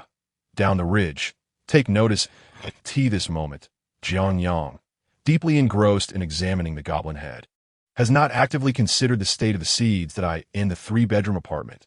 Jiang Yang is troubled by the goblin head before him. How is it that this damned abyssal monster has such a hard skull? Even my invincible supreme deity, wielding a shovel that deals 999999999 damage, trembles before it. Indeed, all abyssal creatures are freaks. Are all abyssal beings freaks? Only a true abyssal creature can provide the answer. Somewhere in the black iron mountains, a tall figure wielding an iron shovel swiftly navigates through the forest. Despite his imposing size, the dense trees seem to vanish before him, allowing him to pass effortlessly. Suddenly, this 3-meter-tall giant halts, impatiently turning his gaze towards the west. There is a fluctuation of life. Sigh, perhaps it will add some amusement to my miserable working life. Donning a blood-stained sack over his head, the Undertaker announces his intention to get to work. White mist erupts from the Undertaker's body, instantly enveloping a small patch of forest. Within the woods, a group of goblin warriors marches forward, torches held high. Fuck. Damn it. Today, we'll likely return empty-handed. What are we to do about the mayor's orders? The goblin squad leader grinds his teeth, glaring angrily at the insipid mist before him. Suddenly, a cold wind sweeps through, sending shivers down the spines of the goblins. This squad consists of 7 goblins, with the leader being a low-level warrior, while the others are robust individuals. One goblin, trembling, surveys the surroundings and nervously exclaims, "Captain, I can't shake the feeling that this scene is eerily familiar. Could it be the abyss? Ugh." It's long past the time of the wailing winds. There shouldn't be any abyssal monsters lurking about. The Undertaker, hiding behind a tree, thinks to himself that such words should not be uttered. Rubbing his large head, it appears these goblins are still unaware of that unsettling news. But then again, even the Holy Temple is oblivious. They have discovered a way to emerge from the abyss without relying on the wailing winds. A glint of malice flashes in his dark eyes, and in the next moment, the Undertaker vanishes from sight. When he reappears, he stands before the goblin captain. The goblin captain, bewildered, scratches his smooth head and inquires, "Ogre, or a drifter?" The Undertaker remains silent. Does being larger automatically make one an ogre? This goblin seems a bit dim-witted. You have someone you cherish? Upon hearing the Undertaker's question, the goblin squints and erupts in anger. Cherish? More like a guaranteed meal and lodging. 200 pounds of meat a day, reporting to the goblin town, with the task of unloading goods. Well, it seems this fellow genuinely believes himself to be a beggar. But it's understandable. He currently lacks the aura of the abyss, the most apparent marker hidden from view, making it normal for this goblin not to recognize him. However, aside from the suppressed aura, the Undertaker remains unchanged. One last time, do you have someone you cherish? The goblin captain instantly draws his short sword, pointing at the Undertaker's knee, and shouts, "Do you believe I won't jump up and stab your knee?" Cherish my foot. Doesn't the mayor say that if one doesn't act for oneself, they will perish? Cherishing someone only slows my sword's draw. Bang! With a single strike of the shovel, the goblin captain is reduced to mere soil. The Undertaker, with eyes devoid of emotion, seems to have crushed not a life, but a stone beneath his heel. Casting a glance at the stunned goblins, he shakes the mud and blood from his shovel.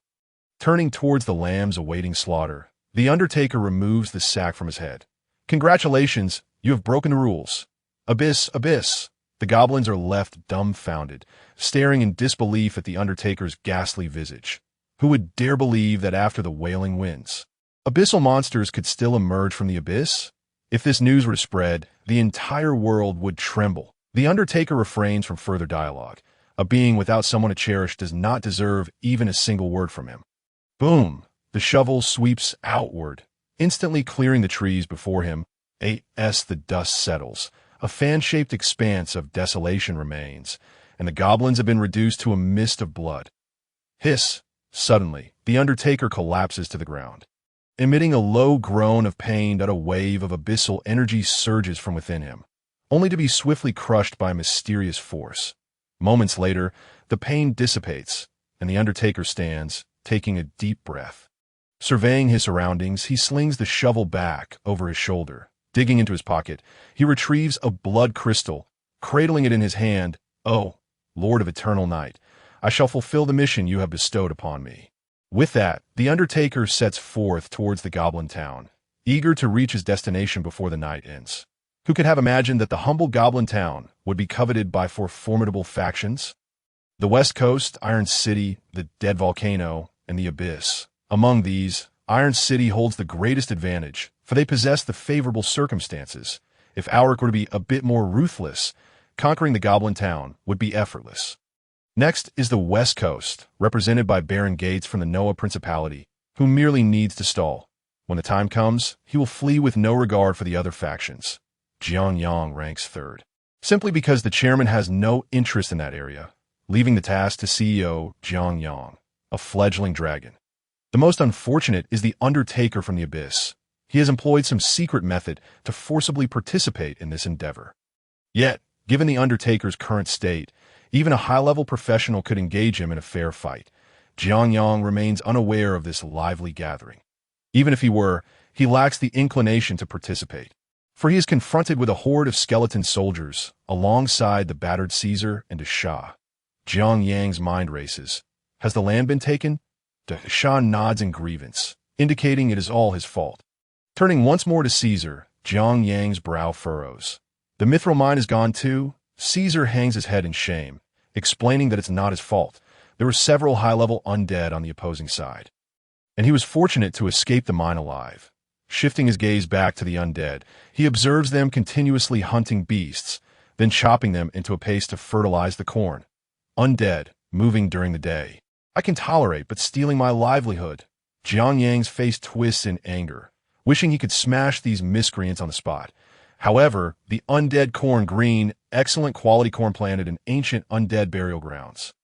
A favorite of the undead. Undead. Since consuming the undead corn, I no longer gasp for breath, nor does my heart race. Even my bones have hardened. Effect. Increases undead resistance to light, enables sustainable body repair, and enhances soul power. Well, it seems this corn has become exclusive to the undead. Even if Jiang Yang were to charge in now, it would be futile. All 200 stalks of corn have vanished. Gazing at the undead that nearly occupy the small ridge, Jiang Yang contemplates the likelihood of enlisting the Dragon Mother. After careful consideration, the chance is 0. Plan away. You are the masters of farming. With that, Jiang Yang turns his back on the small ridge, and the Shah and Caesar lower their heads, hastily following in their elder brother's footsteps. How, the Shah inquires, are we truly leaving this place to the undead? Upon hearing this, Jiang Yang grinned broadly. What can they possibly cultivate? By the time these 200 stalks of corn wither away, they'll be lucky if they can even devise a seed with those dull minds of theirs. I'll write my name backwards if they manage it. At this moment, Jiang Yang had already mapped out the fate of this group of specters in his mind with crystal clarity. Lacking a system, yet aspiring to cultivate system plants. What a naive notion.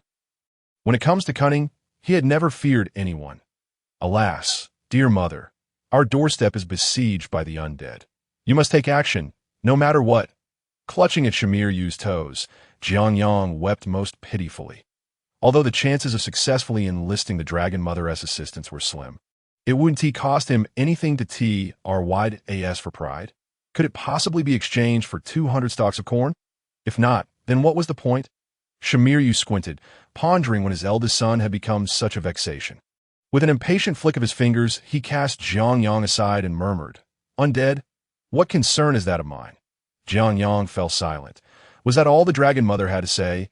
Moreover, with the undead wreaking havoc at his doorstep, disturbing the feng shui and tossing things about, taking a deep breath, Jiangyang realized he often behaved in a similar manner.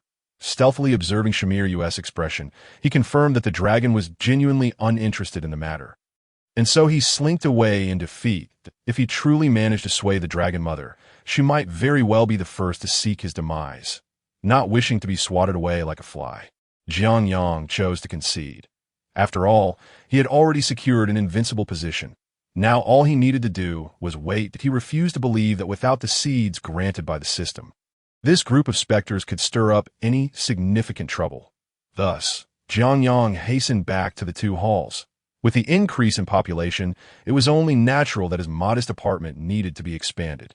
Upon returning indoors, he quickly made his way to the war chamber. Ahem, we shall officially commence our second roundtable conference. With a sweep of his tail, he knocked all the plans for the lake-filling project off the stone table. Watching those painstakingly crafted tree bark plans scattered to the ground, Lisa wore a thoroughly vexed expression. For now, the lake-filling project is temporarily halted. Our next objective must be to combat the undead with unwavering resolve.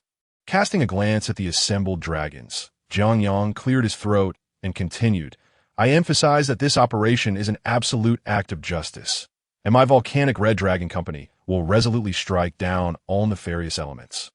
Fiercely defending the integrity of our volcanic territory, Lisa and the other dragons appeared utterly bewildered. Although they could not comprehend their elder brother's words, the gravity of his proclamation resonated strongly. Jiangyang raised his claw and declared, I shall not coexist with evil. The dragons fell into silence, then subtly distanced themselves from Jiangyang. As the elder brother begun again, is there truly an existence more wicked than evil itself? Do you have any objections? Elder brother, what exactly do you mean by justice? Jiangyang's dragon eyes narrowed. Those who offend me shall meet a bitter end.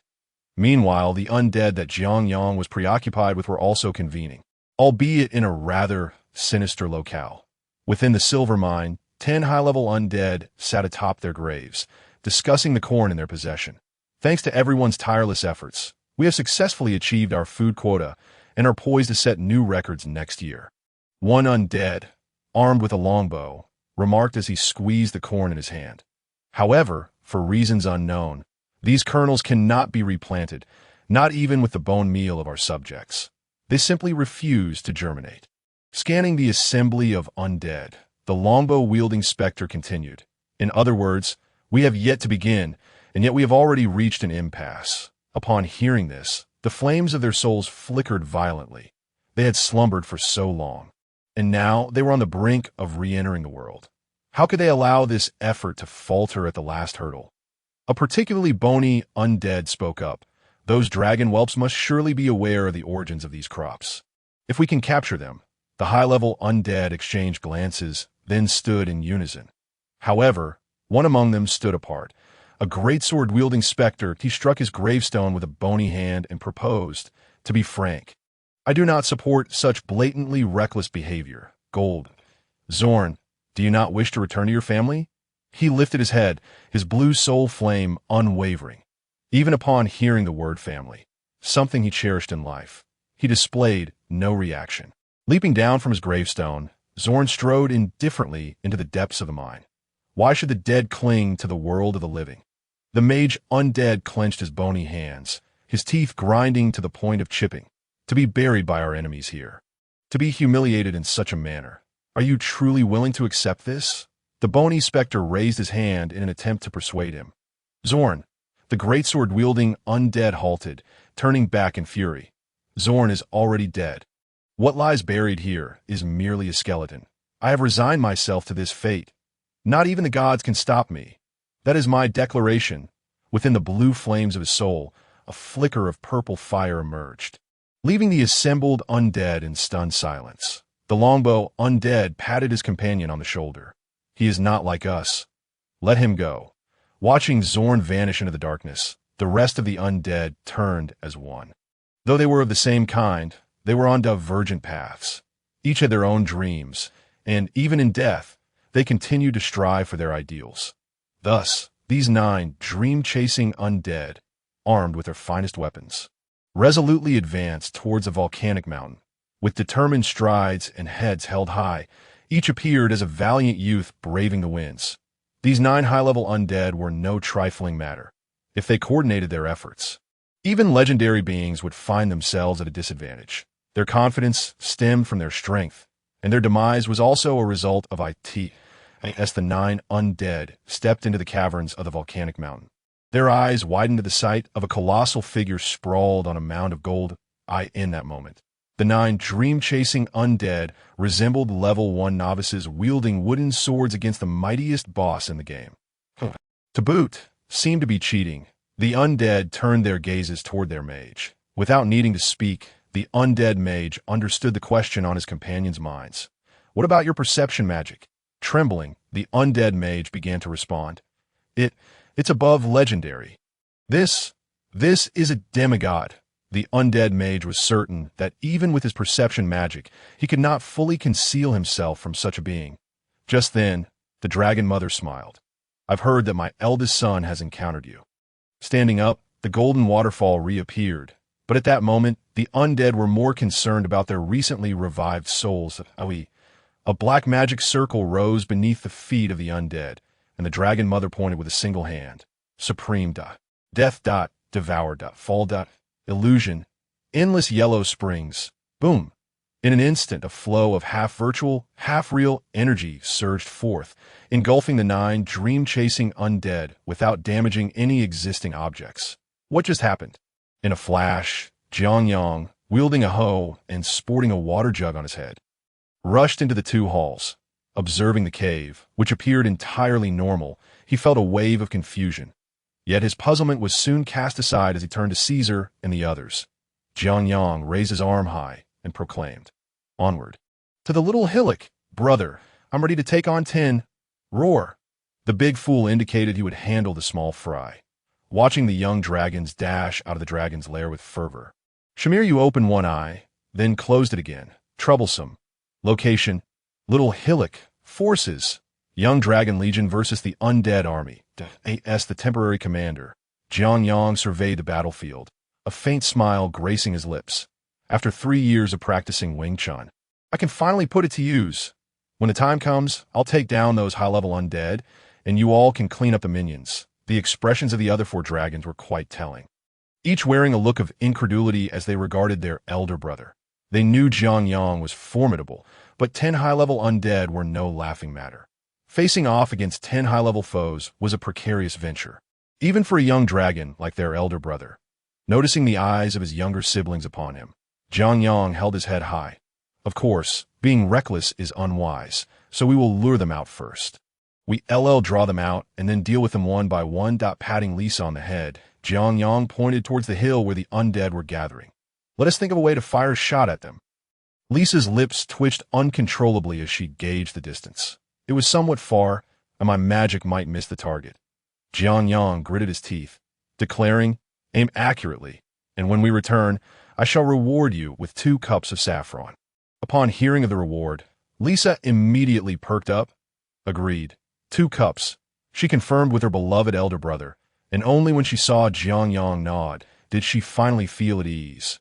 Hastily, she began to draw a magic circle on the ground, stating, "The explosion spell requires some time. Half a minute will suffice." Among the 3 young dragons, Lisa possessed the highest mastery of magic and the greatest innate talent. Meanwhile, Caesar had also learned numerous draconic spells, yet was currently unable to cast them, as he was still a young dragon. As for Jiangyang, to be frank, aside from learning how to show off like his predecessors, he had forgotten nearly everything else. Even now, he could not recall his full name. Before long, Lisa's magic circle was completed, and the elemental energies around them began to converge frantically. The earth and fire elements were the most agitated. The nearby soil trembled, and the temperature soared sharply. Witnessing this scene, Jiangyang hastily adjusted his water jug helmet to avoid injuring himself later. "Lock on and blast it," he commanded, retreating to a safe distance with such speed that even Caesar was taken aback. He could not comprehend why.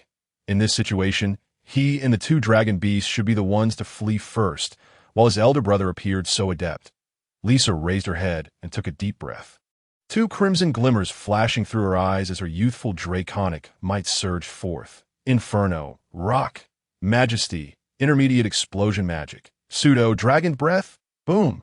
A crimson pillar of fire erupted instantaneously, and in that blazing light, the rocks were dissolved into liquid. The two elements merging flawlessly to be able to unleash such powerful magic in her juvenile state. One could only marvel at her genius. Moments earlier, on the reverse side of the ridge targeted by Lisa, a skeleton was leisurely munching on corn. This skeletal being sat with its legs crossed, humming a tune, a massive sword propped beside it. Crunch, crunch, the black kernels of corn were crushed by its teeth. Transformed into spirals of black mist absorbed by Zornta. It's been ages since I basked in sunlight. When was the last time? Must have been 300 years ago, habitually wiping its smooth skull. Zorn lamented, so long without sunlight. I can still feel the warmth. What a peculiar world it is. Boom! Flames engulfed the ridge in an instant, and within moments, the epicenter of the explosion was utterly annihilated. Red-hot lava splattering like a crimson rain. Amidst this sanguine deluge, white bones flew through the air. After all, these lowly undead stood no chance against the explosion magic. Under the explosive spell, their bodies shattered. It all seemed so reasonable. In the distance, the young dragons ascended the slope, exhilarated by the horrific scene. Zhang Yang cupped his hands to form a telescope, scrutinizing the billowing smoke. Well done. I shall treat you upon our return. Breathless, Lisa chimed in.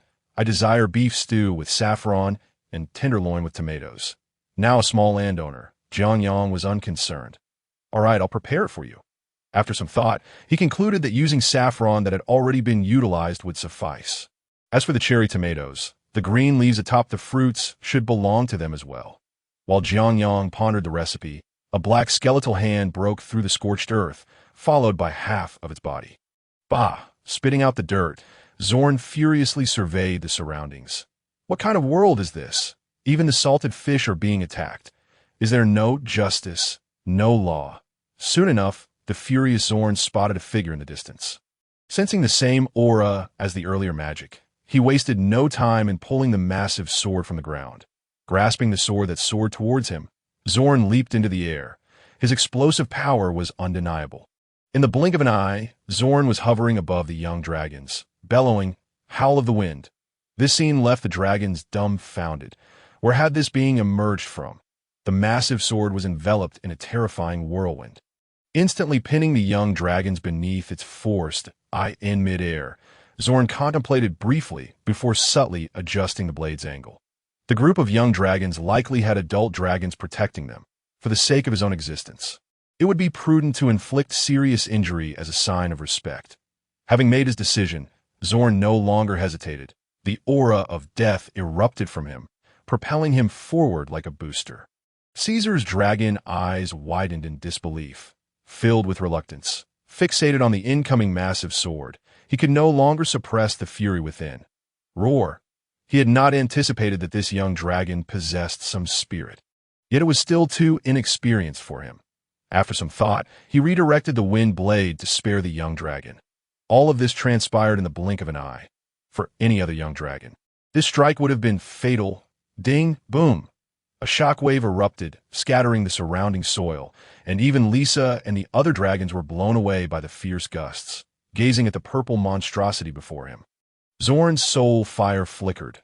This was the oppressive aura of the abyss. Yet it was broad daylight. Why was an abyssal creature present? Bang! The two figures retreated, maintaining a distance of 100 meters between them. Zorn hoisted the massive sword, addressing the creature from the abyss. Why can you appear in the sunlight? Licking his lips, Zhang Yang revealed a fierce expression. Aren't you the same? Zorn paused, realizing the truth in the words spoken. Undead and abyssal beings were engaged in combat beneath the scorching sun. Who would believe such a tale? Zhang Yang suddenly appeared before Zorn, his sharp claws sweeping forth. Today, your bone shall become my broth. Then let us see. Boom! A ridge was flattened as Jiang and Zorn's figures once more intertwined. A dragon and a man stood atop opposing ridges, the howling wind carrying an air of impending doom. The two had already reached the midpoint of their battle, each having thoroughly assessed the other's capabilities 1,000 meters away. For young dragons observed the clash. Lisa, well-versed in various matters, was the first to speak. That undead retains such remarkable proficiency in its former profession.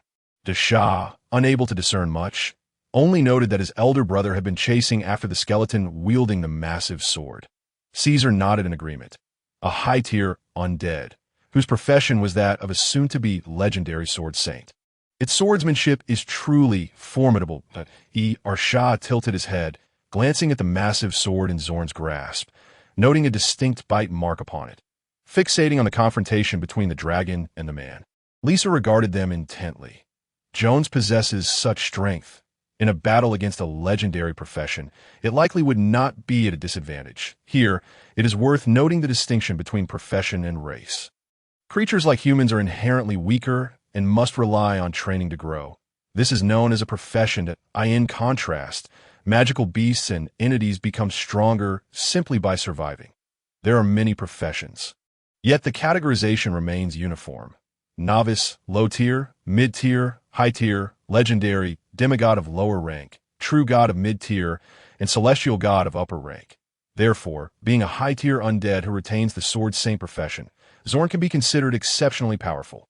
The undead buried here are no ordinary beings. Some even possess the strength to overturn Steel City. Once there were 10 such exceptional beings like Zorn, yet unfortunately, their dreams were thwarted when they encountered the Dragon Mother. This formidable BUG'd this moment. Neither of the fighting parties was aware of the circumstances surrounding them as both sides prepared for their next moves. Lisa tilted her head toward her younger brother. Do you know why Jones possesses the powers of the Abyss? No. Would you like to ask him after the battle ends? Upon hearing this, Caesar's dragon face turned exceedingly grave, and he spoke deliberately. I would get hit. Well then, Lisa felt her younger brother's intelligence had notably increased recently. Her little tricks were becoming increasingly difficult to deceive him with. While the spectators engaged in discussion, voices arose from the battlefield. Standing atop the ridge, Jiang proclaimed, I do not slay nameless spirits beneath my claws.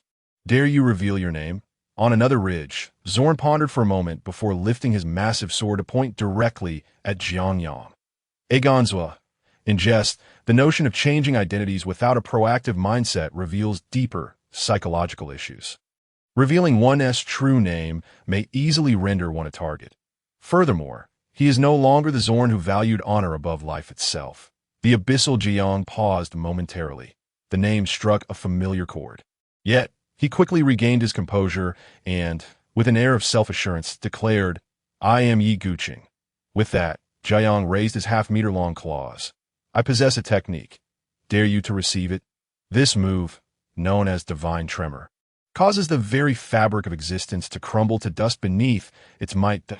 These words. Zorn's soul fire flickered with apprehension, questioning if this diminutive dragon harbored yet another hidden card. As Jiang summoned his power, the air around him grew still. Witnessing such formidable energy, Zorn tightened his grip on his colossal sword, murmuring to himself, this seems rather formidable. Must I resort to that technique? Suddenly, the surrounding air coalesced into a whirlwind, rushing madly into Jiang's mouth. The force of his inhalation was so intense that nearby stones and foliage began to levitate. In that moment, silence reigned, and all creatures on the small ridge turned their gaze toward Jiang. With his energy fully charged, Jiang narrowed his dragon-like eyes and exerted himself. Boom! A plume of black smoke erupted skyward, enveloping the ridge in an instant. Zorn raised his gigantic sword, adopting a defensive stance, prepared to counter any potential assault from all directions. The blue soul fire emanated a chilling aura, and Zorn had adjusted himself to peak condition. In no matter from which direction Jiang chose to strike, he felt confident in his ability to retaliate. Mere trifles, he thought, brimming with confidence. For vision was of little consequence to the undead. They could entirely forego the visual simulation of soul fire, relying instead on their ability to perceive life forces. Just as Zorn basked in his self-assuredness, he suddenly sensed a disturbance in the soil beneath his feet. Bang! Jeong burst forth from the earth wielding a hoe, bellowing, "Receive my strike, dark descent." Before Zorn could react, Jeong swiftly slammed a water jug atop his head. In an instant, Zorn's vision was obscured, and even his perception of life was rendered null. The ultimate technique of the street. The great bludgeon. Bang! The hoe struck the water jug with tremendous force, sending shockwaves that dispersed the surrounding black smoke. The only thing to bear the brunt of this power was Zorn's cervical vertebrae. Crack, without any surprise. Zorn's neck snapped completely, and the water jug, along with his head, flew off in a horizontal arc. Collection 1. Jeong erupted into a wicked cackle, reaching out to retrieve the airborne jug into his system's inventory. Ordinary water jug containing foreign substances. Are you done with your sweet little antics? Ignoring the system's commentary, Jeong rubbed his hands together with enthusiasm. The small ridge had now undergone a name change. Firmly under the control of the dead volcano, after such a prolonged battle, were the other high-ranking undead. Had they all overslept? Scanning the surroundings, Jeong sought the presence of other advanced undead. Yet, after his exhaustive search, he found no such entities, only peculiar sights.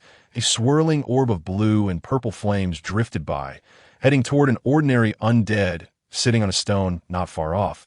This undead, munching on corn with a dazed expression, made no attempt to evade the approaching soul fire, merely observing. Remarkably, this little undead was fortunate, unharmed amidst the chaos, a witness to Jeong's grand display of power. Given such circumstances, it would be a disservice not to award this spectator the title of onlooker extraordinaire. As the soul fire approached, it slowly penetrated the small skeleton's left eye socket.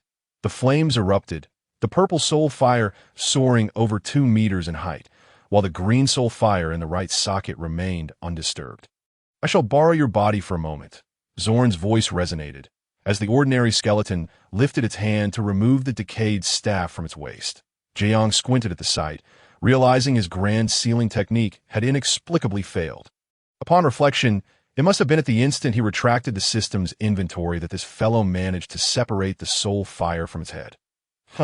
My grand sealing technique has no cooldown. With that, Jeong again produced the water jug, preparing to employ the same trick. Meanwhile, Zorn raised his staff, murmuring softly, "High temperature, strong wind, flame sprite. Intermediate magic. Blazing fire." Whoosh! Before Zorn could complete his incantation, Jeong dashed toward the dead volcano with utmost speed. Along the way, he rescued 4 unconscious spectators, carrying one in each hand, one in his mouth, and another dangling from his tail. Even burdened with these 4 encumbrances, Jeong's pace remained unimpeded. Witnessing this spectacle, Zorn's lips curled into a smirk. Blazing fire serpent. Boom! The small ridge was suddenly enveloped in flames. A colossal fireball soaring into the sky, quickly followed by a mushroom cloud that a gentle reminder. Methane is explosive. Whoosh! I nearly met my demise at the hands of my own flatulence. Outside the explosion radius, Jeong tossed the dragon's siblings to the ground, turning back to gaze at the towering inferno on the ridge. Observing the devastation, Jeong mused that half of the ridge was likely no more. Rather than concerned for the enemy's fate, he was more preoccupied with whether the land could still be salvaged. It is worth noting that this patch of black soil, though toxic, was the only black earth discovered thus far. Moreover, Jeong yearned to cultivate some holy tomatoes here. Perhaps they would yield something akin to undead holy tomatoes. Just as he pondered whether to return and inspect the area, Caesar on the ground suddenly stirred, his eyelids fluttering as he groggily opened his eyes. What is happening to me? With Caesar's awakening, the other 3 young dragons soon followed suit. They were utterly bewildered, having been caught off guard by the sudden turn of events. Lisa felt the dizziness wash over her. Mist, there is poison in the mist. With a thud, Lisa collapsed once more onto the ground. This. Jeong took a deep breath and sighed. It was that high-level undead who cast the spell, something called methane eruption, which can suffocate living beings by depriving them of oxygen, and at excessive concentrations, result in violent explosions that I never expected that a Ganzo possessed such formidable power. It was likely that Aganzo was no more, and Jiangyang concluded that this stain of life could be borne by the other party. He had no desire to cultivate any social prowess. After all, the incident of the methane eruption was known only to the heavens, the earth, and himself. No one else could possibly be aware of it. Absolutely not out on the ridge. Zorn scratched his bald skull, staring dumbfounded at the scene before him. Countless undead sat on the ground, lost like homeless children, but a few astute ones, however, were in dire straits. Their soul flames flickered uneasily, seemingly on the verge of extinguishing. Turning over the undead corn planting area, he found that the corn had long since turned to ash. Its deathly aura vanished without a trace. This sight left many undead spirits despondent. The destruction of the cornfield compounded the struggles of families already living in poverty. Clearly, life could not continue like this. Scanning the scorched earth and the undead, it was evident that these beings had been blasted from their lairs by the recent explosion. Meanwhile, the undead on the surface had long since met their demise. Reduced entirely to ashes, flames coiled around Zorn, shielding him from all fiery harm. Yet his magical construct was on the brink of collapse. With a bang, sparks scattered across the ground, and the flames coiled back into elemental form. Fortunately, a fire sprite was formed. Otherwise, Zorn's thoughts abruptly halted as he noticed a half-eaten corn cob being brought to his mouth by a common skeleton. This ordinary skeleton's consciousness craved corn, yet most of the control over the body lay with Zorn, leaving the skeleton to repeatedly knock the corn against its teeth. Just as Zorn prepared to soothe the common skeleton, he suddenly realized he was surrounded. The remaining undead began to gather, all converging before Zorn. They gazed longingly at the half-eaten corn, and seemingly, all at once, a thought struck them. Thud hundreds of undead knelt on the ground, bowing towards Zorn and the corn in his hands. This was the last corn. Their soul hoped that, if that were the case, it would no longer be mere sustenance, but a sacred relic for their undead kin. Staring at the scene before him, Zorn was momentarily taken aback. This scene mirrored one from his memories perfectly. Slowly tightening his grip on his staff, the ordinary skeleton's body creaked under the strain, its bones cracking. Bang. The staff was snapped in half, causing the ordinary skeleton's green soul flame to flicker. The purple soul flame surged with intensity as Zorn turned to the west, where his friends, family, and sovereign resided, homeward bound. Glancing back at the gathered undead, Zorn inhaled deeply. Perhaps your spirits wandered astray in the final moments of life, but I believe that one day you will remember the pain of our abandonment. Raising the incomplete corn in his hand, Zorn proclaimed, "When you all awaken, I shall lead you back to our homeland. But know this, we shall not return with honor, but with war." The undead were somewhat bewildered by Zorn's words. Yet they discerned that his aura was clearly superior. Thus they chose to heed him. Lifting their makeshift weapons, the undead half-heartedly echoed his sentiments. After all, they had become so lost in death that they had forgotten even their own names. Observing his dazed companions, Zorn fell into a long silence, ultimately focusing on the corn in his hand. Unlike them, he appeared to have let go of everything, yet he was the one most deeply mired in the quagmire. In the dead volcano, at the entrance to the dragon's den, Jiangyang originally intended to take another look at the ridge, but upon calculating the time, he realized his potion's effects were about to wear off. With that in mind, he decided to lead the dragon's siblings back to the dragon's den. However, just as they reached the doorstep, the power of the weeping holy tomatoes suddenly dissipated, leaving the young dragons utterly exhausted. Rolling over, Jiangyang gazed skyward in disbelief. Had his sense of time truly failed him so? At that moment, he was unaware of the tremendous amount of energy from the weeping holy tomatoes that his earlier methane eruption had squandered. What to do? Should he call for Mother? Lisa looked at Jiangyang with tear-filled eyes. She felt the abyssal aura within her stirring again after being assaulted by the black mist. Jiangyang tossed 2 holy tomatoes into his mouth and resolutely rejected. "Do you think Mother would bother to take a few more steps for us?" The young dragons shook their heads, preferring to believe that the abyss would explode on the spot rather than that their dragon mother would come to their aid. Assessing their distance from the dragon's den, Jiangyang contemplated. "Let us roll." With that, he took the lead and began to roll toward the cave entrance, prompting the other 4 dragons to imitate him and roll into the cave. Yet, as Jiangyang tumbled into the cave, a thick cloud of dust rose from the north. Upon closer inspection, he was astonished to find a Ganzo leading the undead in a charge. Evaluating his position and glancing at the dragon mother, who had already noticed them. Feeling confident, Jiang Yang chose not to flee any further. Instead, he remained still, awaiting the onslaught of the undead army. Soon, hundreds of undead armed with weapons arrived at the mouth of the dead volcano. With Zorn at the forefront, this moment, Jiang Yang felt audacious. Come here. Zorn did not hesitate as he stepped toward Jiang Yang. Seeing this, the young dragons were alarmed. They hoped they weren't about to encounter a reckless fool. How daring to be so brazen right at their doorstep. As Zorn approached, he did not enter the dragon's den. He stood just a step away, yet that step he could not take. With a clatter, the undead knelt in unison, and Zorn knelt the most decisively. Holding aloft the half-eaten corn, Zorn bowed his head. Where this object points, there lies the voice of death, gazing at the bite marks on the corn. Jiang Yang's eye twitched uncontrollably. It was clear that they had come to surrender. But what was the significance of the corn? At that moment, Jiang Yang found himself lost in imaginative speculation, in future confrontations between the two armies. Amidst the cacophony of battle, as war chariots and infantry surged back and forth, he would stand brandishing the corn, shouting, "Where the corn points, there lies scorched earth. Where the corn leads, we charge forth." Kill? No, he would relinquish that land. They should leave immediately. Zorn was taken aback, realizing that he had resolved to return to his homeland. Without this miraculous sustenance, their combat effectiveness would be severely diminished. Without hesitation, Zorn spoke. "I am willing to offer my soul fire's essence, pledging my life in loyalty to your highness. We only hope to obtain sufficient crops." Upon hearing this, Jiang Yang was stunned.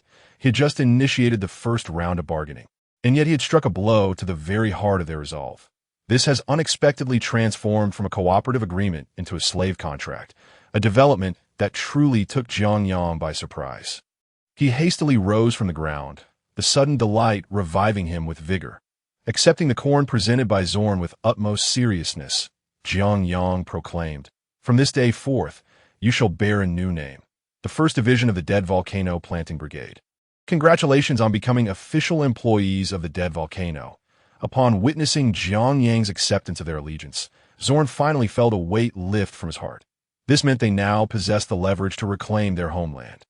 Ultimately, within less than 3 months of his birth, Jiang Yang successfully gathered a group of followers, notably high-ranking undead beings. Such an unprecedented achievement. Could any other dragon boast of such a feat? At this moment, Jiang Yang felt a swell of pride.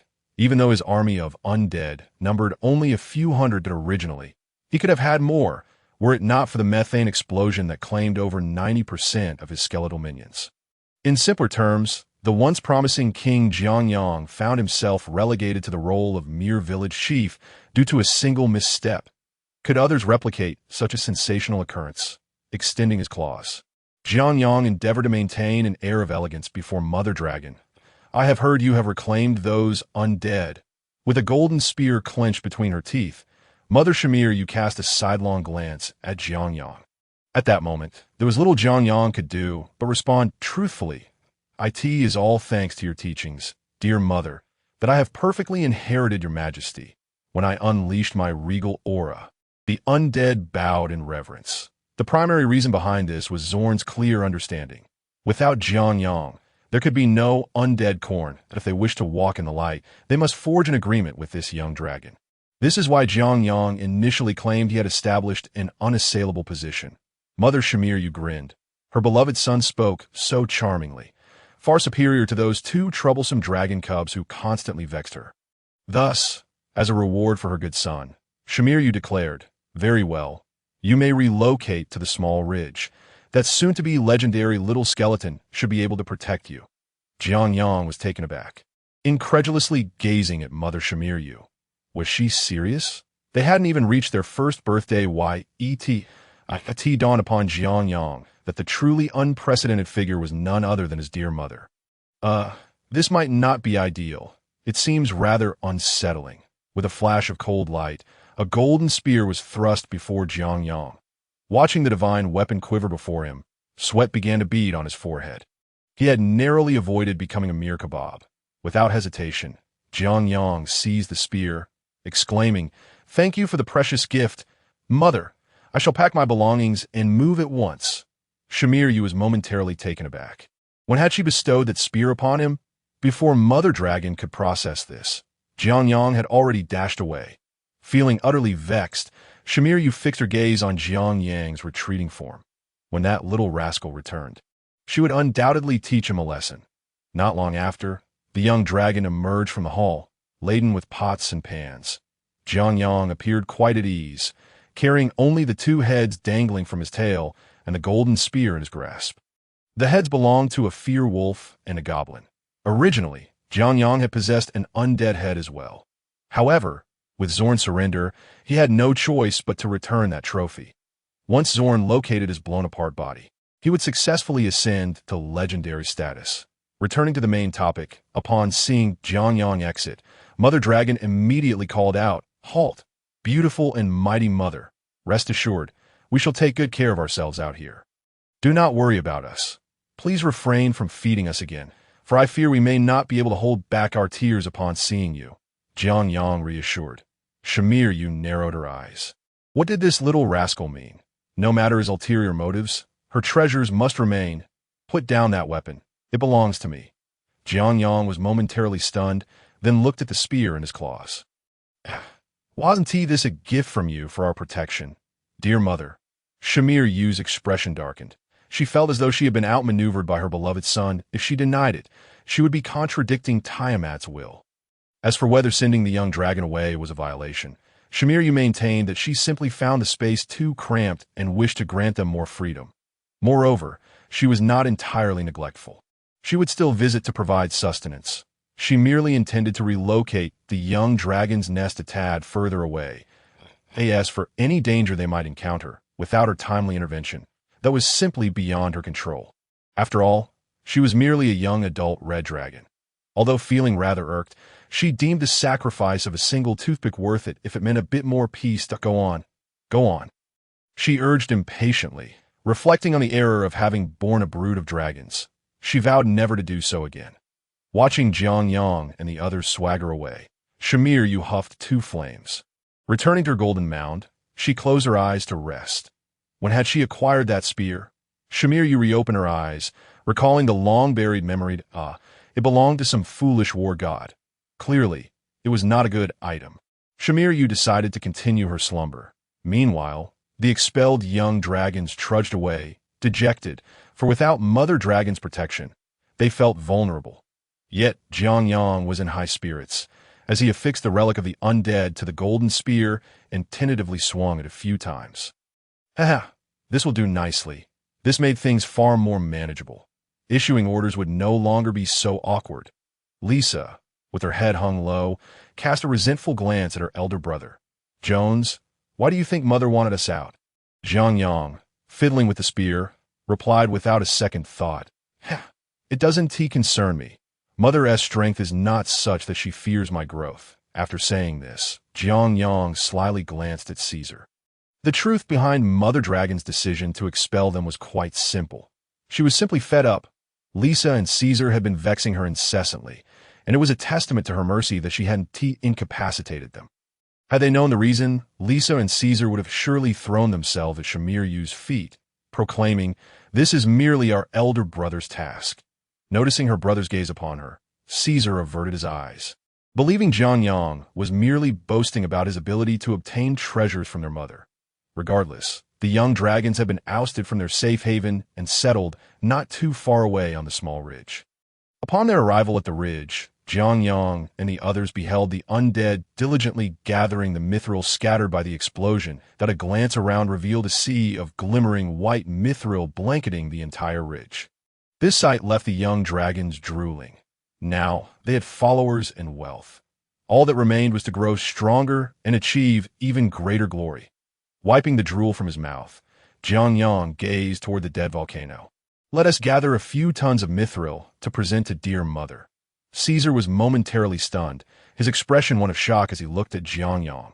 They had just been expelled, yet his elder brother was still so eager to curry favor. Jiangyang, however, maintained that no matter what, He would always be his mother's beloved son. During festivals, or whenever he felt particularly jovial, he would visit her. In essence, he was firmly embracing this powerful figure. Red Dragon's diary. Today marks the third day at the small ridge. As usual, I paid my respects to Mother early in the morning, and she was so pleased that she kicked me out, erasing the Chinese characters on the ground. Writing a diary is utterly impossible. It shall never be done in this lifetime. After all, what proper dragon writes a diary? Sitting atop the mountain, Jiang Yang turned to observe the undead below. They stood in three perfectly aligned formations, resembling soldiers who had undergone rigorous training. Each of these undead bore a seemingly ordinary hoe on their shoulders. However, anyone with discerning eyes would surely exclaim, "What the heck?" The sole reason these hoes possess blades forged from mithril, without the slightest trace of any other metal, is that should these hoes be sold, the entire village would surely prosper, with the village chief ascending to the position of town mayor. Initially, the small ridge lacked the conditions to craft mithril equipment, yet the ingenious sister of Jiang Yang changed the scenario. When Lisa boasted of her ability to effortlessly smelt mithril, Jiang Yang could hardly contain his joy, promptly promoting his beloved sister to the position of head of the machinery department. Since Lisa was the only member of her department, she personally dedicated herself, tirelessly contributing to the development of the small ridge. Lisa willingly accepted this responsibility and warmly wished her dear brother good health. Thus, her contributions to the construction of the small ridge were invaluable. Observing the fearless undead, Jiang Yang raised his arms and proclaimed, "Nourishment and attire are eternal matters. Winter sowing and spring planting bring forth verdancy. Cultivate the land and sow the fields." In unison, all the undead lifted their hoes, creating an atmosphere reminiscent of a military formation. Although the souls of the undead had long been lost, their vacant expressions belied a clear understanding that food would soon be theirs again. Once the undead mastered the art of organizing the furrows, their precision surpassed that of any mechanical technology. Hundreds of undead methodically spread out, forming a long line as they began to till the land ravaged by the shock waves of an explosion. Witnessing this scene, Jiang Yang couldn't help but smile, aware that his grain reserves would soon experience exponential growth. With manpower at his disposal, the cultivation of both holy tomatoes and corn could commence on a large scale. However, the yield of holy tomatoes would undoubtedly be less than that of corn, implying that the efficiency of seed exchange would not be as favorable. Thus, Jiang Yang resolved to pursue a quality-oriented approach to cultivating holy tomatoes.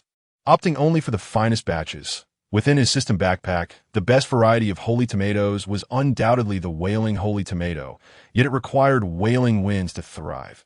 Consequently, he settled for the next best option, the red dragon holy tomato. Gazing at Caesar, who clutched the mithril tightly, Jiang Yang suspected that this specimen had yet to fully evolve. The complete evolution would result in a blue quality. "Come, little brother, follow me. I have something splendid to show you." Caesar turned his head, revealing a wise glint in his eyes. "No way. That can't be anything good. I refuse to be fooled." With Lisa currently incapacitated in her makeshift nest, this served as a cautionary tale. Caesar was no longer the reckless dragon he once was. It was unexpected to see his intelligence on the rise recently.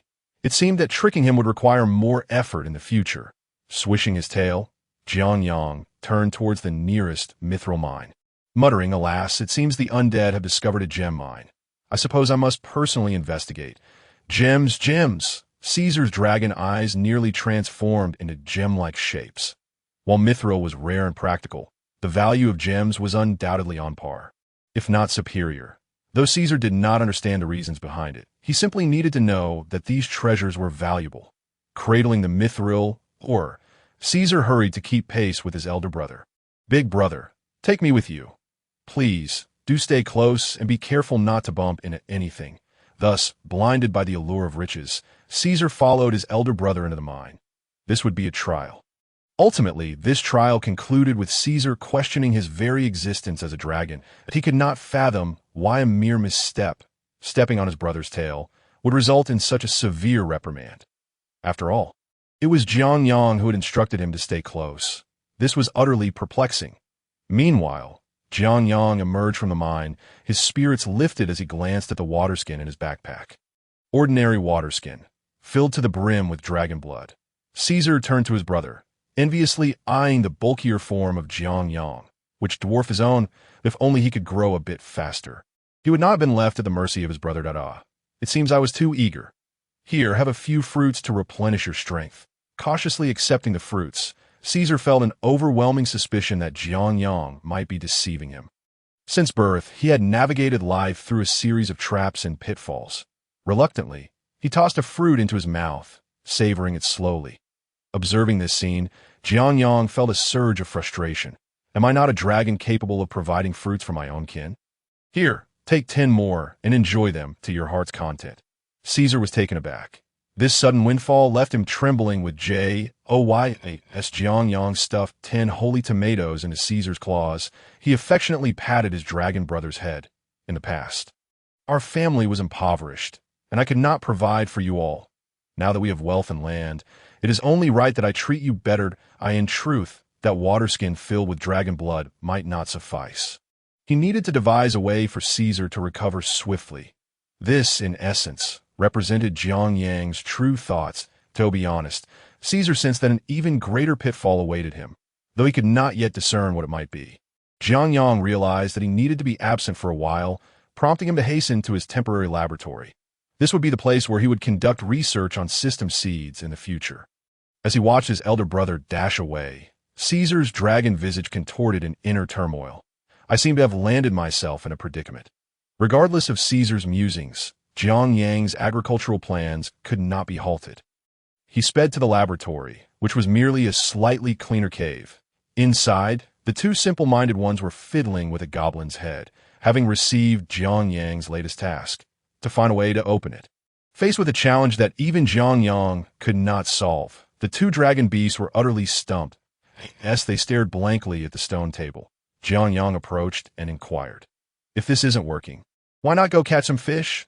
I'll prepare a fish stew for you tonight to nourish your brains." The simple-minded one awkwardly perched on the table, extending his front paw to grasp the goblin's head. Gently, he flipped it over, laying the goblin's head upside down on the stone table. The other simple-minded one, holding a sip of saffron tea, suddenly spat it out. With a splatter, droplets of liquid scattered across the severed neck, revealing the trachea, arteries, and blackened flesh within. Witnessing this scene, Jiang Yang inhaled sharply. Wasn't saffron tea meant for drinking? The three dragons exchanged blank stares, and finally, Jiang Yang turned to leave the cave. "Where are you going?" the simple-minded one asked. Jiang Yang tilted his head upward. "I'm off to catch a few fish to replenish my brain power." Once again, it was that ridge and that charming young dragon, observing the undead laboring below. Jiang Yang sighed deeply. Little did he know that he had been intellectually outmatched by the simple-minded ones. During their initial examination of the goblin's head, the black mist had served as the perfect shield, isolating everything outside. How could I have overlooked that? Alas, that as the cold wind howled, Jiang Yang lamented his own intellectual shortcomings. Sometimes, overindulgence in silver would lead one to become truly silver, just as Jiang Yang pondered how to enhance his intelligence. A rather peculiar undead approached from the side of the ridge. Jiang Yang turned to glance, then quickly averted his gaze. "That weren't you supposed to be searching for a body?" Zorn scratched beneath his waist and then rubbed his nose bone, declaring, "I've found it, yet not entirely." Noticing Zorn's peculiar actions out of the corner of his eye, Jiang Yang was utterly bewildered. This was utterly shameless, flaunting such indecorum in broad daylight, observing the charred earth around. It was remarkable that Jiang Yang could utter such words. Sensing the expression on his boss's face, Zorn helplessly remarked, "It's not me. It's him." He gestured towards the green soul fire in the other eye socket, indicating that he too had grievances that remained unvoiced. Zorn, who had almost resigned himself to being a slacker, never anticipated that the ordinary undead sharing a skeletal body with him would be even more lethargic than himself. Aside from the undead corn, this ordinary spirit could be described as utterly devoid of desire, preferring to sit rather than stand, and to lie down rather than sit. He was the type to say, "Whatever happens, feel free to take my life at any moment." This situation made Zorn's quest for his body exceptionally arduous. As he walked, he suddenly tripped over his own feet, and he was periodically forced to adopt the slackerdom of the ordinary undead. Now Zorn felt his very soul was becoming unstable. The skeletal hand lifted once more, revealing the ordinary skeleton using a finger to furiously stir its nostrils, soon expelling a pesky insect, feeling no need to withdraw his hand. The ordinary skeleton left the finger lodged within the nostril, the three defining traits of a slacker: unnecessary, indifferent, and wait a bit longer. Zorn had no choice but to assume full control over his body, placing his hand where it rightfully belonged. This required precise mastery over his spiritual power. Even the slightest misstep could result in him consuming the ordinary undead soul fire. Having awakened, Zorn did not wish to harm his companion, so he opted to bear it all in silence. This, Jiang Yang advised, take care of yourself. There was no altering this situation. It was what it was. Resigned to his fate, Zorn glanced to the side, only now noticing what was embedded in the ground nearby. Jiang Yang stood beside a long pole made of gold, with a large fish skewered upon it. Observing the fish's unblinking gaze, Zorn felt a strange familiarity with the pole. Noticing Zorn's gaze, Jiang Yang explained, I grew tired of meat, so I went and speared a few fish for a change. Realizing it was a fish spear, Zorn could not help but exclaim in awe. The dragon family was indeed wealthy. Even a simple fish spear appeared so lavish, akin to the sacred artifacts worshipped within their clan. One could only wonder which family's genius currently held the title of the national war god. It was likely still a stage for the gold, silver, and bronze families. After all, they were the most formidable faction since the founding of Noah. Shaking off these thoughts, Zorn reminded himself that he no longer had any ties to the Duchy of Noah. If anything, he merely wished to eliminate them. Speaking of his body, he sensed that it had been blasted to the north, quite a distance away, likely taken by some beast that had become sentient.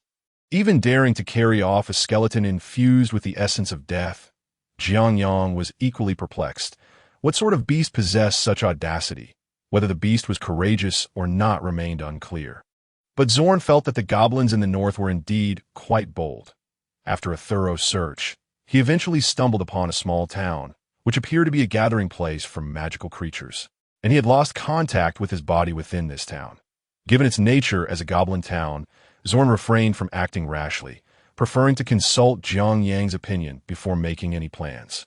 It seemed that old Yoda was up to his usual tricks again.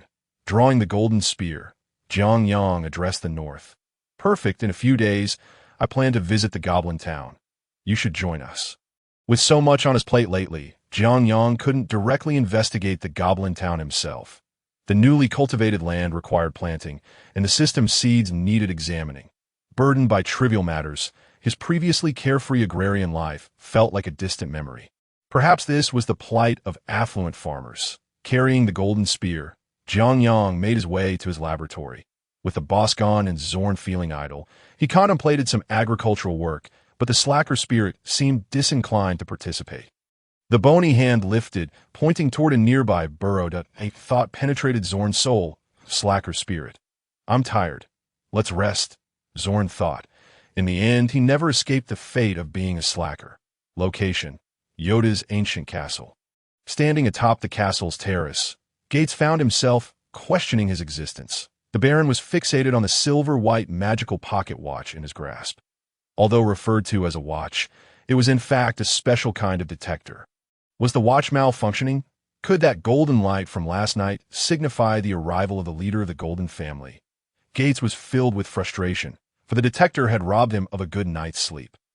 Although the gold, silver, and bronze families originally hailed from the same lineage, nearly a millennium had dulled their bonds. They once frequently clashed, to the point of bloodshed. Recently, however, such conflicts had become impossible with the emergence of the new war god, Noah's Duke. The three families now teetered on the brink of collapse. Continued infighting would only lead to their collective demise. Countless noble lords had met mysterious ends in this struggle between the old aristocracy and new powers. The Silver family had clearly defined its role in this power transition, that of the treacherous leader among the old nobles. Otherwise, how could Gates, a member of the Silver family, be so eager to present gifts to that war god Duke? At its core, this was merely a sordid transaction among nobles. The undercurrents of Noah left Gates feeling quite troubled. Rubbing his hair, white flakes of dandruff danced in the wind. There was little hope for hygiene in a town of magical creatures.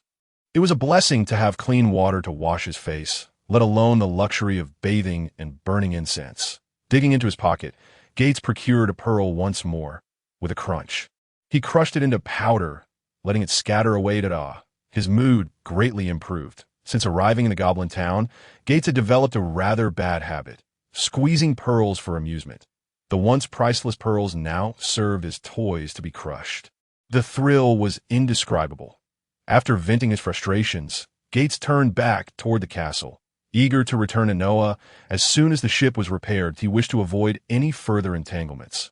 Ultimately, Gates departed, leaving the terrace once again empty. The wind today was as raucous as ever, the northern gust carrying shimmering pearl powder southward, frog legs, wolf hearts, hyena lungs, and bone powder from the undead skeletons, combined with a touch of red dragon blood. Boom! The instant the red dragon's blood was added, the peculiar concoction in the stone cup turned to ash that I didn't expect it to be so challenging to mix the perfect nutrient solution.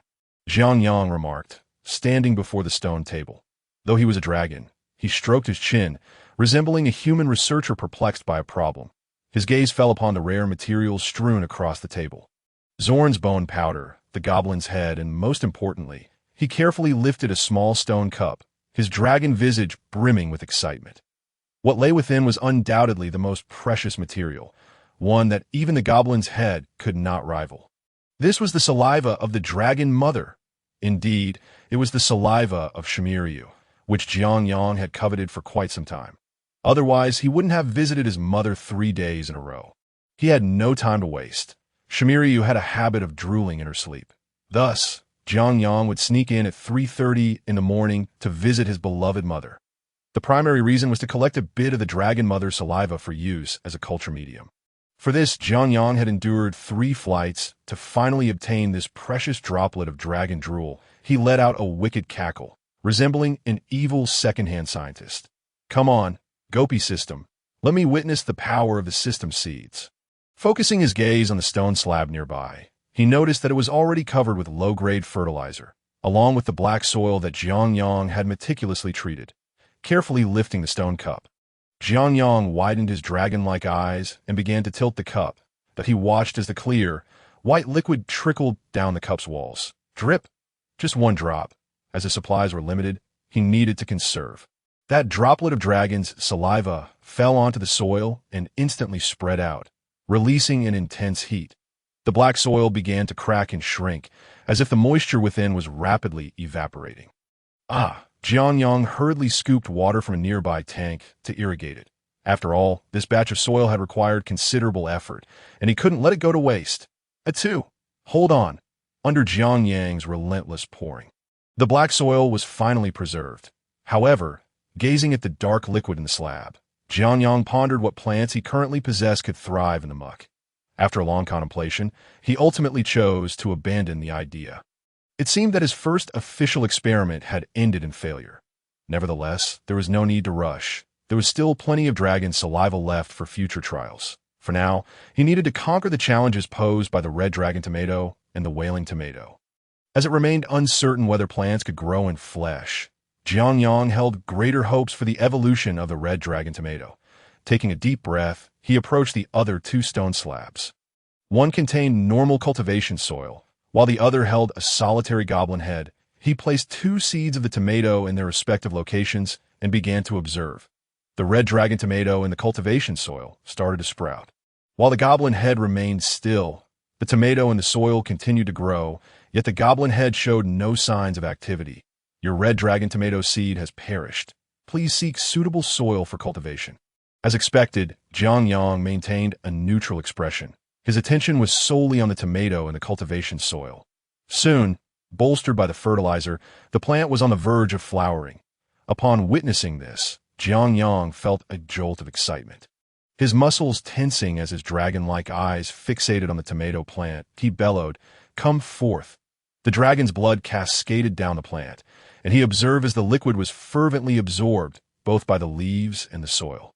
The tomato plant, in turn, began to undergo dramatic transformations. It started to bend and reshape, with branches gathering and converging that a closer look revealed that this plant was mimicking the form of a mighty dragon. Roar! A dragon's roar resonated throughout the laboratory, prompting Jianyang to hurriedly stow away the watering can to prevent waste. Ding! Congratulations, host, on cultivating a blue-quality plant. Red dragon fruit. Red dragon fruit, blue quality. Exclusive to Red Dragon, consuming the Red Dragon fruit will enhance physical attributes and accelerate growth, with no side effects. The system does not provide seeds for exchange. Please cultivate your own variety. Huh. His previously elated mood was swiftly shattered by the system's final remark. What did this sweet yet frustrating system mean? After all his hard work in cultivating the plant, it refused to provide seeds? Useless system. Host has independently cultivated a blue plant for the first time. Rewards. Low-grade fertilizer, green, X5, chive seeds, white, X5 hihi, splendid. Upon seeing the fertilizer reward, Jianyang immediately performed a face-changing act akin to the Sichuan opera. After all, fertilizer was true love. Seeds were merely a bonus. Although he was unsure why the system did not allow for the exchange of red dragon fruit seeds, it was ultimately inconsequential, in the future. He could simply beat up a few Kaisers and feed them some tomatoes. That would yield cultivation materials. As for whether Kaiser would agree, Jianyang justified it as a trial, a form of brotherly encouragement. Bleed more at home, shed fewer tears outside. If you wish to grow strong, you must first endure hardship. Jianyang had many twisted justifications, and it was remarkably easy to persuade his younger brother. Regarding Lisa, he decided to continue being a smelting furnace, as he placed considerable value on mithril. Retrieving his thoughts, Jianyang turned his attention back to the red dragon fruit plant before him. The plant was a vivid blood red, resembling a furious dragon rearing its head to the sky. In its maw was a fruit the size of a chicken egg, emitting a powerful aura of fire elements. 1 bucket of blood for 1 fruit. Not a bad trade. Hee. After stowing the red dragon fruit in his system backpack, Jianyang glanced at the goblin head nearby. The task was not yet complete. The red dragon fruit could wait a bit longer. Once again, he examined the goblin head, noting that the abyssal aura still sought to counteract him. However, after sipping some saffron tea, it settled down once more. Observing the abyssal aura lying dormant within the head, Jianyang contemplated how to induce the tomato to sprout within it. Firstly, seeds were fragile, and they required suitable conditions to root and germinate. Clearly, flesh could not substitute for soil, which was why the seeds had failed to sprout. Jianyang suddenly wore a serious smile and took out the low-grade fertilizer. As long as I act quickly. Before the seeds and abyssal aura react, with that, Jianyang tossed the seed of the tomato into the goblin head. Once the seed germinated, it would become resilient, eventually seeking out nutrients despite the encroaching abyssal aura. With these thoughts in mind, Jianyang swiftly and steadily opened the low-grade fertilizer bag. I must control the dosage. I can't pour too much. Tilting the bag, Jianyang focused intently on the goblin head, his dragon-like eyes brimming with excitement. Ding, ding, ding. Crash. Oh no. My supplies. First quarter evaluation begins. Evaluation commenced. Planting quantity. S. Planting technique. B. Seed optimization. S. Harvest index. B. Jianyang's dragon-like face contorted. Was it he who was unable to wield a knife? Or had the system gone awry? How dare it blatantly criticize him? It seemed this entity was living too comfortably. Rewards distributed. Ordinary fertilizer X20, low-grade fertilizer X5, ordinary item scarecrow X1, low-grade hoe X1. Next quarter evaluation in 3 months. While the rewards included the much-needed fertilizer, Jianyang found it difficult to feel joy. System, are you taking kickbacks? What about my watering can? Due to the host's improper use of the watering can. This system will henceforth reconsider the frequency of watering can distributions. Compensation. Ordinary insecticide X1. Jianyang's dragon-like face twisted in anger. This system was utterly infuriating. Did he really have to rely on its whims to use the watering can? Who decreed that the watering can must only hold water? Did this wretched system not understand that this watering can had achieved feats that other watering cans could only dream of? Unfortunately, no matter how much Jiang Yang shouted, the system refused to return his watering can. Instead, it offered an utterly useless insecticide as a makeshift solution. Jiang Yang seethed with frustration, feeling powerless. He had initially hoped to demonstrate the dual sealing technique in the future. But now it seemed that dream had been snuffed out before it could even take root. Glancing at the goblin head, his mood soured even further. It was due to the system's sudden alarm that he had made an operational error, pouring nearly half a bag of precious low-grade fertilizer into the head. That fertilizer was exceedingly rare. After 3 months of effort, he had only managed to obtain 2 bags. Jiang Yang mentally noted this incident.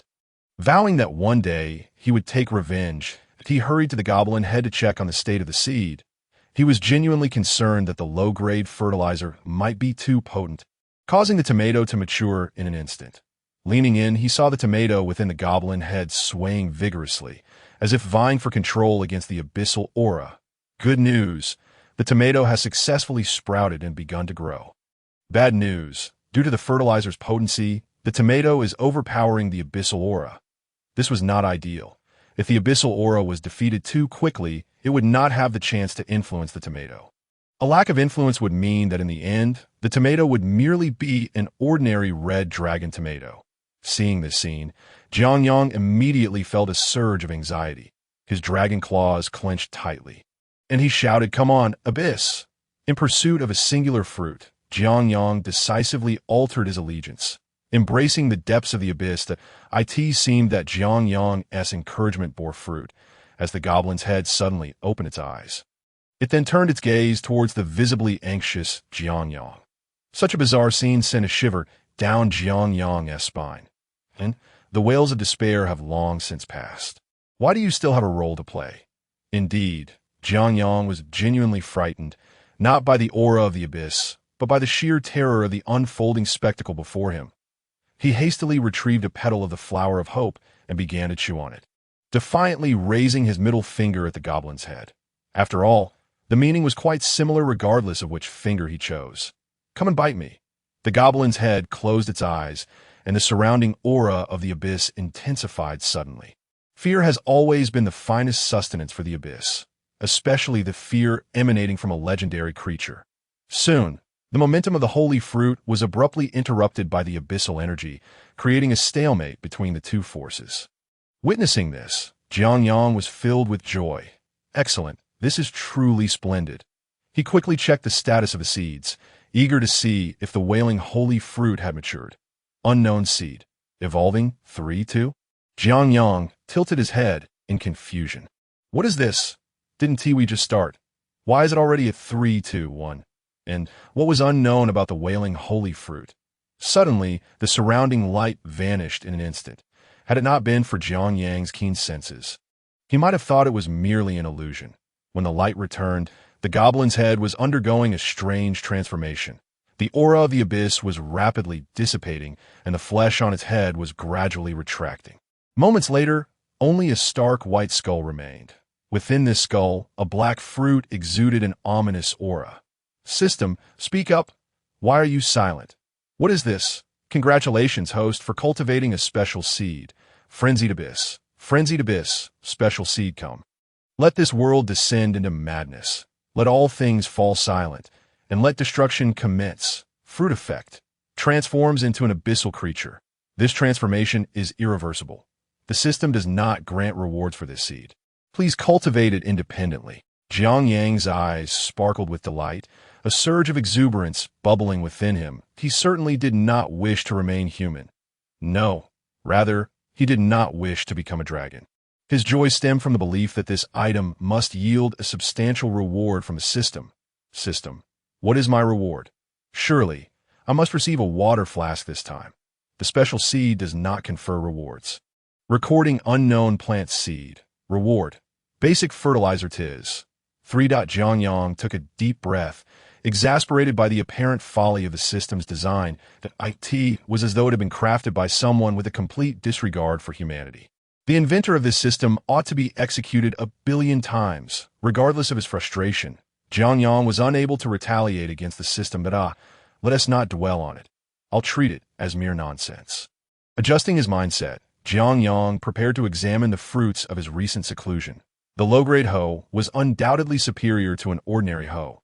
The pesticide was utterly useless, and he promptly dismissed it. This left him with only the scarecrow to investigate. Scarecrow, white a scarecrow with autonomous awareness, utterly loyal to the host. Effect: the host can control the scarecrow for 2 hours daily through consciousness connection. Distance is unlimited. During the remaining time, the scarecrow will automatically protect the farmland. The IT seemed rather intriguing. With that thought, Jiang Yang summoned the scarecrow. Suddenly, a crude, cross-shaped figure woven from straw appeared before him. The craftsmanship was quite shoddy, bordering on abysmal. The scarecrow awkwardly twisted its neck, issuing a hoarse voice. "I really need to pee. What does it feel like?" Jiang Yang stared, bewildered. "What on earth is this?" "Master, is peeing comfortable?" Jiang Yang was momentarily taken aback. "How should I put it?" It's, hard to describe. After staring at the scarecrow for a long while, an immature idea suddenly struck him. After thoughtful consideration, Jiang Yang plucked the frenzied abyss and handed it to the scarecrow. "Is this for me, master? But I cannot eat. There are plenty of beings in the abyss without mouths. You're not special." With that, Jiang Yang forcefully crushed the fruit against the scarecrow's chest. Boom! Black mist erupted violently, forming a terrifying vortex around the scarecrow. Jiang Yang, having anticipated this, quickly popped a petal of the flower of hope into his mouth and retreated hastily. In a brief moment, the black mist seemed to find a singular target, all of it rushing into the scarecrow's body.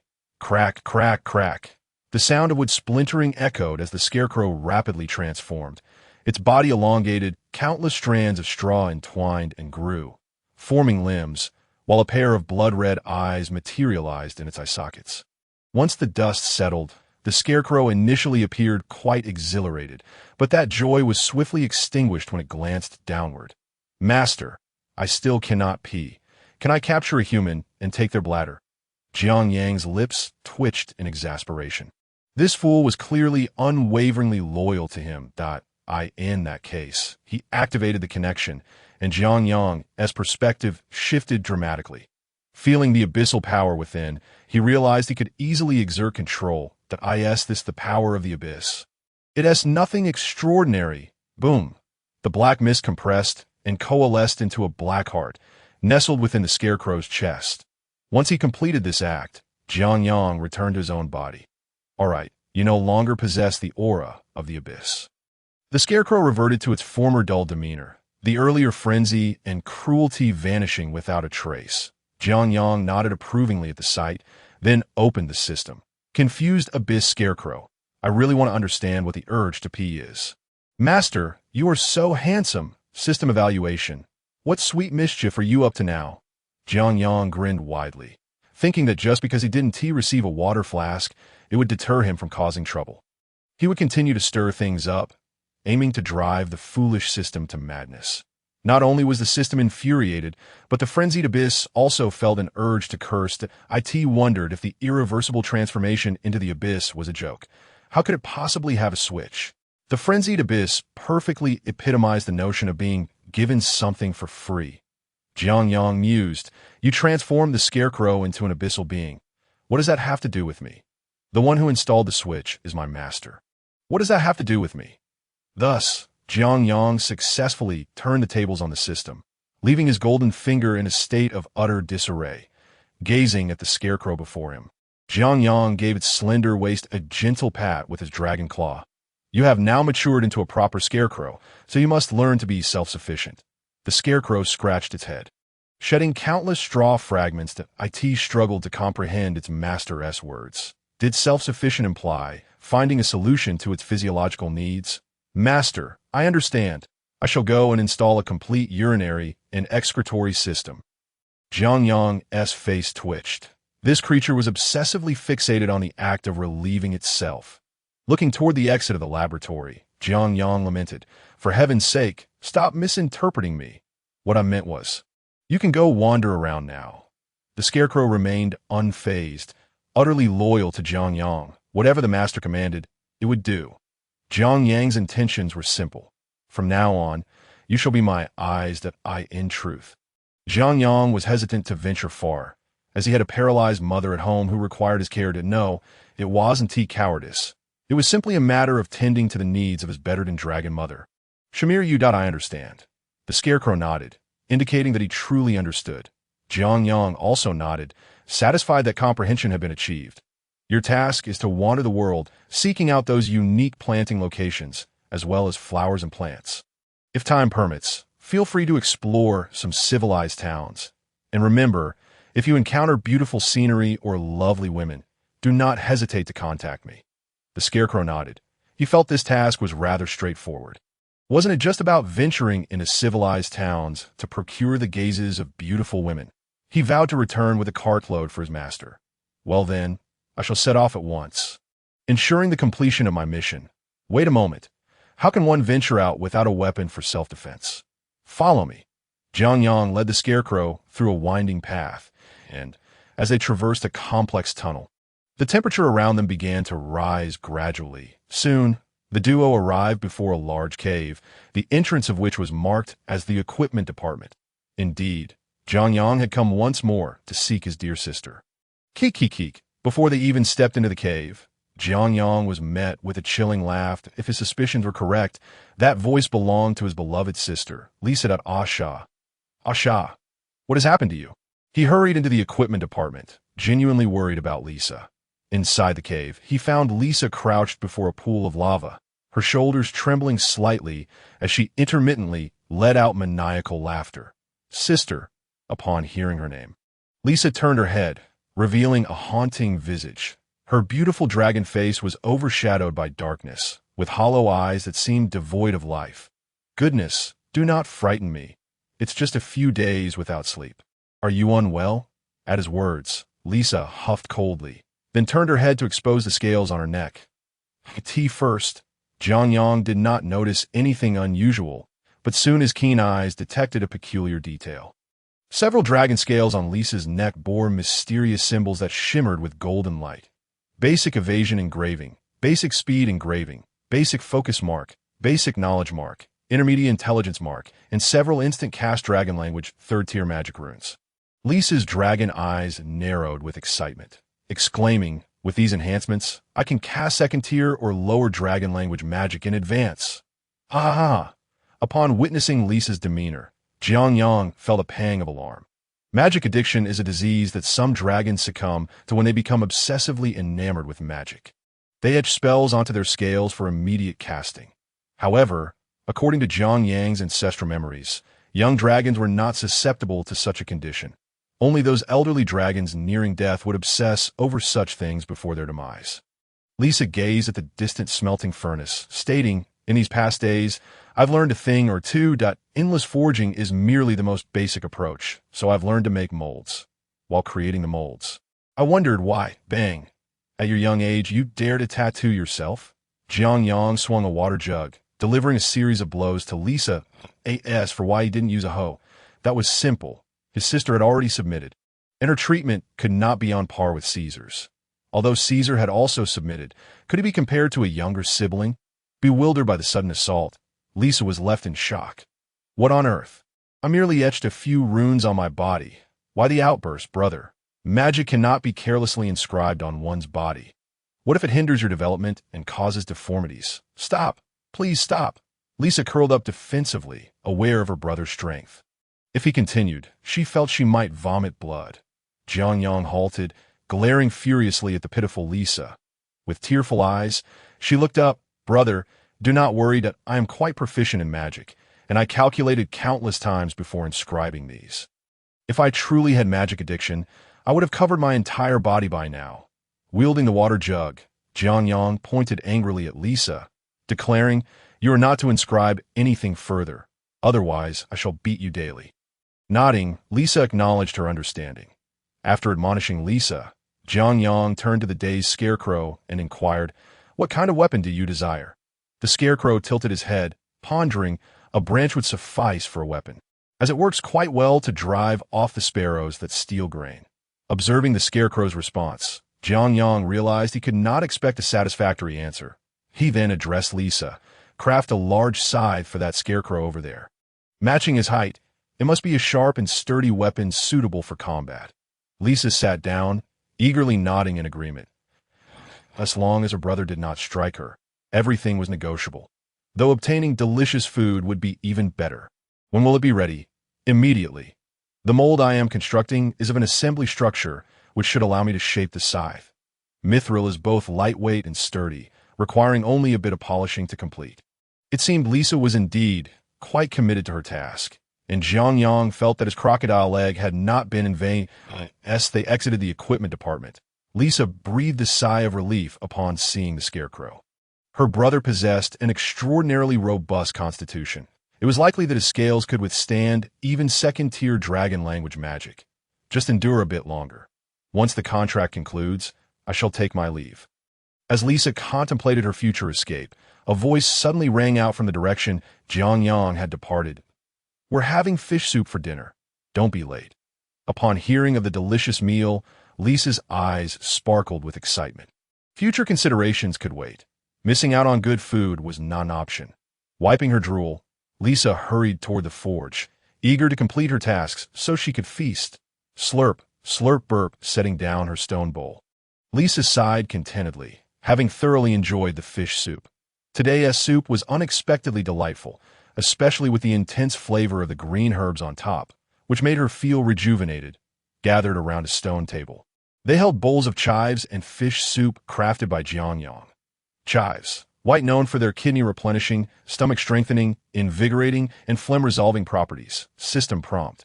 Those who overindulge may feel bloated, as their breath becomes quite potent.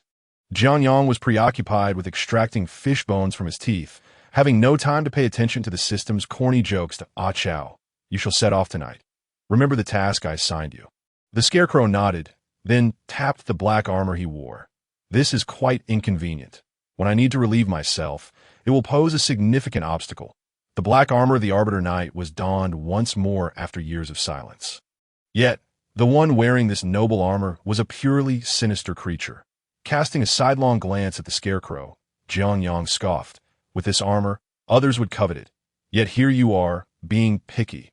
The scarecrow shrugged and gestured with his hands, saying, Master, what I mean is, could it possibly be modified to be more accommodating? Better safe than sorry. With the scarecrow's suggestion, Jiang's mind involuntarily conjured a vivid image. A black-armored knight standing atop a mountain of corpses. The mithril scythe in his hand, still dripping with blood, a crimson scarf soaked in gore dancing in the wind. The knight tilted his head slightly, revealing a pair of terrifying blood-red eyes beneath the helm. When this slaughtering knight turned around, he was found to be utterly devoid in the nether regions. Hiss, that was far too abyssal. Best not provoke such imagery again. Jiang hastily banished the thought from his mind. Such matters were not fit for a young dragon like him. D. Not alter it. Remember, when venturing out, one must always appear dashing. After all, you are my eyes, and there are times I shall need you to put on a show. Do not cultivate any social prowess. That is not for carbon-based life forms. The scarecrow remained silent for a moment before curiously asking, Master, what does it mean to be dashing? Dashing is a quality that captivates those who behold it, making them feel inferior in comparison. Realization dawned upon the scarecrow, and he nodded. I understand now. Dashing is a presence that causes others to tremble, rendering them as mere dust. With a mithril scythe secured on his back, the scarecrow strode toward the cave's entrance. There was no time to waste. It was time to gather plants and procure eyes for his master. As Jiang watched the scarecrow depart, he felt a twinge of concern and reminded him, exercise caution in uncertain matters. Consult me before taking action. The scarecrow turned back. I understand. Discretion. Yes, discretion. Meanwhile, Caesar pretended to sip his fish soup, all the while casting furtive glances between Jiang and the scarecrow. What is this creature? Grass can speak now. How utterly absurd. Once the scarecrow had left, the little brother could no longer contain his curiosity and inquired, Jones, who is that fellow? What about that fellow? Did I not give him a name? Jiang Long curled his lip, disdainfully spitting the fishbone from his mouth onto the ground. Caesar reflected for a moment, then suddenly exclaimed, I remember now. C-O-P-T-N. What a peculiar name, if you don't understand. It's better to remain silent. I'm going for a stroll. Who wants to join me? Lisa rubbed her belly. while Caesar turned his head away. The two simpletons had long since fallen asleep at the stone table. "Well, it seems no one will accompany me to gaze at the stars." With a wag of his tail, Jiang Yang sauntered towards the cave entrance, declaring, "A stroll after a meal adds years to one's life." Once again, he found himself at the same ridge, under the same dragon, amidst the same desolate, biting wind. Humming a little tune, Jiang Yang reclined against the rock, lying on the ground. The dazzling starry sky was so resplendent. Aside from online images, he had never witnessed such beauty in reality back on Earth. This world undoubtedly held more stunning sights, and Jiang Yang was eager to explore them. However, to roam freely across the land, one must possess strength, and to gain strength, one must cultivate. Without hesitation, he took out a red dragon fruit and tossed it into his mouth. Boom! Flames engulfed his entire being, yet Jiang Yang remained calm. Still admiring the swirling stars, as the flames dissipated, Jiang Yang's body swelled slightly, and his muscle definition became even more pronounced. Indeed, this was a worthy fruit exclusive to the red dragon. Its potency was remarkable. Whoosh! A plume of fire erupted from Jiang Yang's nostrils. He sensed an all-encompassing enhancement. His physique, elemental affinity, cognition, and more da. This red dragon fruit is a marvelous item. Caesar, that rascal, is quite resilient. Perhaps I should strike a deal with him. 3 barrels of blood for 1 fruit. I've been too kind to him. Just as Jiang Yang pondered how to exploit his little brother, a voice wafted through the night breeze. "Damnable female merchant. MIA female merchant. Pray tell, where can one find fruits for sale in this world? If you think they're expensive, I find them even more so." Suddenly realizing that there seemed to be no living beings nearby. How could someone be speaking? It was that voice again, the voice of a pearl. With this thought, Jiang Yang couldn't help but stand up. How could this sound be carried by the wind? Looking around, he sought the source of the mystery. Yet, on this small ridge, aside from the undead tending to the corn below, there was nothing else to be found. Gazing at the undead, he observed them traversing the cornfield, with some even using mithril hose to scrape their own bodies, merging bone dust into the earth. Watching the white bone dust drifting in the dark, Jiang Yang suddenly had a bold idea. He hurried back to his temporary lair, retrieved a few pearls, and returned to the small ridge. Once more atop the elevation, Jiang Yang rubbed the pearls in his claws, muttering to himself, "Jiang Yang, you are truly handsome," repeating it dozens of times, each utterance heartfelt. After all, he genuinely felt he was quite dashing. Crack! The small pearl was pulverized, then whisked away by the night breeze. Witnessing this, Jiang Yang wasted no time, rushing to the downwind side. Alas, the pearl once again echoed, retaining its original voice, and due to Jiang Yang's excessive pounding, an echo was produced in the wind. "Jiang Yang, you are truly handsome." Suddenly, Jiang Yang heard his own voice in the wind. Though faint, it was undeniably present. Success! Jiang Yang's eyes sparkled. He seemed to have discovered a method of distant communication.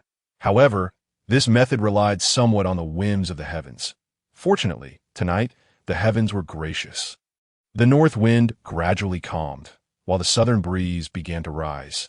Sensing the shift in wind direction, Jiang Yang immediately raced back to the highest ridge, commencing his previous actions anew.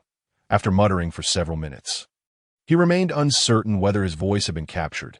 Those pearls continued to transmit that ostentatious rhetoric. To this, Jiang Yang proclaimed, "Effort yields rewards. Today I squander a few pearls, and tomorrow I shall return with a pearl-producing machine." Thus, this endeavor was not in vain. Crack!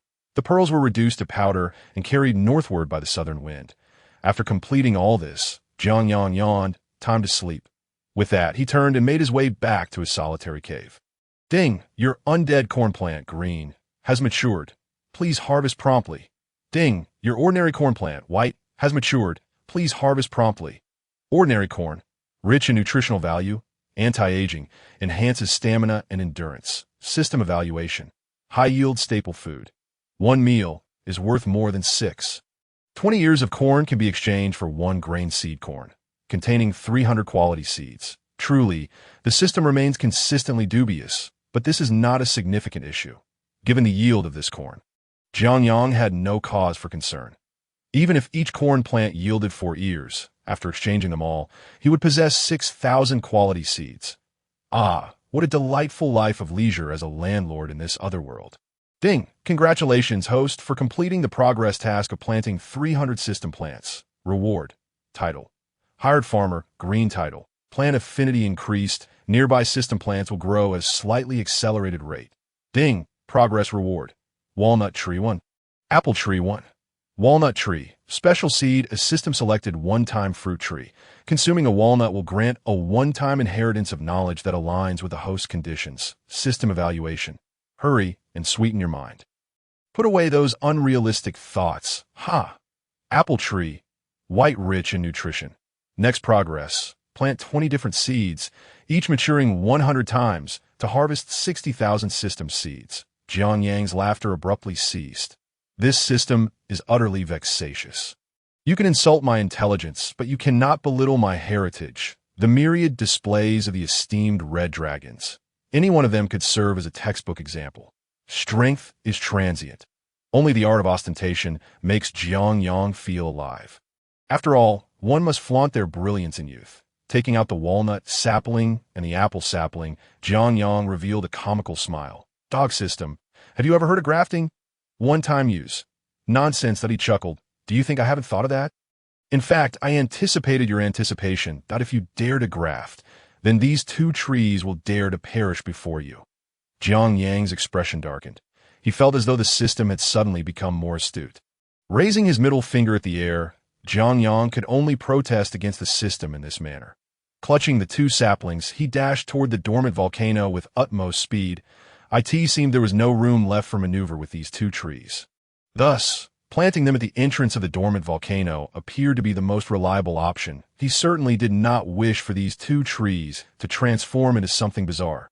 Before long, Jiang Yang arrived at the field at the mouth of the dormant volcano, the very spot where he had once planted the holy fruit, now abandoned by him. Currently, aside from saffron, all his plants have been relocated to the small ridge. Come on, red dragon apple tree. With a mighty kick, Jiang Yang created a deep hole in the earth, roughly tossing the apple tree into it. Apple tree. Yet, Jiang Yang felt no shame in his actions. Organizing, amending soil, irrigating, is half a bag of basic fertilizer sufficient. This fertilizer has the potential to enable plants to thrive amidst the flesh. If that is the case, why should a mere apple tree require meticulous care? It simply needs to be urged to ripen swiftly. The apple tree never anticipated that it would be treated so differently from other plants. Jiang Yang swiftly refilled the soil, then retrieved the used basic fertilizer. Don't say I haven't taken care of you. This time, I'll indulge a little 0.1, 20 after stowing away the basic fertilizer. Jiang Yang nodded. You should be grateful for my generosity. You are the third to experience the benefits of this basic fertilizer. Observing the apple tree grow rapidly under the influence of the fertilizer, Jiang Yang nodded and hastened towards the forest in the distance. Compared to the apple tree, he was far more concerned about the walnut tree. After all, this was a chance for inheritance, and he was determined to remember every detail this time. He could no longer rely on a third-person perspective. The cinematic mode made it difficult to retain much information, necessitating an immersive experience. Soon, Jiang Yang's figure vanished into the dense woods. Shortly after his departure, the apple tree planted at the mouth of the extinct volcano quivered slightly and then ceased its growth. Jiang Yang was completely oblivious to the apple tree's changes, as his thoughts were entirely consumed by the walnut tree. Before long, he discovered a safe and secluded flat area, located not far from the extinct volcano. He could return to the dragon's lair within moments, should any unexpected events arise. After patrolling the surroundings to ensure there was no danger, Jiang Yang arrived at an open space. Cautiously extracting a rudimentary hoe, he began to dig. Grow tall. One must dig deep. The earth was soon transformed into a substantial hole. Without pausing his efforts, Jiang Yang broke up the soil before refilling it. Leaving only a half-meter deep pit, he chuckled softly, applying a layer of basic fertilizer, then covering it with soil, followed by another layer of low-grade fertilizer, and yet again filling it with soil. Eventually, after applying regular fertilizer, the pit was reduced to a mere 10 centimeters in depth, presenting the half-meter-tall walnut sapling before him. Jiang Yang rubbed it with the dragon's face. I am not greedy. A divine-level inheritance will suffice. Come on, my precious, make me proud. Given Jiang Yang's recent actions, this statement could be interpreted as a declaration of delight. Planting the walnut tree, Jiang Yang produced a watering can and began to irrigate it. I have sown a seed, and finally, it has borne fruit. Is this a case of differential treatment? Indeed, it is a case of differential treatment. Jiang Yang is presently quite affluent, a state often referred to as inflation. When a person experiences inflation, trouble is likely to ensue, and the same holds true for dragons. Shifting his gaze back to the apple tree that had halted its growth at the mouth of the extinct volcano, it appeared rather unremarkable, even awkwardly planted. Yet before any tree can grow into a towering giant, they instinctively drive their roots deep into the earth, upon sensing that its master was treating it differently. The apple tree immediately commenced a desperate counterattack. Utilizing the 20 units of basic fertilizer, it extended its roots nearly 1,000 meters underground. This extreme growth method caused the sapling's green leaves to wither and its branches to droop helplessly.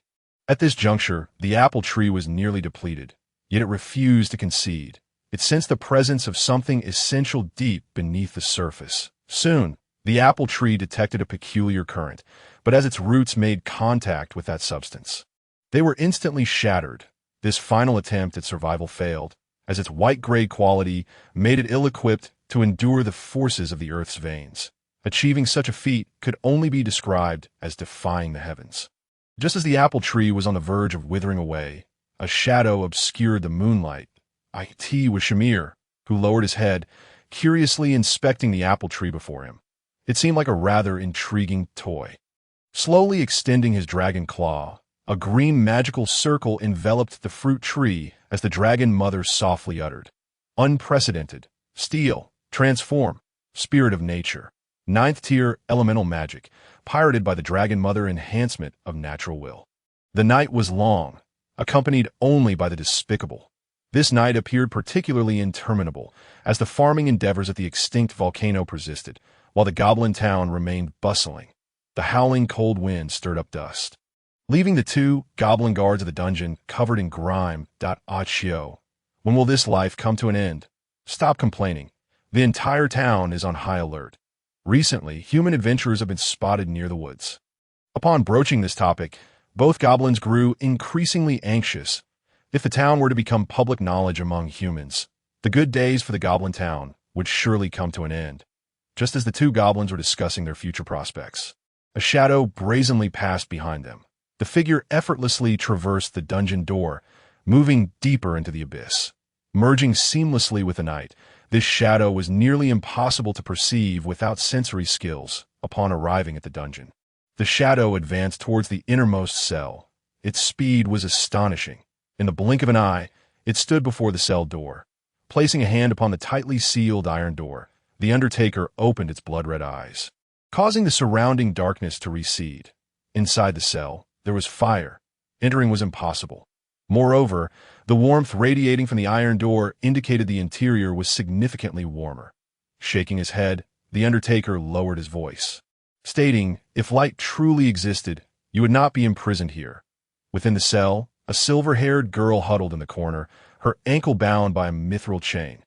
This girl was stunning, seemingly sculpted by the goddess of beauty herself, with sparkling aquamarine eyes. However, more concerning than her beauty were the pearls that littered the ground. Why wait for others to change their minds? Why not seize fate into one's own hands? You were deceived. The moment the shackles were placed upon you, it should have been clear, imprisoned and stripped of freedom. Do you feel anger? Hatred? Do you wish to make them experience the torment of confinement? Come, come. This chaotic world deserves a moment of silence. The Undertaker employed the signature ability of abyssal creatures, the maddening whispers. Inside the cell, the silver-haired girl buried her head in her legs, wrapping her arms around her knees. Tap, tap, tap. Black pearls rolled onto the ground, accompanied by the girl's sobs as a swirling cloud of black mist enveloped her. Whoosh, a gust of wind swept through the minuscule barred window in the dungeon wall. Friend, would you like a fruit? Self-targeting X-ray vision, bloodlock, flight, everything you desired. If you wish to respond, please do. The voice floated through the wind, its tone a mix of playfulness and steadiness, evoking uncontrollable laughter. The Undertaker tilted his head, having nearly succeeded moments before. Yet this half-elf had suddenly ceased her descent into madness. Hey, it's time to switch shifts. Why is everyone outside? At that moment, commotion erupted at the dungeon entrance, and no choice remained. Today would again be a day of failure. Sighing, the Undertaker cloaked himself in darkness once more and vanished from the dungeon. With the disappearance of the abyssal creature, the half-elf girl's susceptibility to temptation vanished as well. This moment, she seemed to glimpse a glimmer of hope. Hastening to the small window. However, due to her height, she could only tiptoe to catch a glimpse of the outside world. What are you looking at? Get back. The goblin stationed by the window noticed the half-elf girl peeking out and immediately raised his short spear. Threatened unexpectedly, the half-elf girl puffed up her cheeks, staring at him with a look of indignation. Could you do me a favor? Could you shatter this pearl in the wind? The goblin squinted at the pearl the girl struggled to present. What's in it for me? I can give you many pearls. Thud! A kick struck the girl's hand, causing her arm to slam against the hard iron bars, instantly turning red and swollen. Yet the goblin displayed not an ounce of sympathy. Pearls. The mayor has declared that due to the rampant inflation in the quaint town of Pearl, we are contemplating a strategy to offload a batch of goods to Iron City at a bargain price, ensuring we take them for a ride. The expression on the guard goblin's face turned sinister as he spoke. If you wish to avoid death, then behave yourself. We do not require any more pearls in Goblin Town. Clutching her swollen arm, the half-elf maiden struggled to hold back her tears. The dungeon's window faced south, and with obstacles behind it, the northern winds could not penetrate, nor could they carry away the pearl dust. This meant that, without assistance, the half-elf maiden would be utterly incapable of sending a response to Jiang. The only flicker of hope in her heart was extinguished once more. Meanwhile, atop the Yuda castle, Gates, draped in a tiger skin coat, rubbed his hands together against the biting cold. Damn it, how could I lose sleep over a pocket watch for so long? I must be overly anxious. Setting his hands down, Gates retrieved a pearl from his pocket, rolling it between his fingers before musings aloud. This pearl is almost priced like rice. Should I purchase a batch to deceive others? As thoughts of the bronze family crossed his mind, a sly smile crept upon his lips. This plan seemed quite promising, especially since no one in Noah was aware of the existence of a half-elf maiden whose tears could transform into pearls. Crack!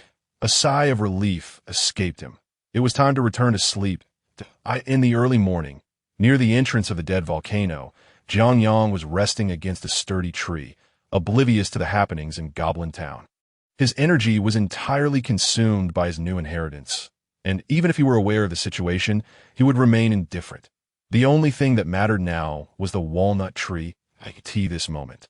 The walnut tree had matured, with a walnut as large as a face swaying in the breeze. The slender branches seemed on the verge of snapping at any moment. Suddenly, bang! A green shadow plummeted, striking Jiang, who was asleep below. As the impact jolted him, Jiang felt an urge to exclaim in surprise. However, it was swiftly followed by a familiar sensation. The inheritance from the walnut tree had commenced.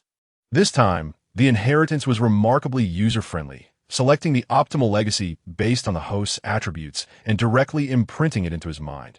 Previously, Jiang's dragon lineage inheritance was incomplete due to issues with his soul, which functioned as a reader, while his brain served as the storage device. But this time, the walnut tree's inheritance would be directly downloaded into his brain, sparing him considerable hassle. It could be said that the system had painstakingly chosen this tree as a reward.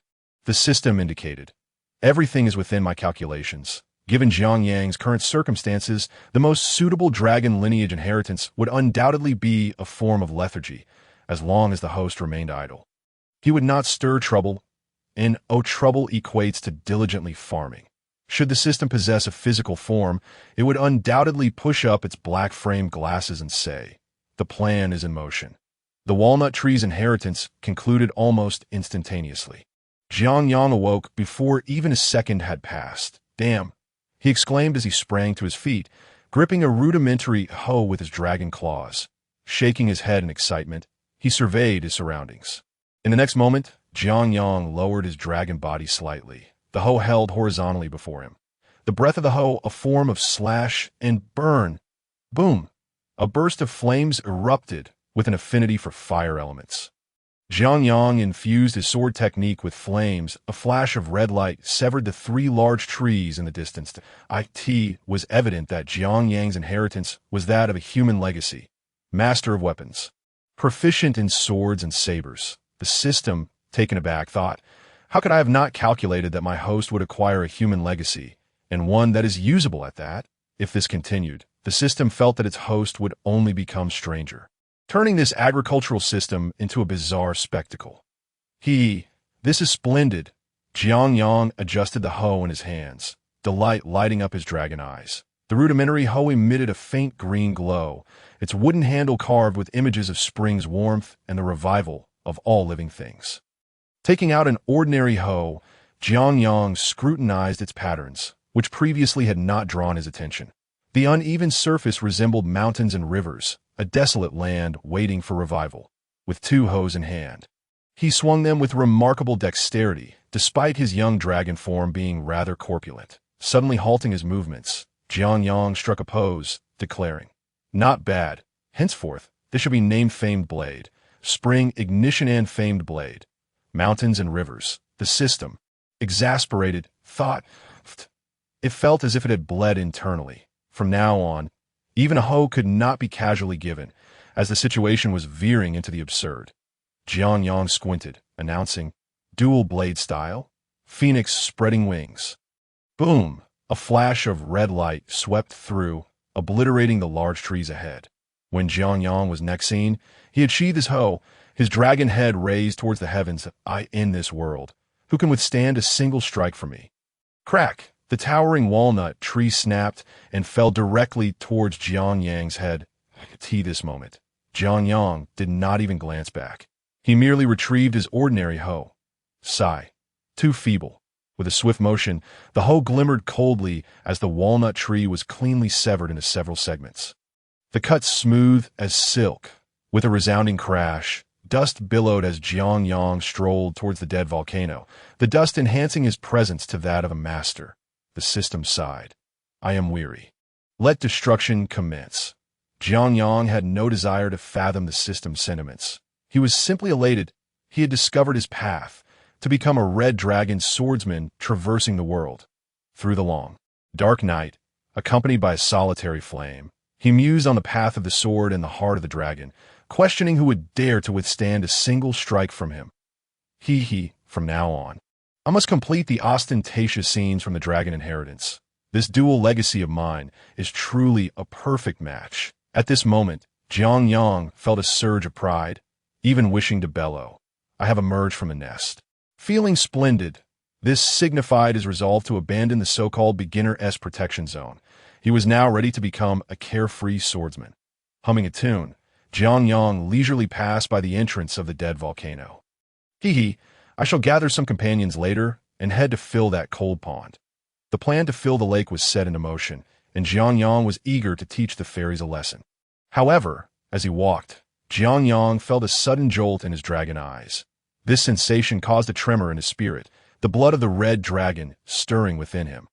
Apart from food and music, the only thing that could elicit such a reaction was treasure.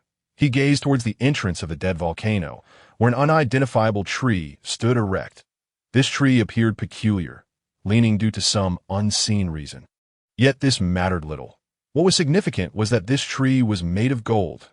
Jiang's dragon eyes sparkled with golden light as he gripped the two hoes tightly, before the dragon mother could notice. He had to swiftly relocate this tree. Delay could lead to missed opportunity, but just as Jiang prepared to move, the system's voice suddenly echoed. "Ding! Congratulations, host, possibly. Your orange legendary seed. Money tree has matured." Money tree. Orange quality evolved from an ordinary apple tree, on the brink of death due to dragon influence. Yet with the assistance of a certain dragon, the apple tree successfully turned the tides, seizing all favorable conditions at the last moment. Effect of the money tree can be shaken twice daily, randomly yielding precious treasures from other worlds. Golden apple bears fruit once a year, producing a single fruit.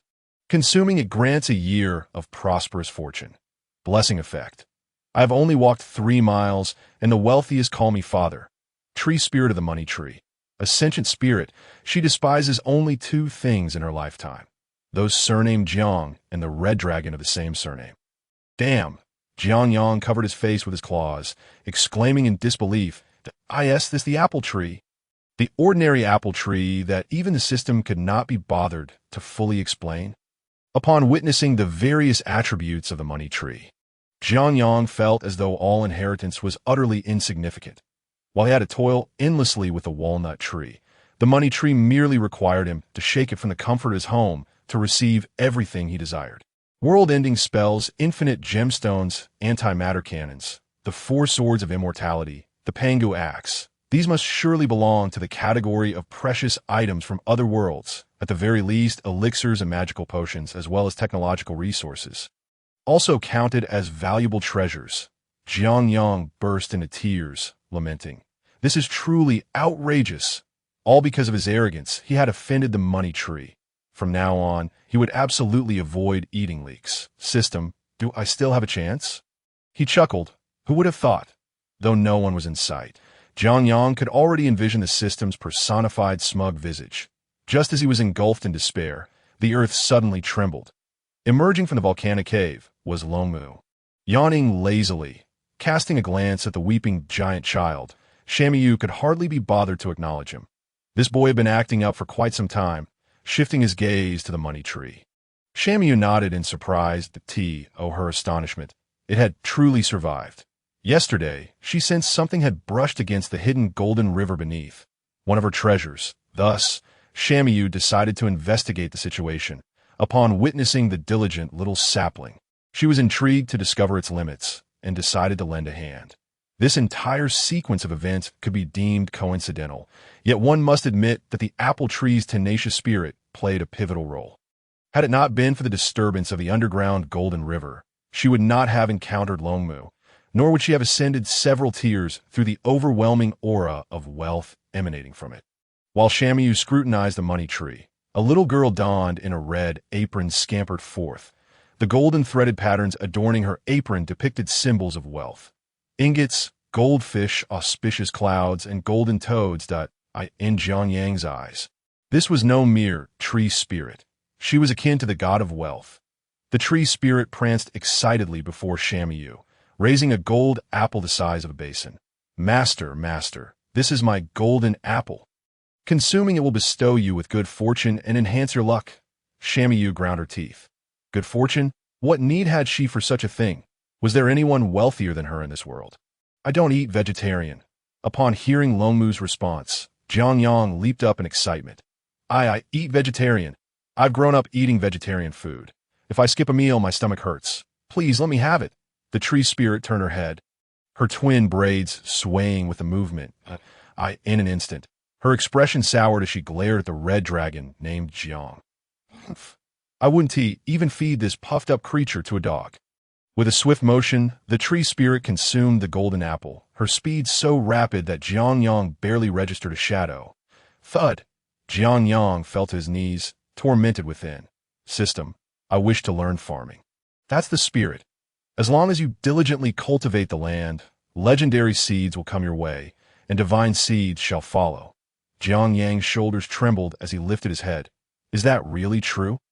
"Indeed. If you focus on farming and nurture plants without causing trouble, within 3 years you shall become a prosperous farmer." Hearing the system's words, Jiang Yang's lips curled into a crooked, mischievous smile. "Am I such a superficial person? Do you even know that this money tree is not just a legendary plant? Were you saying?" Jiang Yang rose, mimicking a gesture of combing his hair with his claws. "Spending all this time with you has taught me a lesson. The more I follow your rhythm, the less joy I find. What on earth are you talking about? Thus, I should no longer play by your rules, system." "What are you implying?" Gripping two hose tightly, a crimson light flickered in Jiang Yang's dragon eyes as a plume of white steam wafted from his mouth. Fierce dragon's sky-splitting slash. With a roar, a blood-red dragon's head surged towards the money tree. The sequence unfolded too swiftly for the tree spirit to react. Meanwhile, Longmu Shamiyu observed impassively, noting that her dear son seemed to be losing his mind. If he was to lose it, better that than to constantly dwell on her saliva. Seeing Jiang Yang charge at the money tree, The tree spirit cried out in despair. Wah! My tree, with eyes ablaze. Jiang Yang scanned the entirety of the money tree, seemingly searching for a flaw. Boom! The golden branches soared towards the heavens, shimmering in the sunlight, creating a stunning spectacle. Yet to the tree spirit, it felt as though her face had been struck. Jiang Yang landed but did not relent. He swiftly stowed away the ordinary hoe, retaining only the inferior one in his grasp. Adopting a stance for a slicing attack, Jiang Yang rasped. Death is like the wind. It accompanies me always. Tempest, decapitation. Whoosh! In a flash, when Jiang Yang reappeared, he had also discarded the inferior hoe. Clatter! Countless branches and leaves began to fall, and beneath the great tree, a golden rain commenced. Yet this was not the end. Jiang Yang surged forth once more, shouting, 8 gates of Duanjia! Night Kai! Boom! A kick landed on the money tree, causing it to tilt and sway. Sensing the moment was right, Jiang Yang propelled himself towards the tree spirit. At that moment, the tree spirit was utterly bewildered. Even as Jiang Yang approached, she remained in a daze. Only when Jiang Yang's figure materialized before her, with a gentle smile, did he extend his claw and speak in a deep voice. Be my sister. With a cascade of golden branches severed, they fell behind Jiang Yang, forming a magnificent backdrop. In the eyes of the tree spirit, the red dragon wore a faint smile, while behind him a money tree. Now pruned, swayed in the wind.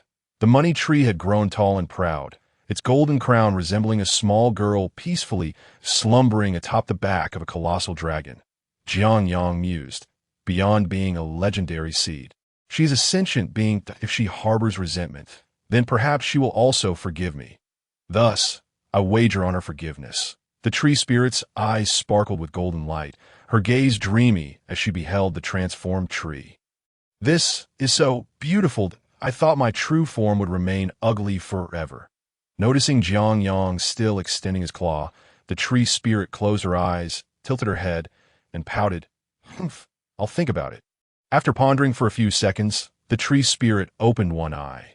Considering your sincerity, I shall forgive you. Excellent. Thus a world where the system is wounded has been birthed. This time, Jiang Yang had learned his lesson. Never underestimate the potential of simple plants, for their mutations can be exceedingly fearsome. Of course, Jiang Yang did not forget to deliver a parting shot to the system. Sister, let me tidy up those branches. Lest they offend your sight. Making money, so shameful.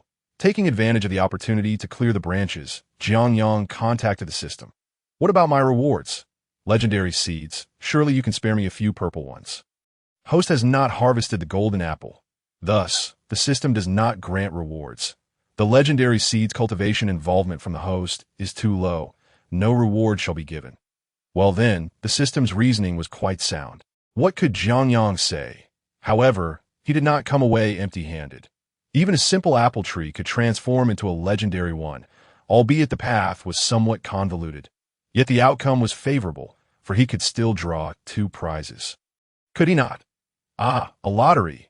His having traversed realms. Surely he wouldn't continue to be so unfortunate. 10 minutes later, Jiang Yang stood amidst a few chests filled with copper coins, his surroundings chaotic.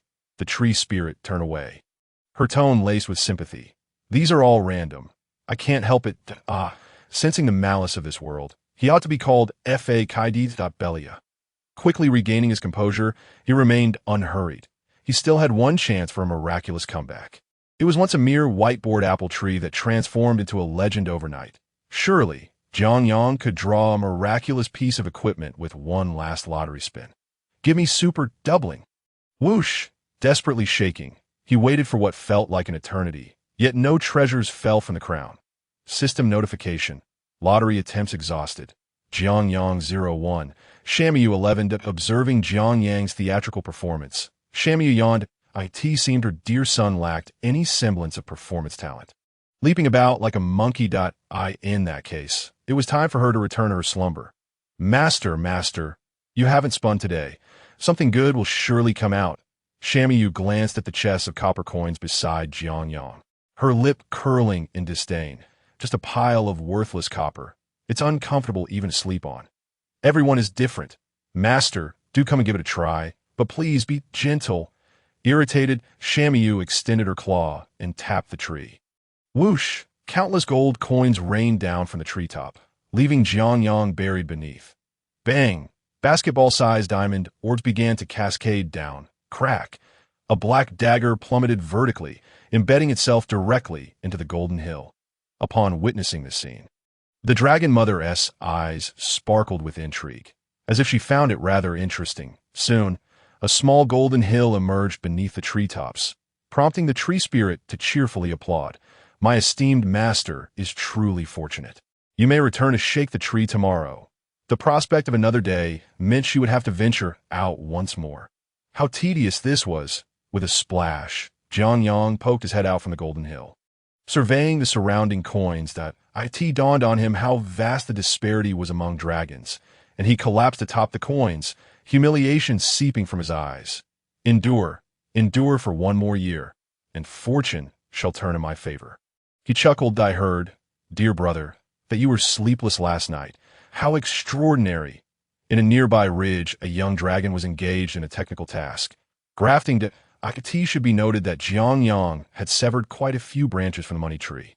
This endeavor alone promised substantial gains. Whether for nurturing or grafting, these branches were undeniably valuable. Furthermore, they were not a one-time commodity. If he lacked enough, he could always request more from his younger sister.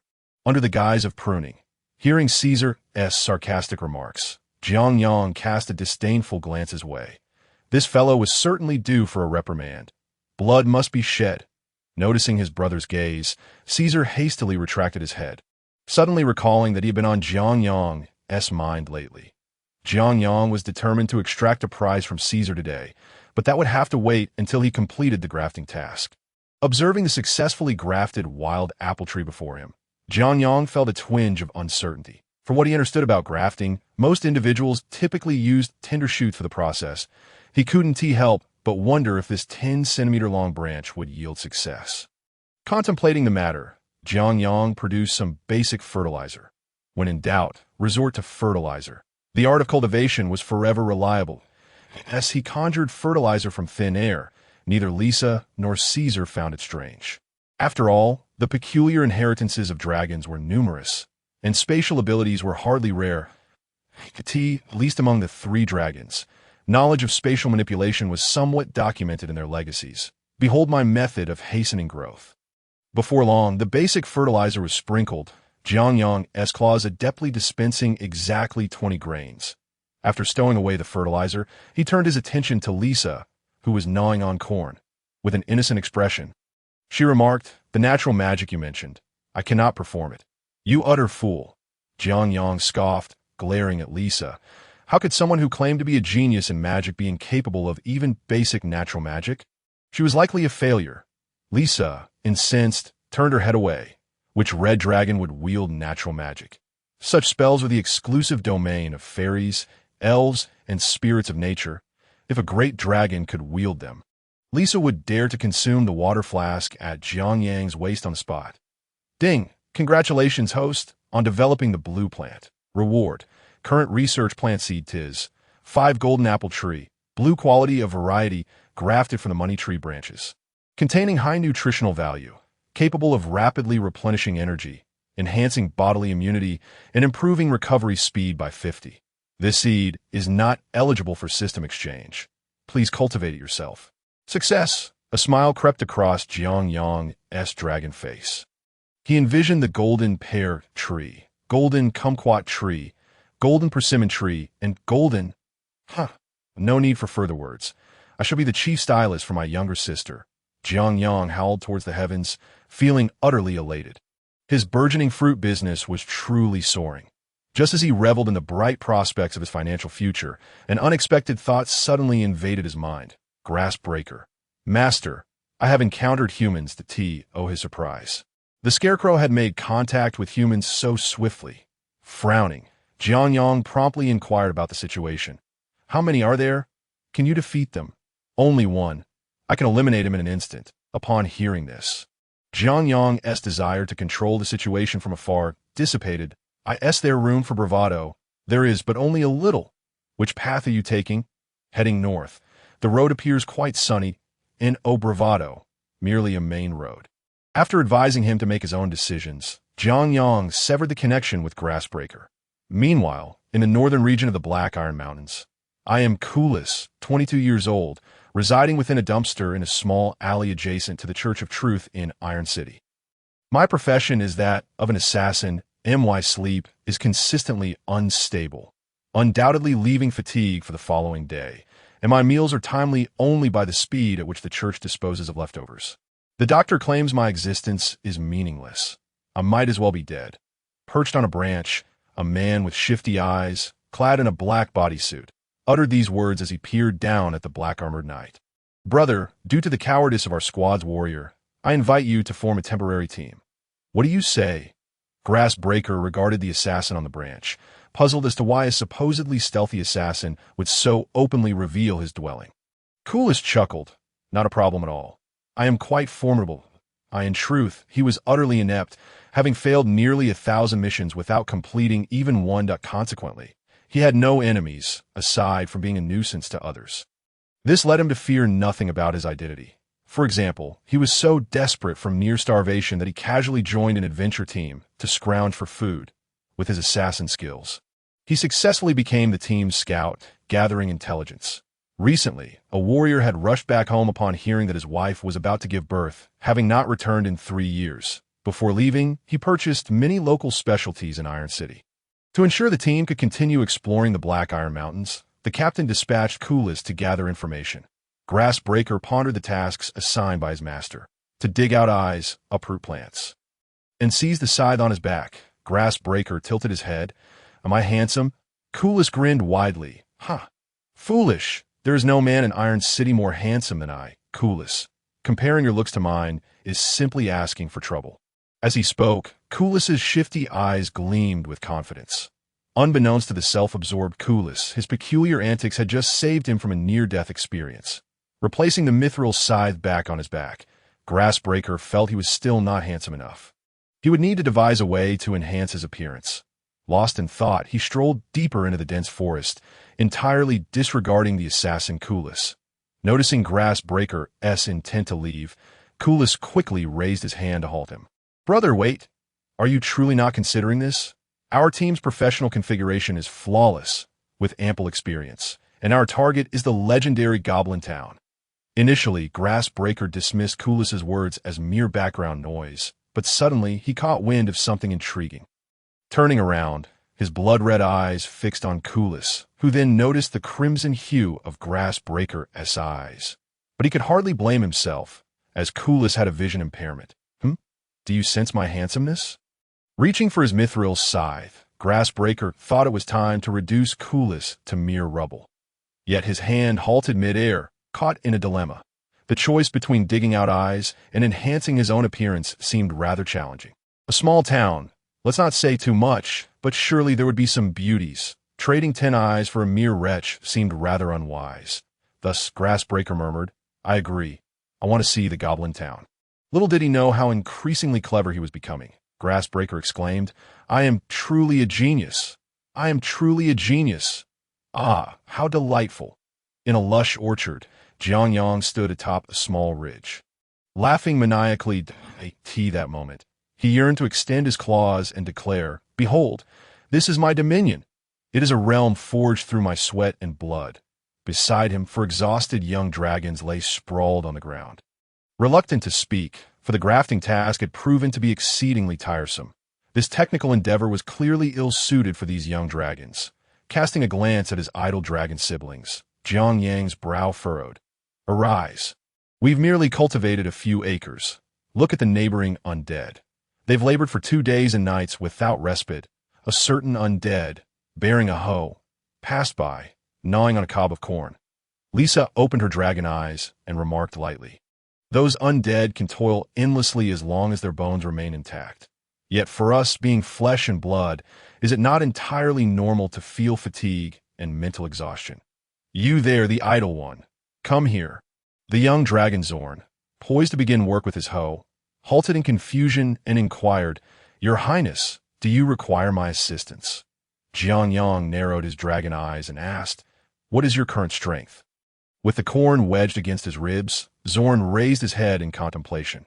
If he does not interfere with me, I remain a legendary sword saint, but a skeletal hand grasped his pelvis, and green soul flames radiated wisdom.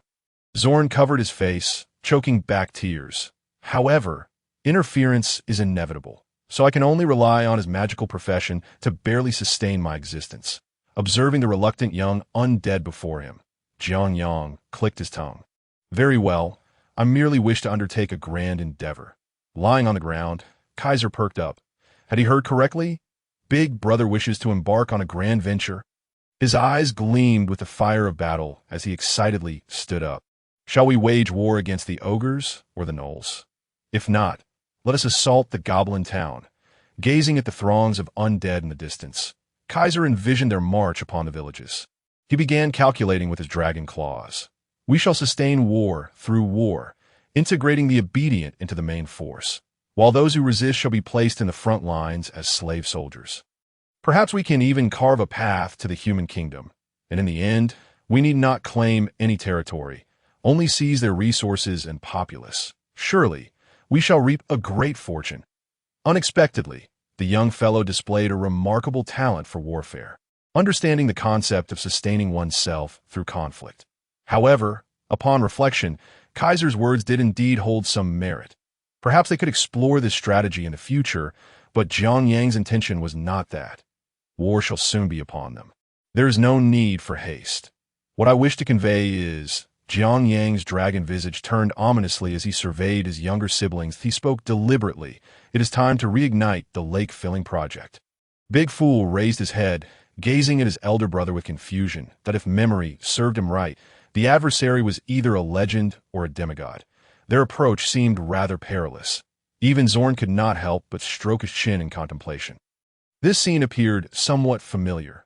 Jianyang grinned widely, then retrieved a pitch-black dagger from his water pouch. Oh, you know what this is? Lisa pondered momentarily before inquiring. Is it refused discarded by our mother? Jianyang had already informed them of the dagger's origins that morning, explaining that Shamir had deemed it unworthy and had left it behind. However, the impoverished Jianyang paid no heed to such trivialities and claimed both the copper and the dagger. This is a remarkable dagger, possessing the power of invisibility. I call it the Night Messenger. Night Messenger. The lake sprite tossed aside the dagger she held, her emerald eyes fixed on Jianyang and his entourage. Today, this young dragon's assembly has become quite peculiar, even bringing along a dual-soul undead. Trapped in the water prison, Jianyang smiled. Indeed, our company, the Dead Volcano Limited, has recently initiated an event to care for the lonely elderly within the Black Iron Mountains. Performing good deeds, with a flap of her wings, the sprite fluttered to Jianyang's large head. She reached out her tiny hand and patted his large face. So, your dead volcano truly possesses a heart of compassion. Indeed, our enterprise is a model of excellence, widely recognized in the dragon community, especially under the leadership of our esteemed matriarch, the Dragon Mother. The generations of dragons have regarded her as a living saint. The sprite crossed her arms, scoffing. Spare me the deceptive rhetoric. You should know I won't kill you now. Tell me, what brings you here? Having had his ruse uncovered, Jianyang displayed an awkward smile. Actually, it's nothing of great consequence. Yet, as he uttered this, his dragon face suddenly grew serious. He cast a sidelong glance at the location of the ruins and inquired, I wish to know about the ruins and whether any anomalies have occurred recently. Indeed, Jianyang was preparing to take action against the goblin town, but before doing so, he required some foundational intelligence, particularly regarding pearls, as this was one of his primary motivations. The sprite pondered for a moment. Such matters are, in fact, extremely valuable intelligence. Observing the sprite's serious demeanor, Jianyang sensed that this trip might end in futility. The sprite lifted her head and spoke with gravity. Therefore, it requires additional payment. Very well, it seemed that without adequate compensation, the sprite would not divulge the secrets of the ruins. With that realization, Jianyang nodded. 3 songs. Please commence your performance. Upon reaching a satisfactory price, the sprite revealed a faint smile. To make a long story short, the ruins emerged long before I did, so I cannot provide that information. Jianyang's expression darkened. He felt as though he had been outmaneuvered, from childhood to adulthood. Even his own father had never outsmarted him. Noticing the unfriendly gaze of the young dragon before him, the sprite shrugged. However, I do know one thing, which I gleaned from that mural. It is a lost city, which does not truly belong to the land, but rather the ocean. For reasons unknown, it has surfaced from the depths. Jiangyang raised a claw. I understand this. It is due to tectonic movements. Glancing at Jiangyang, the sprite pouted, finding him rather rude. Oh, so you are quite knowledgeable. Are you? Just joking. I understand exceedingly well. The sprite gently rubbed her forehead, bemused by the unusual demeanor of this young dragon. Truly, the world was vast and full of wonders, disinterested in further engagement with Jiangyang. The sprite continued. In truth, the ruins are not of great significance. What truly matters is the person who emerged from them. Jiangyang's dragon face suddenly took on a serious expression, and in a low voice, he stated, "Oh, I seem to scent the essence of a story." The sprite clenched her fists, exasperated by the young dragon's incessant interruptions. Can you not remain silent for a moment? Taking a deep breath, she aimed to swiftly conclude this topic. It was a half-elf who arrived at the Black Iron Mountains through the magical array of the ruins. She is unlike ordinary half-elves, for she possesses a trace of merfolk blood. Her primary purpose for coming here is to seek the legendary merfolk kingdom.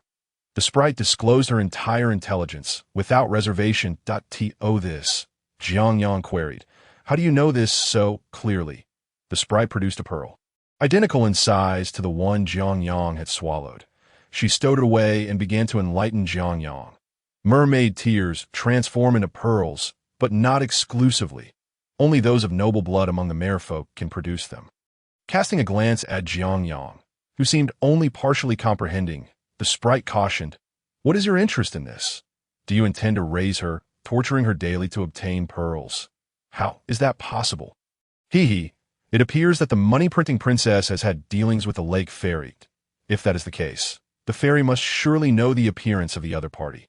Rubbing his dragon claws, Jiangyang revealed a benevolent smile. Our dead volcano agricultural company has always adhered to principles of justice, freedom, harmony, and love. That we are, after all, an exceedingly righteous company. How could we be so inhumane? With a shift in tone, Jiangyang cautiously inquired, "Could you tell me what she looks like, so that I may provide her with assistance along the dragon path?" The fairy fell silent. It seemed this fellow had set his sights on that small sprite. Such treachery, selling out others, was something she, as a fairy, would never entertain. That I will write 2 more songs for you. Silver hair, blue eyes, standing at 1 meter tall, donned in a green elven robe, on a quest to find her mother. Jiangyang meticulously noted this information before speaking. "Thank you, and no need for thanks. Just give me the songs." Thus, a sordid transaction was conducted with unabashed transparency, much to the satisfaction of both parties. Upon returning to the dead volcano, Jiangyang began to prepare for the invasion of the goblin town. Caesar trailed behind, dejected, still seething over being caught by the fairy once again. "Damn it, when I grow up, I will surely dry up that wretched lake." Casting a sidelong glance at Caesar, Jiangyang redirected his gaze, saying, "Why wait until we grow up? Once we resolve matters in Goblin Town, we shall take action. The mere fairy is no match for us." Caesar's eyes brightened. His brother was remarkably bold, and he liked it. Tough. Tough indeed. As for whether it is tough or not, we shall see later. Right now, my mind is solely focused on planting a water lily. Zorn, feeling the vividness of the past scene intensifying, could not help but advise, "I believe one must eat corn bite by bite, and take steps one at a time, that if one strides too far, they risk being reduced to ashes." Looking towards the dead volcano, Zorn sighed. "I once had 9 roommates, but alas, they have vanished without a trace." Jiangyang shook his head, indicating that such matters could wait. Now, they needed to take a look at Goblin Town. Lisa's eyes sparkled with excitement. The day they had been waiting for had finally arrived, the path to their prosperity. "What does my brother mean?" Lisa inched closer, cautiously asking Jiangyang. The latter smiled. "Open investigation. Covert reconnaissance. The former entails going to Goblin Town boldly under the banner of the dead volcano to see if we can uncover any overt clues. The latter means we will first sneak in, without making a sound, this moment." Jiangyang's choice was undoubtedly the latter. it was prudent to ascertain the strengths of both sides and the entanglement involved before taking any action. Just as Jiang Yang was preparing to set off, a new unread message arrived with the north wind that Mr. Yoda is truly a good man, willing to offer me assistance, even arranging a luxurious room for me. Although the house is a bit low, with only a tiny window, the other facilities are complete and quite splendid. I was moved to tears. Stop. The situation has changed. The dragons, who were all set to flee, stumbled, nearly falling to the ground. Jiang Yang's dragon tail flicked nervously, his face clouded with worry. Truly, one who single-handedly built Goblin Town understands the art of subtle warfare. He had underestimated Yoda. This old fellow was unlike other monsters, treating that sprite mermaid with kindness. If that were the case, a direct confrontation might lead to unwarranted consequences. Moreover, it could potentially offend his money-printing princess. Such a passive course of action was not something Jiang Yang would undertake. Whether it is hard or soft, I shall not lose. With that, Jiang Yang produced several small pearls and turned to Lisa. "Do you have any magic to change the wind direction?" Lisa, puzzled, asked, "Aren't we supposed to attack Goblin Town? Why are you suddenly inquiring about magic?"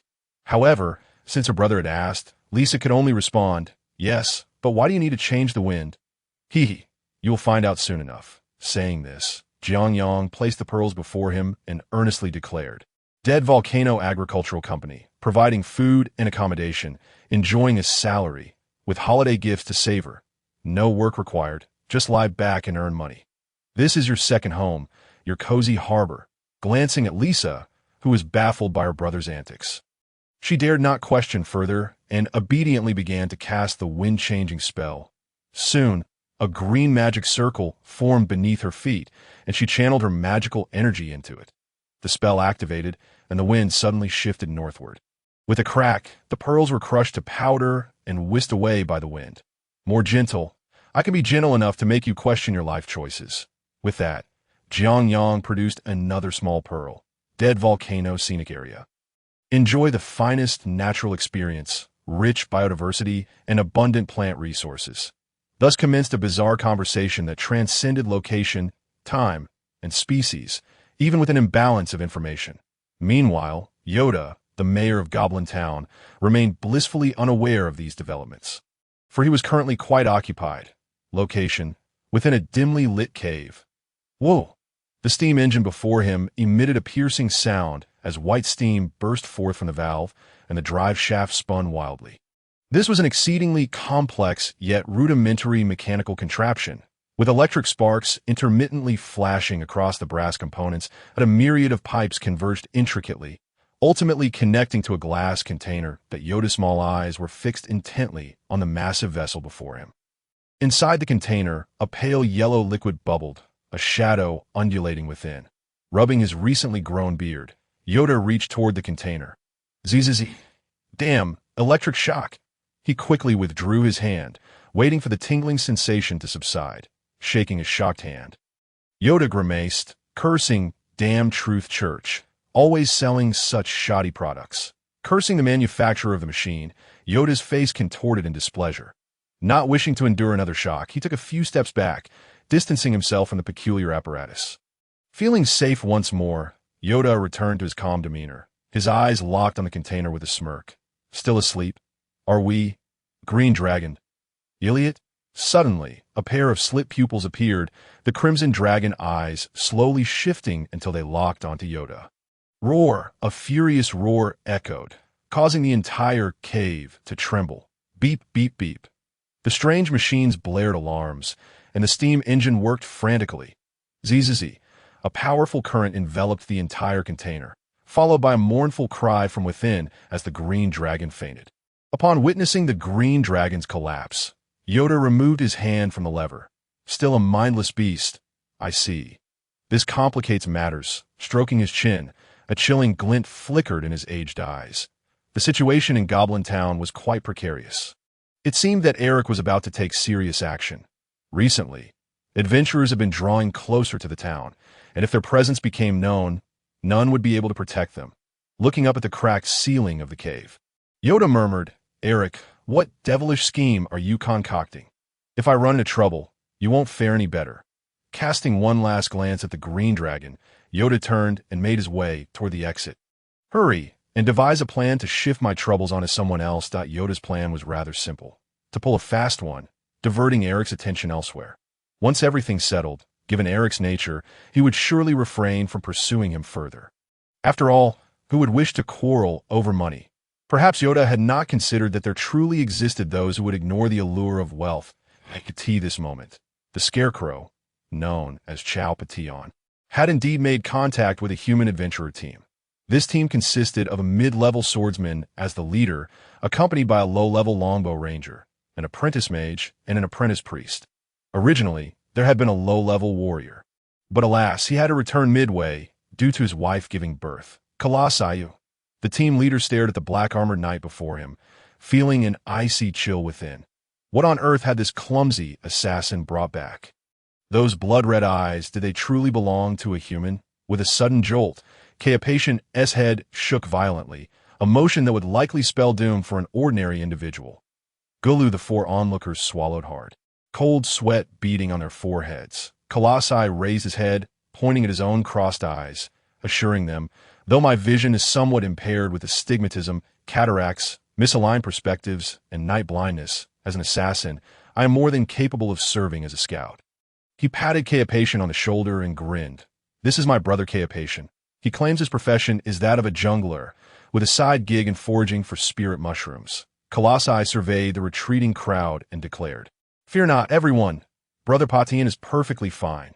He is as normal as they come. Raising his large scythe, Cleopation spoke, Does anyone here know what it feels like to need to relieve oneself? Look, Brother Patillon is aware of the urge, surely indicating he is a quick-witted, logically sound individual. The squad leader wiped the sweat from his brow, glaring at Colossi with a mix of irritation and despair. Indeed, recruiting this foolish assassin was his gravest error. Once this crisis was averted, he would ensure this imbecile was unceremoniously returned to the trash heap. Feigning a smile, the squad leader scratched his head. Huh, is that so? Brother Cleopation, you look rather dashing in that outfit.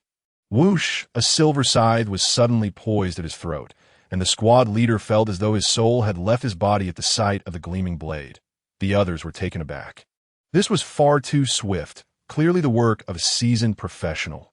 Cleopation pondered for a moment, then withdrew the scythe with a chuckle. No need to be tense. It was merely a jest. He had nearly lost control and turned this fellow into a mere pulp. Thankfully, he managed to restrain himself. Otherwise, his plans for collecting eyeballs would have been dashed. Feeling the blade retreat from his neck, the squad leader's legs quivered with fear. This individual before him was either a monster or a lunatic. In any case, he had to find a way to get rid of him. Thinking along these lines, the squad leader cast another glance at Colossi, realizing that this simpleton must also be sent away. Brother Cleopation, we are not adventurers. We are merely here for sightseeing. Given your unfamiliarity with the area, how about I offer you some money to seek out other adventuring teams? As he spoke, the squad leader produced a few copper coins from his pocket, glancing expectantly at his companions. What are you staring at? Come on, chip in. Seeing this, his companions hurriedly stepped forward, each pulling out their meager savings. The squad leader gathered the coins and respectfully presented them to Cleopation. It was a paltry sum, amounting to 29 coins and 8 pennies according to Earth's exchange rate. A small token of goodwill, dear sir. As you journey northward, you are bound to encounter other adventuring parties. Casting a disdainful glance at the filthy copper coins, Cleopation scoffed. This pittance is hardly enough to purchase a decent pair of socks, let alone to bribe me, da-da. Then what might you desire? Choose anything, and we shall provide it, the squad leader replied, surprisingly accommodating. Colossi surveyed the adventuring team before him, recognizing the implicit lack of women. Cleopation remarked, What I seek is beyond your means. Precious plants, beautiful eyes, and refuse, the squad leader gasped. Taken aback, had he just heard something bizarre? Beautiful eyes? Was he referring to those in the conventional sense? Soon, the adventuring team huddled together for a hushed discussion. The situation is dire. We should flee, the priest suggested. With his speed, even if we run for miles, it would be futile, as we would still meet our end, the wizard added. Calm down. Didn't this lunatic say he likes precious plants? the squad leader reassured. You mean, the ranger exclaimed, as a scheme targeting Cleopation rapidly took shape, deemed utterly flawless by the group. The squad leader approached Cleopation again, fawningly stating, "Brother, believe it or not, we do have leads on precious plants."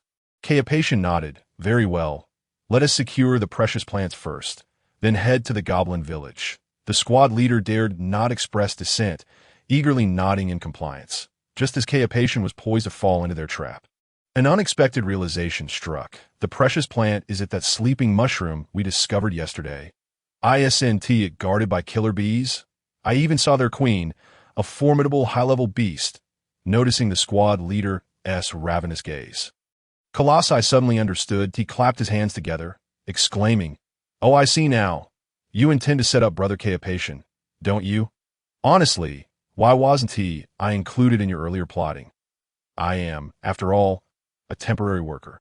Your actions may violate the labor laws of Steel City." At that moment, Colossi seemed to unveil the trap they had laid for Cleopation, while simultaneously pushing the adventuring team into it, burying them with dirt and erecting a gravestone in one fell swoop. The squad leader, drenched in sweat, felt as though he could scarcely breathe. "It's all right. Let us move on," Cleopation said, seemingly oblivious. The squad leader stared blankly at him, bewildered. Had he truly not grasped the situation, or was his mind simply inadequate? They were already on the brink of being sacrificed. Did he still believe there was a chance for a miraculous turnaround?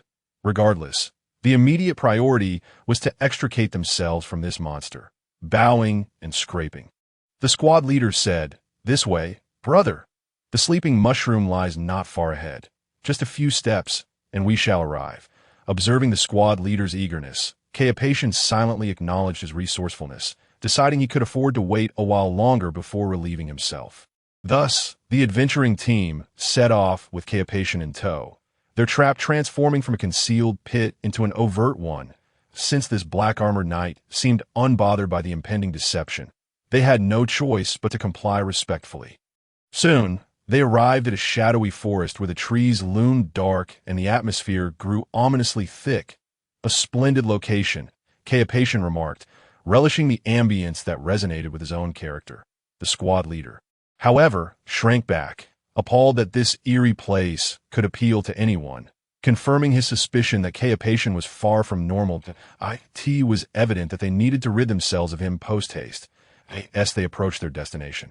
They found an ancient log lying on the ground, its age suggesting it belonged to a bygone the log's end. A blue-white mushroom emitted a captivating glow that was a stunning specimen, adorned with intricate, mesmerizing patterns that beckoned all who gazed upon it, inducing a wave of drowsiness. However, opposite the sleeping mushroom lay a perilous sight.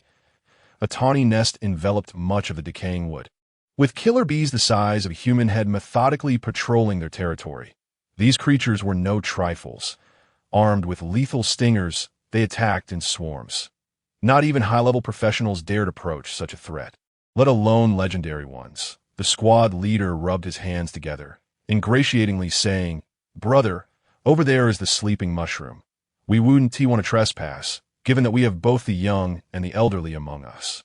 Before he could finish, Cleopation had already stepped toward the sleeping mushroom, eager to fulfill one of his tasks. The onlookers gaped in disbelief, astonished by his reckless audacity.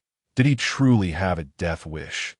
Provoking the killer bees whose queen was a high-level beast? Buzzing. As expected, once the swarm sensed an intruder, they launched a coordinated assault. The multitude of killer bees descended upon Cleopation like a net, their formation morphing into a deadly spear aimed directly at him. Strike with style, move swiftly. I have memorized my Master-S instructions. Swish! A black slash sliced through the air. An overwhelming aura of the abyss erupted. In an instant, the swarm hung, suspended in midair, as if their bodies were restrained by an unseen force.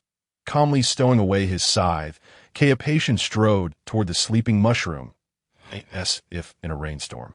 The fallen killer bees plummeted to the ground, creating a cacophony of splattering sounds. This spectacle left the adventuring team utterly speechless. How could this individual possess such incredible strength? The bee queen trembled. Recalling the earlier aura, it was unmistakable. This was a creature from the abyss, the compound eyes fixated on the grassbreaker, while the queen bee vibrated her wings to send a signal. Once again, thousands of killer bees emerged. But this time they did not assemble into a formation. Instead, they engaged in guerrilla warfare, a legendary tactic known as finding the gap. This strategy proved effective, as soon enough, a killer bee dispatched the grassbreaker, piercing through the seams of his armor with its venomous stinger. However, the outcome was rather anticlimactic. The grassbreaker allowed the killer bees to assault him without concern, for he was made of grass and felt no fear. While the grassbreaker was unperturbed, the members of the adventuring team were in sheer panic. They observed a swarm of killer bees rushing toward them, prompting the team leader to shout hoarsely, "Run!" Yet there was no immediate response. And upon turning to look, he was astounded to see that his loyal comrades had already fled 3 miles away. Most absurdly, there was Colossi, who waved goodbye, saying, "Thank you, Captain, for the meal if there is a next life. I, Colossi, shall surely adopt you as my son and raise you well." Struggling to suppress a surge of blood from his throat, the team leader vowed that if he survived this ordeal, he would eliminate this foolish assassin. This individual was undoubtedly a menace in this world. Without further delay, the team leader sprinted eastward with utmost haste. While the humans fled, the grassbreaker remained calm, for the allure of the mushroom before him was far greater. He felt it was a pity not to return with something to show his master before dawn. With determination, he uprooted the mushroom and dashed toward the extinct volcano. Although the grassbreaker was still quite distant from the volcano, he believed that with full exertion, he could reach the ridge by midnight. As the sun set and the moon rose, a new night commenced. The stars adorned the night sky, and the moonlight caressed the earth like a gentle hand.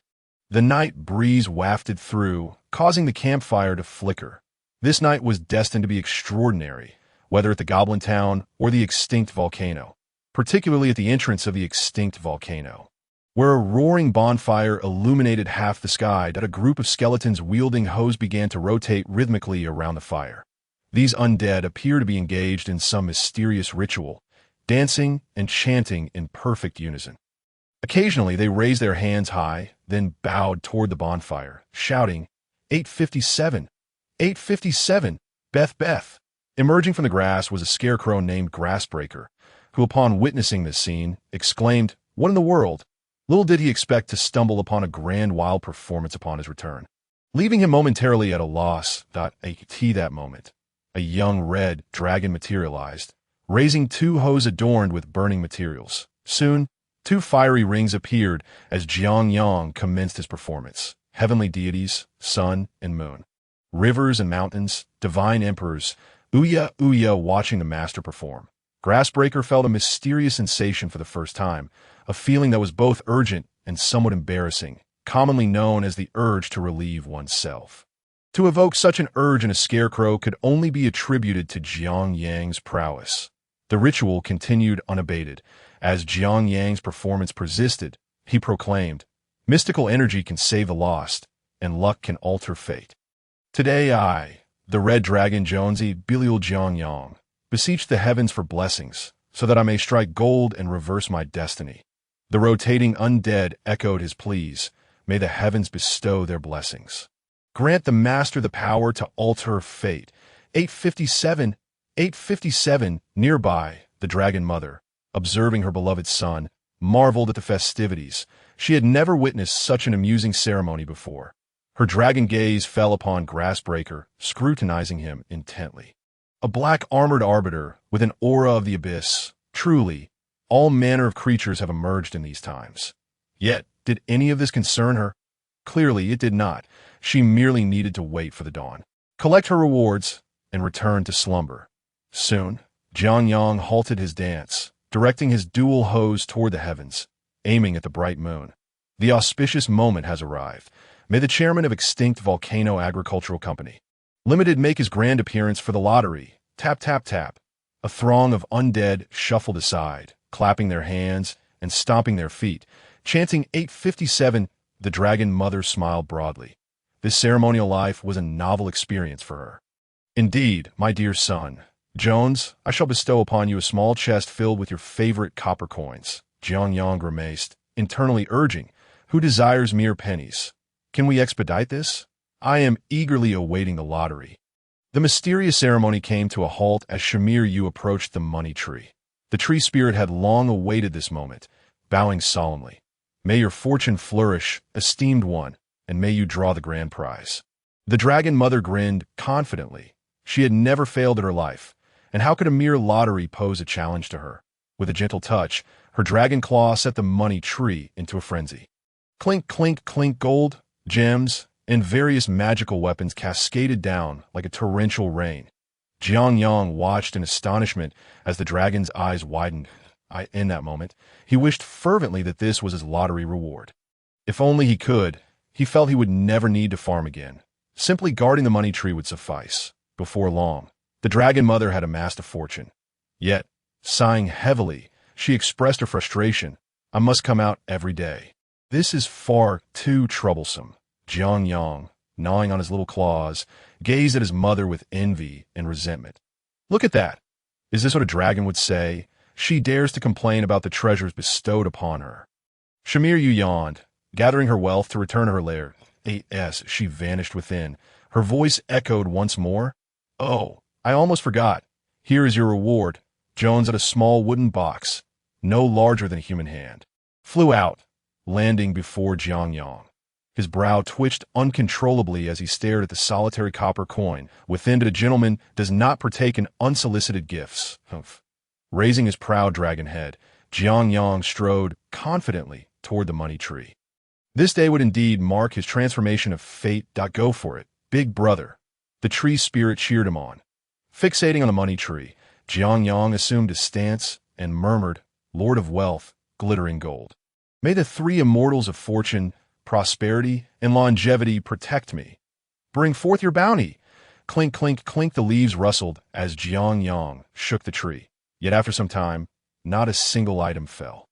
In an instant, an ominous premonition crept into Jiang Yang's mind. He turned his head stiffly, apprehensively asking, You haven't forgotten to say thank you for this lottery, have you? The tree spirit, hands on her hips, turned her head away with a huff. Humph, do you take me for one of those scam lotteries? Crack. A shadow plummeted from the treetop, landing with a metallic clang. Jiang Yang squinted, examining the fallen object. Picking up the AK-47, Jiang Yang felt as if the very essence of his dragon being was slipping away. The sudden shift in the scene was overwhelming. Wait, let me gather myself. Crack. A shotgun thudded to the ground, accompanied by several bright red high-caliber bullets that, in a way, is that a sniper rifle? Crack. A green firearm fell along with several sniper rounds. Gazing at the AP below, Jiang Yang inhaled deeply. I've struck gold, but not entirely. Bang! An unknown heavy object crashed onto Jiang Yang's head, nearly sending him into a daze. Rubbing his head, he thought, if I were to be knocked senseless, it would be a tremendous loss. Quickly looking toward the fallen object, he was left speechless upon recognizing it. The IAI Bladebird solar-powered all-metal electric vehicle. Eastside XX Electric Vehicle Mall. Contact number ZY000. What could he even say? For a moment, Jiang Yang was at a loss for words, feeling as though his world had become increasingly bizarre. While next door, others were immersed in swords and sorcery. Here he was with an AK-47 scratching his chin with a dragon claw. Jiang Yang glanced at the electric vehicle and cautiously propped it up. Trying it out, he found it surprisingly comfortable. The headlights, brakes, and steering were all in perfect order. Brandishing the AK-47 and straddling the electric vehicle, Jiang Yang surveyed his surroundings. Big brother, your mask has fallen off, noted the tree spirit, offering a black bandit mask. Oh, thank you, little sister.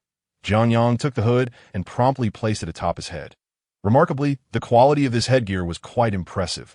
Even though it had become misshapen, it still managed to encompass Jiang Yang's large head. Once the hood was secured, a fierce aura enveloped him, prompting the distant observer, Chao Patian, to exclaim, This is even more profound than I am. At that moment, Chao Patian felt compelled to take action. The sudden shift in atmosphere could not be allowed to continue unabated. Why master has returned us so? How did the expedition fare? Chao Patian raised the sleeping mushroom. Speaking with a hint of shame, I only managed to find this mushroom. The item you desire the most remains elusive, but I shall strive harder. Reflecting on his own deepest desire, Jiang concluded it was the beauty of nature. He patted Chao Patillon on the shoulder and smiled. No worries. It is entirely normal not to find such things immediately. Here's a suggestion. Gather information from others. Chao Patillon nodded in agreement. Recognizing this as a prudent approach, instead of blindly searching for enchanting maidens, it would be far more efficient to inquire directly in the towns of the wise beings, just as the scarecrow prepared to venture into the wilds again. Jiang called out to him, "Wait, take this." He handed over a letter, and Chao Patillon received the magical parchment with a puzzled expression, looking up at Jiang, hoping for clarification.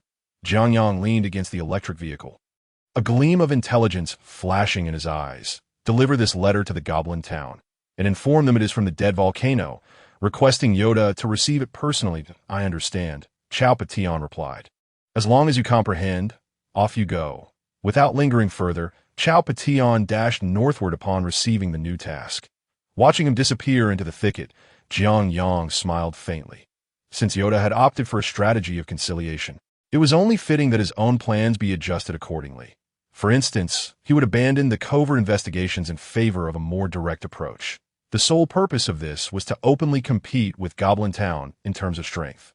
Enticing the elves and mermaids to visit the dead volcano, as for whether they would return after their visit. Jiang asserted he was a dragon who upheld the principles of draconic integrity, the kind that was decidedly fiery and unambiguous. Having arranged everything, Jiang turned to the nearby Trant. "Come, little sister, let me take you for a ride." The Trant eagerly hopped onto the electric vehicle, nervously inquiring, Guy, will Lisa be upset if you ride the electric vehicle with me?" As the vehicle roared to life, it surged forward in a flash, accelerating to 100 kilometers in just a second. As Jiang zipped past a copper coin, his tail deftly curled around it, snatching it up without a soul noticing. After fulfilling his main objective, Jiang concocted an excuse to hastily dismount the Trant. Although the little Trant wished to continue playing, she was silenced by her big brother's assertion that it was getting late. Time to skedaddle. With that, Jiang twisted the throttle, and the electric vehicle sped toward a small ridge. The surrounding undead, wielding their shovels, promptly followed suit. In an instant, a young dragon riding an electric vehicle, armed with 3 guns, blazed a trail, trailed by a throng of shovel-wielding undead. The peculiarities of the dead volcano had not emerged overnight. Since the birth of a red dragon named Jiang, the world had taken on an odd character. The first to exhibit this transformation was the dead volcano, followed closely by Goblin Town. As was customary, the Undertaker commenced his daily seduction rituals. Yet at this moment, the Undertaker felt he was not bewitching a naive maiden, but rather the sweet high priestess of the temple. You should know. When the wind of morning rises, the deep sea has already succumbed to the abyss. In the sunless depths, countless abyssal creatures await their sustenance.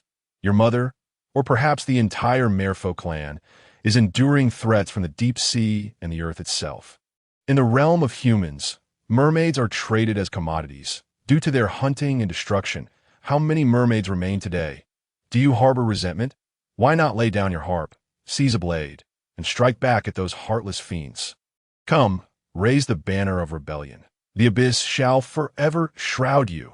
Reclaim the shallow seas for the Merfolk. The Undertaker felt his voice nearing exhaustion, yet his audience remained wholly unresponsive. How bizarre! It was as if he had stumbled upon a realm of the utterly peculiar. Meanwhile, within the confines of the dungeon, a half-elf leaned against the window, intently listening to the whispers carried by the wind. The dead volcano's golden fruit package is now active. Any visitor may partake in a complimentary tasting. Once, an invitation to the dead volcano lay before me, yet I failed to cherish it, only to regret it in the end. If heaven were to grant me another chance, I would tell the dead volcano, I love you, dead volcano. Good news. The scoundrel CEO has absconded with his sister-in-law. With no other recourse, we must compensate with fruit. Originally priced at over 80,000, all fruits and vegetables are now drastically reduced. Hurry to the dead volcano for your free tasting. What are you waiting for? The half-elf maiden stifled a laugh at the absurdity of the announcement. Though these were mere trashy advertisements, they were the most heartfelt words she had heard since her imprisonment. Producing a pearl, the half-elf held it delicately before her. Could you tell me your name? I am Camilla Anna, and I long to meet you. Gently placing the pearl upon the floor, Anna was fearful of damaging it. While the chances of these pearls being shattered outside were slim, they still represented a glimmer of hope, did they not? When weary, sip saffron tea. The latest packaging from the dead volcano. Flower of hope. Captain, please don't stop. It's all right, for I have saffron tea. Giggles erupted from Anna, who found this individual rather amusing. She was curious about the location of the dead volcano and the identities of the captain and CEO. Outside, the Undertaker wore a scowl. What had he just heard? That half-elf had laughed. How sweet. Did she look down upon him? Gritting his teeth, the Undertaker turned away, muttering darkly, "You will pay for this," as dawn broke. A new day began, with the eerie laughter emanating from the laboratory. Ha ha ha. I am indeed a genius. Red Dragon Chive's blue quality enhances fire element affinity, rapidly replenishes stamina and magic. System evaluation. Eating this will cause internal heat. It may lead to fiery urination. Consume sparingly. System reward. Red Dragon Chive Seed X10. Jiang smirked and promptly stuffed the crimson chives into his mouth. I don't believe it. Not unless you provide me with a legendary seed. The system responded. Upon consumption of the chives, a wave of heat surged from within, and Jiang felt his blood coursing rapidly, while the surrounding fire elements began to swirl restlessly. Soon, the temperature in the laboratory soared, causing ordinary materials to crack. Clutching his chest, Jiang's eyes turned crimson. Damn, this is a bit too intense, I could see that moment. The system desperately wished to chide him, but felt it prudent to modify its phrasing. Good advice cannot restrain the damned fool. The system cannot rein in the obstinate dragon. Just bear with it. I'm saying I'll hold back from laughing out loud. Ha ha ha! Opening his mouth, a torrent of flames erupted forth, prompting Jiang to hastily grab his water flask. Gulp, gulp, gulp. Ah, that feels better. After stowing the flask back at his waist, Jiang resumed his experimentation. The system's laughter abruptly ceased as it observed Jiang, who appeared unperturbed. The system decided it was time to teach this rascal a lesson. Clearing the materials for cultivating red dragon chives, Jiang retrieved the sleeping mushroom, the one Chao Patillon had brought back last night. Gazing at the exquisite mushroom before him, he couldn't help but salivate that, fungi. Chicken stewed with mushrooms, stir-fried mushrooms with meat. Tiger bone mushroom soup, squab mushroom soup. Wiping his mouth, Jiang hastily halted his thoughts. If he continued, he wouldn't be able to focus on his research today. Prodding the cap of the sleeping mushroom with his claw, a plume of blue spores erupted forth. Achoo! Jiang sneezed involuntarily as the spores assailed him. System, what on earth is this? Why do I feel a bit drowsy? Drowsy mushroom, green quality, a native product of this world. It possesses effects such as promoting sleep, inducing hypnosis, providing tranquility, and nourishing the spirit. System evaluation. One bite leads to a day of slumber. Close your eyes, open them again, and a lifetime has passed. Yawning, Jiang picked up a stone cup nearby. Regardless of the demons and monsters, as long as I down a cup of red dragon blood, I shall transform into a creature exclusive to the red dragon. Envisioning this delightful prospect, Jiang gently poured the liquid from the stone cup.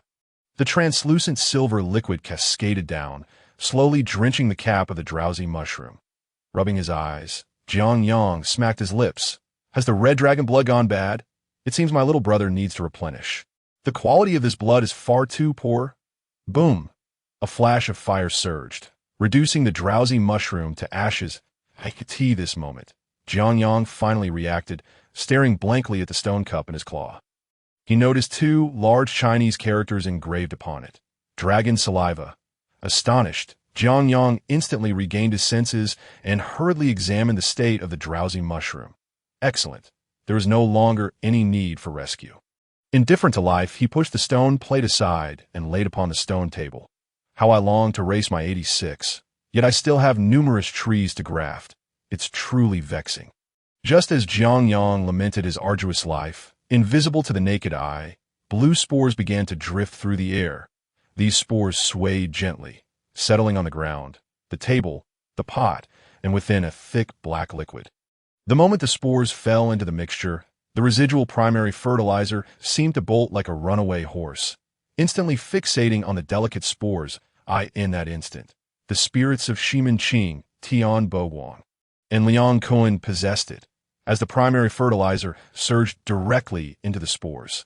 Meanwhile, the diluted dragon saliva, belatedly aware, discovered an unexpected variable had emerged in their little realm to maintain the balance of the world, stone plate. Dragon saliva furiously prepared to obliterate the spores. However, the primary fertilizer had already seized the initiative. The spores were now under protection, making dragon saliva's desire to claim them nothing but a fanciful dream. In an instant, the three parties engaged in a fierce battle, causing chaos that shook the heavens and earth. Even the walls of this world began to crack under pressure. The clash of the powerful was indeed terrifying. At that moment, an otherworldly demon suddenly approached, standing outside the world-s barrier, its vertical pupils captivating and its scales tightly compact. The demon snorted flames from its nostrils and spoke in human tongue. "You've grown mushrooms." The scene reverted to normalcy as Jiang Yang stared blankly at the stone plate.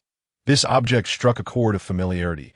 It was his first-generation, super, invincible, luxurious, supreme nutrient solution.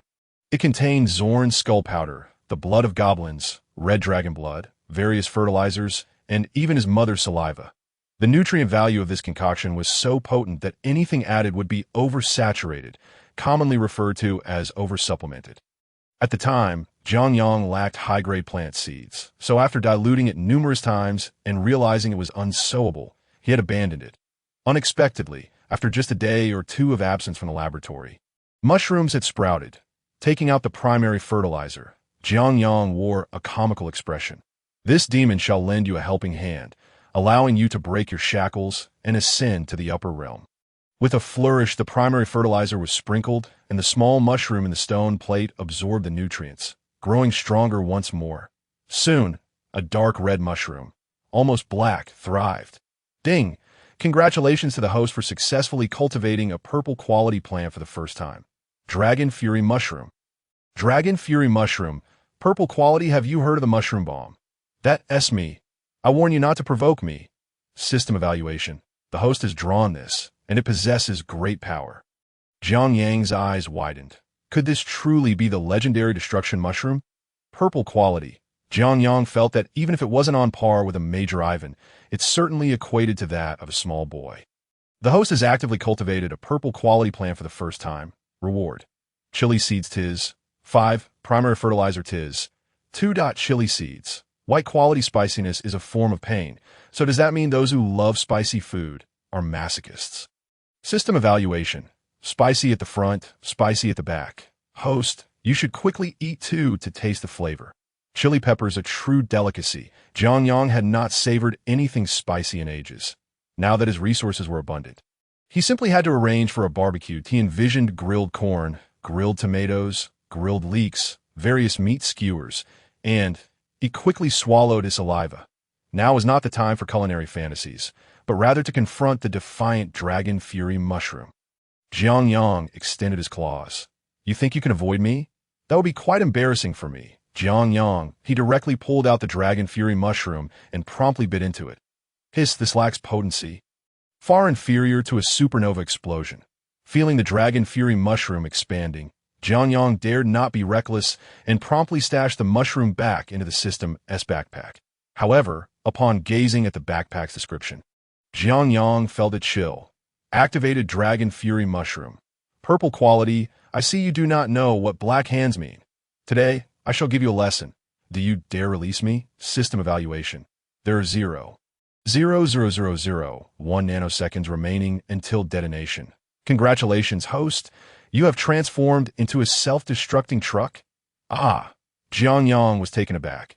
He hadn't anticipated that his casual antics would yield such consequences.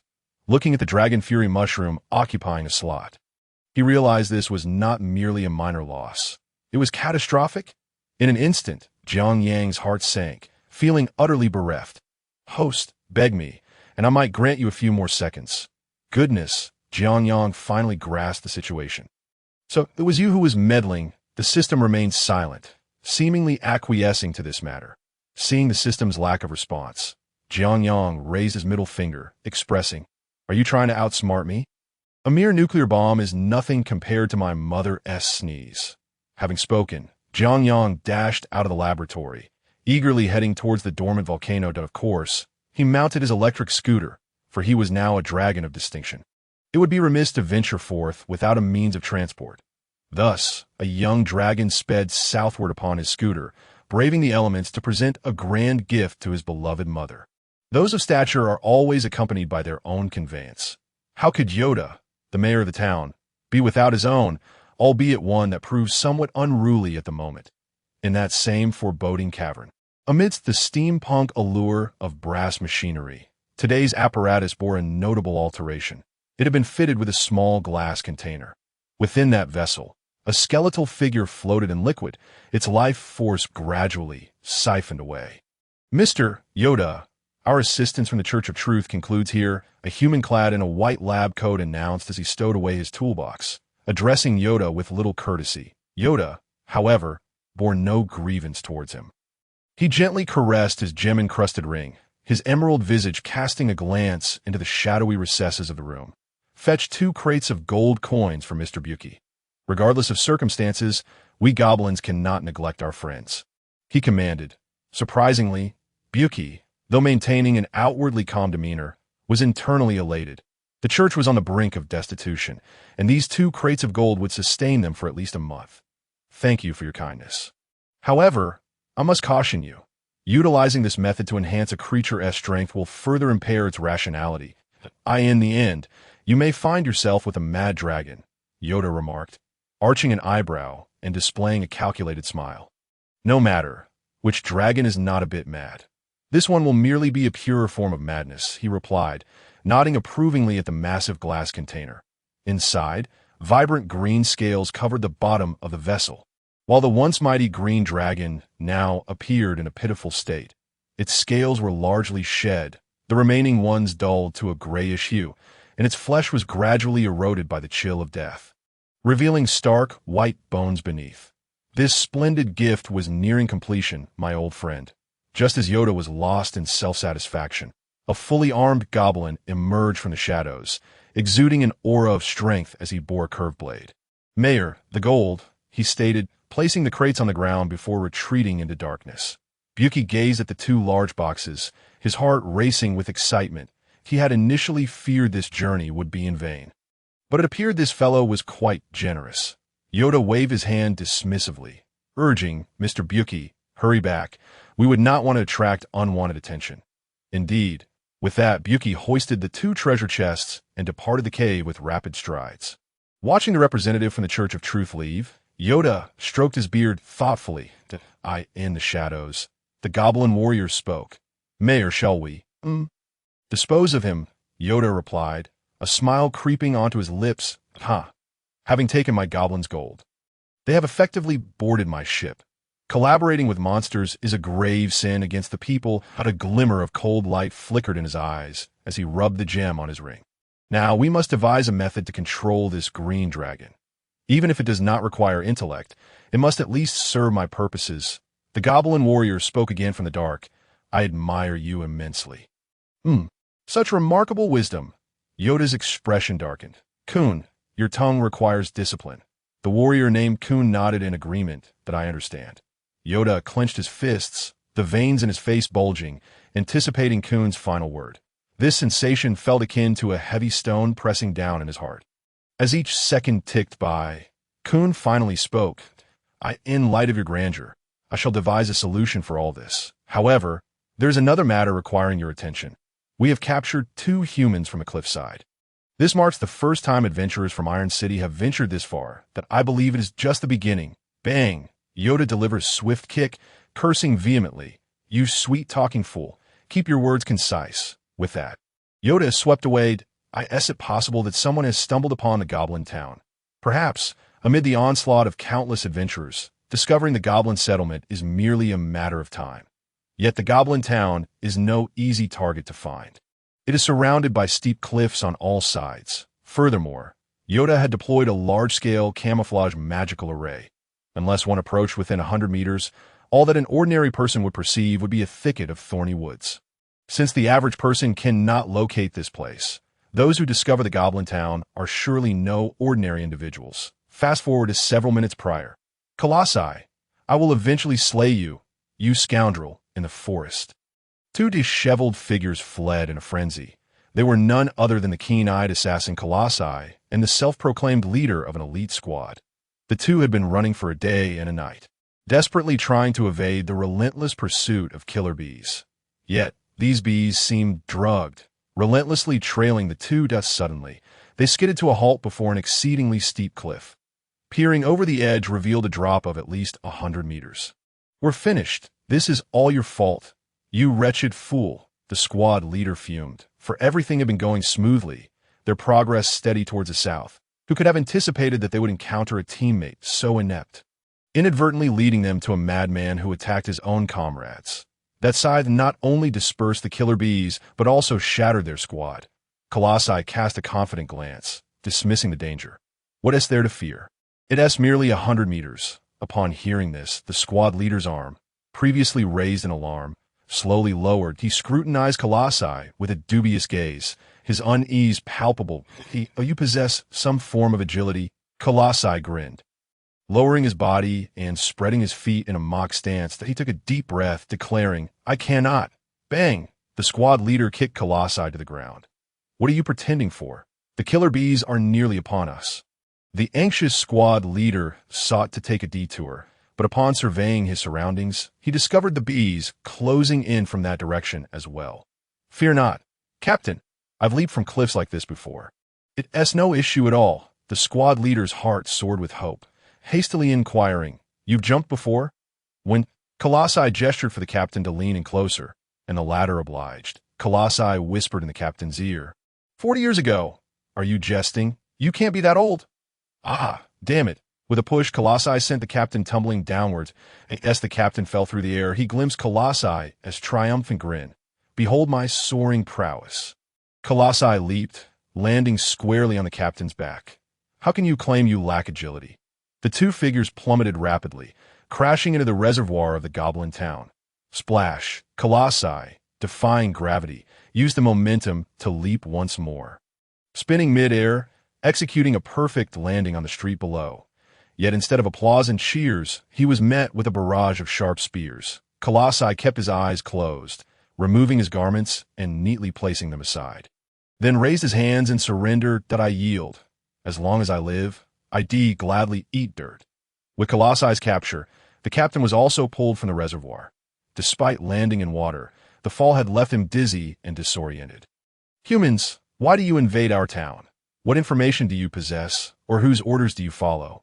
Colossi, forehead pressed to the ground, answered matter-of-factly, Report, sir. We are unmoored, pursued to the brink of a cliff. You require slaves? I believe I could fulfill that role. The squad leader nearby spat out a mouthful of blood-stained water.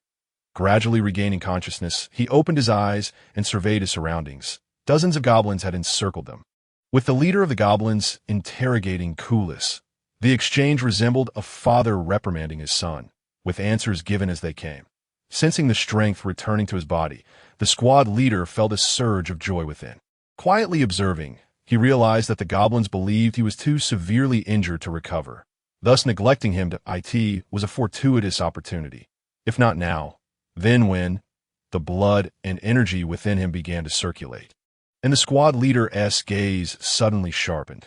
With a swift motion, he leaped up from the ground, his target clear, the nearest goblin. Given his status as a mid-level swordsman, breaking through this horde of feeble goblins was a trivial task. His movements were both swift and precise, as he seized the short sword from the goblin's waist.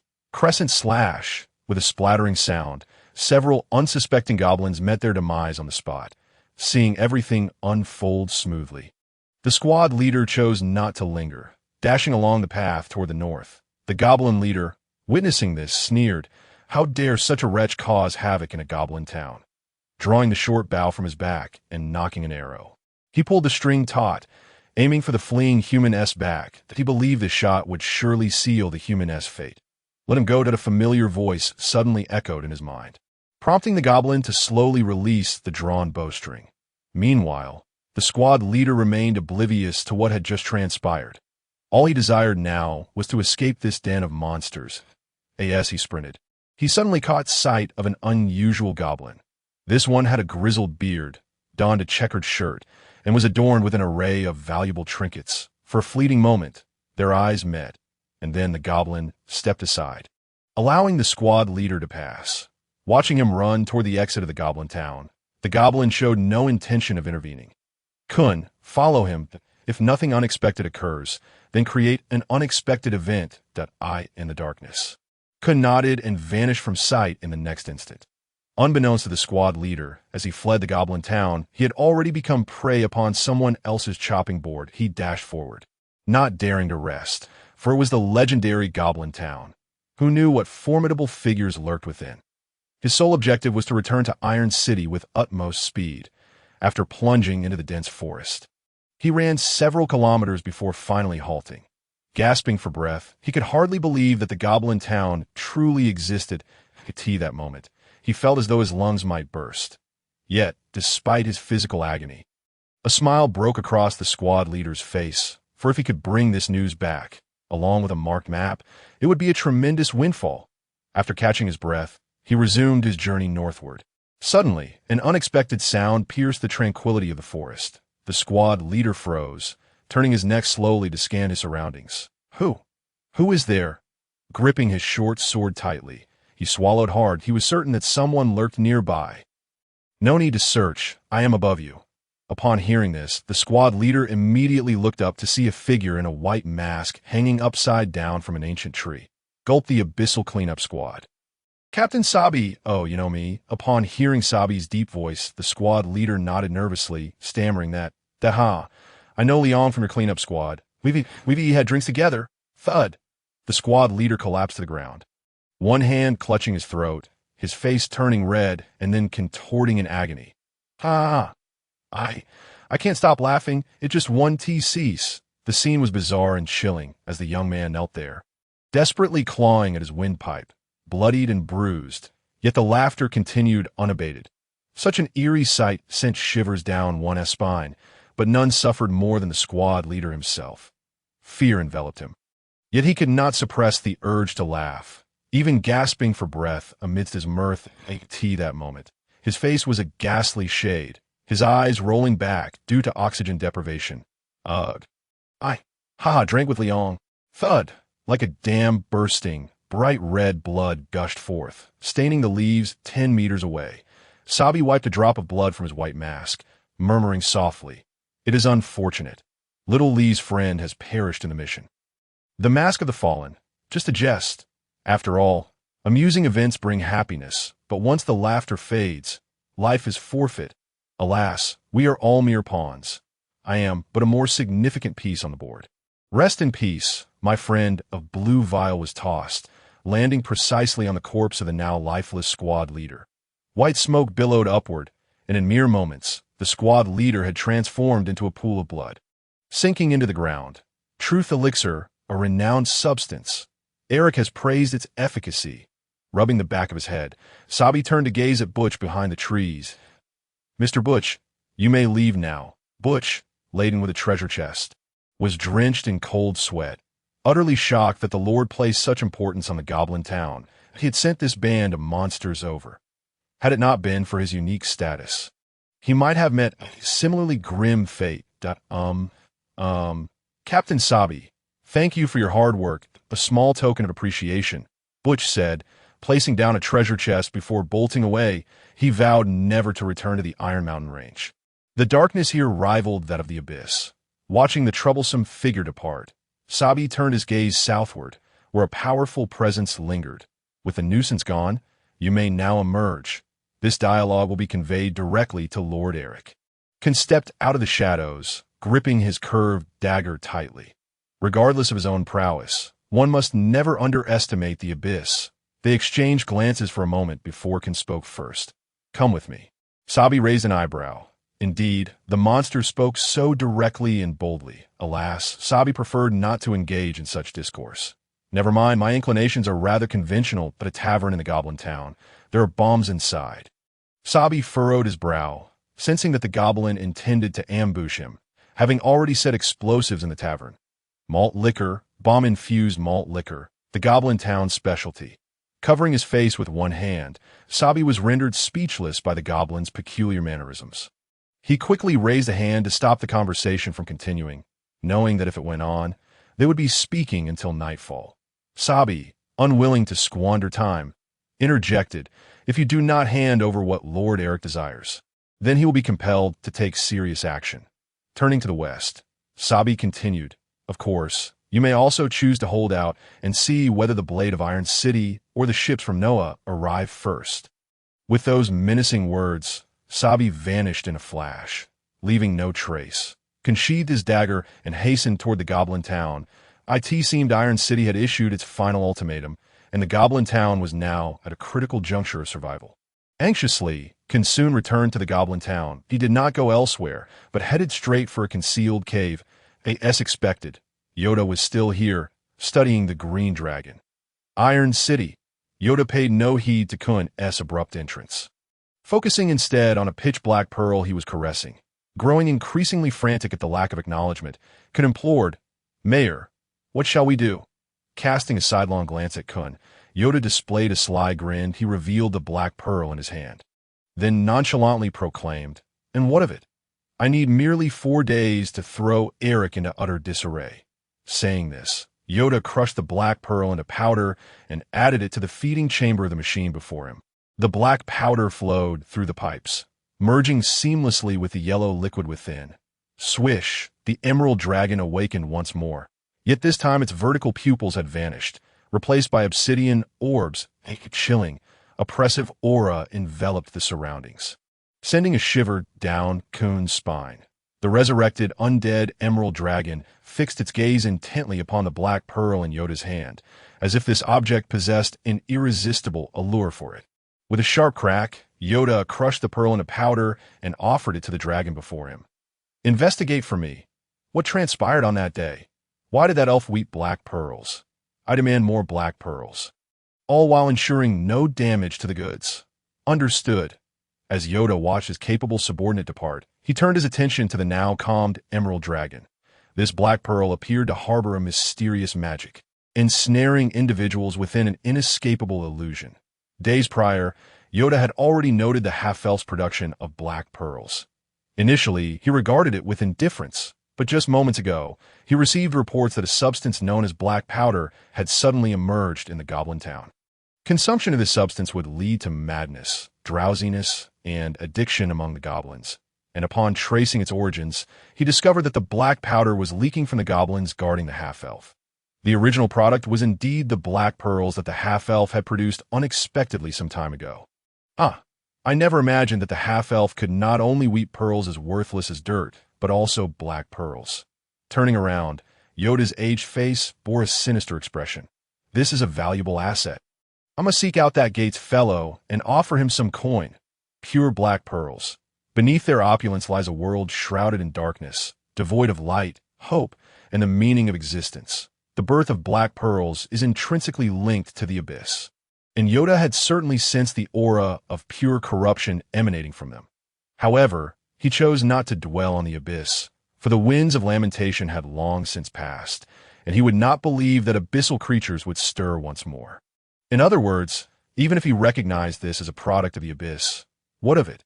Regardless of the consequences of overindulgence, the Goblin Town now stood at a critical juncture.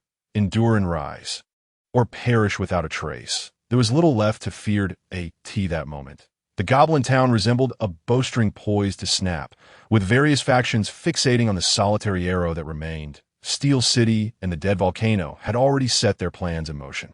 As for the abyss, I feel like an orphan.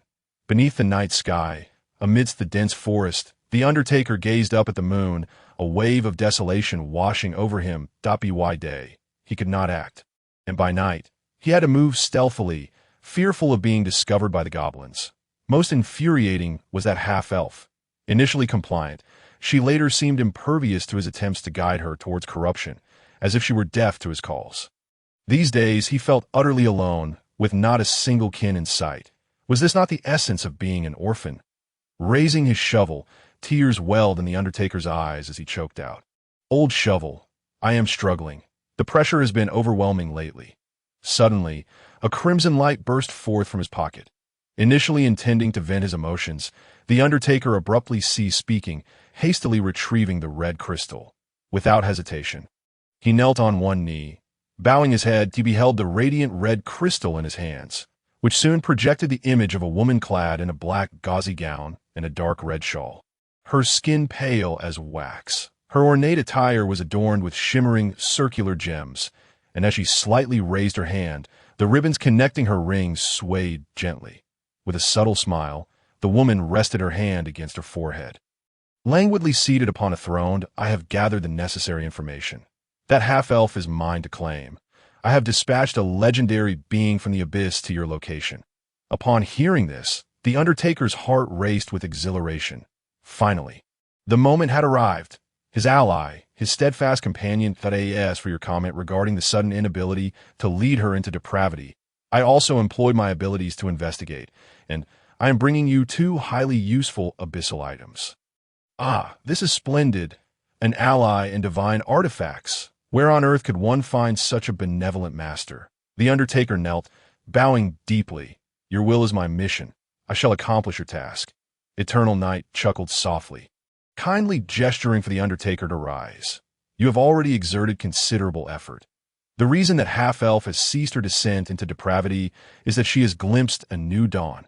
However, his tone shifted to a sinister whisper, a smirk curling upon his lips.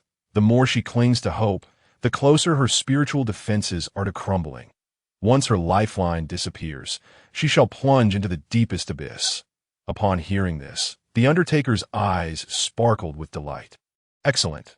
Now they merely awaited the arrival of the Master's artifacts, and the half-elf could no longer evade her fate. One more thing, my lord, the Undertaker inquired, what characteristics does my ally possess? What are their likes and dislikes? Do they have any expectations of their comrades? Aside from having a bit of a temper, he is unexpectedly easy to converse with. Thus, a new character emerged from the abyss, further complicating the outcome of this struggle. Hidden in the shadows, the abyssal forces remained undetected by any faction. After all, the abyss was too enigmatic and unfathomable for the average individual to perceive. However, just because humans could not, it did not mean that dragons were incapable. In the forest, a scarecrow knight twirled and leaped, eyes closed. Give me your heart, give me your kidneys, hand over your bladder and all. An eerily whimsical song echoed through the shadowy woods. The scarecrow, exuberantly bounding along, suddenly halted, eyes wide open, revealing a pair of golden vertical pupils. Indeed, it is time for Jiang. Cackling with glee, he reveled in the thrill of the moment, brandishing a mithril scythe. Jiang threw his head back in a joyous howl. Controlling the scarecrow's form felt almost akin to that of a human. Yet, as he became aware of the emptiness below, Jiang suppressed his laughter. No wonder Chow constantly questioned him about the urge to relieve himself. It seemed that an empty space down there could bring about such a sense of void. Ah, poor Chow. When I return, I shall weave something for him. Thus, Jiang continued his journey, swaying with each step. However, as he walked, he sensed something amiss. Suddenly turning around, he spotted a figure concealed among the branches and grass. Who are you? Who are you? The moment their eyes met, both felt an undeniable sense of familiarity, especially the Undertaker, who clutched his mouth as two streams of blood tears cascaded down his cheeks.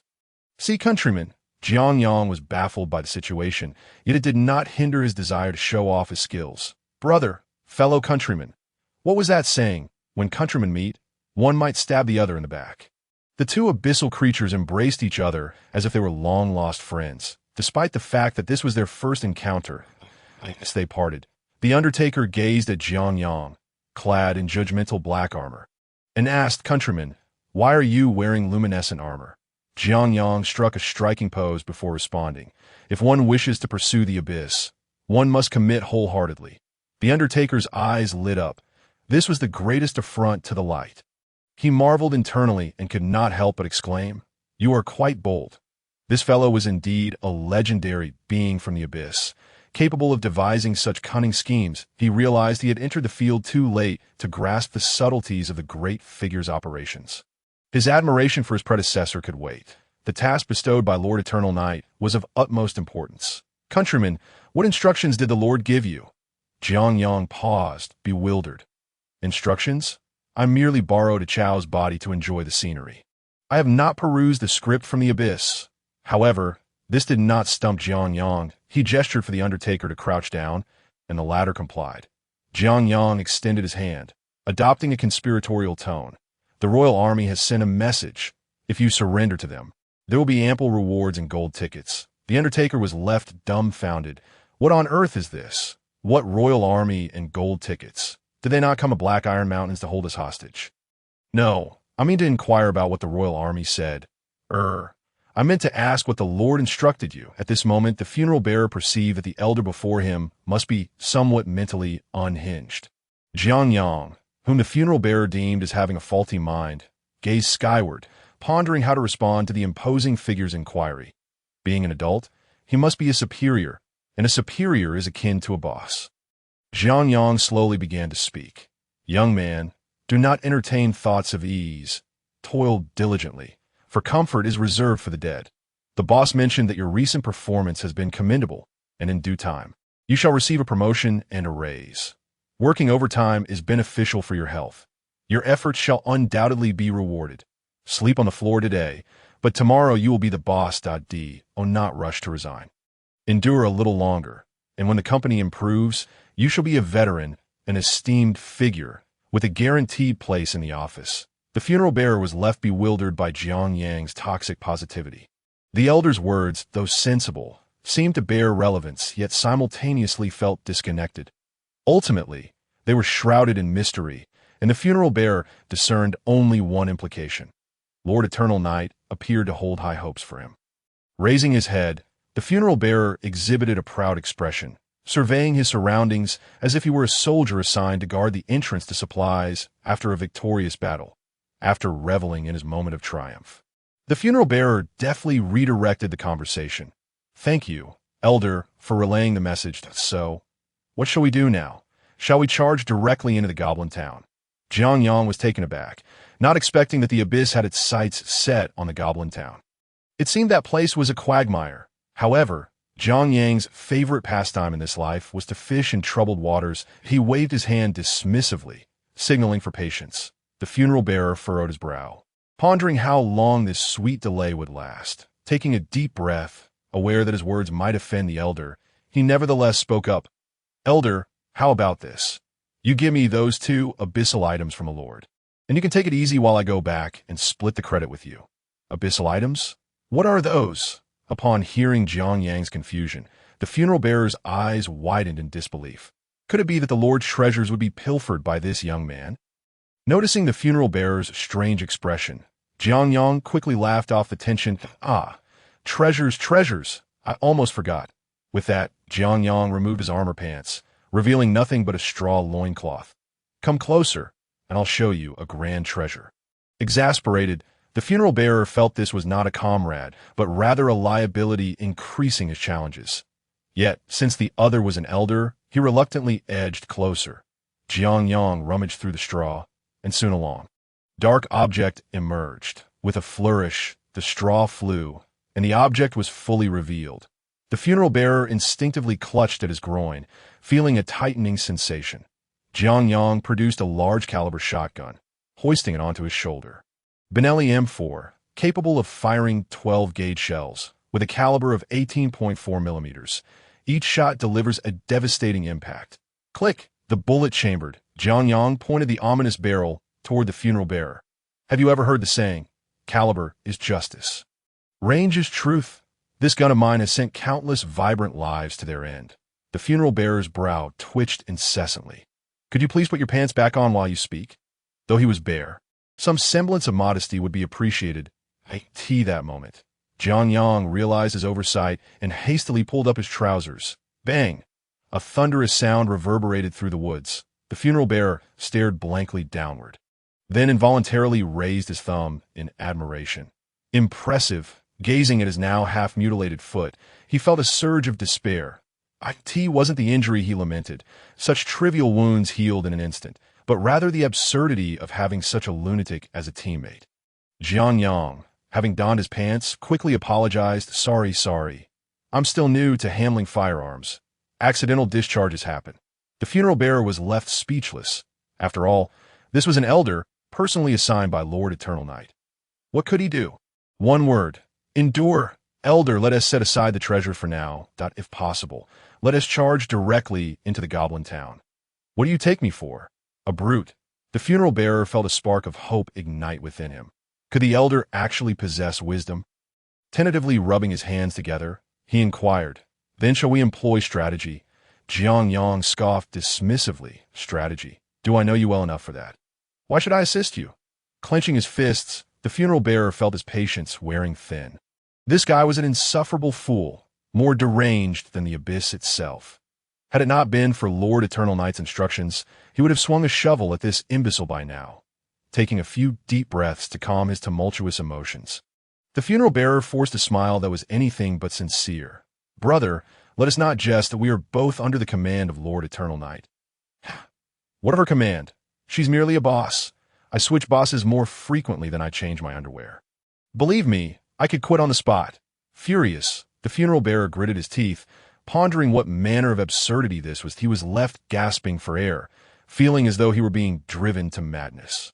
Today, he had witnessed what it meant to be driven to the brink of insanity by a living person, while simultaneously reviving a dead one. Jiang Yang continued his tirade. Here, that's the deal. If you provide me with some good items, I'll help you with the Goblin Town troubles. The funeral bearer spat out a mouthful of blood, clutching his chest, feeling his heart begin to race with a strange sweetness. Pointing at Jiang Yang, he enunciated, You, a denizen of the abyss, are resorting to human bribery. Do you realize? Apologies? I am known as the outlaw. Just tell me if you're in or out. If not, step aside and let me enjoy the scenery. The funeral bearer gritted his teeth, quickly blocking Jiang Yang's path. Regardless, he was at a loss regarding the Goblin Town situation. If his only ally refused to assist, it would spell disaster. Reluctantly, he produced his sole abyssal item. Softly murmuring, This goose feather quill is all I possess, he concealed the shovel at his back even more securely. Its function is straightforward. It can inscribe the identity information of a target. The more fear they feel, the more chaotic their thoughts become, allowing for a more comprehensive depiction. However, if their mind is resilient and they're stronger than you, this item becomes ineffective. Moreover, it's a paired item. Give it here, Jiang Yang interrupted, his impatience apparent. Did this abyssal creature have to be so verbose? Did he not realize that his 2 hours of possession time was swiftly drawing to a close? Jiang Yang stared at the goose feather quill for a moment before stowing it within the straw figure's body. The funeral bearer seethed with resentment. This would not be forgotten. Once he advanced to legendary status, he would ensure this straw man paid dearly. Elder, is this all you offer to appease me? Jiang Yang surveyed the funeral bearer's robust physique, a wicked grin spreading across his face that he wasted no time in stating. I need 10 pounds of blood on top of this, or our negotiation is moot. Soon enough, after the funeral bearer relinquished 10 pounds of blood along with an abyssal item, he acquired a magical corn cob. Holding the radiant yellow cob in his hand, the funeral bearer's mind echoed with Jiang Yang's instructions. If anything arises, consult the magical corn. Stay here and do not move. I shall return shortly. Gazing up at the moon, a melancholic breeze swept through the night. The funeral bearer felt the evening wind was particularly raucous. Turning his head, he noticed that the armored straw figure had reappeared. Albeit with an altered gaze, the straw figure approached, eyeing the crow perched upon the funeral bearer's shoulder. That bird looks splendid and suits my style. Hand it over. Clenching his fist silently, the funeral bearer marveled at how this creature could extort others without batting an eye. The red-eyed crow surveyed its surroundings before. After a moment of contemplation, it flew onto the straw figure's shoulder. It waved its wings, stating, I'm off to find a new benefactor. Old master, you must strive diligently. With that, they all departed at this moment. The undertaker felt that everything had lost its significance. What light, what darkness, what abyss, what task. None of it mattered to him any longer. He simply wished to await the dawn and perish beneath the morning light. The scythe of grass had departed, leaving the undertaker to gaze at the moon. Tap, tap, tap. How sweetly you linger on. Boom. The shovel swung down with such velocity and force that it was utterly astonishing. Such power was something even the undertaker at the height of his sorrowful wailing could scarcely muster. Crack! The withered hand of straw effortlessly caught that terrifyingly formidable shovel. Rumble! A frenzied wind followed, uprooting the earth and trees alike. The scarlet eyes fixated on the undertaker as the straw figure bellowed. "Do you wish to die, you wretch?" The furious straw figure, a legendary abyssal creature, was driven by its rage. Its wrath could even shatter the boundaries of light and dark. Its catchphrase was, "Oh, how infuriating. Don't think that just because you've donned a disguise, I won't recognize you, you scoundrel." The straw figure declared, "I will ensure your demise today." Bang! Clatter! Snap! 10 minutes later, pinned to a tree by a pitchfork. The undertaker raised his hands in surrender. "Brother, I was wrong." The straw figure looked coldly at this foolish companion, thinking to itself that had it not been for orders from above, it would have long since dealt with such a worthless creature. "So, someone is impersonating me? Oh, how infuriating!" The straw figure bounced around in rage, countless small black insects falling from its tattered burlap clothing. Witnessing this scene, the undertaker swallowed hard, realizing that he had just experienced something very similar. At this moment, he was quite anxious, fearing that the straw figure and its abyssal monstrosity might be of unsound mind. If that were the case, he wouldn't just fail to complete his task. Whether he could return alive to his master would be a mystery. The straw figure ceased its bouncing, its blood-red eyes ablaze with fury. "Oh, how infuriating. Just wait until I find that scoundrel." "Brother," he headed towards the direction of the goblin town. "If we pursue him now, we might just kill two birds with one stone." That a sidelong glance from the straw figure caused the undertaker to promptly shut his mouth. The straw figure then spoke slowly. "What do you take me for? A brute?" This statement sent a chill through the undertaker's heart. He was finished. Indeed, the straw figure had no semblance of sanity to know. They were entirely devoid of brains. Covering its tear-streaked face, the undertaker choked out, "Brother, I have nothing left. That shovel is my lifeline. Would you consider sparing me? Who needs your wretched shovel? However, if you wish to bribe me." The straw figure's blood-red eyes shifted to the corn on the ground, and it hopped over excitedly. Picking up the corn, the straw figure exclaimed, "A new variety I had yet to discover." "Ah, brother," that straw figure said that whenever faced with difficulty, one could consult the magical corn. "It is merely ordinary grain. You've been deceived. You fooled." As the straw figure stuffed the corn into its head, it cast a disdainful glare at the undertaker. This hulking brute, muscular yet mindless, was utterly useless. It even spoke of killing two birds with one stone. The goblin town may be easy to conquer, but what about that half-elf? Thus, the straw figure revealed an exceedingly terrifying grin. "Therefore, we shall employ cunning. Do not consider those useless goblins a nuisance. With the right approach, they can become our tools."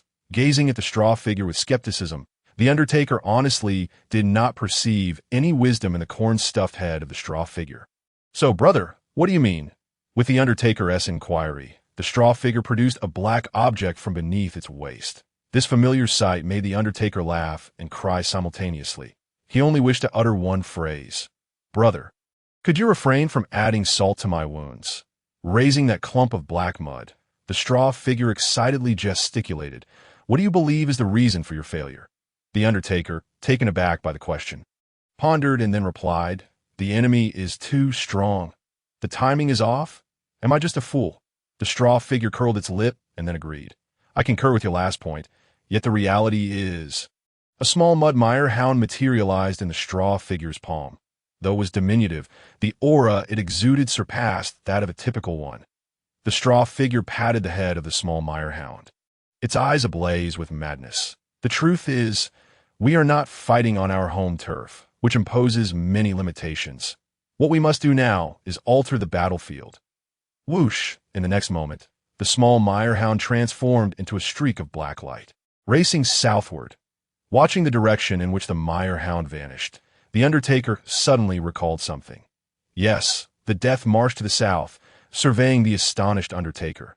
The straw figure raised its hands. "Indeed, just 3 days is all it takes." After 3 days, this place shall transform into a marsh infused with abyssal essence, and then we shall have our fun. Huh. The Undertaker's eyes sparkled with delight. Truly, the legendary abyss was far more cunning than he. However, he still harbored a question. Brother, the mire will reach the Goblin Town Inn at most a day. Why 3 days? Fool. There is a bothersome creature to the south. The mire hound must take a detour. Do you not conduct reconnaissance before acting? How unfortunate to have you as my incompetent ally. Oh, how infuriating. The Undertaker had nothing to retort, for his current role was that of the subordinate to his master as subordinate. Sometimes it was best to obediently follow orders. Additionally, to prevent that impostor from meddling again, we must establish some secret signals. Go the Undertaker as surprise. The straw figure proved to be quite clever. He raised his thumb in admiration. Brother, you are truly remarkable. Enough chatter. 2 questions will yield 1 signal. That will suffice to deal with that fellow. The signal is, the abyss has made its move, and with it comes a grand gesture, 2 top-tier abyssal artifacts, along with a legendary level abyss creature. And all of this, aside from the unintentional involvement of Jiang Yang, was entirely unknown to the other factions. The center of this storm of chaos. The Goblin Town was currently troubled by a pressing matter. Dawn had arrived, a new day had begun. In the political hall of the Goblin Town, Yoda, Kun, and Gates each took their seats. Yoda held a magical letter in his hand, looking quite troubled as he said, The dead volcano has sent word, summoning us to meet in 2 days. How shall we confront this? This letter had been received by Yoda the previous night. He had been enjoying a deep sleep, lost in pleasant dreams, when suddenly a knight in armor had invaded his home. Had he not reacted swiftly, he felt that the assassin might have succeeded. Yet the truth was, the scythe of grass had merely come to deliver a message. Without any ulterior motives, after dropping off the letter, the figure had departed. The contents of the letter sent a chill through Yoda's heart. He had never anticipated that while his plans were nearing completion, the dead volcano would choose to pay a visit. Fearing potential complications, Yoda quickly summoned Gates and Kun to discuss strategies. Gates revealed a slight smile, pouring himself a glass of wine, and confidently stated, Mayor, the young dragon of the dead volcano, is guarded by an adult red dragon. Thus, it is brazen that on the day of our meeting, the mayor can rally the troops, display banners, and bolster our military might to thwart the young dragon's audacity. Crushing a black pearl into powder and mixing it into the wine, Gates raised his glass and drank deeply, then stood to continue. At that time, before the 2 armies, the mayor need only showcase his flattery. With gold and treasure presented, the young dragon will retreat without a fight. Kun, standing nearby, regarded Gates with disdain, his expression dripping with scorn. That young dragon is greedy, and... Suddenly, Kun felt a piercing gaze directed at him. He looked up to find it was Mayor Yoda. This moment, Kun recalled that he had said 1 too many words. He promptly fell silent, chewing on the black pearl he had taken from his pocket. Witnessing this, Yoda's eyebrows twitched violently. These 2 scoundrels had no idea that black pearls were currently in short supply and were treating them as mere snacks. Rubbing his temples, Yoda waved his hand dismissively. We cannot afford to provoke the dead volcano. I have a better plan that if we could dispatch those young dragons, that would be ideal. If not, his eyes flashed with a hint of ferocity as he crushed the wine glass before him. If not, we shall simply offer more. Glancing at Gates and Kun, Yoda spoke again. And where did you acquire those black pearls?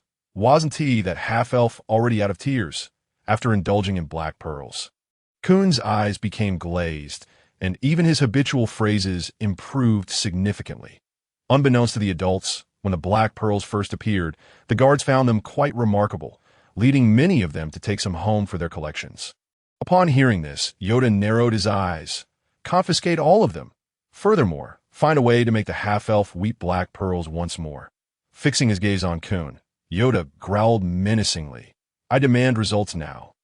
Although Gates felt somewhat bewildered, he had not forgotten his mission. He raised a hand and stated, That is a gift for the Duke. Do be mindful. Kun bared his teeth. Duke Noah was a formidable character, and their goblin town could not afford to offend him. Nevertheless, the mayor's orders had been given, and the course of action lay with him. Grasping his curved blade, Kun led the goblin soldiers toward the dungeon. In a hurried manner, Kuhn swiftly brought a contingent of goblins to the dungeon. The guards at the entrance, upon seeing their superior, quickly stepped aside. "Greetings, Commander Kuhn," they chimed, showering him with flattery, disregarding the sycophantic guards. Kuhn was singularly focused on hastening the process of making the half-elf cry black pearls again. He opened the dungeon door, and the goblins filed in. Yes, they approached the cell where the half-elf was imprisoned. Kuhn pondered how to elicit tears of black pearls from her. Torture was certainly out of the question, for this was a gift specifically requested by Duke Noah, and she must not be harmed in the slightest. Thus, all that remained was, click, the cell door swung open, revealing the stunning half-elf kneeling on a wool carpet, her hands clasped in prayer before the window, seemingly listening intently to something, scanning the room, which was strewn with white pearls. Kuhn waved his hand. "Clear this out." With a single command, the goblins sprang into action. The luxurious velvet bed was removed, the lampposts were smashed, the fireplace was wrecked, and every exquisite painting and fine piece of furniture was looted by the goblins. Even the wool carpet beneath Anna was not spared. As Kuhn yanked it away, a bundle of hay was tossed in the corner. And Kuhn revealed a cruel smile. "From now on, this shall be your bed. Weep if you must." Having experienced the black pearls, Kuhn was well aware that they were intrinsically tied to profound sorrow. Therefore, he was resolute that by diminishing the half-elf's conditions, she would inevitably shed black pearls.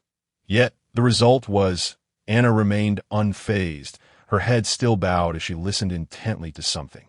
Witnessing this, Kuhn felt a surge of frustration. But for the moment, he could do no more. Withdraw. The goblins retreated, and the cold iron door was firmly shut once again in the dim dungeon. Only Anna remained, and the place felt even more like a prison than before. Yet the half-elf seemed indifferent to the ostentatious falseness surrounding her. It was merely a veil for her sins, and she found solace in this state. Dead Volcano's golden apples on a clearance sale. Not 9.98, not 98, definitely not 9.8, just 9.8. Take them home today. Tomorrow, the first barbecue festival at Dead Volcano will commence. Interested parties, sign up quickly. Free entry for all. With explosive dishes, chili paired with leeks, an unprecedented experience awaits you. With a snap, Jiang Yang shattered another piece of trash advertising. Gazing skyward in exasperation. Was the advertising brainwashing technique losing its efficacy? Perhaps it's time to try some cheesy pickup lines? Beside him, Caesar clutched the AP. His dragon eyes gleaming with greedy anticipation. Ever since he used a sniper to take down a rabbit 2 kilometers away, he had been inseparable from the weapon. Caesar proudly declared, "This is far more useful than magic." Jiang Yang, however, had no desire to wrestle the sniper away from him, knowing the ominous implications. When one wields the sniper, the other 9 teammates would fixate on you, eagerly awaiting the moment you might offer them chance. Thus, Jiang Yang preferred not to be the sniper, at least not the one that others hoped would be generous. Caesar rubbed his dragon face against the sniper, puzzled. "Big brother, why aren't you entering the lottery today?" Upon being asked, Jiang Yang's heart sank that he recalled that mushroom bomb incident. Indeed, he had set it off right in front of their mother, Shamalu. Although the dragon mother had effortlessly blocked it, Jiang Yang had still received a sound thrashing. Tossing 2 red dragon tomatoes into his mouth, he limped toward the electric scooter. "Come on, little brother, let's go shooting." As Jiang Yang mounted the scooter, Caesar was practically bouncing with excitement. He dashed to the front of the scooter and stammered. "See, can I really ride this?" Jiang Yang, casting a sidelong glance, replied, "What are you talking about? How could I forget you? Red dragon fruits, red dragon leeks. Have you had enough?" Tears of gratitude welled in Caesar's eyes. His big brother was truly wonderful. If only he wouldn't drain him dry every day. With a leap, he hopped onto the back seat and excitedly asked, "Big brother, where are we going to play? I remember you still have to host an apology banquet for Mother tonight. Right? Don't worry, we'll make it in time." With that, Jiang Yang twisted the throttle, and the electric scooter sped off toward the ferry cold pool point. 2 young dragons, one carrying an AK and the other an AP, rode the scooter energetically toward the east. The target Jiang Yang spoke of was, of course, that little ferry. Before long, Jiang Yang brought Caesar to a vantage point where the view was clear, perfectly positioned to snipe the ferry in the cold pool. At that moment, Caesar finally grasped the gravity of the situation. It seemed they were walking into a trap. "Big brother, are we trying to get ourselves killed?" Lying on the hillside, Jiangyang narrowed his dragon eyes, fixating on the distant fairy cold pool. Pressing down on Caesar's head with his tail, he whispered, "Fear not. I know a marksman who can shoot the head off a machine gunner from 800 li away. While we may not have that distance, we do have 8 kilometers." Pointing a claw at the shimmering pool, Jiangyang grinned.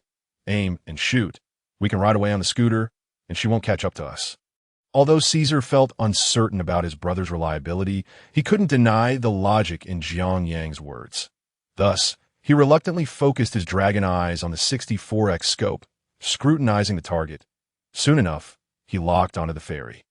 "Big brother, the target is sunbathing. From her mouth movements, it seems she has started buzzing again." Jiangyang quietly stepped back and encouraged, "Don't worry. Your brother is always your steadfast support." With his dragon claw reaching for the trigger, Caesar held his breath, minimizing any tremors in his body. The intelligent optical scope honed in on the distant fairy as Caesar gently adjusted the gun's muzzle, aligning the crosshairs on her eyes. Regardless of the creature, their eyes would always be the most vulnerable part. Grinning, Caesar muttered under his breath, "Die." Boom! The brass bullet shot forth, the powerful recoil causing Caesar's body to sway. Ignoring the recoil, he quickly peered through the sniper scope to observe the situation at the cold pool. The result was, through the scope, a furious fairy glared back at him. A brass disc lodged on her face. Seeing the bullet transformed into a disc, Caesar sighed, failed to pierce the enemy's armor. "Big brother, Turning his head, they beheld a shadow racing away amidst a cloud of dust. It was a young dragon riding an electric scooter, and if all went as expected, it was none other than his dear brother.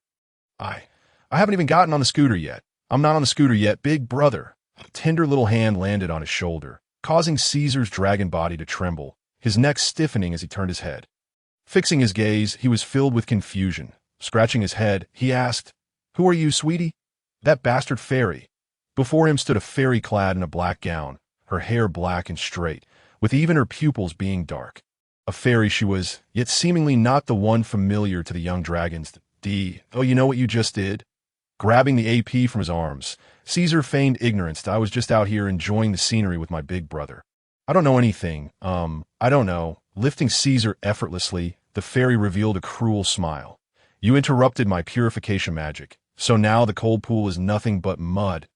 "Ah, my big brother always says, as a dragon, one must act with honor and reason. That I, Red Dragon Caesar, swear that I have nothing to do with this matter. On my big brother's name." Whoosh! The red figure darted away faster than a bullet towards the cold pool. Boom! The splashes of water soared to a height of 100 meters, and upon witnessing this scene, the fairy's lips curled into a smile as she clenched her small fists, dashing back into the cold pool. Just as Caesar emerged with his head above water, he found the fairy reappearing before him. "Big brother, you've tricked me again." The fairy flashed an enchanting smile. "You seem quite resilient, don't you?" At that moment, Jiangyang, unaware of the events at the cold pool, was riding his beloved electric scooter, heading towards the dormant volcano. "Riding my cherished little motorcycle, it will never get stuck in traffic." He hummed a little tune, feeling utterly elated. Let that annoying little brother poke fun at me. This is poetic justice. Moreover, this was a test, an assessment of whether he would be implicated should he find himself entangled. It would signify that his luck today was as abysmal as ever, hence it was unwise to gamble. Conversely, if he managed to extricate himself and ensnare his annoying brother, it would indicate that fortune was on his side today. With such thoughts in mind, the moment Jiangyang heard Caesar's boastful words, he devised this scheme to "My dear brother, don't blame me. I must seize this opportunity." While uttering seemingly apologetic words, Jiangyang's dragon face was almost grinning uncontrollably. This was merely because he had already spotted the unique crown of the money tree. Accelerating, honking, swerving, and abruptly braking, squealing. The jarring sound of tires screeching filled the air as the electric scooter's rear traced a graceful arc. A stylish drift successfully crushed his half-sister beneath the wheels. Fortunately, the tree spirit could shift between reality and illusion. Otherwise, Jiangyang would have achieved the infamous feat of slaying his sister. "Oh dear. My apologies, little sister. I was just too eager," he said. The tree spirit crawled out from under the wheel. Her expression darkened. Initially, she thought her big brother was decent, but after a few days of interaction, she realized he was a deep pit. No, a bottomless abyss. Taking a deep breath, she fought to suppress her urge to scold him, forcing a smile that was more a grimace than anything else. She asked, "Big brother, shall we draw lots?" "Yes, let us go for something grand." Upon hearing this, the tree spirit gestured invitingly. Jianyang took several steps back, grasping the lottery lever he had prepared earlier, having already been ensnared twice. It was high time he learned his lesson, or else he would truly be the fool of fools. "Watch me hit the jackpot." Clenching the lever tightly, Jianyang began to shake the money tree. Soon, the tree responded. Clattering, brass bullets cascaded down like a torrential rain, followed by an array of submachine guns. This time, the money tree offered an abundance, forming a small mound of weapons and ammunition. Jianyang stared blankly at the firearms. Am I truly about to embark on a path of no return as a bandit? Boom! Boom! After two resounding crashes, Jianyang's dragon eyes widened in disbelief. .2 tricycles crashed down from the money tree, each equipped with a cargo bed, measuring 3 to 4 meters in length. What a surprise! Half an hour later, Jianyang, Lisa, and two fools stood atop the two tricycles, which serve as impromptu podiums, standing tall. Jianyang addressed the assembled crowd. "Warriors, although you may not understand me, I must say a few words." He paused, realizing he was a loss for words, so he jumped directly to the conclusion. Raising his dragon claw, he shouted, "Long live the dormant volcano!" Hooray! The assembled spirits raised corn in response to their CEO's proclamation. Observing the well-equipped spirits below, Jianyang nodded in satisfaction. With this level of preparation, I feel confident in claiming a mountain and establishing my dominion. Lisa nudged Jianyang with her head and whispered, "Where's that annoying brother? Doesn't he love seeing such spectacles?" Jianyang was taken aback. Hasn't he returned yet? Not realizing Caesar's whereabouts, Lisa's dragon face turned puzzled. "I only saw you lead him towards the cold pool, and then I lost sight of him. Did you trick him again?" "You don't think he might be?" Jianyang waved his small claw angrily. "Impossible. My third brother is invincible. He only kills others. How could he be killed?" Lisa was stunned, questioning where this confidence stemmed from. With Caesar's nature, aside from being resilient, what other strengths did he possess? Noticing that Caesar had yet to return, Jianyang realized that given the fairy's temperament, she would likely tease him a bit before letting him go. Raising his head, a glimmer of determination flashed in Jianyang's dragon eyes. Onward, to the fairy's cold pool. Buzzing, the tricycles roared to life, two spirits each munching on corn while steering the vehicles with ease. Soon, they were heading eastward, with the spirits jogging to keep up. Dust swirled as a palpable sense of foreboding filled the air. Watching Jianyang lead the large troop away, the tree spirit wore a conflicted expression. "This does not seem right." Meanwhile, at the fairy's cold pool, "Hurry up and get to work. If you don't clear this muck, don't expect to eat." "Wah, big brother, come save me." Caesar's eyes brimmed with tears. Realizing that this once mighty dragon was now reduced to a mere laborer, where could he seek justice? Upon returning home, the Dragon King discovered his younger brother was now working for others. Enraged, he summoned spirits to join his brother in servitude. Crack! The whip cracked loudly, while the fairy crossed her arms, looking disdainfully at Jianyang and the other dragons. "You think mere spirits can fill my lake? Have you lost your minds?" Pushing mud with tear-filled eyes, Caesar looked at his older brother, also toiling nearby, and lamented, "Big brother, I never imagined you would lower your dignity to do such menial tasks for me. Stop whining. If it weren't for my mushrooms running out, I would have blown you and the fairy to smithereens long ago." Jianyang was speechless. He anticipated that this little fairy would have such a thick skin that even bullets couldn't pierce her. Looking up at the mud before him, he pondered where all this muck had come from. In a short span, it had polluted the pool, and judging by the current trend, it seemed to be flowing northward. Rubbing his chin, Jianyang fell into deep thought. This strange mud might very well be the result of some mishap at the gnome town, but if that were the case, it didn't matter if the muck remained. Bang! Dropping the plank used for pushing mud, Jianyang plopped down into the muck, declaring, "I'm done. I'm going on strike." Splash! With the CEO's proclamation, the spirits ceased their work and resumed munching on corn. The fairy's eyebrows twitched at this sight as she swiftly appeared before Jianyang. "You, a mere young dragon. How dare you go on strike? Do you even have the right to negotiate here? The fairy raised her proud little head, speaking with disdain. I've already contacted all the nature spirits of the Black Iron Mountains. It won't be long before this swamp is returned to me. And you're nothing more than a barely useful, wasteful young dragon. Humph! How dare this little fairy be so blind? Jiang smirked, a crooked smile playing on his lips as he regarded her with disdain.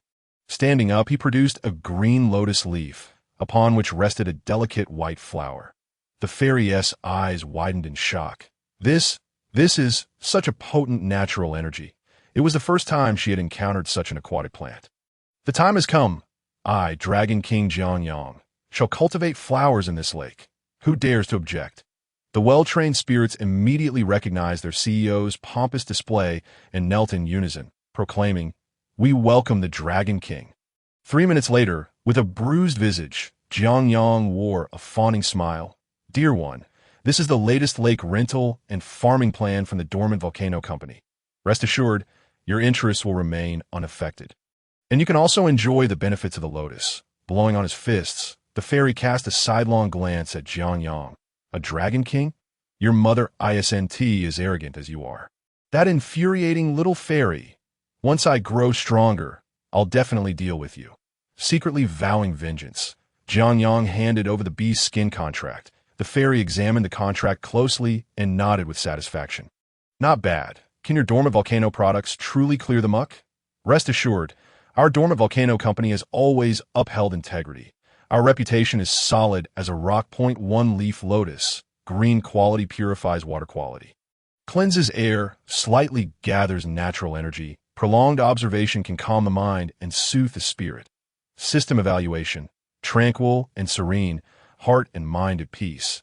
Gently immerse a single green lotus leaf into the water, followed by a sprinkle of basic fertilizer. Witnessing the moment the lotus leaf touches the water, the murky depths seem to retreat as if confronted by an arch nemesis. Once planted, the lotus transforms a radius of 1 meter into crystal-clear waters. Observing this miraculous scene, the fairy's eyes shimmer with golden light, exclaiming its undeniable utility. Meanwhile, Jiang pays no heed to the changes of the lotus. Instead, he is preoccupied with a new system task that has just arrived. Congratulations to the host for completing the designated crop planting task. Rewards: sunflower seeds tis. 5. Basic fertilizer tis.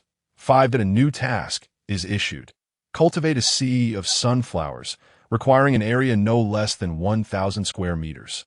Task rewards: blue excellent seed tis. 1. Basic fertilizer tis. 2. Ordinary pesticide tis. 10. Low-grade pesticide tis. 5. This dog system truly lives up to its name. The abundance of pesticides surely conceals some ulterior motive. Jiang speculates that he should have received other item rewards. But they have all been exchanged for pesticides by the system. Taking a deep breath to calm his frustration over the system's trickery, Jiang quickly adopts a sycophantic smile. He observes the young dragon stealthily approach the fairy and say, "Dear, our dead volcano has more than just a plan for renting lakes for farming.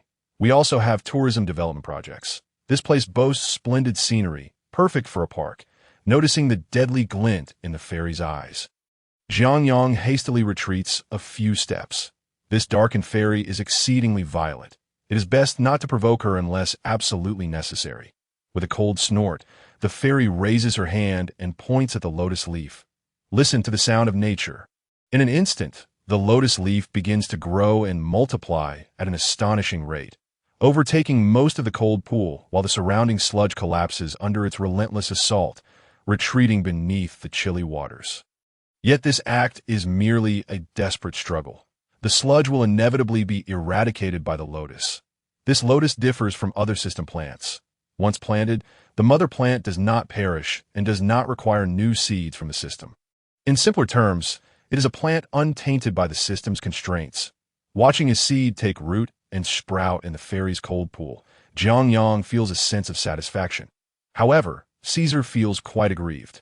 Approaching Jiang with tears in his eyes, "Woo, I never expected you to sacrifice such a precious plant for me, big brother." Jiang casts a sidelong glance at this fellow, aside from his other traits. He has certainly mastered the art of shamelessness recently.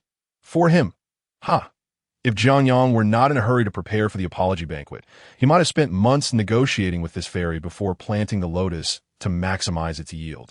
But now, the banquet takes precedence, and he is about to create some chaos in the goblin town. He simply cannot afford to work for the fairy. With a flick of his dragon tail, Jianyang leaps onto the tricycle. Assemble. Let us return to host the banquet. Hooray! Soon, the undead are ready for departure, standing in formation behind the tricycle. However, compared to their earlier elegance, they now appear quite disheveled. Noticing Jianyang and his group preparing to leave, the fairy does not attempt to stop them, instead fixating her gaze on the young dragon. The latter, sensing the strange stare, turns around and asks in confusion, "What are you staring at?" The darkened fairy turns her head with a huff, dismissing the notion of attending any banquet. She prefers to be solitary, immersed in her own company, spending thousands of years in the water. Detecting the fairy's furtive glances towards him, Jianyang is reminded of the mischievous children from his previous life. They would claim to reject red envelopes, yet their pockets were always bulging. With this thought, Jianyang beams a sunny smile and slightly parts his lips. "But I refuse." A surge of murderous intent locks onto Jianyang, and without thinking, he swiftly alters his statement. "I refuse to deny you." "Right, great one, please hop on." The darkened fairy nods and summons a doppelganger with a wave of her hand. This doppelganger resembles the fairy before her transformation, gazing up at her with longing. "I want to go too." "No, you cannot."